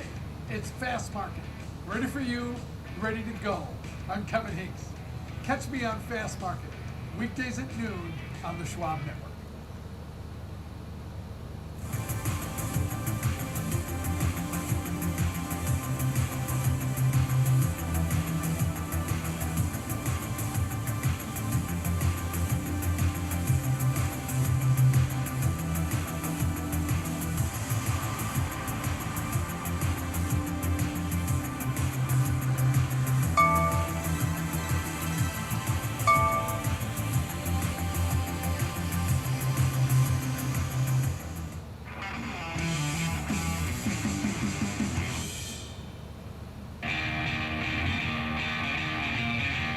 For Under 30, joining us now, George Tillis, Senior Markets Correspondent for the Schwab Network, to discuss Palantir. Kind of become a next-gen favorite, certainly one of the social media stocks, I would say. Doesn't operate in social media, George, but a name that is somewhat new age, AI, machine learning, big data, and then, of course, has pretty big ties to the U.S. government. There's a lot going on here. There is. I mean, we talk about Palantir quite often, and it's actually a very popular stock, and I can see why. I mean, if you look at the business overall, you know, first off, they're actually more in data analytics, predictive analysis, and this company really has deep tentacles in the Department of Defense, Homeland Security, as well as, again, in international markets. But if you look at what's been happening with the business, they've been growing their sales force. They actually have partnerships with IBM to actually deploy their technology and software in the private sector. And actually, over time, the private sector business or the commercial business has actually grown about half their sales. So they're insulated from the standpoint of actually having the public sector or Department of Defense being a major customer, but they're deploying those technologies developed over the last couple of decades in the private sector. And that's been a catalyst, I suggest, for sales growth, which has been pretty robust, over 20%, and earnings growth over 30%. But if you look at the price action, it's actually performed quite well. I think it's, of course, part and parcel what's happening with artificial intelligence and all of the software and, of course, hardware narratives around it. But if you look at some of the analysts, for instance, like Mizuho, they actually downgraded the stock to underperform from neutral, but they did increase their price target to $22 from $21. And the reason being, and as I can see why, is effectively they are looking at valuation concerns, because as the price has been increasing, you know, over 60 or so percent in the last year, the earnings estimates have not been keeping up. And so with that said, the forward multiple, at least trading for 2024's earnings around 87 times, might be a little bit rich considering earnings growth of only 34%. So, George, we talk about Palantir and the way that it secured so many government contracts and like the stability of the nature of that revenue. I mean, obviously, that's not paying out in the same way we would have hoped. And I know this analyst mentioned its valuation being a bit overdone. I mean, it does trade at a pretty hefty forward multiple here. It does. And that's, you know, from the standpoint I can see, is that's the concern that I would say I would have if I were an analyst covering the stock. Is that, you know, ideally speaking, if you look at the earnings estimates for this year at 33 cents, next year at 40 cents, so there's growth, but again, is it growing at a reasonable price? These are questions, you know, analysts are asking. And if you look at next year's, like I said, earnings or forward multiple at 73 times, that is still a little bit higher than 2 times its earnings growth. Now, that can certainly change amidst, you know, maybe some additional government contracts or private sector contracts. But overall, you know, the stock has performed quite well. They generated as a business about 12% net income margin on gross margins that are over 80%. So they've been growing more efficiently. They've been growing their sales in the 20+% range. Earnings growth is at 30%. But, you know, unfortunately, you know, price may be a little bit far-fetched, let's call it, relative to the earnings profile of the business. That's what I see as wrong. Ideally, with the stock right now is, especially in the software space, you know, right now, I'm going to use Snowflake as an example. That one was actually trading at nearly 200 times forward earnings, and it's been a stock that is, you know, trying to play catch up, but it's been an underperformer over the past year. But Palantir, like I said, they've been growing their sales and earnings. It just happens that this analyst is not compelled by the increase in price contingent upon the earnings growth. George, also with this new macro rotation underway, we don't know how long it'll last or if it's just a short-lived thing that we're seeing. It's not as simple as, hey, smaller companies are doing better than larger companies. It's truly like a cyclical rotation. If you look at the heat map of the Russell 2000, names like C3AI are not necessarily performing. It's all the others that haven't gotten any love for the last 3 years are finally joining the party. Doesn't seem that Palantir really fits that bill either. It doesn't. I mean, you look at the market cap, I think it's over 50 billion. So it's, quite a large company, I would say, outside of the IWM or the small cap names. The other thing about Palantir is it's profitable. So they are generating positive net income around 12 to 13% on 81% gross margins. That's, again, different than many. I think about 50% of the Russell 2000 companies aren't profitable. So what's happening now is really a strategic rotation into smaller cap names as a function of the expectations of lower interest rates. But I suggest, it may be short-lived. I can't say if it will for sure, but I think the value names will be more in line with continuation versus the small cap names, which have undoubtedly in the last 5 days increased quite nicely. Yeah, I mean, good point, George, and good to leave it on that note. Appreciate the insight, as always, George Chill, Senior Markets Correspondent for the network. And that'll do it for Alex and myself for Next Gen Investing for this Tuesday. Coming up next, we have the Watch List with Nicole Petalides.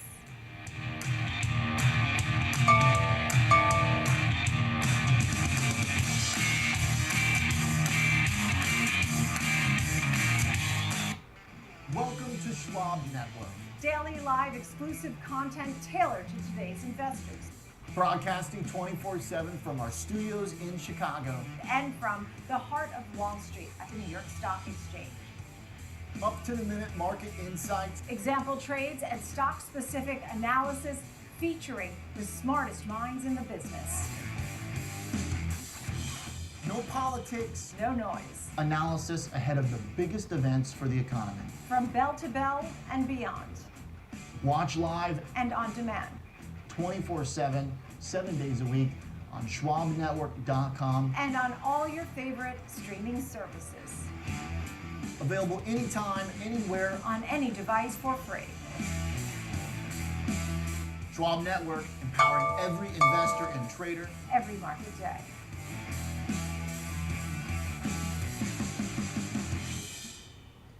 I'm Nicole Petalides, live from the New York Stock Exchange. Catch me on Schwab Network, available anytime, anywhere, any device, for free. Schwab Network. Trading at Schwab is now powered by Ameritrade, unlocking the power of thinkorswim, the award-winning trading platforms. Bring your trades into focus on thinkorswim desktop with robust charting and analysis tools, including over 400 technical studies. Tailor the platforms to your unique needs with nearly endless customization, and track market trends with up-to-the-minute news and insights. Trade brilliantly with Schwab. Trading the trending names every day. Fast Market, ready for you, ready to go at 12 p.m. Eastern on the Schwab Network.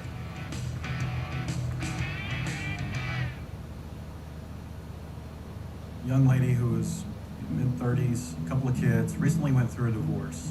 She had a lot of questions when she came in. I watched my mother go through being a single mom. At the end of the day, my mom raised 3 children, including myself. And so once a client knew that she was hurt, we were able to help her move forward. Your client won't care how much you know until they know how much you care.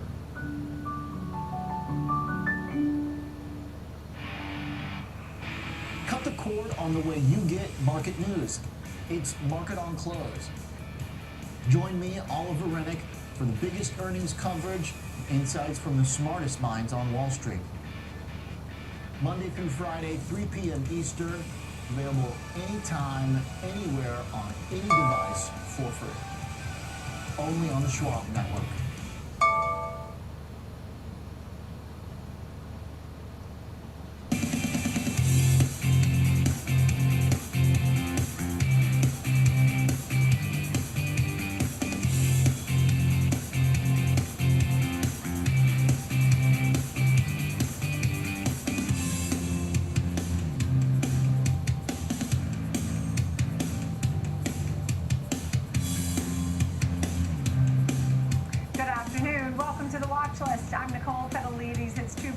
Eastern Time, coming to you live from the New York Stock Exchange. We have new all-time highs on the Dow Jones Industrial Average right now. It is up 638 points. We've had gains across the board. And we have a big show for you today here on the watch list. Amazon Prime Day is underway, and we'll discuss the state of the U.S. consumer and dive into how retail companies are focusing on promotions in order to draw in more customers. It's Technical Tuesday. Kevin Horner walks us through some key trends for the charts of the S&P 500, Canadian Natural Resources, and Alarm.com. Our panel ready to break down United Health earnings from this morning. That certainly has been helping the Dow along. In the meantime, the Dow hits all-time highs, the Russell at a 52-week high. S&P hit highs yesterday, but it's certainly right now still gaining. It's up 1/3 of 1% at 56.49. NASDAQ pulls back. That's down 1/3 of 1%. It's at 20,319. And the last high, yesterday high was last week, in the middle of the week, July 10th. Dow is at 40,845. That's up 1.5%. The Russell, 2.8% gains. 1305 on the VIX, 8104 for oil. Gold is at 2469. That's been pushing up against highs, and Ben Lichtenstein will talk about that later. And I've been keeping an eye on the 10-year, 4.17 there. So we have a lot of stories going on here in the market. Kevin Hinks is with us, Fast Market, Schwab Network, and he's taking a look at the big banks because, of course, we've got a couple more today after Friday's big kickoff.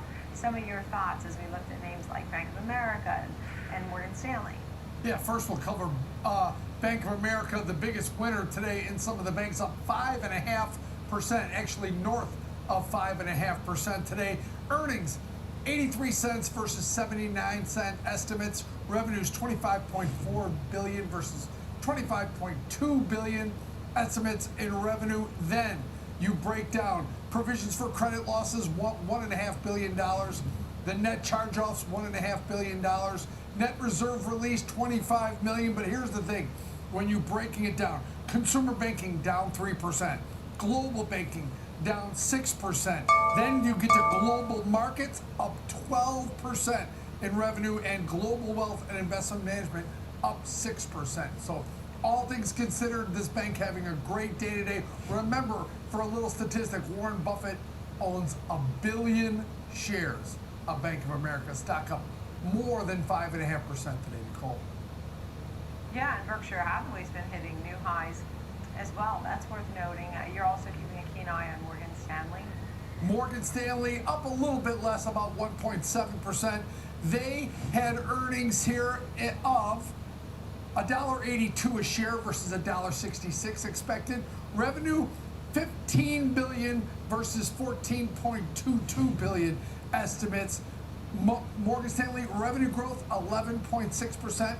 Provisions for credit losses $76 million. Compensation expenses $6.46 billion. And so return on equity 13%. Assets under management $1.52 trillion. Now, if you compare Bank of America, Nicole, that's more like JP Morgan. You compare Morgan Stanley, that's more comparable to someone like Goldman Sachs, a little more trading, fixed income, those kind of things. So two banks, both having good days, but Bank of America, outstanding day, up north of 5.5%, Nicole. All right, thank you. We see the whole group higher today. We appreciate it. Kevin Hinks, nice to see you. Thank you. Now let's take a look at the bigger picture. Mish Schneider is with us, Chief Strategist at MarketGauge.com. Good to see you, Mish. We're hitting some new highs, at least in some parts, right? Tell me about how you react to this kind of market. How do you feel about it? Well, Nicole, we have talked so much about small caps for the last couple of years and the incredible underperformance with the consumer, also retail sector underperforming along with transportation and the regional bank sector. Really, these were the major components of my economic modern family in a range. And now that has all madly reversed.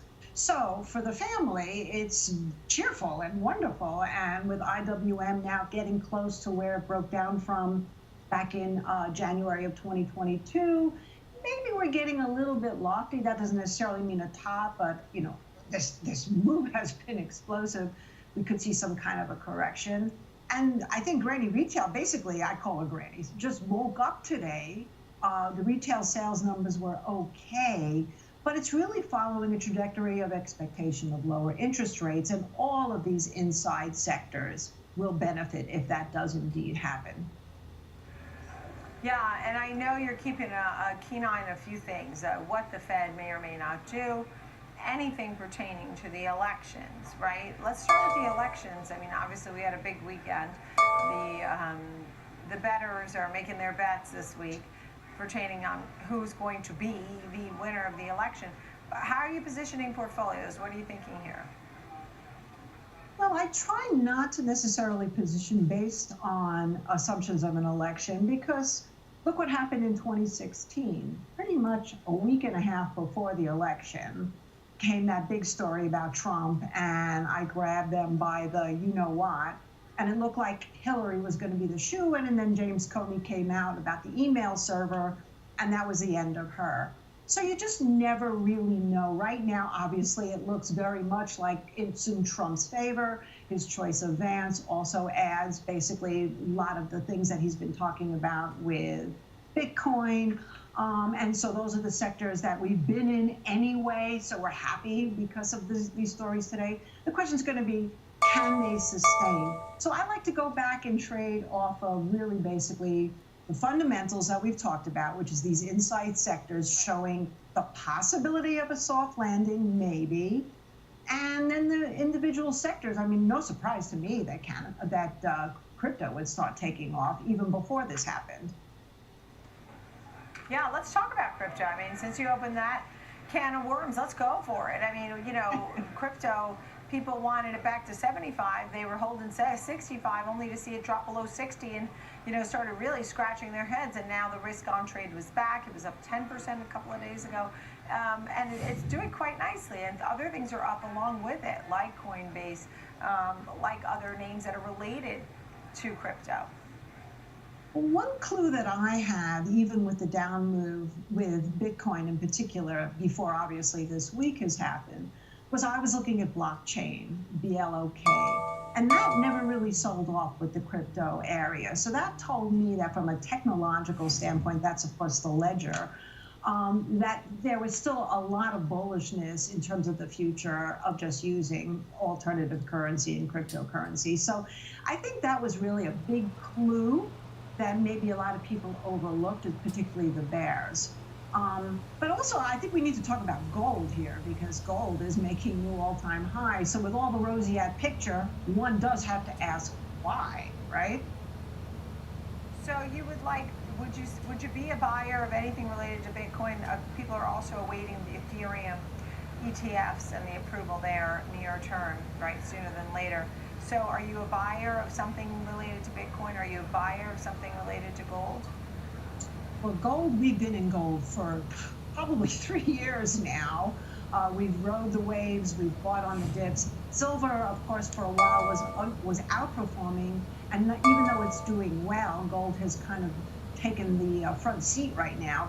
And of course, it's a safety play. So yeah, I mean, there's still a lot of worry, and there's always going to be worry, right? The market climbs the wall of worry. But going back to the crypto space, I think, you know, obviously I would have liked to have seen people get in over 60,000. I think your risk would have been a little bit better. Now that we're at 64, 65, there's maybe a little bit more risk. But I think you got to look at some of the other areas. I really am bullish in Chainlink. For example, I would say that's probably my #1 pick. We've been accumulating actually something, and this is for me personally, by the way, on the dips. I think that has a real future. So I keep my eye on that too. It just costs 14. If it holds around there, I think it's got lots of upside. So that would be another place to put some money. Yeah, what was the ticker symbol on that? I'm sorry, I couldn't hear right then. It's Chainlink. It's something that. Chainlink. Okay. Yeah. You have to have a crypto wallet in order to be able to trade that. Yeah, to get that. Cannabis, solar. You like areas there as well, right? Well, cannabis, interestingly enough, Vance was very pro-cannabis in the past. But what's happening in cannabis really has nothing to do with the oncoming election. On Monday, actually, I think is the deadline for whether or not they're going to be rescheduling cannabis. And right now, and I think you and I talked about this the last time, Philip Morris has kind of been my barometer, if I had to say, my inside trade look, because I think the big tobacco will be all over it if it does get rescheduled. And Philip Morris has made a nice move up, and now we're seeing MSOS start to move up. I think we're already long at the $8 level. That looks good.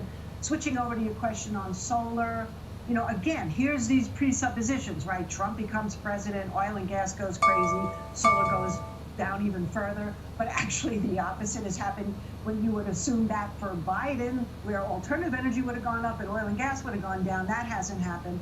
So I think regardless, that's why they have to look at things in their own merit. Right now, solar looks very cheap, and I don't think it's going away. I think it's still pretty much going to be the future, regardless of who the president's going to be. So you've got looking at TAN, for example, the ETF, and it's been basing out around the $40 level. It's not much higher than that. It starts to pick up. That could be another interesting play. Yeah, so you have this solar ETF, TAN. You also have Symbotic in the technology realm, and AI-powered robotic and software platform, and Amgen. Tell us about Symbotic and Amgen. You like those. You would buy those today. Well, yeah, so there are two different areas, right? So let's start with Symbotic. So Symbotic makes automation, basically robots for warehousing. Like, for example, a Walmart is starting to switch to a Symbotic type of formula because it grabs things very quickly. And of course, since it's using AI, it does things much more intelligently. That stock was floundering, and now I think part of the reshoring trade and the anticipation that we could be manufacturing and doing more in the U.S. Certainly, if there's a Trump presidency, people are feeling that way. That thing has just really taken a nice pop. And you have the chart up right here. If you look, you can see how much support there was at lower levels, and it's popping from there. Amgen, I like biotech. I've liked biotech for a while. That thing took off. Amgen, of course, has already been trading really well.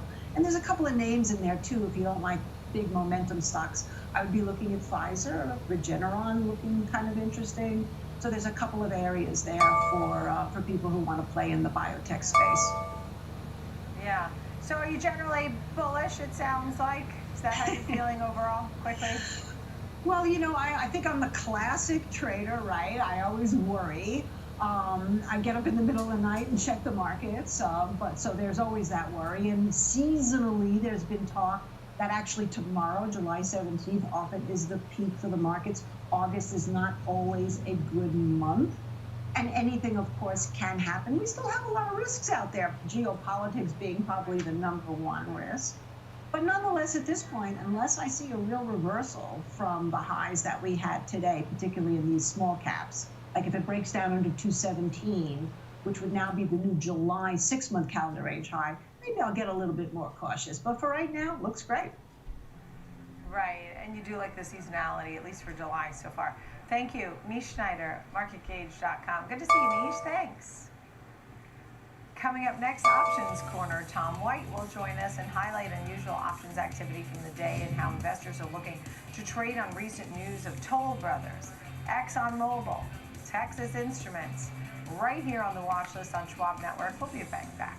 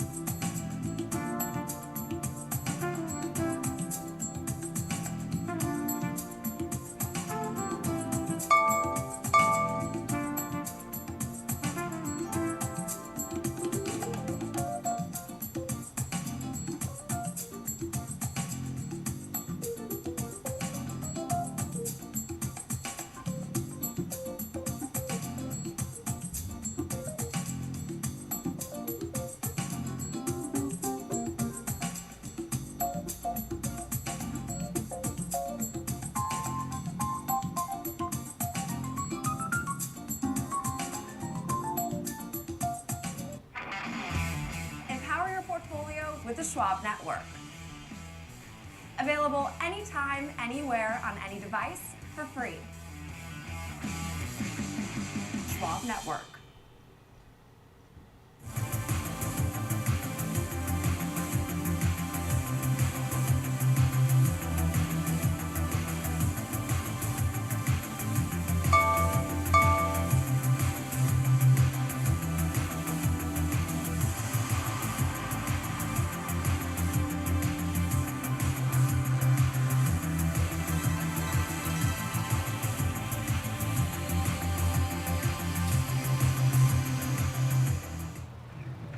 Trading the trending names every day.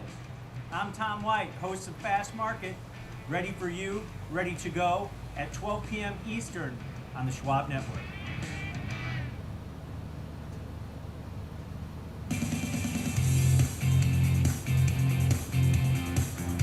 Welcome back to the watch list. Time for Options Corner, where we analyze unusual options trades that we've been seeing throughout the day.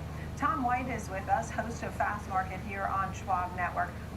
First up, you're taking a look at Toll Brothers today, benefiting from increased demand for new homes, up 26% this year. So that has been a leader, and I saw names like some of the winners that have been on the move on the S&P 500, and some of these home builders are moving as well, but as yields are coming down.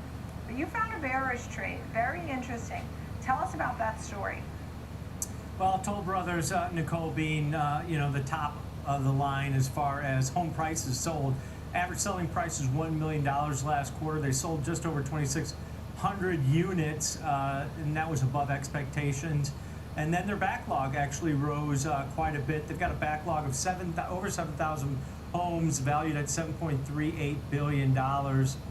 So expectations starting to move higher. Delivery expectations for fiscal year 24, they actually increased those last quarter. But this is all about that affluent consumer here in the housing market, because a lot of what they're seeing as far as the struggles as far as capacity and homes available Jimmy's are the back. lower end. First-time buyers, or maybe those buyers that are looking to trigger out of their first dip homes and into the bounce second back, homes. baby. There's not enough capacity there.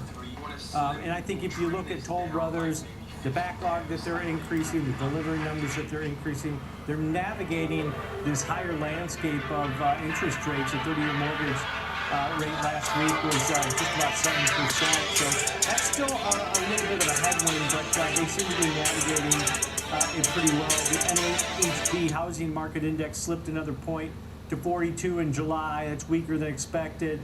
Third straight monthly drop. So are we starting to see cracks?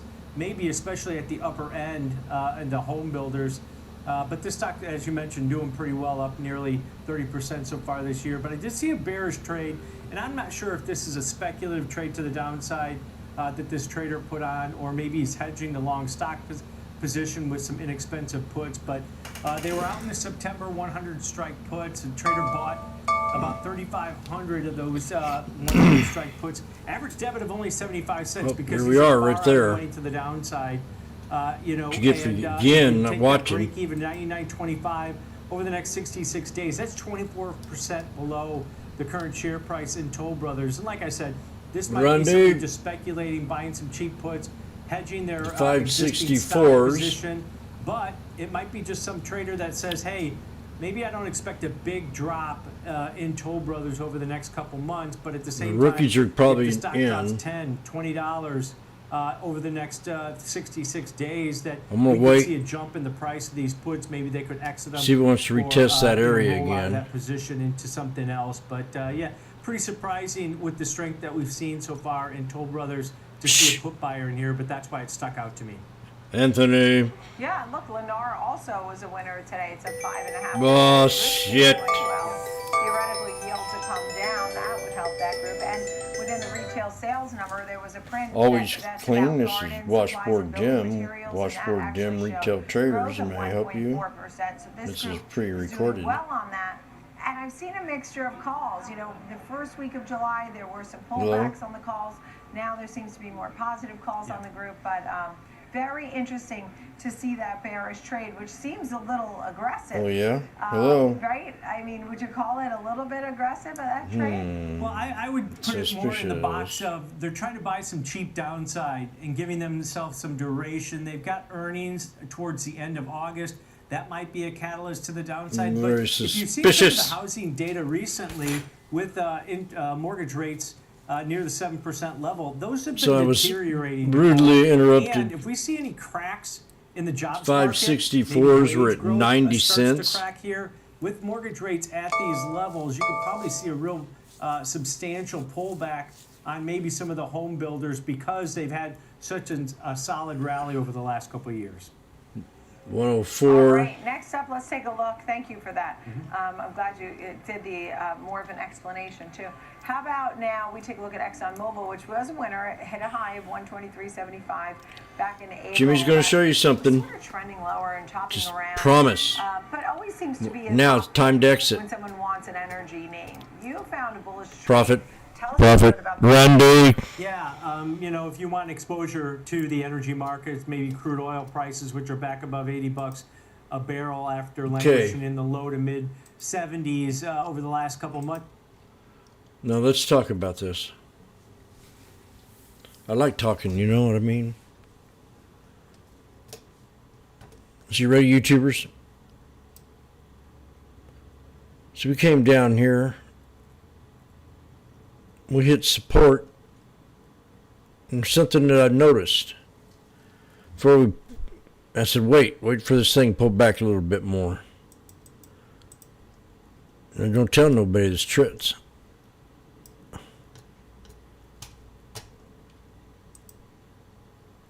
I mean, you can't tell nobody this trick.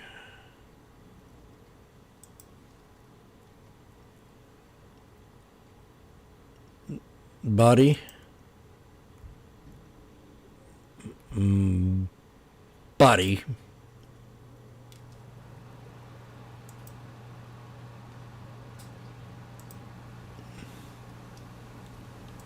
So it's 122. I mean, this is, if you're at the bottom and it's this time of the day, you could see a nice little bounce back up. So I was sitting here watching it. And does anybody see what I see? See, we had a little breakout here.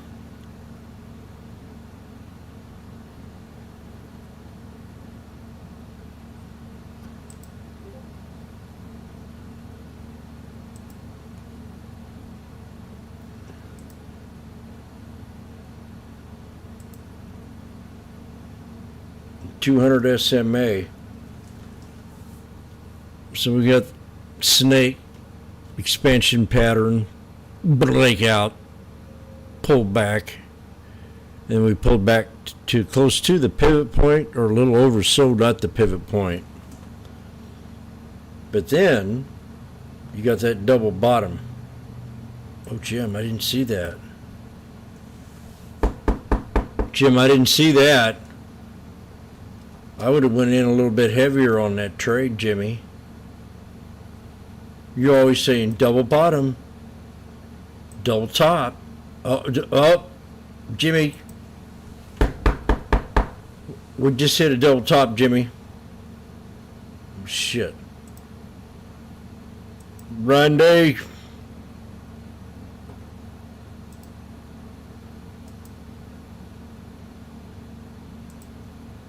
Randy.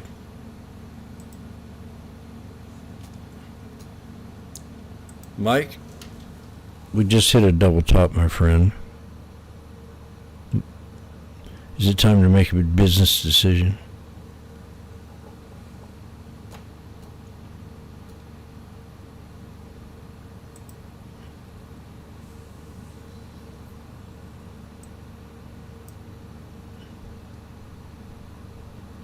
Beautiful. Is that an inverse head and shoulders resistance, Jimmy?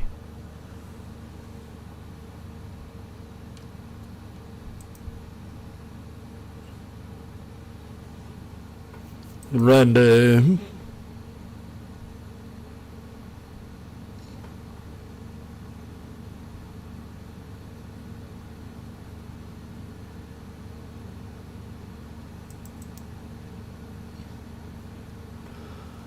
Okay. Oh my gosh. What a beautiful little run right there. Double bottom, double top, in and out, boom, boom.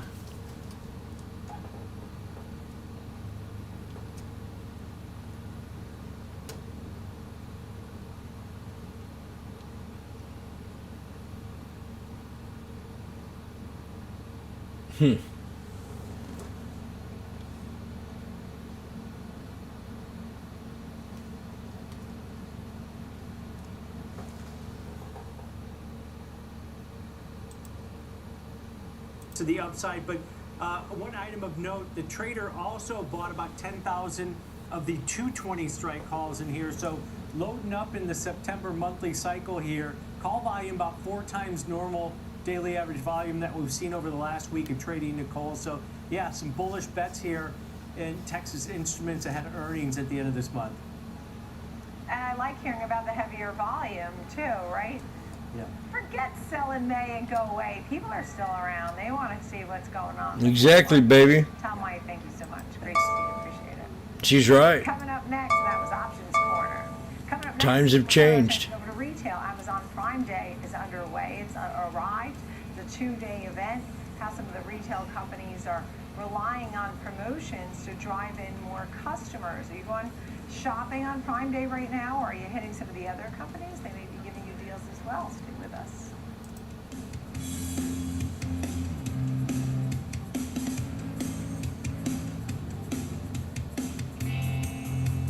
Okay, time to put a normal shirt on now. Knock, knock. Number one broker here for the number one hitmaker. Thanks for swinging by, Carl. No problem. Fascinating. What are all those for? This lets me adjust the bass, add more guitar, maybe some drums. Wow, so many choices. Yeah, like Schwab. I can get full-service wealth management, advice, invest on my own, and trade on Thinkorswim. You know, Carl is the only front man you need. Oh, I gotta take this, Carl. It's Schwab.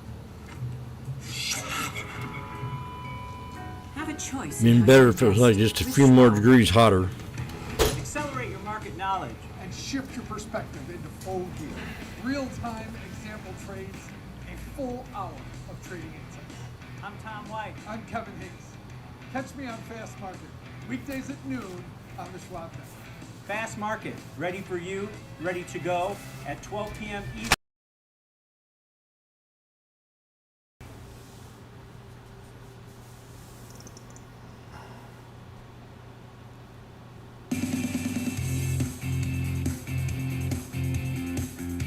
Welcome back to the watch list. I'm Nicole Pedalides, live for the New York Stock Exchange. Let's take a look at a few movers in the market right now. How about Match Group rising after an activist investor, Starboard, acquired 6.5%. Anybody look at coin? 6.5% stake in this company. Now, Starboard believes the company can improve revenue growth by cutting costs and making innovations to its dating apps. If Match Group is unable to improve its logistics, Starboard suggests exploring a sale Match. of the dating company. Match Group's Well, just looking at Match. continue to open dialogue with all of its investors. Ooh. Reddit trading lower. Loop Capital downgrading the stock to hold from buy this morning. Firm stated that even if it beats estimates in 24 and 25, does not believe upside reward outweighs the downside risk. Loop Capital added Reddit is trading at a significant premium revenue multiple to its peers, and that there will likely be selling pressure in the future. Okay, back to retail. Amazon Prime Day is underway. Have you been loading things into your basket? What's the strength of the consumer now? Will this all be a great success? Let's have a discussion. Our next guest, Jerome Matisse, Director of Consumer Research at LSEG, LSEG, I think you call it, right? Yes. You know, how are you feeling about Amazon Prime Day? Okay. It's always a record. It's always up year over year. What are we thinking about Amazon Prime Day? Well, the event is more about the scale, about reaching new shoppers. But when we look at the LSEG data, definitely online revenue is expected to grow 5% for the quarter. That includes Prime Week. Now it's interesting because investors are not betting against the company. On the flip side, we see that the buy side finds the stock very attractive, and this is mainly because it has positive price momentum, the stock is trading at high values, and it's very profitable. So as a result, what we're seeing at LSEG is that analysts are raising their earnings estimates for Amazon, and therefore the company is likely to beat earnings estimates and post a positive surprise for every quarter this year. Get this thing Is off. Amazon the best? I Right mean, back. everybody loves Amazon. I mean, I know they said Walmart could be the one competitor to Amazon, but people love how Amazon has so many choices, and you get it same day or next day. People have become so very spoiled, and that sort of brings a nice moat for Amazon. Well, it's interesting that you mentioned that because we're seeing more players enter the Prime Week event, like Shein and Temu. And this is because they're also seeing the benefit of entering the competition. Now, it's important to note, to your point, the Amazon consumer is more sophisticated. They are all about instant gratification, and they want the product. They're willing and able to pay for higher product to get it delivered within 24 hours. And whereas, the opposite, which is the Shein or Walmart customer, they are looking more for value. Now, make no mistake, in terms of year-over-year growth, Walmart is expected to see a 15% online growth, which is much stronger than Amazon's 5%. And this is mainly because the consumer is all about looking for a value and a discount right now. If there's one thing most retailers could agree on the last earnings season, is that the consumer is only opening up their wallets if they feel that there's a promotional event or discount event. They're waiting for those promotions because they're already dealing with higher prices. Look, there are some people who will not pay full price for stuff, right? I think there was one of the maybe it was Drew Barrymore, one of the famous talk show hosts said, I refuse to pay full price for anything. Likewise. And so, there's that.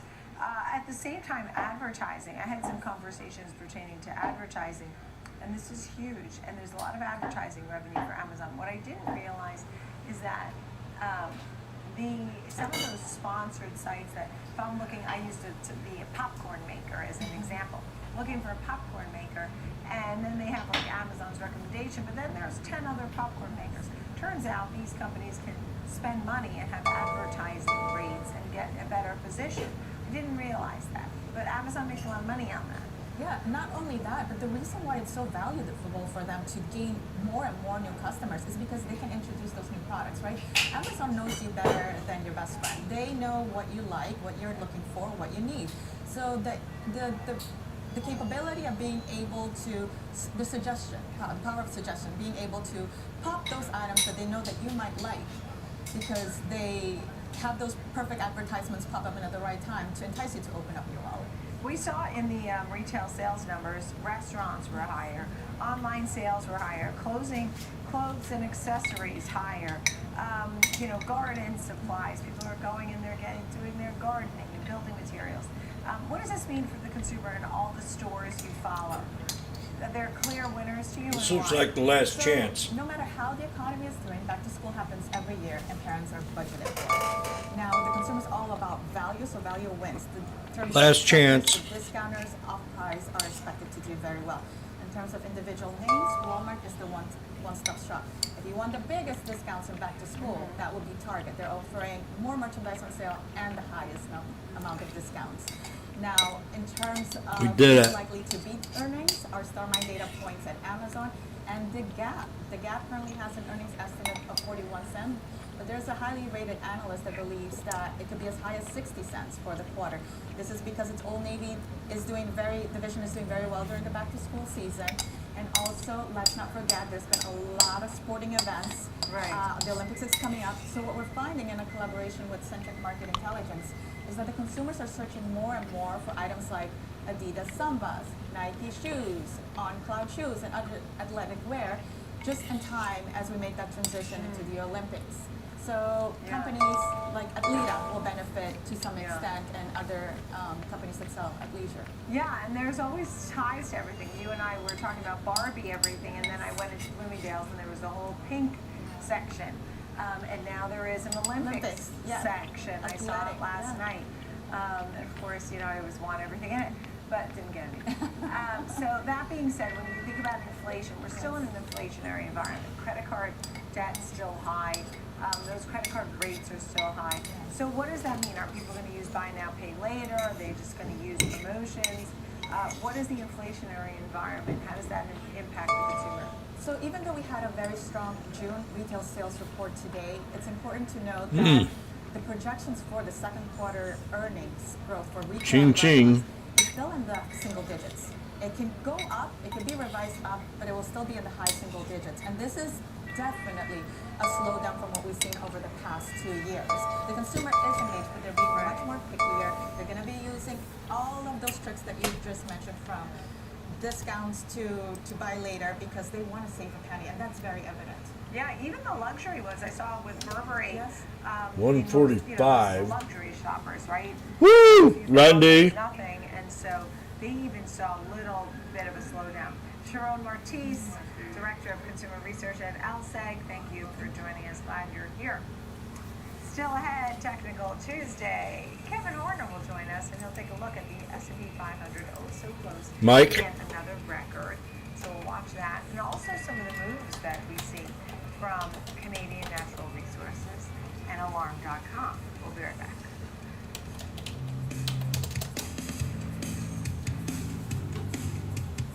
Oh yeah, that's how you do it. You break out, you move on up, and you sell. That was an impeccable trade, James.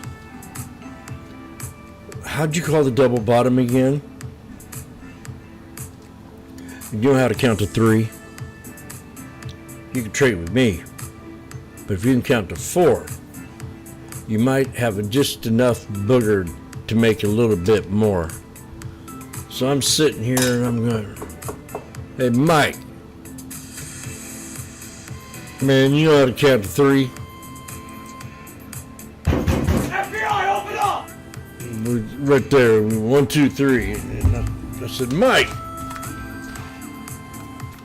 taught me how to count to 4. We choose truth over facts. That's right.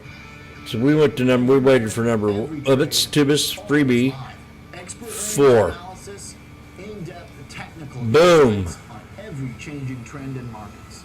Available anytime. 1, 2, 3, 4. Boom. Welcome to Morning Trade Live on the Schwab Network.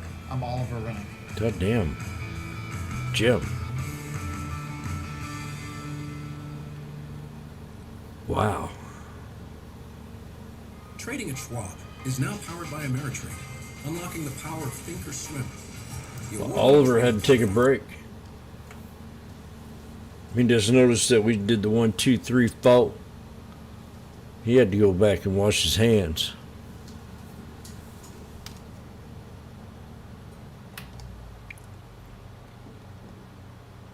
Thank you, Magnificent. Thank you, Subway. In a different kindly way. That goes out to Subway. If you want a good sandwich, stop at Subway's. You might meet up with Subway.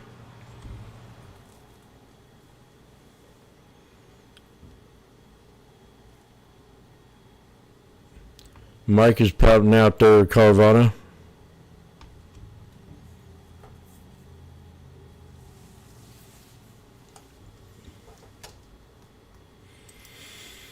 Okay.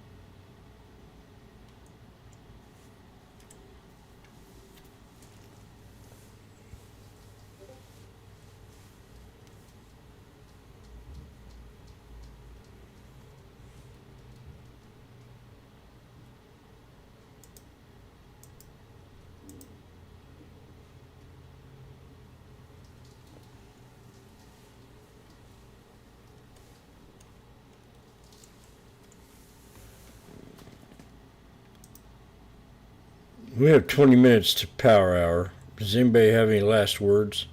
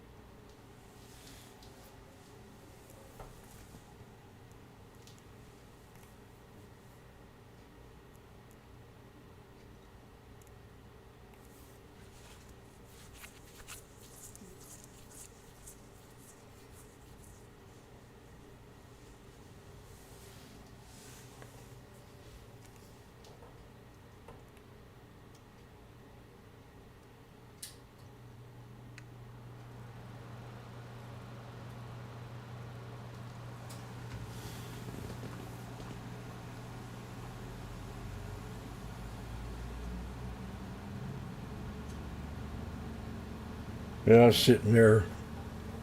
I said, hey, what do you do for business? He says, I'm a car salesman. I said, you are?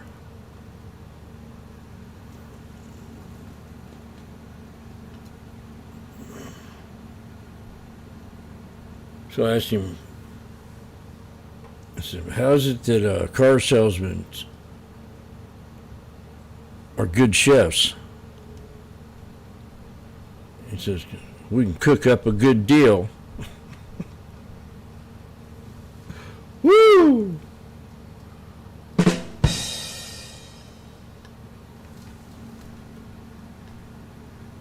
Spy new high. And Washboardjim says you could probably take a little profit here at 158.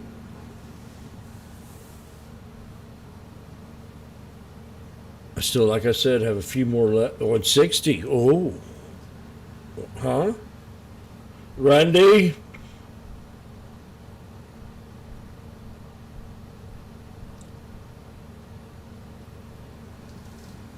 That is incredible, Jim.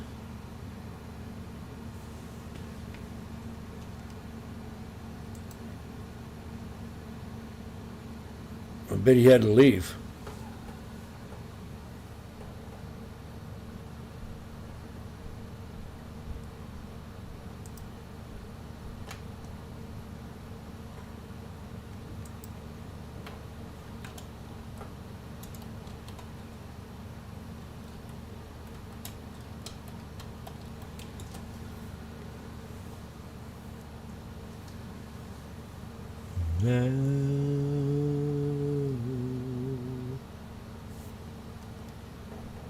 Okay.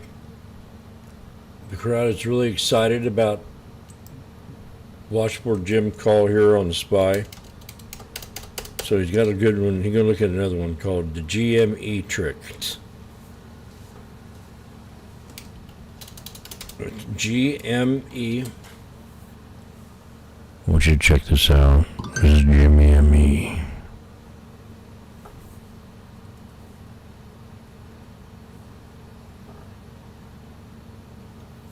Jim's watching it real close.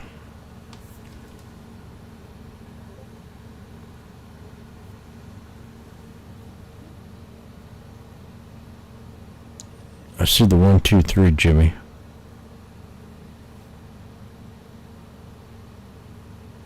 So do I.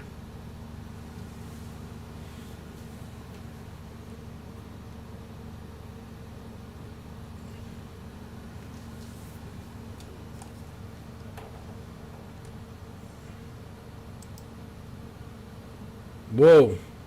Fred Colger at 245. Fred.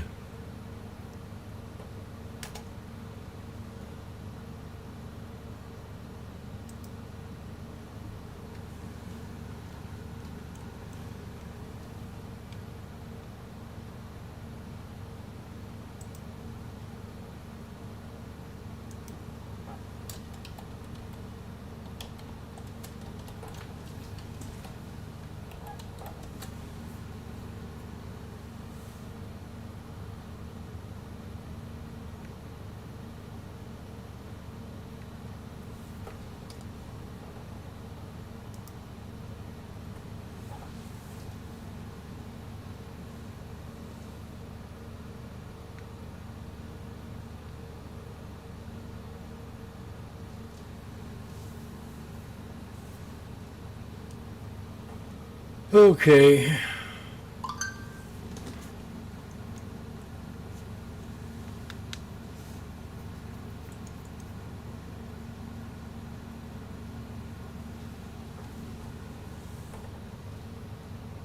$146.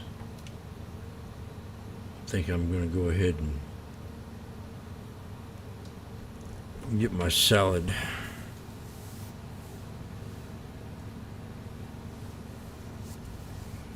Gonna have my salad, call it a day.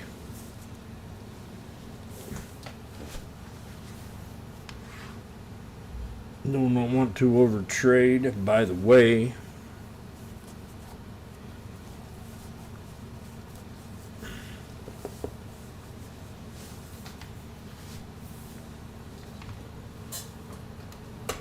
Check two things. Check my planner.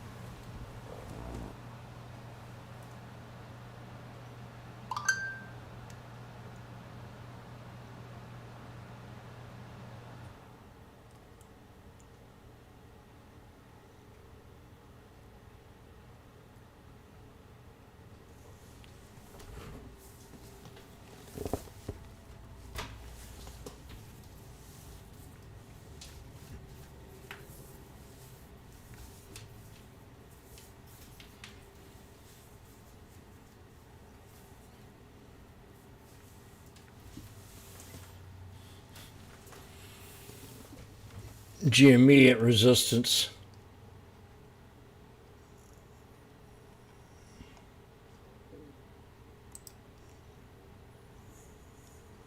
SPY at resistance.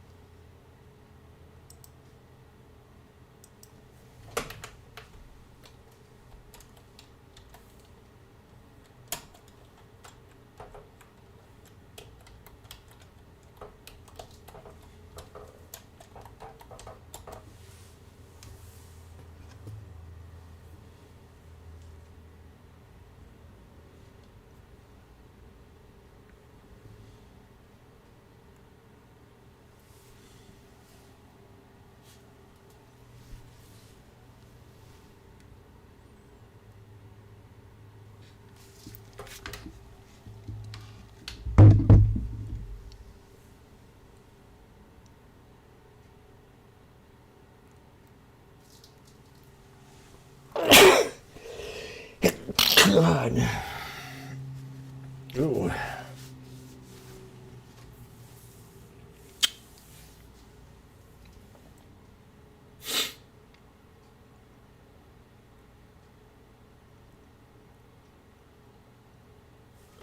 Go big two.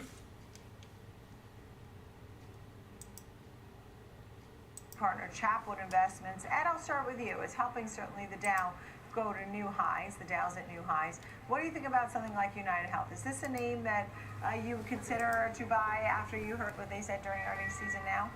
Yeah, I mean, everything they said, Nicole, was absolutely exactly what you want to hear as an investor. You hear about good earnings in the pipeline. You have a nice dividend. It's far and away the largest healthcare provider by a factor of 10 times. So it is, as long as you believe in, healthcare, you're going to believe with United Healthcare is going to be there. So this is without question a stock that I would look at buying.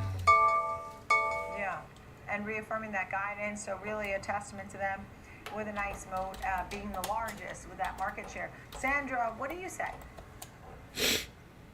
Yeah, I mean, I was pleasantly surprised by some of the things that came out, including their beating revenue and earnings per share. The expectation was that they were going to come in with 98.8 billion in revenue. They came out with 98.9, so that was a slight beat, but their earnings per share definitely beat. And the cyber attack that happened in February that really hit them hard, that's pretty much in the rearview mirror. So it looks like, in general, the company should be faring better, and the industry as a whole, right? BlackRock has actually the healthcare sector picked as their #1 winner for 2024. So in this group, Sandra, when you look at the group, do you have picks? Is United Health one of your picks because you were pleasantly surprised by the numbers? And if so, are there other names that jump out at you right now? So in general, I don't give individual stock picks or recommendations unless, I do a thorough evaluation on the client.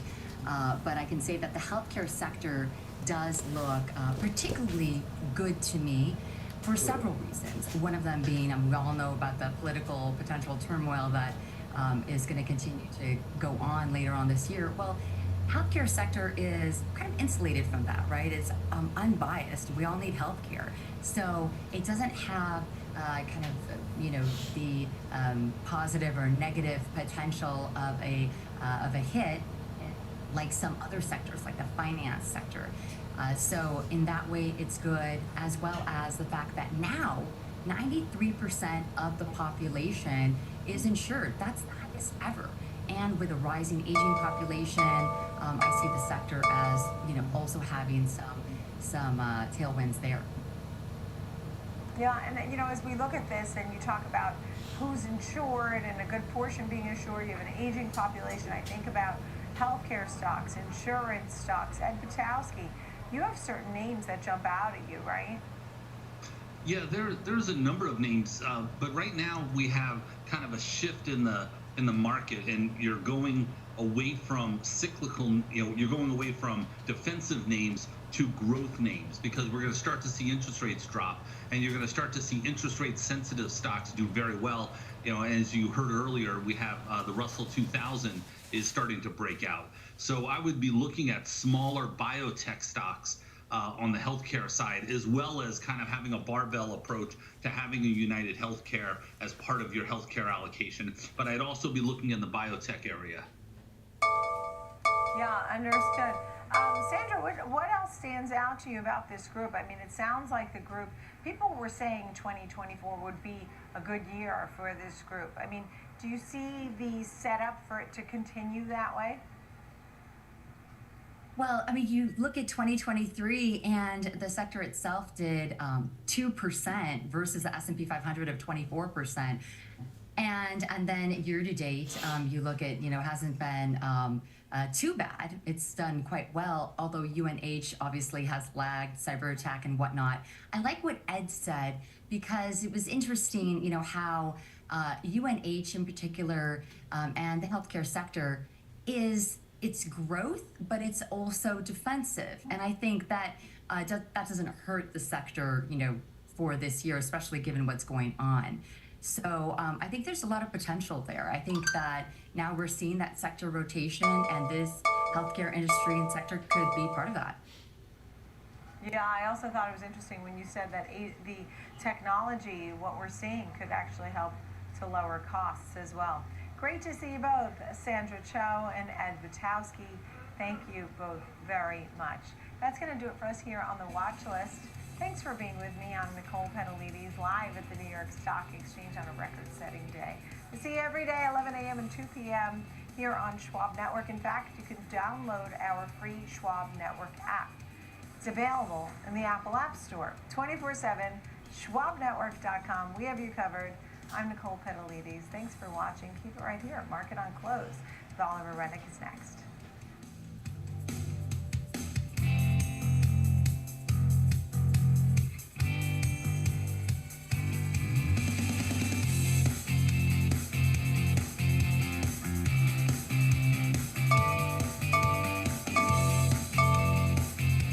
My dad was a hard worker. He used to do side jobs, installing windows, charging something like $100 a window when other guys were charging $400 to $500. He just didn't want to do that. He was proud of the price he was charging. My dad instilled in me, always put the people before the money. Be proud of offering a good product at a fair price. I think he'd be extremely proud of me. Yeah.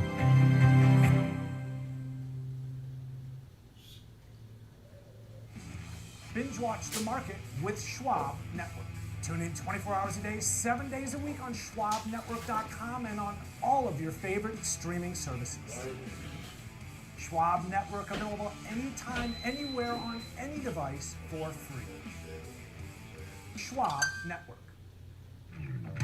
Accelerate your market knowledge and shift your perspective into full gear. Real-time example trades, a full hour of trading insights. I'm Tom White. I'm Kevin Hayes.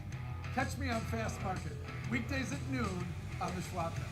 Fast Market, ready for you, ready to go at 12 p.m. Eastern on the Schwab Network.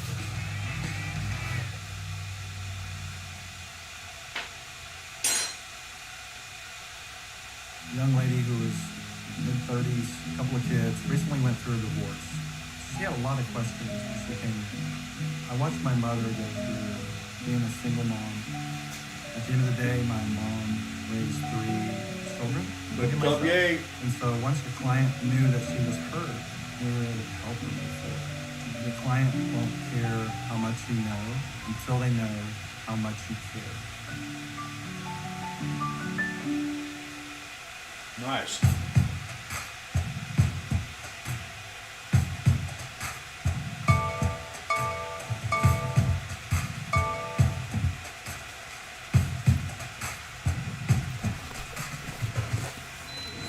Randy, double top.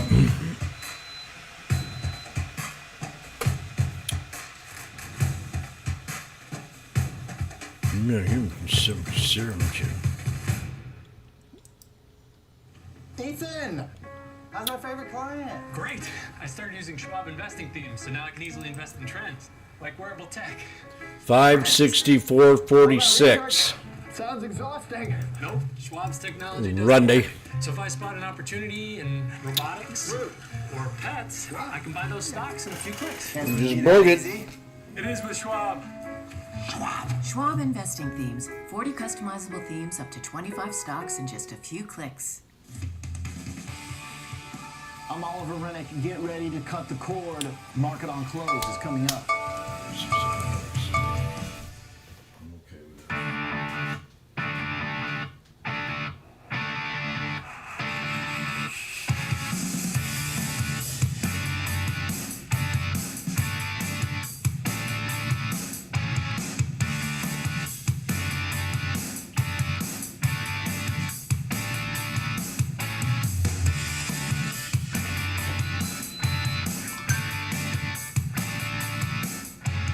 Good afternoon and welcome to Market on Close. I'm Oliver Reddick. This is a wild session here. Markets continue to ramp up in a massive rotation. Superlatives that we're setting that go back decades, years, spread between the Russell and the NASDAQ. Blinding. It's the thing that you can't miss when you look at the market here. Look at that. Another day of 3% plus. I mean, this is just spectacular to watch. An extreme shift in market sentiment. Again, just things that don't really happen often. Saw a stat going around earlier. I think it was from Bloomberg. They're usually the best at the statistical superlatives. That the NASDAQ Russell spread over the last 10 days is like the widest since 2011. Earlier this week, we talked about a few individual sessions. Last week, it was the inflation print day that first made this huge skew towards small caps. That was the biggest in years. So we've got a absolute melt up happening in the stuff that had been lagging behind, and it continues. One way to describe it is as a value rotation, arguably. We're going to start the definitions and the descriptions here from probably the most favorable to the least. The most favorable definition or description of what's happening is a massive shift into companies that depend on the economy, because the economy now looks like it has its best outlook when you combine inflation numbers that had slipped here and an outlook for the Fed that might be supportive. But there's definitely an implication here that the economy, despite the slowdown that we've seen, will find some support through these facts. If you want to go with that, again, we'll call it a value rotation. The factor fund, VLUE, best performing on my list today, up 2%. Now, the reason why it's a favorable description still is because a lot of this is based on an expectation of how the coming months are going to go in the rest of the year. Trailing numbers for the economy continue to disappoint, with the exception of this morning's retail sales. And that's what's really important here, because this pivot is now implying a big pickup in the economy, aided by also some help from the Fed. You just don't have this type of highly cyclical move without the implication being a strong economy. Regional banks, home builders, stuff that really does depend on strength, activity, or some help. And the help, of course, being priced in by the Fed now with 100% odds of September and more. Kalshi's predicted market more like 80% for September. You can kind of go down the list to see the things that are moving the most, and their attachments to the economy are very real. Home builders, another example where we saw home builder sentiment this morning continue to soften up, but the market for houses, home builders is ripping on the expectation that rates will allow more folks to come back into the market and get the first time home, maybe at a cheaper level. That's something that's going to hopefully happen down the road. Regional banks, an area, of course, that has been under deep scrutiny, arguably the most rate sensitive based on our experiences over the last couple of years. The inverted yield curve that blew up a couple of regionals, and of course a lot of questions about commercial real estate and what their outlook is. All of that takes a very Jim talked about what happens at a triple top, double tops. But also firm economy. I think everybody had their ears on, did you? Tabitha? Which has been that the rotation here is not just Tabitha? about rate cuts. This is Were you listening? saying it's rate cuts for the right reason without a major Affirmative. cliff. Typically, Yes. in the past, when you get the uninversion of the yield curve and you do get the cuts, it's at the end of the cycle, and that's when the Dow's on fire where? down. The market clearly is betting against that here. So, that's your most favorable description. Another way to describe it maybe is people Yoko's yelling fire in a crowded theater. high yield and the junk bonds ripping to fresh new year-to-date highs. J&K now up on the year after struggling. You're going to see the lower quality credit stuff. Be careful what you say out there, Yoko. Extreme ferocity here in the last couple of weeks.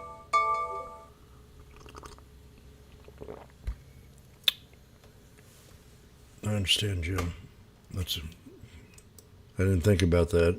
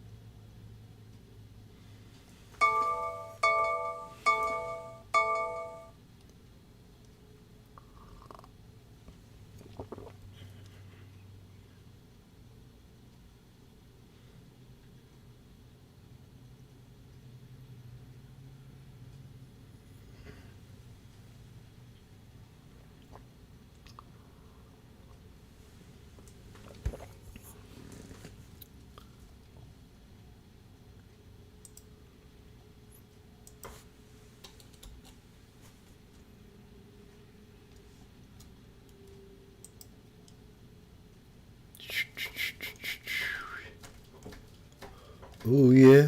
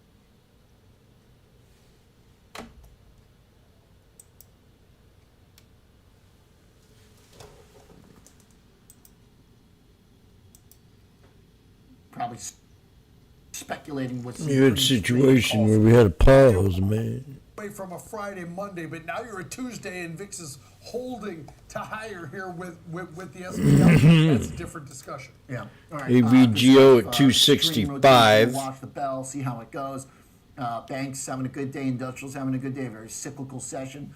Thanks for talking. Need blackout. In the category of big tech, there's one standout. Tesla holding on despite the hit when Elon pushed back the robo-taxi date. Shares have been hanging in there. Let's go to Jenny in the newsroom for a look at Jenny. a hiring story that I think is relevant, Jenny, because it does add some veracity to the whole automation robo theme here for Tesla if they're going to start hiring. Don't say anything Especially stupid. considering that the majority of these 800 listed jobs on their website are specializing in like robotaxi AI, as far as like my brief scan could show, because you see jobs that are like AI specialists spanning from to service jobs. 800 jobs is no small figure. Of course, this does come just 3 months after we did see the largest round of layoffs in the company's history. But Tesla goes on a robotic taxi hiring spree. We're seeing shares are up another 1% today. I feel like it's almost like the Russell trade has become like all things Tesla, because the momentum of this name has been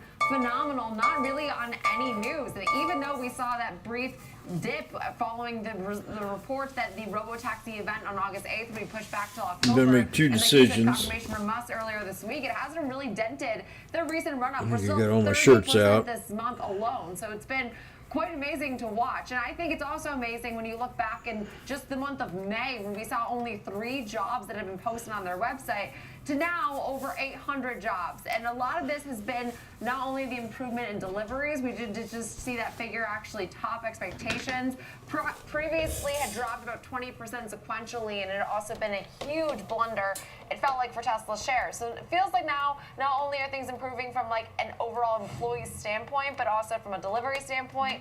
And this is what investors want to see. They don't want to see the Tesla that's volatile of 3, 4, 5 years ago. They want to see the Tesla that's successful and dominating in the EV world. Which I think that it's seeming more and more so like we're getting that Tesla back. Yeah. I will also say that while they are still, I mean, we did just see like their most massive round of layoffs ever. I've always made the argument that like this company ebbs and flows. This is a growth story. We've seen it retain around 130,000 employees for now several years, and it's just been like the give and take. And a lot of these names overhired during the pandemic and scaled back, and we reported on these headlines as if like companies were in trouble. No, I think this is just growing pains, and unfortunately the product of this environment we're seeing with inflation and now in this more new normal world. I never saw the layoffs as dire as maybe the bears would have read into it, but I think definitely seen as positive that they're at least now ramping up that hiring, which we see on their website. Okay. Shares up more than 1% here. It's also a pretty good day for EVs in general. That's kind of part of that higher risk, lower quality trade I mentioned at the top, like Lucid up 9%, you know. There's a story just fresh today that they're losing a 200 grand a car. I mean, you can't make it up, like crazy stuff. So people are really digging through the bin here over the last couple of sessions. You know, Rivian, though Rivian's had some good news behind it too. The whole group doing all right. So appreciate the rundown of the jobs there for Teslas. I do think that's an important story. Tesla hanging out positive as much of the other Mag 7 are red. Thanks, Jane Horn, host of Next Gen Investing. Joining me here in the studio to talk about the situation. One of my local favorites, Mr. Zed Francis, CIO at Convexitas. Zed, what a session. Things are getting wild. Well, welcome to the great reflation, but correlation is still zero, right? So it would be like flipped, right?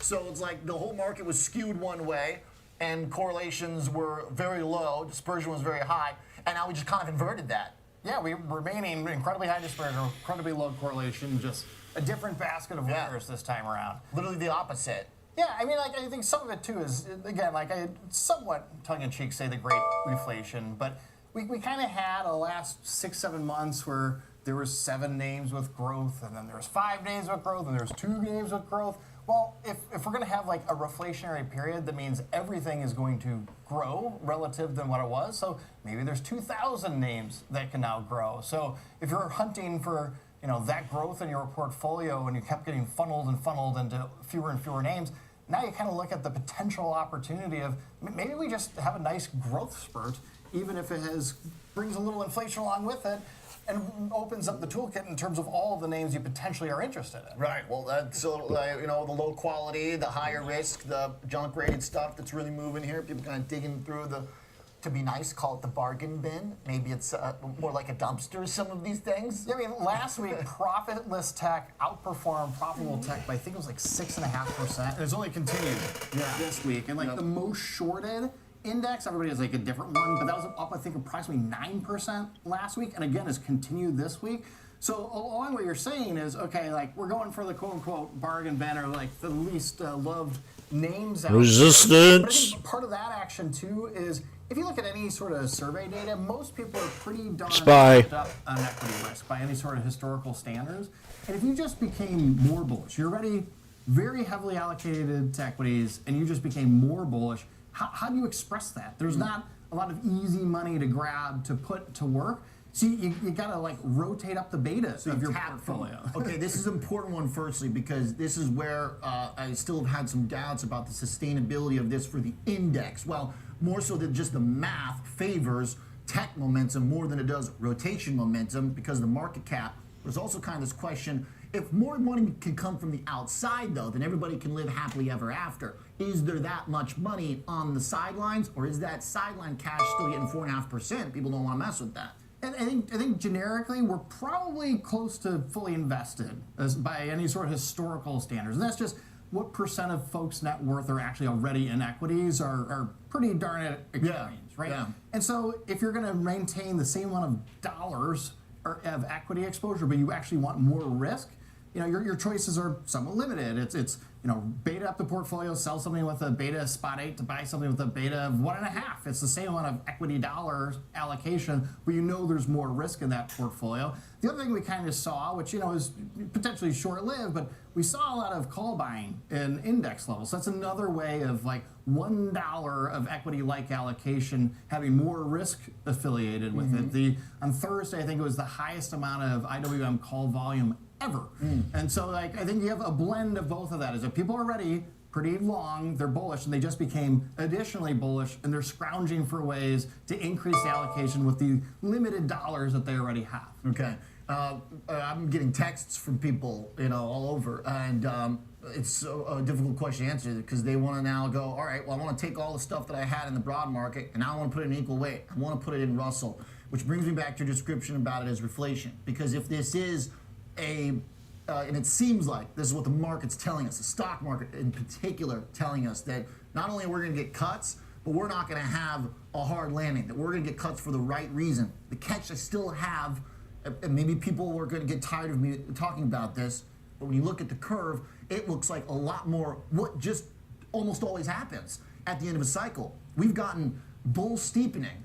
If I were thinking reflation, there's a Trump trade, there's fiscal, there's a warm up in the economy. Wouldn't that be bear steepening? Is the bond market here not telling us to look? This is just pretty routine end of cycle stuff. Well, you've gotten the steepening, right? Like it's not overly dramatic, but it's pretty decent. A bull steepening. 2 weeks. But a little bit of a bull. 1 day of bear steepening. Actually, it's flattening today. Yeah, today is different than the last 10 to 20 days, for sure.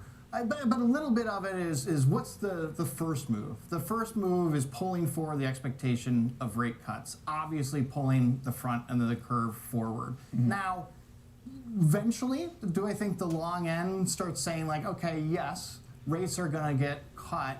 That makes it potentially first move attractive to own a little bit more duration. Maybe that's not where we sit for more than a couple of weeks.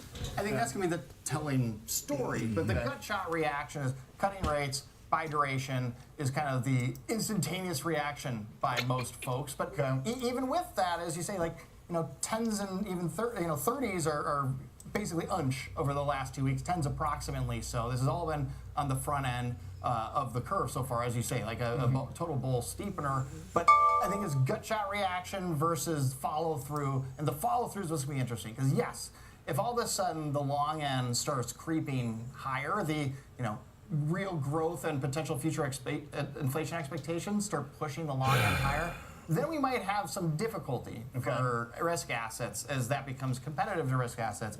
But for right now, when we're kind of staying locked in the low to mid fours, it's kind of an all clear for the moment. It just seems like this type of rotation and Russell ramp is what was supposed to happen like third quarter, second quarter last year when we were bear steepening, when we were pricing in higher growth, when the GDP expectations were going higher. In the last week, we did get a little, well, because the retail sales too definitely helped our GDP estimates, but I mean, net on the year, obviously GDP estimates have come down.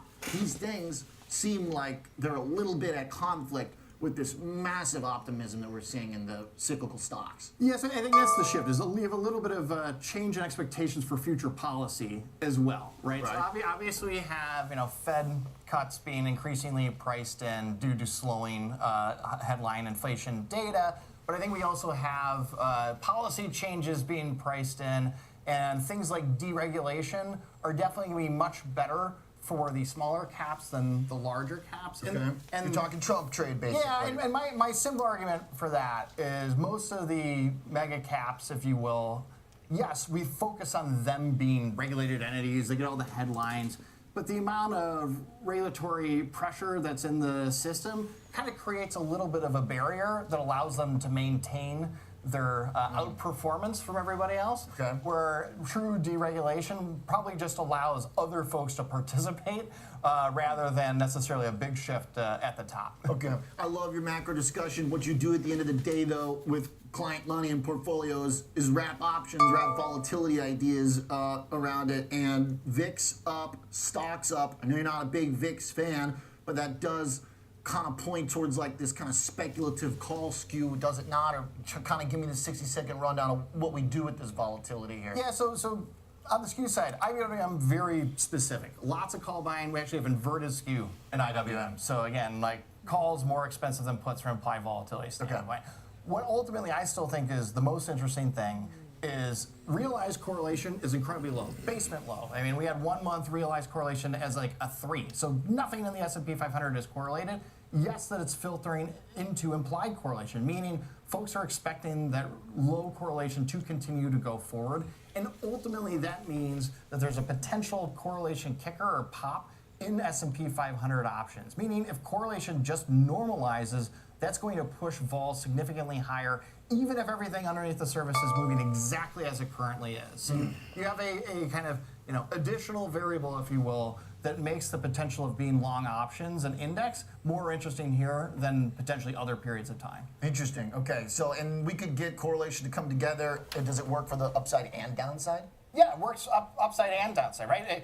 I think most folks, again, because as you say, holdings have become pretty concentrated, so it felt like good correlation over the last 6 months where S&P kept going up. and everything underneath the surface was going in different directions. 90% of stocks probably weren't doing all that great. Right. That's the opposite right now. That's the opposite. You know, folks are like, I don't know if my portfolio is doing that great, even though 90% of the stocks are up.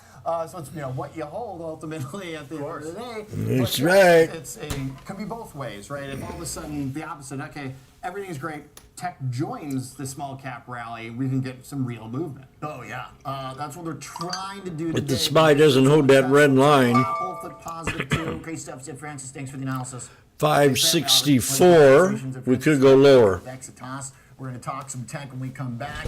One strategy that looks pretty good when things don't rip quite as fast to the upside for tech is a collared strategy, which our next guest has the fun. We're going to talk about ACIO, which is looking pretty good here the last 5 days, working when tech lags a little bit here.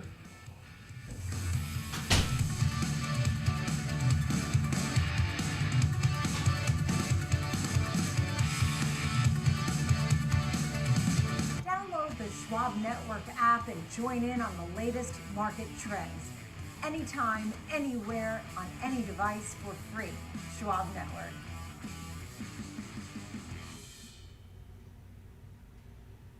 Knock, knock. Number one broker here for the number one hit maker. Thanks for swinging by, Carl. No problem. So what are all those for? This lets me adjust the bass, add more guitar, maybe some drums. Wow, so many choices. Yeah, like Schwab. I can get full service wealth management, advice, invest on my own, and trade on Thinkorswim. You know Carl is the only front man you need. Oh, I gotta take this, Carl. It's Schwab. Have a choice in how you invest with Schwab. Be part of the latest commodities action on Futures with Ben Lichtenstein, weekdays, 8 a.m. Eastern on the Schwab Network. Available anytime, anywhere, on any device for free.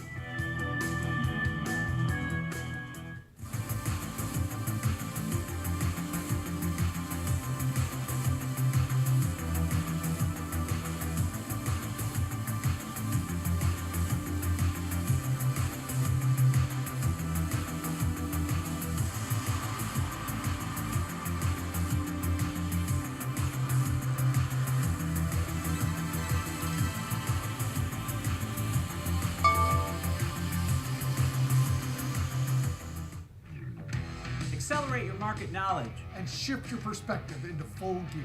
Real-time example trades, a full hour of trading insights. I'm Tom White. I'm Kevin Hicks.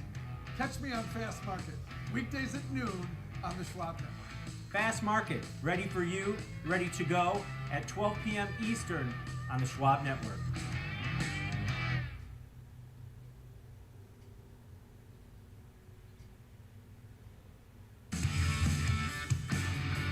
Welcome back to Market on Close. All right, we talked a lot about those small caps. Let's go into the stuff that's lagging behind a little bit here. Joining us from Aptus Capital Advisors, John Luke Tyner is a portfolio manager and head of fixed income. John, good to have you on the show and a good addition to our conversation. So let's shift kind of the tech stuff. You guys have a fund that seems like it's kind of built for these moments when some of that momentum in tech falters. Yeah, thanks, Oliver. Yeah, our shop is really based on being options based and being long volatility, and I think it's very timely with what you were just speaking through, where markets have been frothy. A lot of people are nervous about what could be coming in the future, and I think ACIO, which just celebrated its fifth year birthday, is an actively managed product in the hedged equity space that doesn't make you give away all of your upside and still gives you the benefits of risk management and risk mitigation. And I think a lot of investors, especially in an environment where fixed income might not serve as that ballast for allocations, really could kick in. Okay, tell us about the function of the fund, the kind of structure behind it. How big is that collar that you're putting on it? Yeah, so really the structure, it shifts the math with how we position the collar. So we're long about 75 stocks.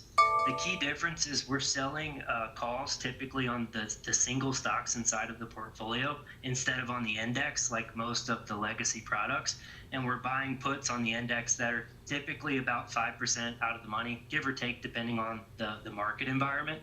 But what you see with that structure on a typical market, and obviously Zed pointed out some things that I think we could definitely discuss, but typically we're raising the ceiling of the strategy and allowing for more upside capture. And so what that looks like is more of a 70% upside capture versus a 50% or less downside. And that's typically what we're shooting for. Okay, now as after you get a few of these days where the market skews away from tech as hard as it has today, a 3.5% spread of the Russell, last week a big spread too, that allows you to then brace for a little bit more kind of upside then, or do you kind of move with price momentum where you go, okay, weakness, we need to be careful about the downside, or is it more we kind of assume that things come back and dips get bought? Yeah, so the fund is structural in terms of how we're managing it. So I think, like, we're not making a guess that, hey, the small cap rally is going to continue. I think the important thing for this backdrop is the cost to hedge a portfolio is extremely cheap right now. And so you don't have to sell as many calls against the upside, giving away the upside that you might typically have to do in an environment where the VIX is at 20. And so one of the reasons that we've been successful this year specifically is we haven't had a substantial number of names capped to the upside, and that's been effective in capturing about 90% of the market up for the year. Okay, that's super helpful as puts get pretty cheap, right? You don't have to sell as much, you can capture more upside. So then I guess you're kind of the man to ask on the skewness then. Are we getting VIX up because people are buying so many calls over puts? I think that's certainly an implication of it. Maybe you've got some people missing out. You've got people that are off sides and positioned overly in tech and trying to keep up with this move. And I think it definitely plays an impact with pricing of options. And overall, what ultimately matters is are you protected, in our opinion, against the large potential drawdowns that could come given future uncertainty. And I think how the portfolio across ACIO is really it just provides an option that investors can sleep at night knowing that they have guardrails in place. Okay. And John, when you guys think about this in terms of the broader portfolio, I mean, it's equity replacement, or do you view it as, with the caller, do you view it as fixed income? I mean, what is kind of or just income in general? Yeah, so we don't distribute the income from the short call book. So the products run inside of an ETF. It's extremely tax efficient, taking advantage of the different ETF wrapper rules. So that's a big piece. But how we typically see investors use the product is either for the guy that wants to stay or needs to stay invested in equities, but just can't stomach the risk, where they've got that protection in place that's actively managed. Or as a replacement across an asset allocation, where we've seen how ugly fixed income has been.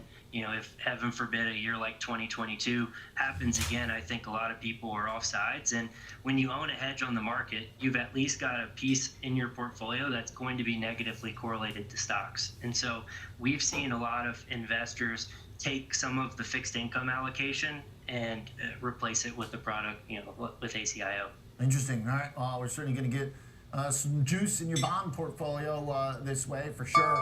But doing pretty good, just keeping up with stocks generally as well. John, thanks for the conversation and a really good perspective, a timely one. Yeah, thank you, Oliver. Absolutely. John Luke Tyner, portfolio manager and head of fixed income at Aptus Capital Advisors, ACIO, is the fund up to shy 18% on the year. Alex Coffey joins me when we return to take a look at some more options. She just doesn't want to do it. And S&P is about 0.5%, pretty much where we're at the top of the show. So we're doing pretty well. The Russell's just like unstoppable right now. Unstoppable. She just doesn't want to do it. Randy. I noticed, Jim, your 564-46 has beautiful curves. Available anytime, anywhere, on any device for free. Schwab Network. My dad was a hard worker. He used to do side jobs installing windows, charging something like $100 a window when other guys were charging $400 to $500. He just didn't want to do that. He was proud of the price he was charging. My dad instilled in me, always put the people 284 average, be careful. proud of offering a good product at a fair price. I think he'd be extremely proud of me. Yeah. No, I've not got an Zoom account. Binge watch Watch the market with Schwab Network. Tune in 24 hours a day, 7 days a week on schwabnetwork.com and on all of your favorite streaming services. Schwab Network available anytime, anywhere, on any device for free. Schwab Network. Accelerate your market knowledge and shift your perspective into full gear. Real-time example trades, a full hour of trading insights. I'm Tom White.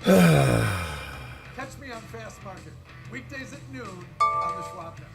Fast Market, ready for you, ready to go at 12 p.m. Eastern on the Schwab Network.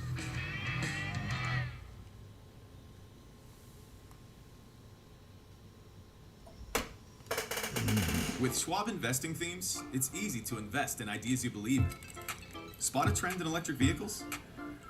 Have a passion for online gaming? Or want to explore the space economy? Choose from over 40 themes, each with up to 25 stocks identified by our unique algorithm. Buy it as is or customize to align with your goals. All at your fingertips. Schwab investing themes, 40 customizable themes, up to 25 stocks in just a few clicks. Welcome back to Market on Close. Let's talk some options here. I got Alex Coffey in studio with me, host of Next Gen Investing. SPX right now, 56.60, almost on the nose, Alex. What are we watching here into the bell? That's a number to watch for sure. It's been a pretty heavy volume on the call line for much of the afternoon. When we did get that run up about an hour ago, you did see a lot of volume start to come back in around 56.70, but this has largely been a pretty inside, quiet-like session. Now, I'm hesitant to say that we won't get a little bit of fireworks on the close just because we've gotten them basically every day for the last couple weeks. Yep. So when I'm watching this line, this 56.60 line's important just because a lot of volume built up throughout the day there. And if it's intraday volume held into the close, dealers could be caught off sides one way or the other. If we were to break meaningfully below 56.60, you could see some of those hedges come off, worked up back towards that zero gamma line. That's sort of been the playbook that we've seen. But if it does stay meaningfully above that line and they're not properly positioned, you could see then a run up towards 56.70 where there's another really heavy volume line from the morning and then the last hour. And if it breaks through there, you could see them really get caught off sides where you could get those little quick 5-10 point jumps immediately if that level's broke. We've seen that a lot, oftentimes around big numbers. So say the first time we crossed through 5600, if it meaningfully breaks there, you've seen a lot of 56.08, 56.10 type of price action, and then the melt up sort of resumes. On the downside, 56.50 has sort of been zero. Boom, baby. We actually kind of just hung out in this pretty tight range of, let's call it 10 points for much of the session. 10 points is, only 20 Boom. or less on a 56.50 index. So AVGO. but once it did start to trend a little bit, you did get that move up towards that major call volume line at 56.60 where we find ourselves now. And so it'll be interesting to see if there is a sharp move, big volume comes in, intraday futures traders, whatever. Jimmy likes. That drives this. You could see the flows add to that volatility. But if we just hang Back out to here, even. pretty comfy here around this level, given the fact that we've been here for the better part of the last hour. Okay. I think the question right Okay. now, basically, the only real question is, does the tech stuff, does the NASDAQ fade or ramp basically into the close? I feel like that's going to decide the fate for S&Ps, right? Yeah, Yep. largely. I think the S&Ps has largely taken its cue from the Nasdaq names. Clearly, this is a really strong day for the S&Ps in general, breadth-wise. I mean, you're almost at 90% of the stocks higher, but the movement has solely been tied to when those mega cap names start to get a little bit of a bid. The Nasdaq was down like 90, and the S&Ps were up 15. Now the Nasdaq's up 10. The NASDAQ 100 that is, and we've built on that move by doubling it. So you can see just that small shift. Apple, Nvidia cutting their losses or flipping positive in the case of Apple really can quickly turn this. So the same way that I don't know that today the option flows are driving the action. Some days you can really see it when we get negative gamma, you get big moves. But because we're on such a major volume line, we're going into the close here, you could see how it could add a little bit of volatility to the close, especially as we start to get further and further away from that 56.60 line. It seems like generally, goes almost without saying that the market is much more supported also too. Like the options flow is generally favorably bullish because you've got that big put volume level that's pretty far down there, like we're looking at right now, the orange line. So even you'd have to take a lot for us to like really break through there, it seems. Yeah, it'd be potentially taking those positions off, so those calls could be sold to lock in profits intraday. That can always work the same way. Selling calls is also a negative delta trade. But when you look at actually put the call volume, there's actually for every one call that traded today in the SPX, at 1.5 puts traded. So it isn't as bullish as you may think when you're looking at just the SPX. Right, but that's volume you're looking at. That's volume, but if you look at the Russell 2000, it's a little bit more one-to-one. Still slightly more puts trading, but oftentimes these broad-based indexes as well tend to be more institutionally driven indexes anyways, just given their size. You may have to look at some of the funds that track these to get a little bit more of an idea of maybe how the retail positioning or the more active trader is actually performing around this or positioning. Okay. Okay. Do you think that as far as trying to determine which were the bigger driving factors here over the past week, the kind of gamma on the options or the tech drag, because the S&P chart looks so much different than the Russell, whereas the S&P chart is almost this kind of ascending wedge because it keeps taking these periodic hits from tech. It keeps grinding higher, making highs generally, but that difference, is that because we're running into like dealer walls, or is that just because the math for tech doesn't add? Well, I think a lot of it was conversations you've had with your previous guests, which is there's only so many dollars that can find a home, and so some of it's been dollars have rotated out of other places and found their way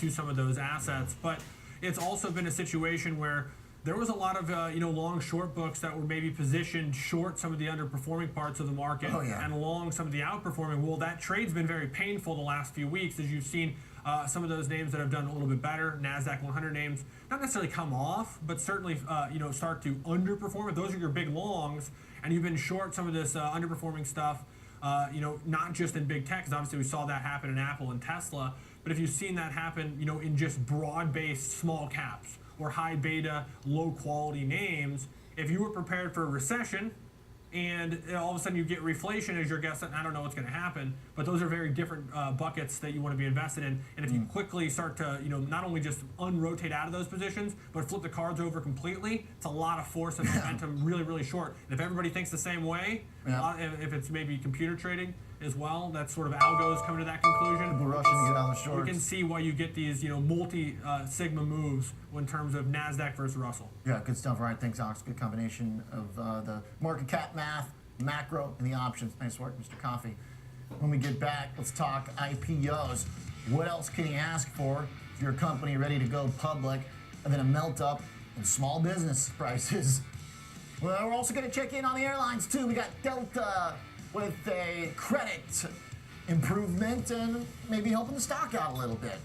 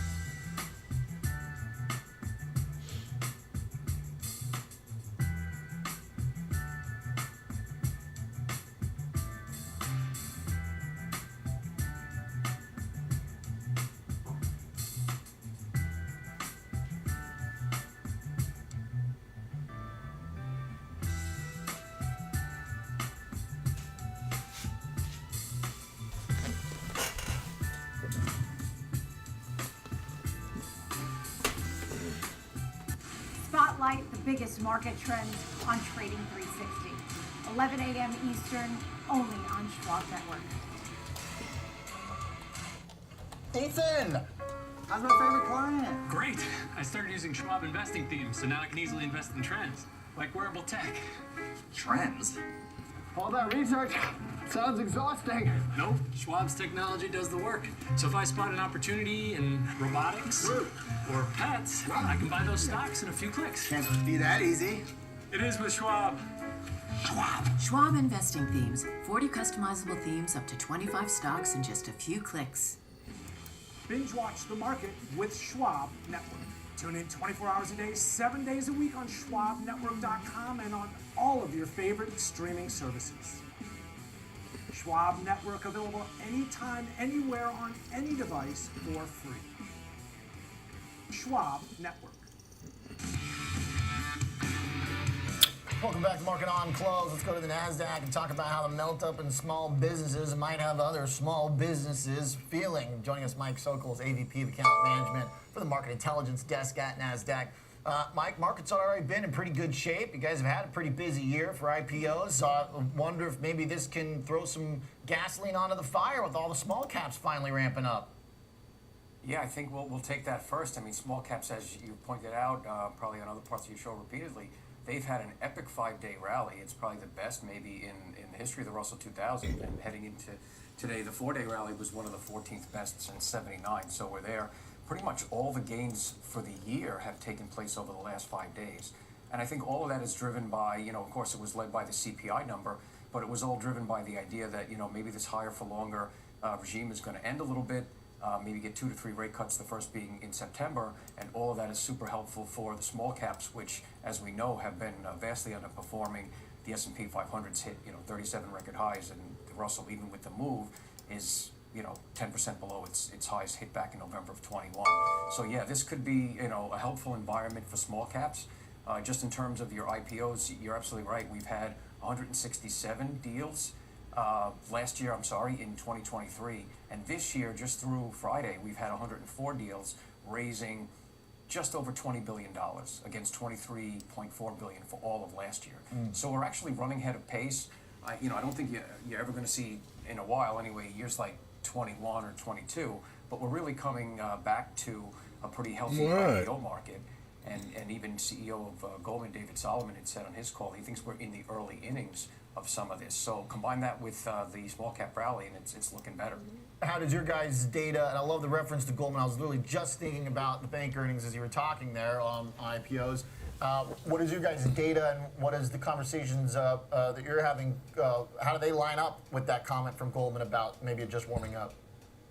Yeah, a couple interesting points there. So we published our June IPO pulse not too long ago, and it's at 3-year highs. So, it begs the question, like, okay, where are all the deals? And I think the main thing is about private equity exits, and do you get some of those companies coming off the sidelines now wanting to come public? And David Solomon did, in fact, reference that too in his earnings call, saying that he thought that was the case, that was beginning, and we might see more of that. So I think that ties into the data. An interesting data point too on our pulse is that although we don't publish this, it's based on a lot of internals having to do with the S&P 500. So I asked them to have a look at what would you do if you looked at the S&P 500 equal weight, so that you're not focused on just 7 outperforming companies or so. And the numbers look just about the same. So I think the pulse is signaling positive things. So is the industry, based on some of the bank earnings that we saw last Friday, and now of course with the potential rate changes and what small caps are doing, I think it all is pointing pretty bullishly. Okay. How do the CEOs typically think of these companies? Do they see something like this and think, okay, the door just opened, this is great, I want to get in while it's open? Or is the idea, if this is going to be heating up, I wait a little bit, I get an even better price? Because some of these companies in the small cap world, they're trading. They went from some of them being their credit and some of the stocks too, price, they're going out of business as of a couple weeks ago. Now they're trading like they've got another shot at life. Yeah, I hear what you're saying. So, we've had such a fast rally that that moves so quickly that, for an IPO, you got to gear up and do a lot of things to get public. So the environment has to stay stable for a little bit. But along those lines, if you're talking about just offerings or things like that, and a company stock price reacts very positively, that's more on the table now in terms of doing financings. And then the IPOs are going to come and flow from that. But I think also with the lower rate environment, if it comes to pass, a lot of the private equity deals that maybe were on the sidelines could also come out. So you get a mixture of companies there. Incidentally, on that point, we have just under 200 companies in our pipeline, and the pipeline's been strong for a while. but it's not just all tech companies. There's 40 or so tech companies, but there's 39 consumer companies. There's like 24 healthcare companies. There's a decent number of SPACs. So it's a pretty diverse pipeline. All right. Great insight, Mike. Thanks for sharing it with us. Really appreciate that. Thank you, Oliver. Good eyes on the market for Mike Sokol and his perch at the NASDAQ Market Intelligence Desk. Let's go to Jenny Horn for Developing Story and check in on the airlines, because things going as well as the market seems to make it appear, then I guess we're going to be flying and traveling again. However, we saw some of the travel, some of the services stuff and retail sales that did continue to slide a little bit. But this is about credit, right? Okay, this is about credit. So I actually think that that's an important differentiation, because I think that you're seeing a nice 7% move to the upside in spite of some overall market volatility. I think this shows you the nature in which airlines don't trade on necessarily travel demand and travel demand only. Because if we saw, I mean, like if the charts were indicative of travel demand, and we've heard these TSA numbers that have been phenomenal, I think you'd say, why are the airlines still underperforming? But a 7% jump, I think, really having to do with the fact that Fitch did raise Delta out of junk territory, making this now one of the more rising stars in the overall investment grade rating space. Not even S&P? Well, not even Moody's? You know what? An upgrade's an upgrade. They're out of junk territory. So, I mean, they're upgraded. Fitch. Yeah, I agree with you. I think that the overall credit metrics, I mean, like, they're saying basically improved from the pandemic. And it's like, we're nearly in 2025. What are you talking about as far as, like, improving from the pandemic? But they have been able to reduce their debt and operating leases by some $11 billion in the last 3 years. So, yeah, I mean, I agree. Does this warrant a 7% move? Maybe not. But if you were just basing this name off of, like, the street analysts that cover it, you would also be confused by some of the recent pullback, because this name is, like, the most loved among any of the U.S. airlines. There's now at this point, there's 21 strong buys. There's not even any holds in this name, only buys in Delta Airlines. So apparently this means buy, because I can't make sense of why else we'd be moving this significantly to the upside in all the airlines today. Right, so that's kind of thing. It is a lot of them. I mean, look, Delta's like double the Jets move, but still, they're all ramping up, to your point. So, all right, I was gonna say, you know, it's a frothy market when you're moving 7% on a Fitch upgrade. I agree. It doesn't make any sense to me why we see, like, the strongest travel data at TSA and we react to 0% on the day. It makes no sense to me. Right, that is true. It does kind of seem delayed, because all those TSA numbers were looking pretty good for a while, and they were kind of slow. All right, thank you, Jenny Horn. Other half of Next Gen Investing, appreciate that. When we come back, we've got our Schwab team taking us into the bell. It's all equities. Great Hines joining us. Kevin Gordon and Nate Pearson when we come back, as we look for a ramp or a fade. Cast your vote. NASDAQ still can go either way.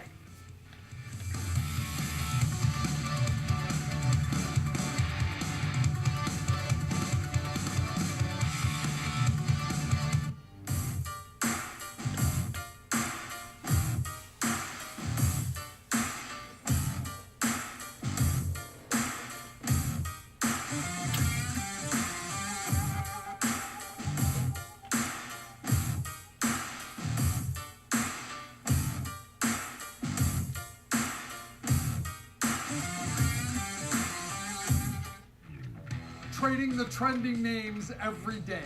It's Fast Market. Ready for you, ready to go. I'm Kevin Hicks.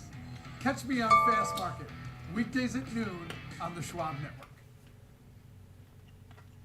Trading at Schwab is now powered by Ameritrade, unlocking the power of Thinkorswim, the award-winning trading platforms. Bring your trades into focus on Thinkorswim desktop with robust charting and analysis tools, including over 400 technical studies. Tailor the platforms to your unique needs with nearly endless customization, and track market trends with up-to-the-minute news and insights. Trade brilliantly with Schwab. I'm Nicole Petalides, live from the New York Stock Exchange. Catch me on Schwab Network anytime, anywhere, on any device, for free. Schwab Network.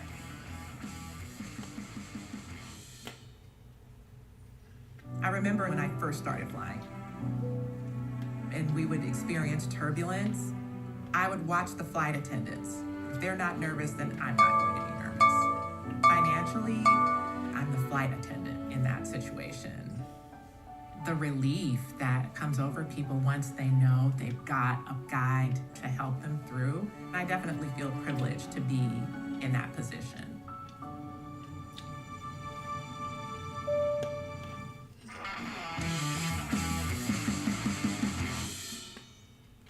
Schwab Network's like no other financial media you've watched because it's all markets, all the time. It's 100% finance. We look at everything as traders and investors, and everything we say, everything we do is through that lens. There's no ulterior motive, and there's no subjectivity. There's no random guesswork about what we think.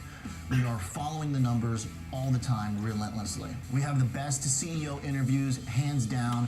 They're longer, more thorough, and tailored specifically to our audience. We never take our eye off the ball, which means we're always ahead of our peers.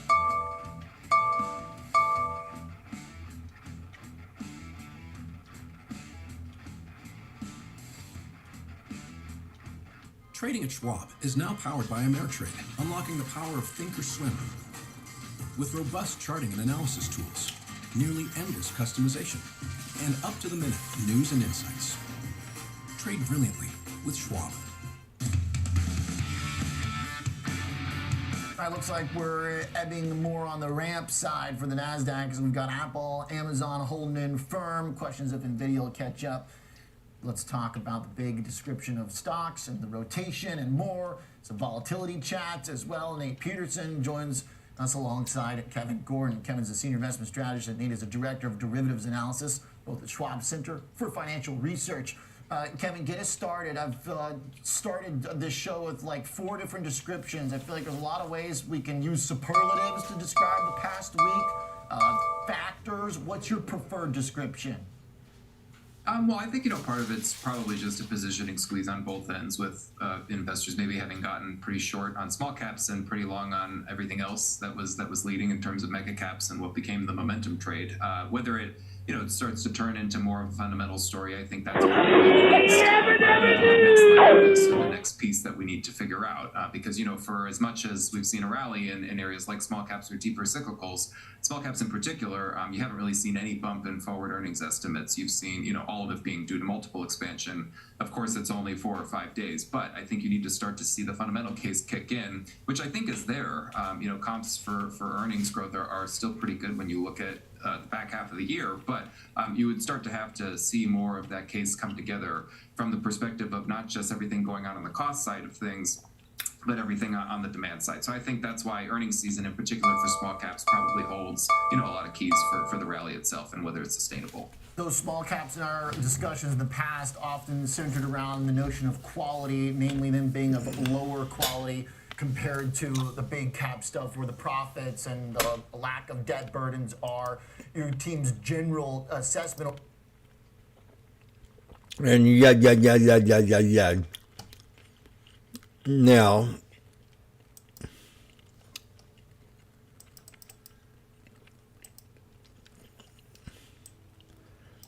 today was perfect on the SPY.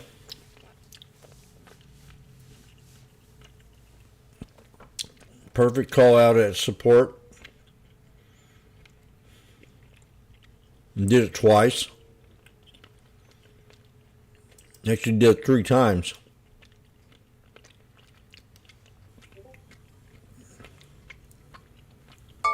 Could have been 4.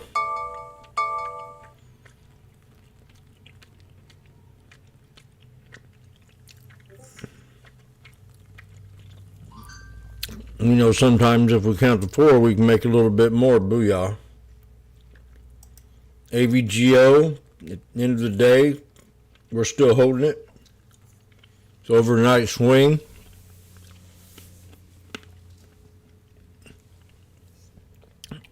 Understand they've been doing these splits. A little strange.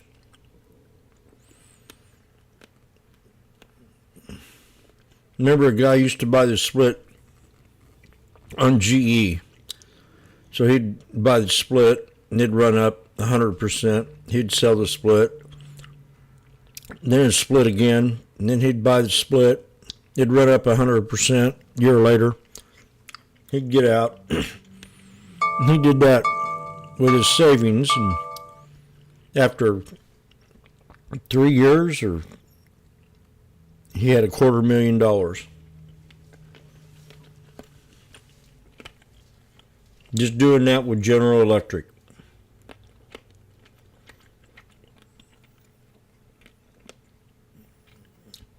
So listen to these hyenas. They know this market's overbought.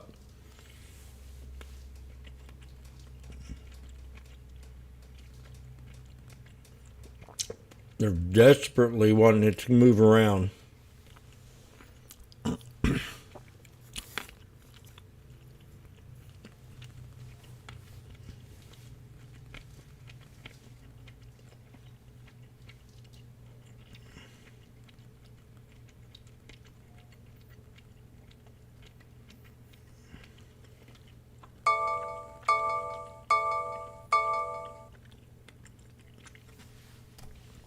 It's like at AVGO, there at the end of the day, I bet you were kind of sweating it a little bit.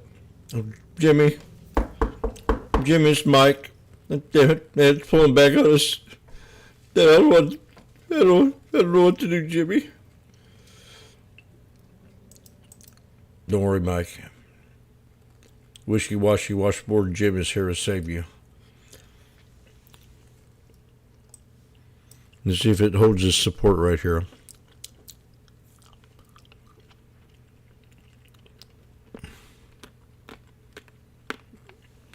It did, Jimmy. Thank you.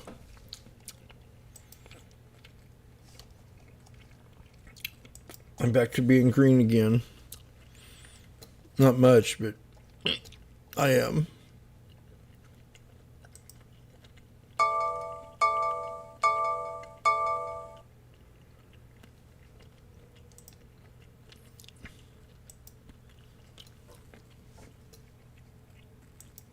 You're pushing it, Jimmy.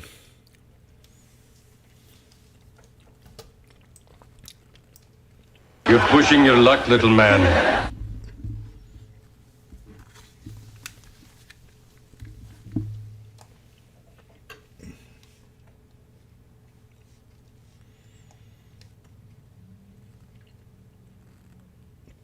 Does anybody understand what they're hearing?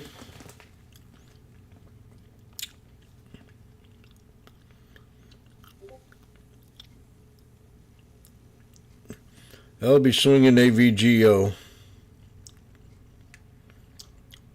July 26th strike, 172.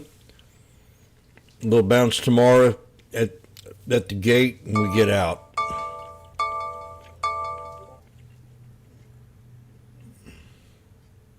Oh. Oh, really? Sure. Man.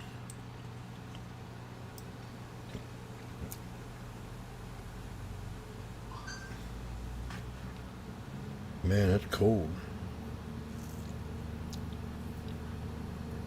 80%. That'd leave me nothing.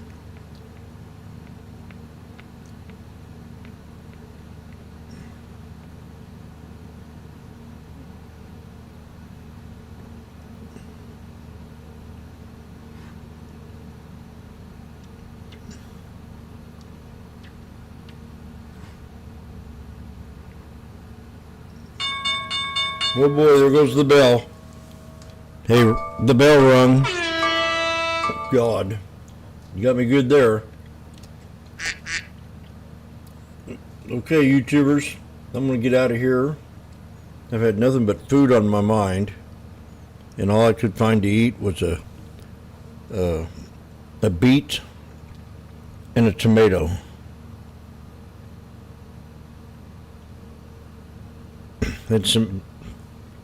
And some acorns. I guess that's what they call them.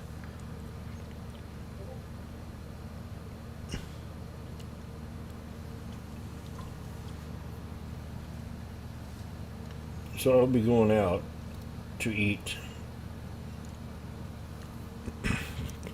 Hang out with Kid Dynamite. We got another good donation today. Thank you. A couple more will do it, I think. Mike? Mike's in charge.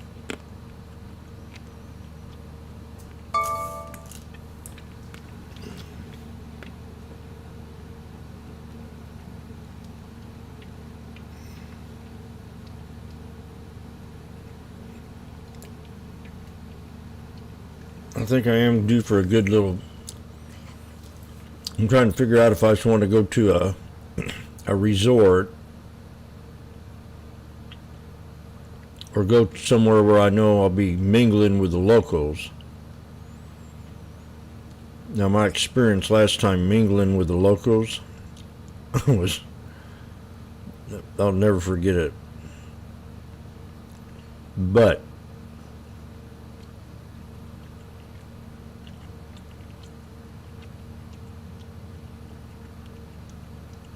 neither will the security guard.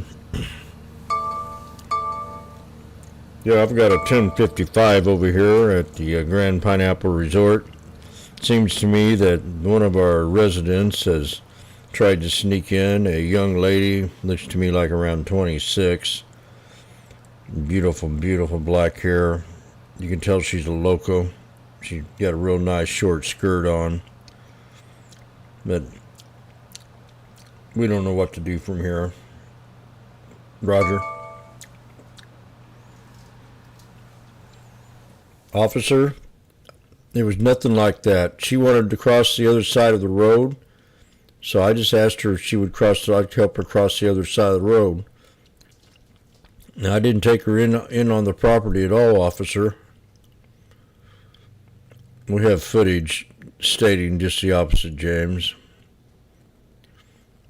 You did sneak her behind the ice cream parlor, brought her through the back way.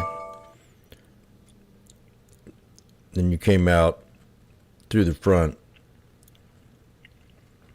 That was your mistake. Okay, that's the way it is. Everybody have a good day. Can't wait for tomorrow.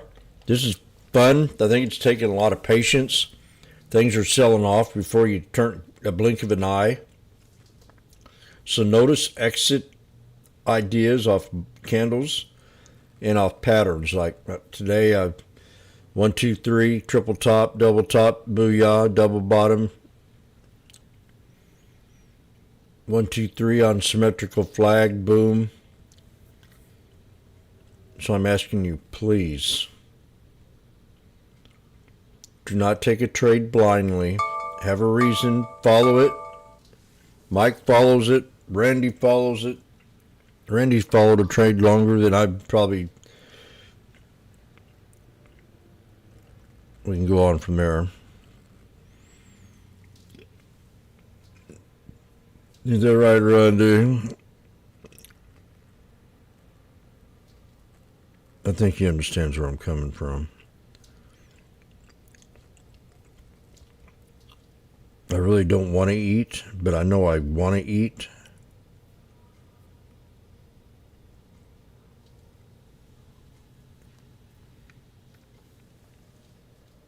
I feel like I don't have to eat like I was. And I actually feel like I have more energy.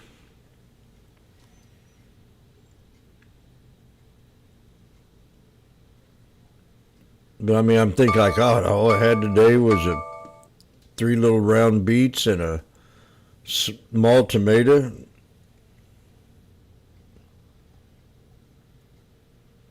Nothing else. Peanuts.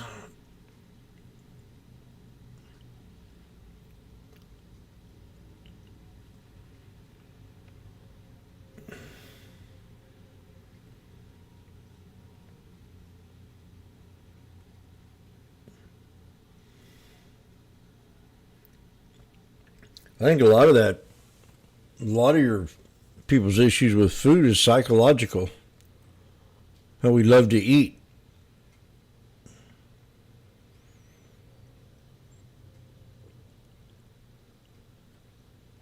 I really do think that. I didn't give a crap about food when I was a kid. When I was skinny.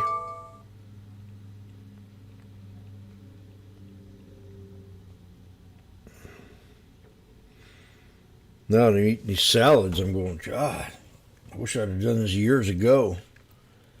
Especially that vinaigrette dressing. You get some real good tasting salad dressings. But when I'm putting that beet salad together, I'll go grocery shopping tomorrow. I got to see the doctor tomorrow, so I'll be busy.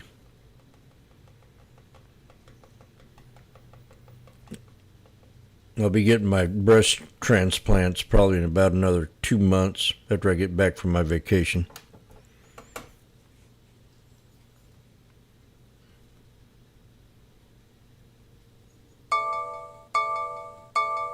Did you hear that, Mike?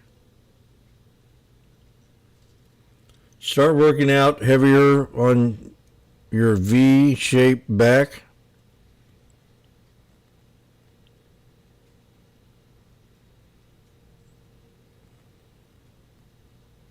Randy picked it up.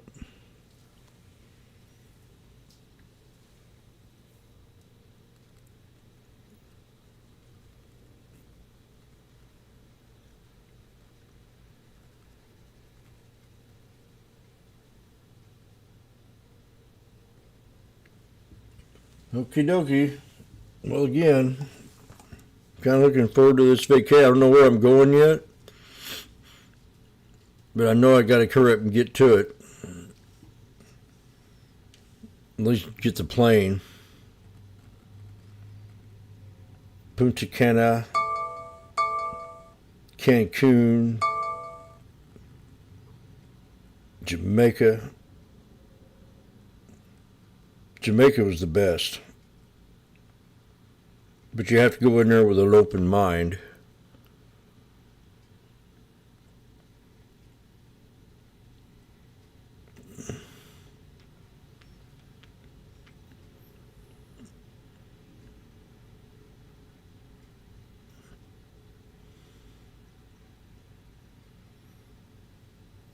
Okay. Tonight's a long night, so can't believe I'm 63 years old already.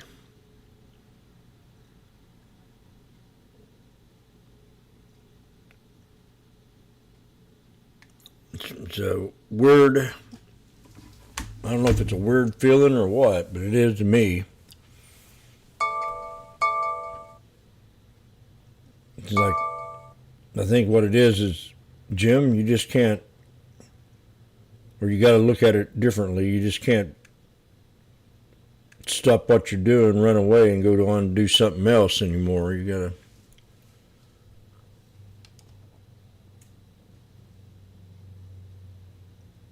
gotta have your foot a little bit more planted. Or have you done enough? Do you want to do more? Like, I feel like I've done a lot, but I could do a lot more. I've done a lot more than most, but not as much as some.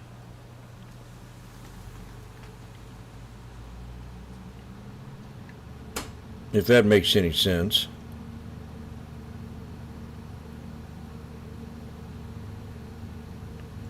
Another 10 years, I'll be 73, 74. Oh, jeez. So I gotta do my time different, use my time more valuably, or just keep lounging around, and maybe a couple, 3 or 4 vacations a year. A lot more than just thinking of one.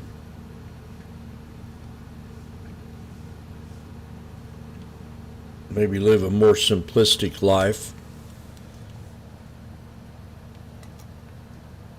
Not have too much material stuff. If you ain't gonna be around to use it.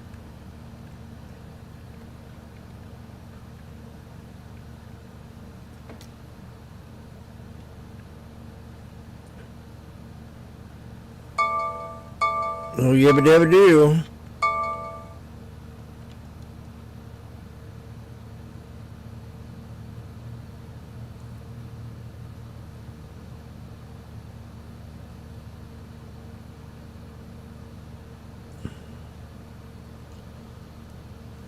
Okay.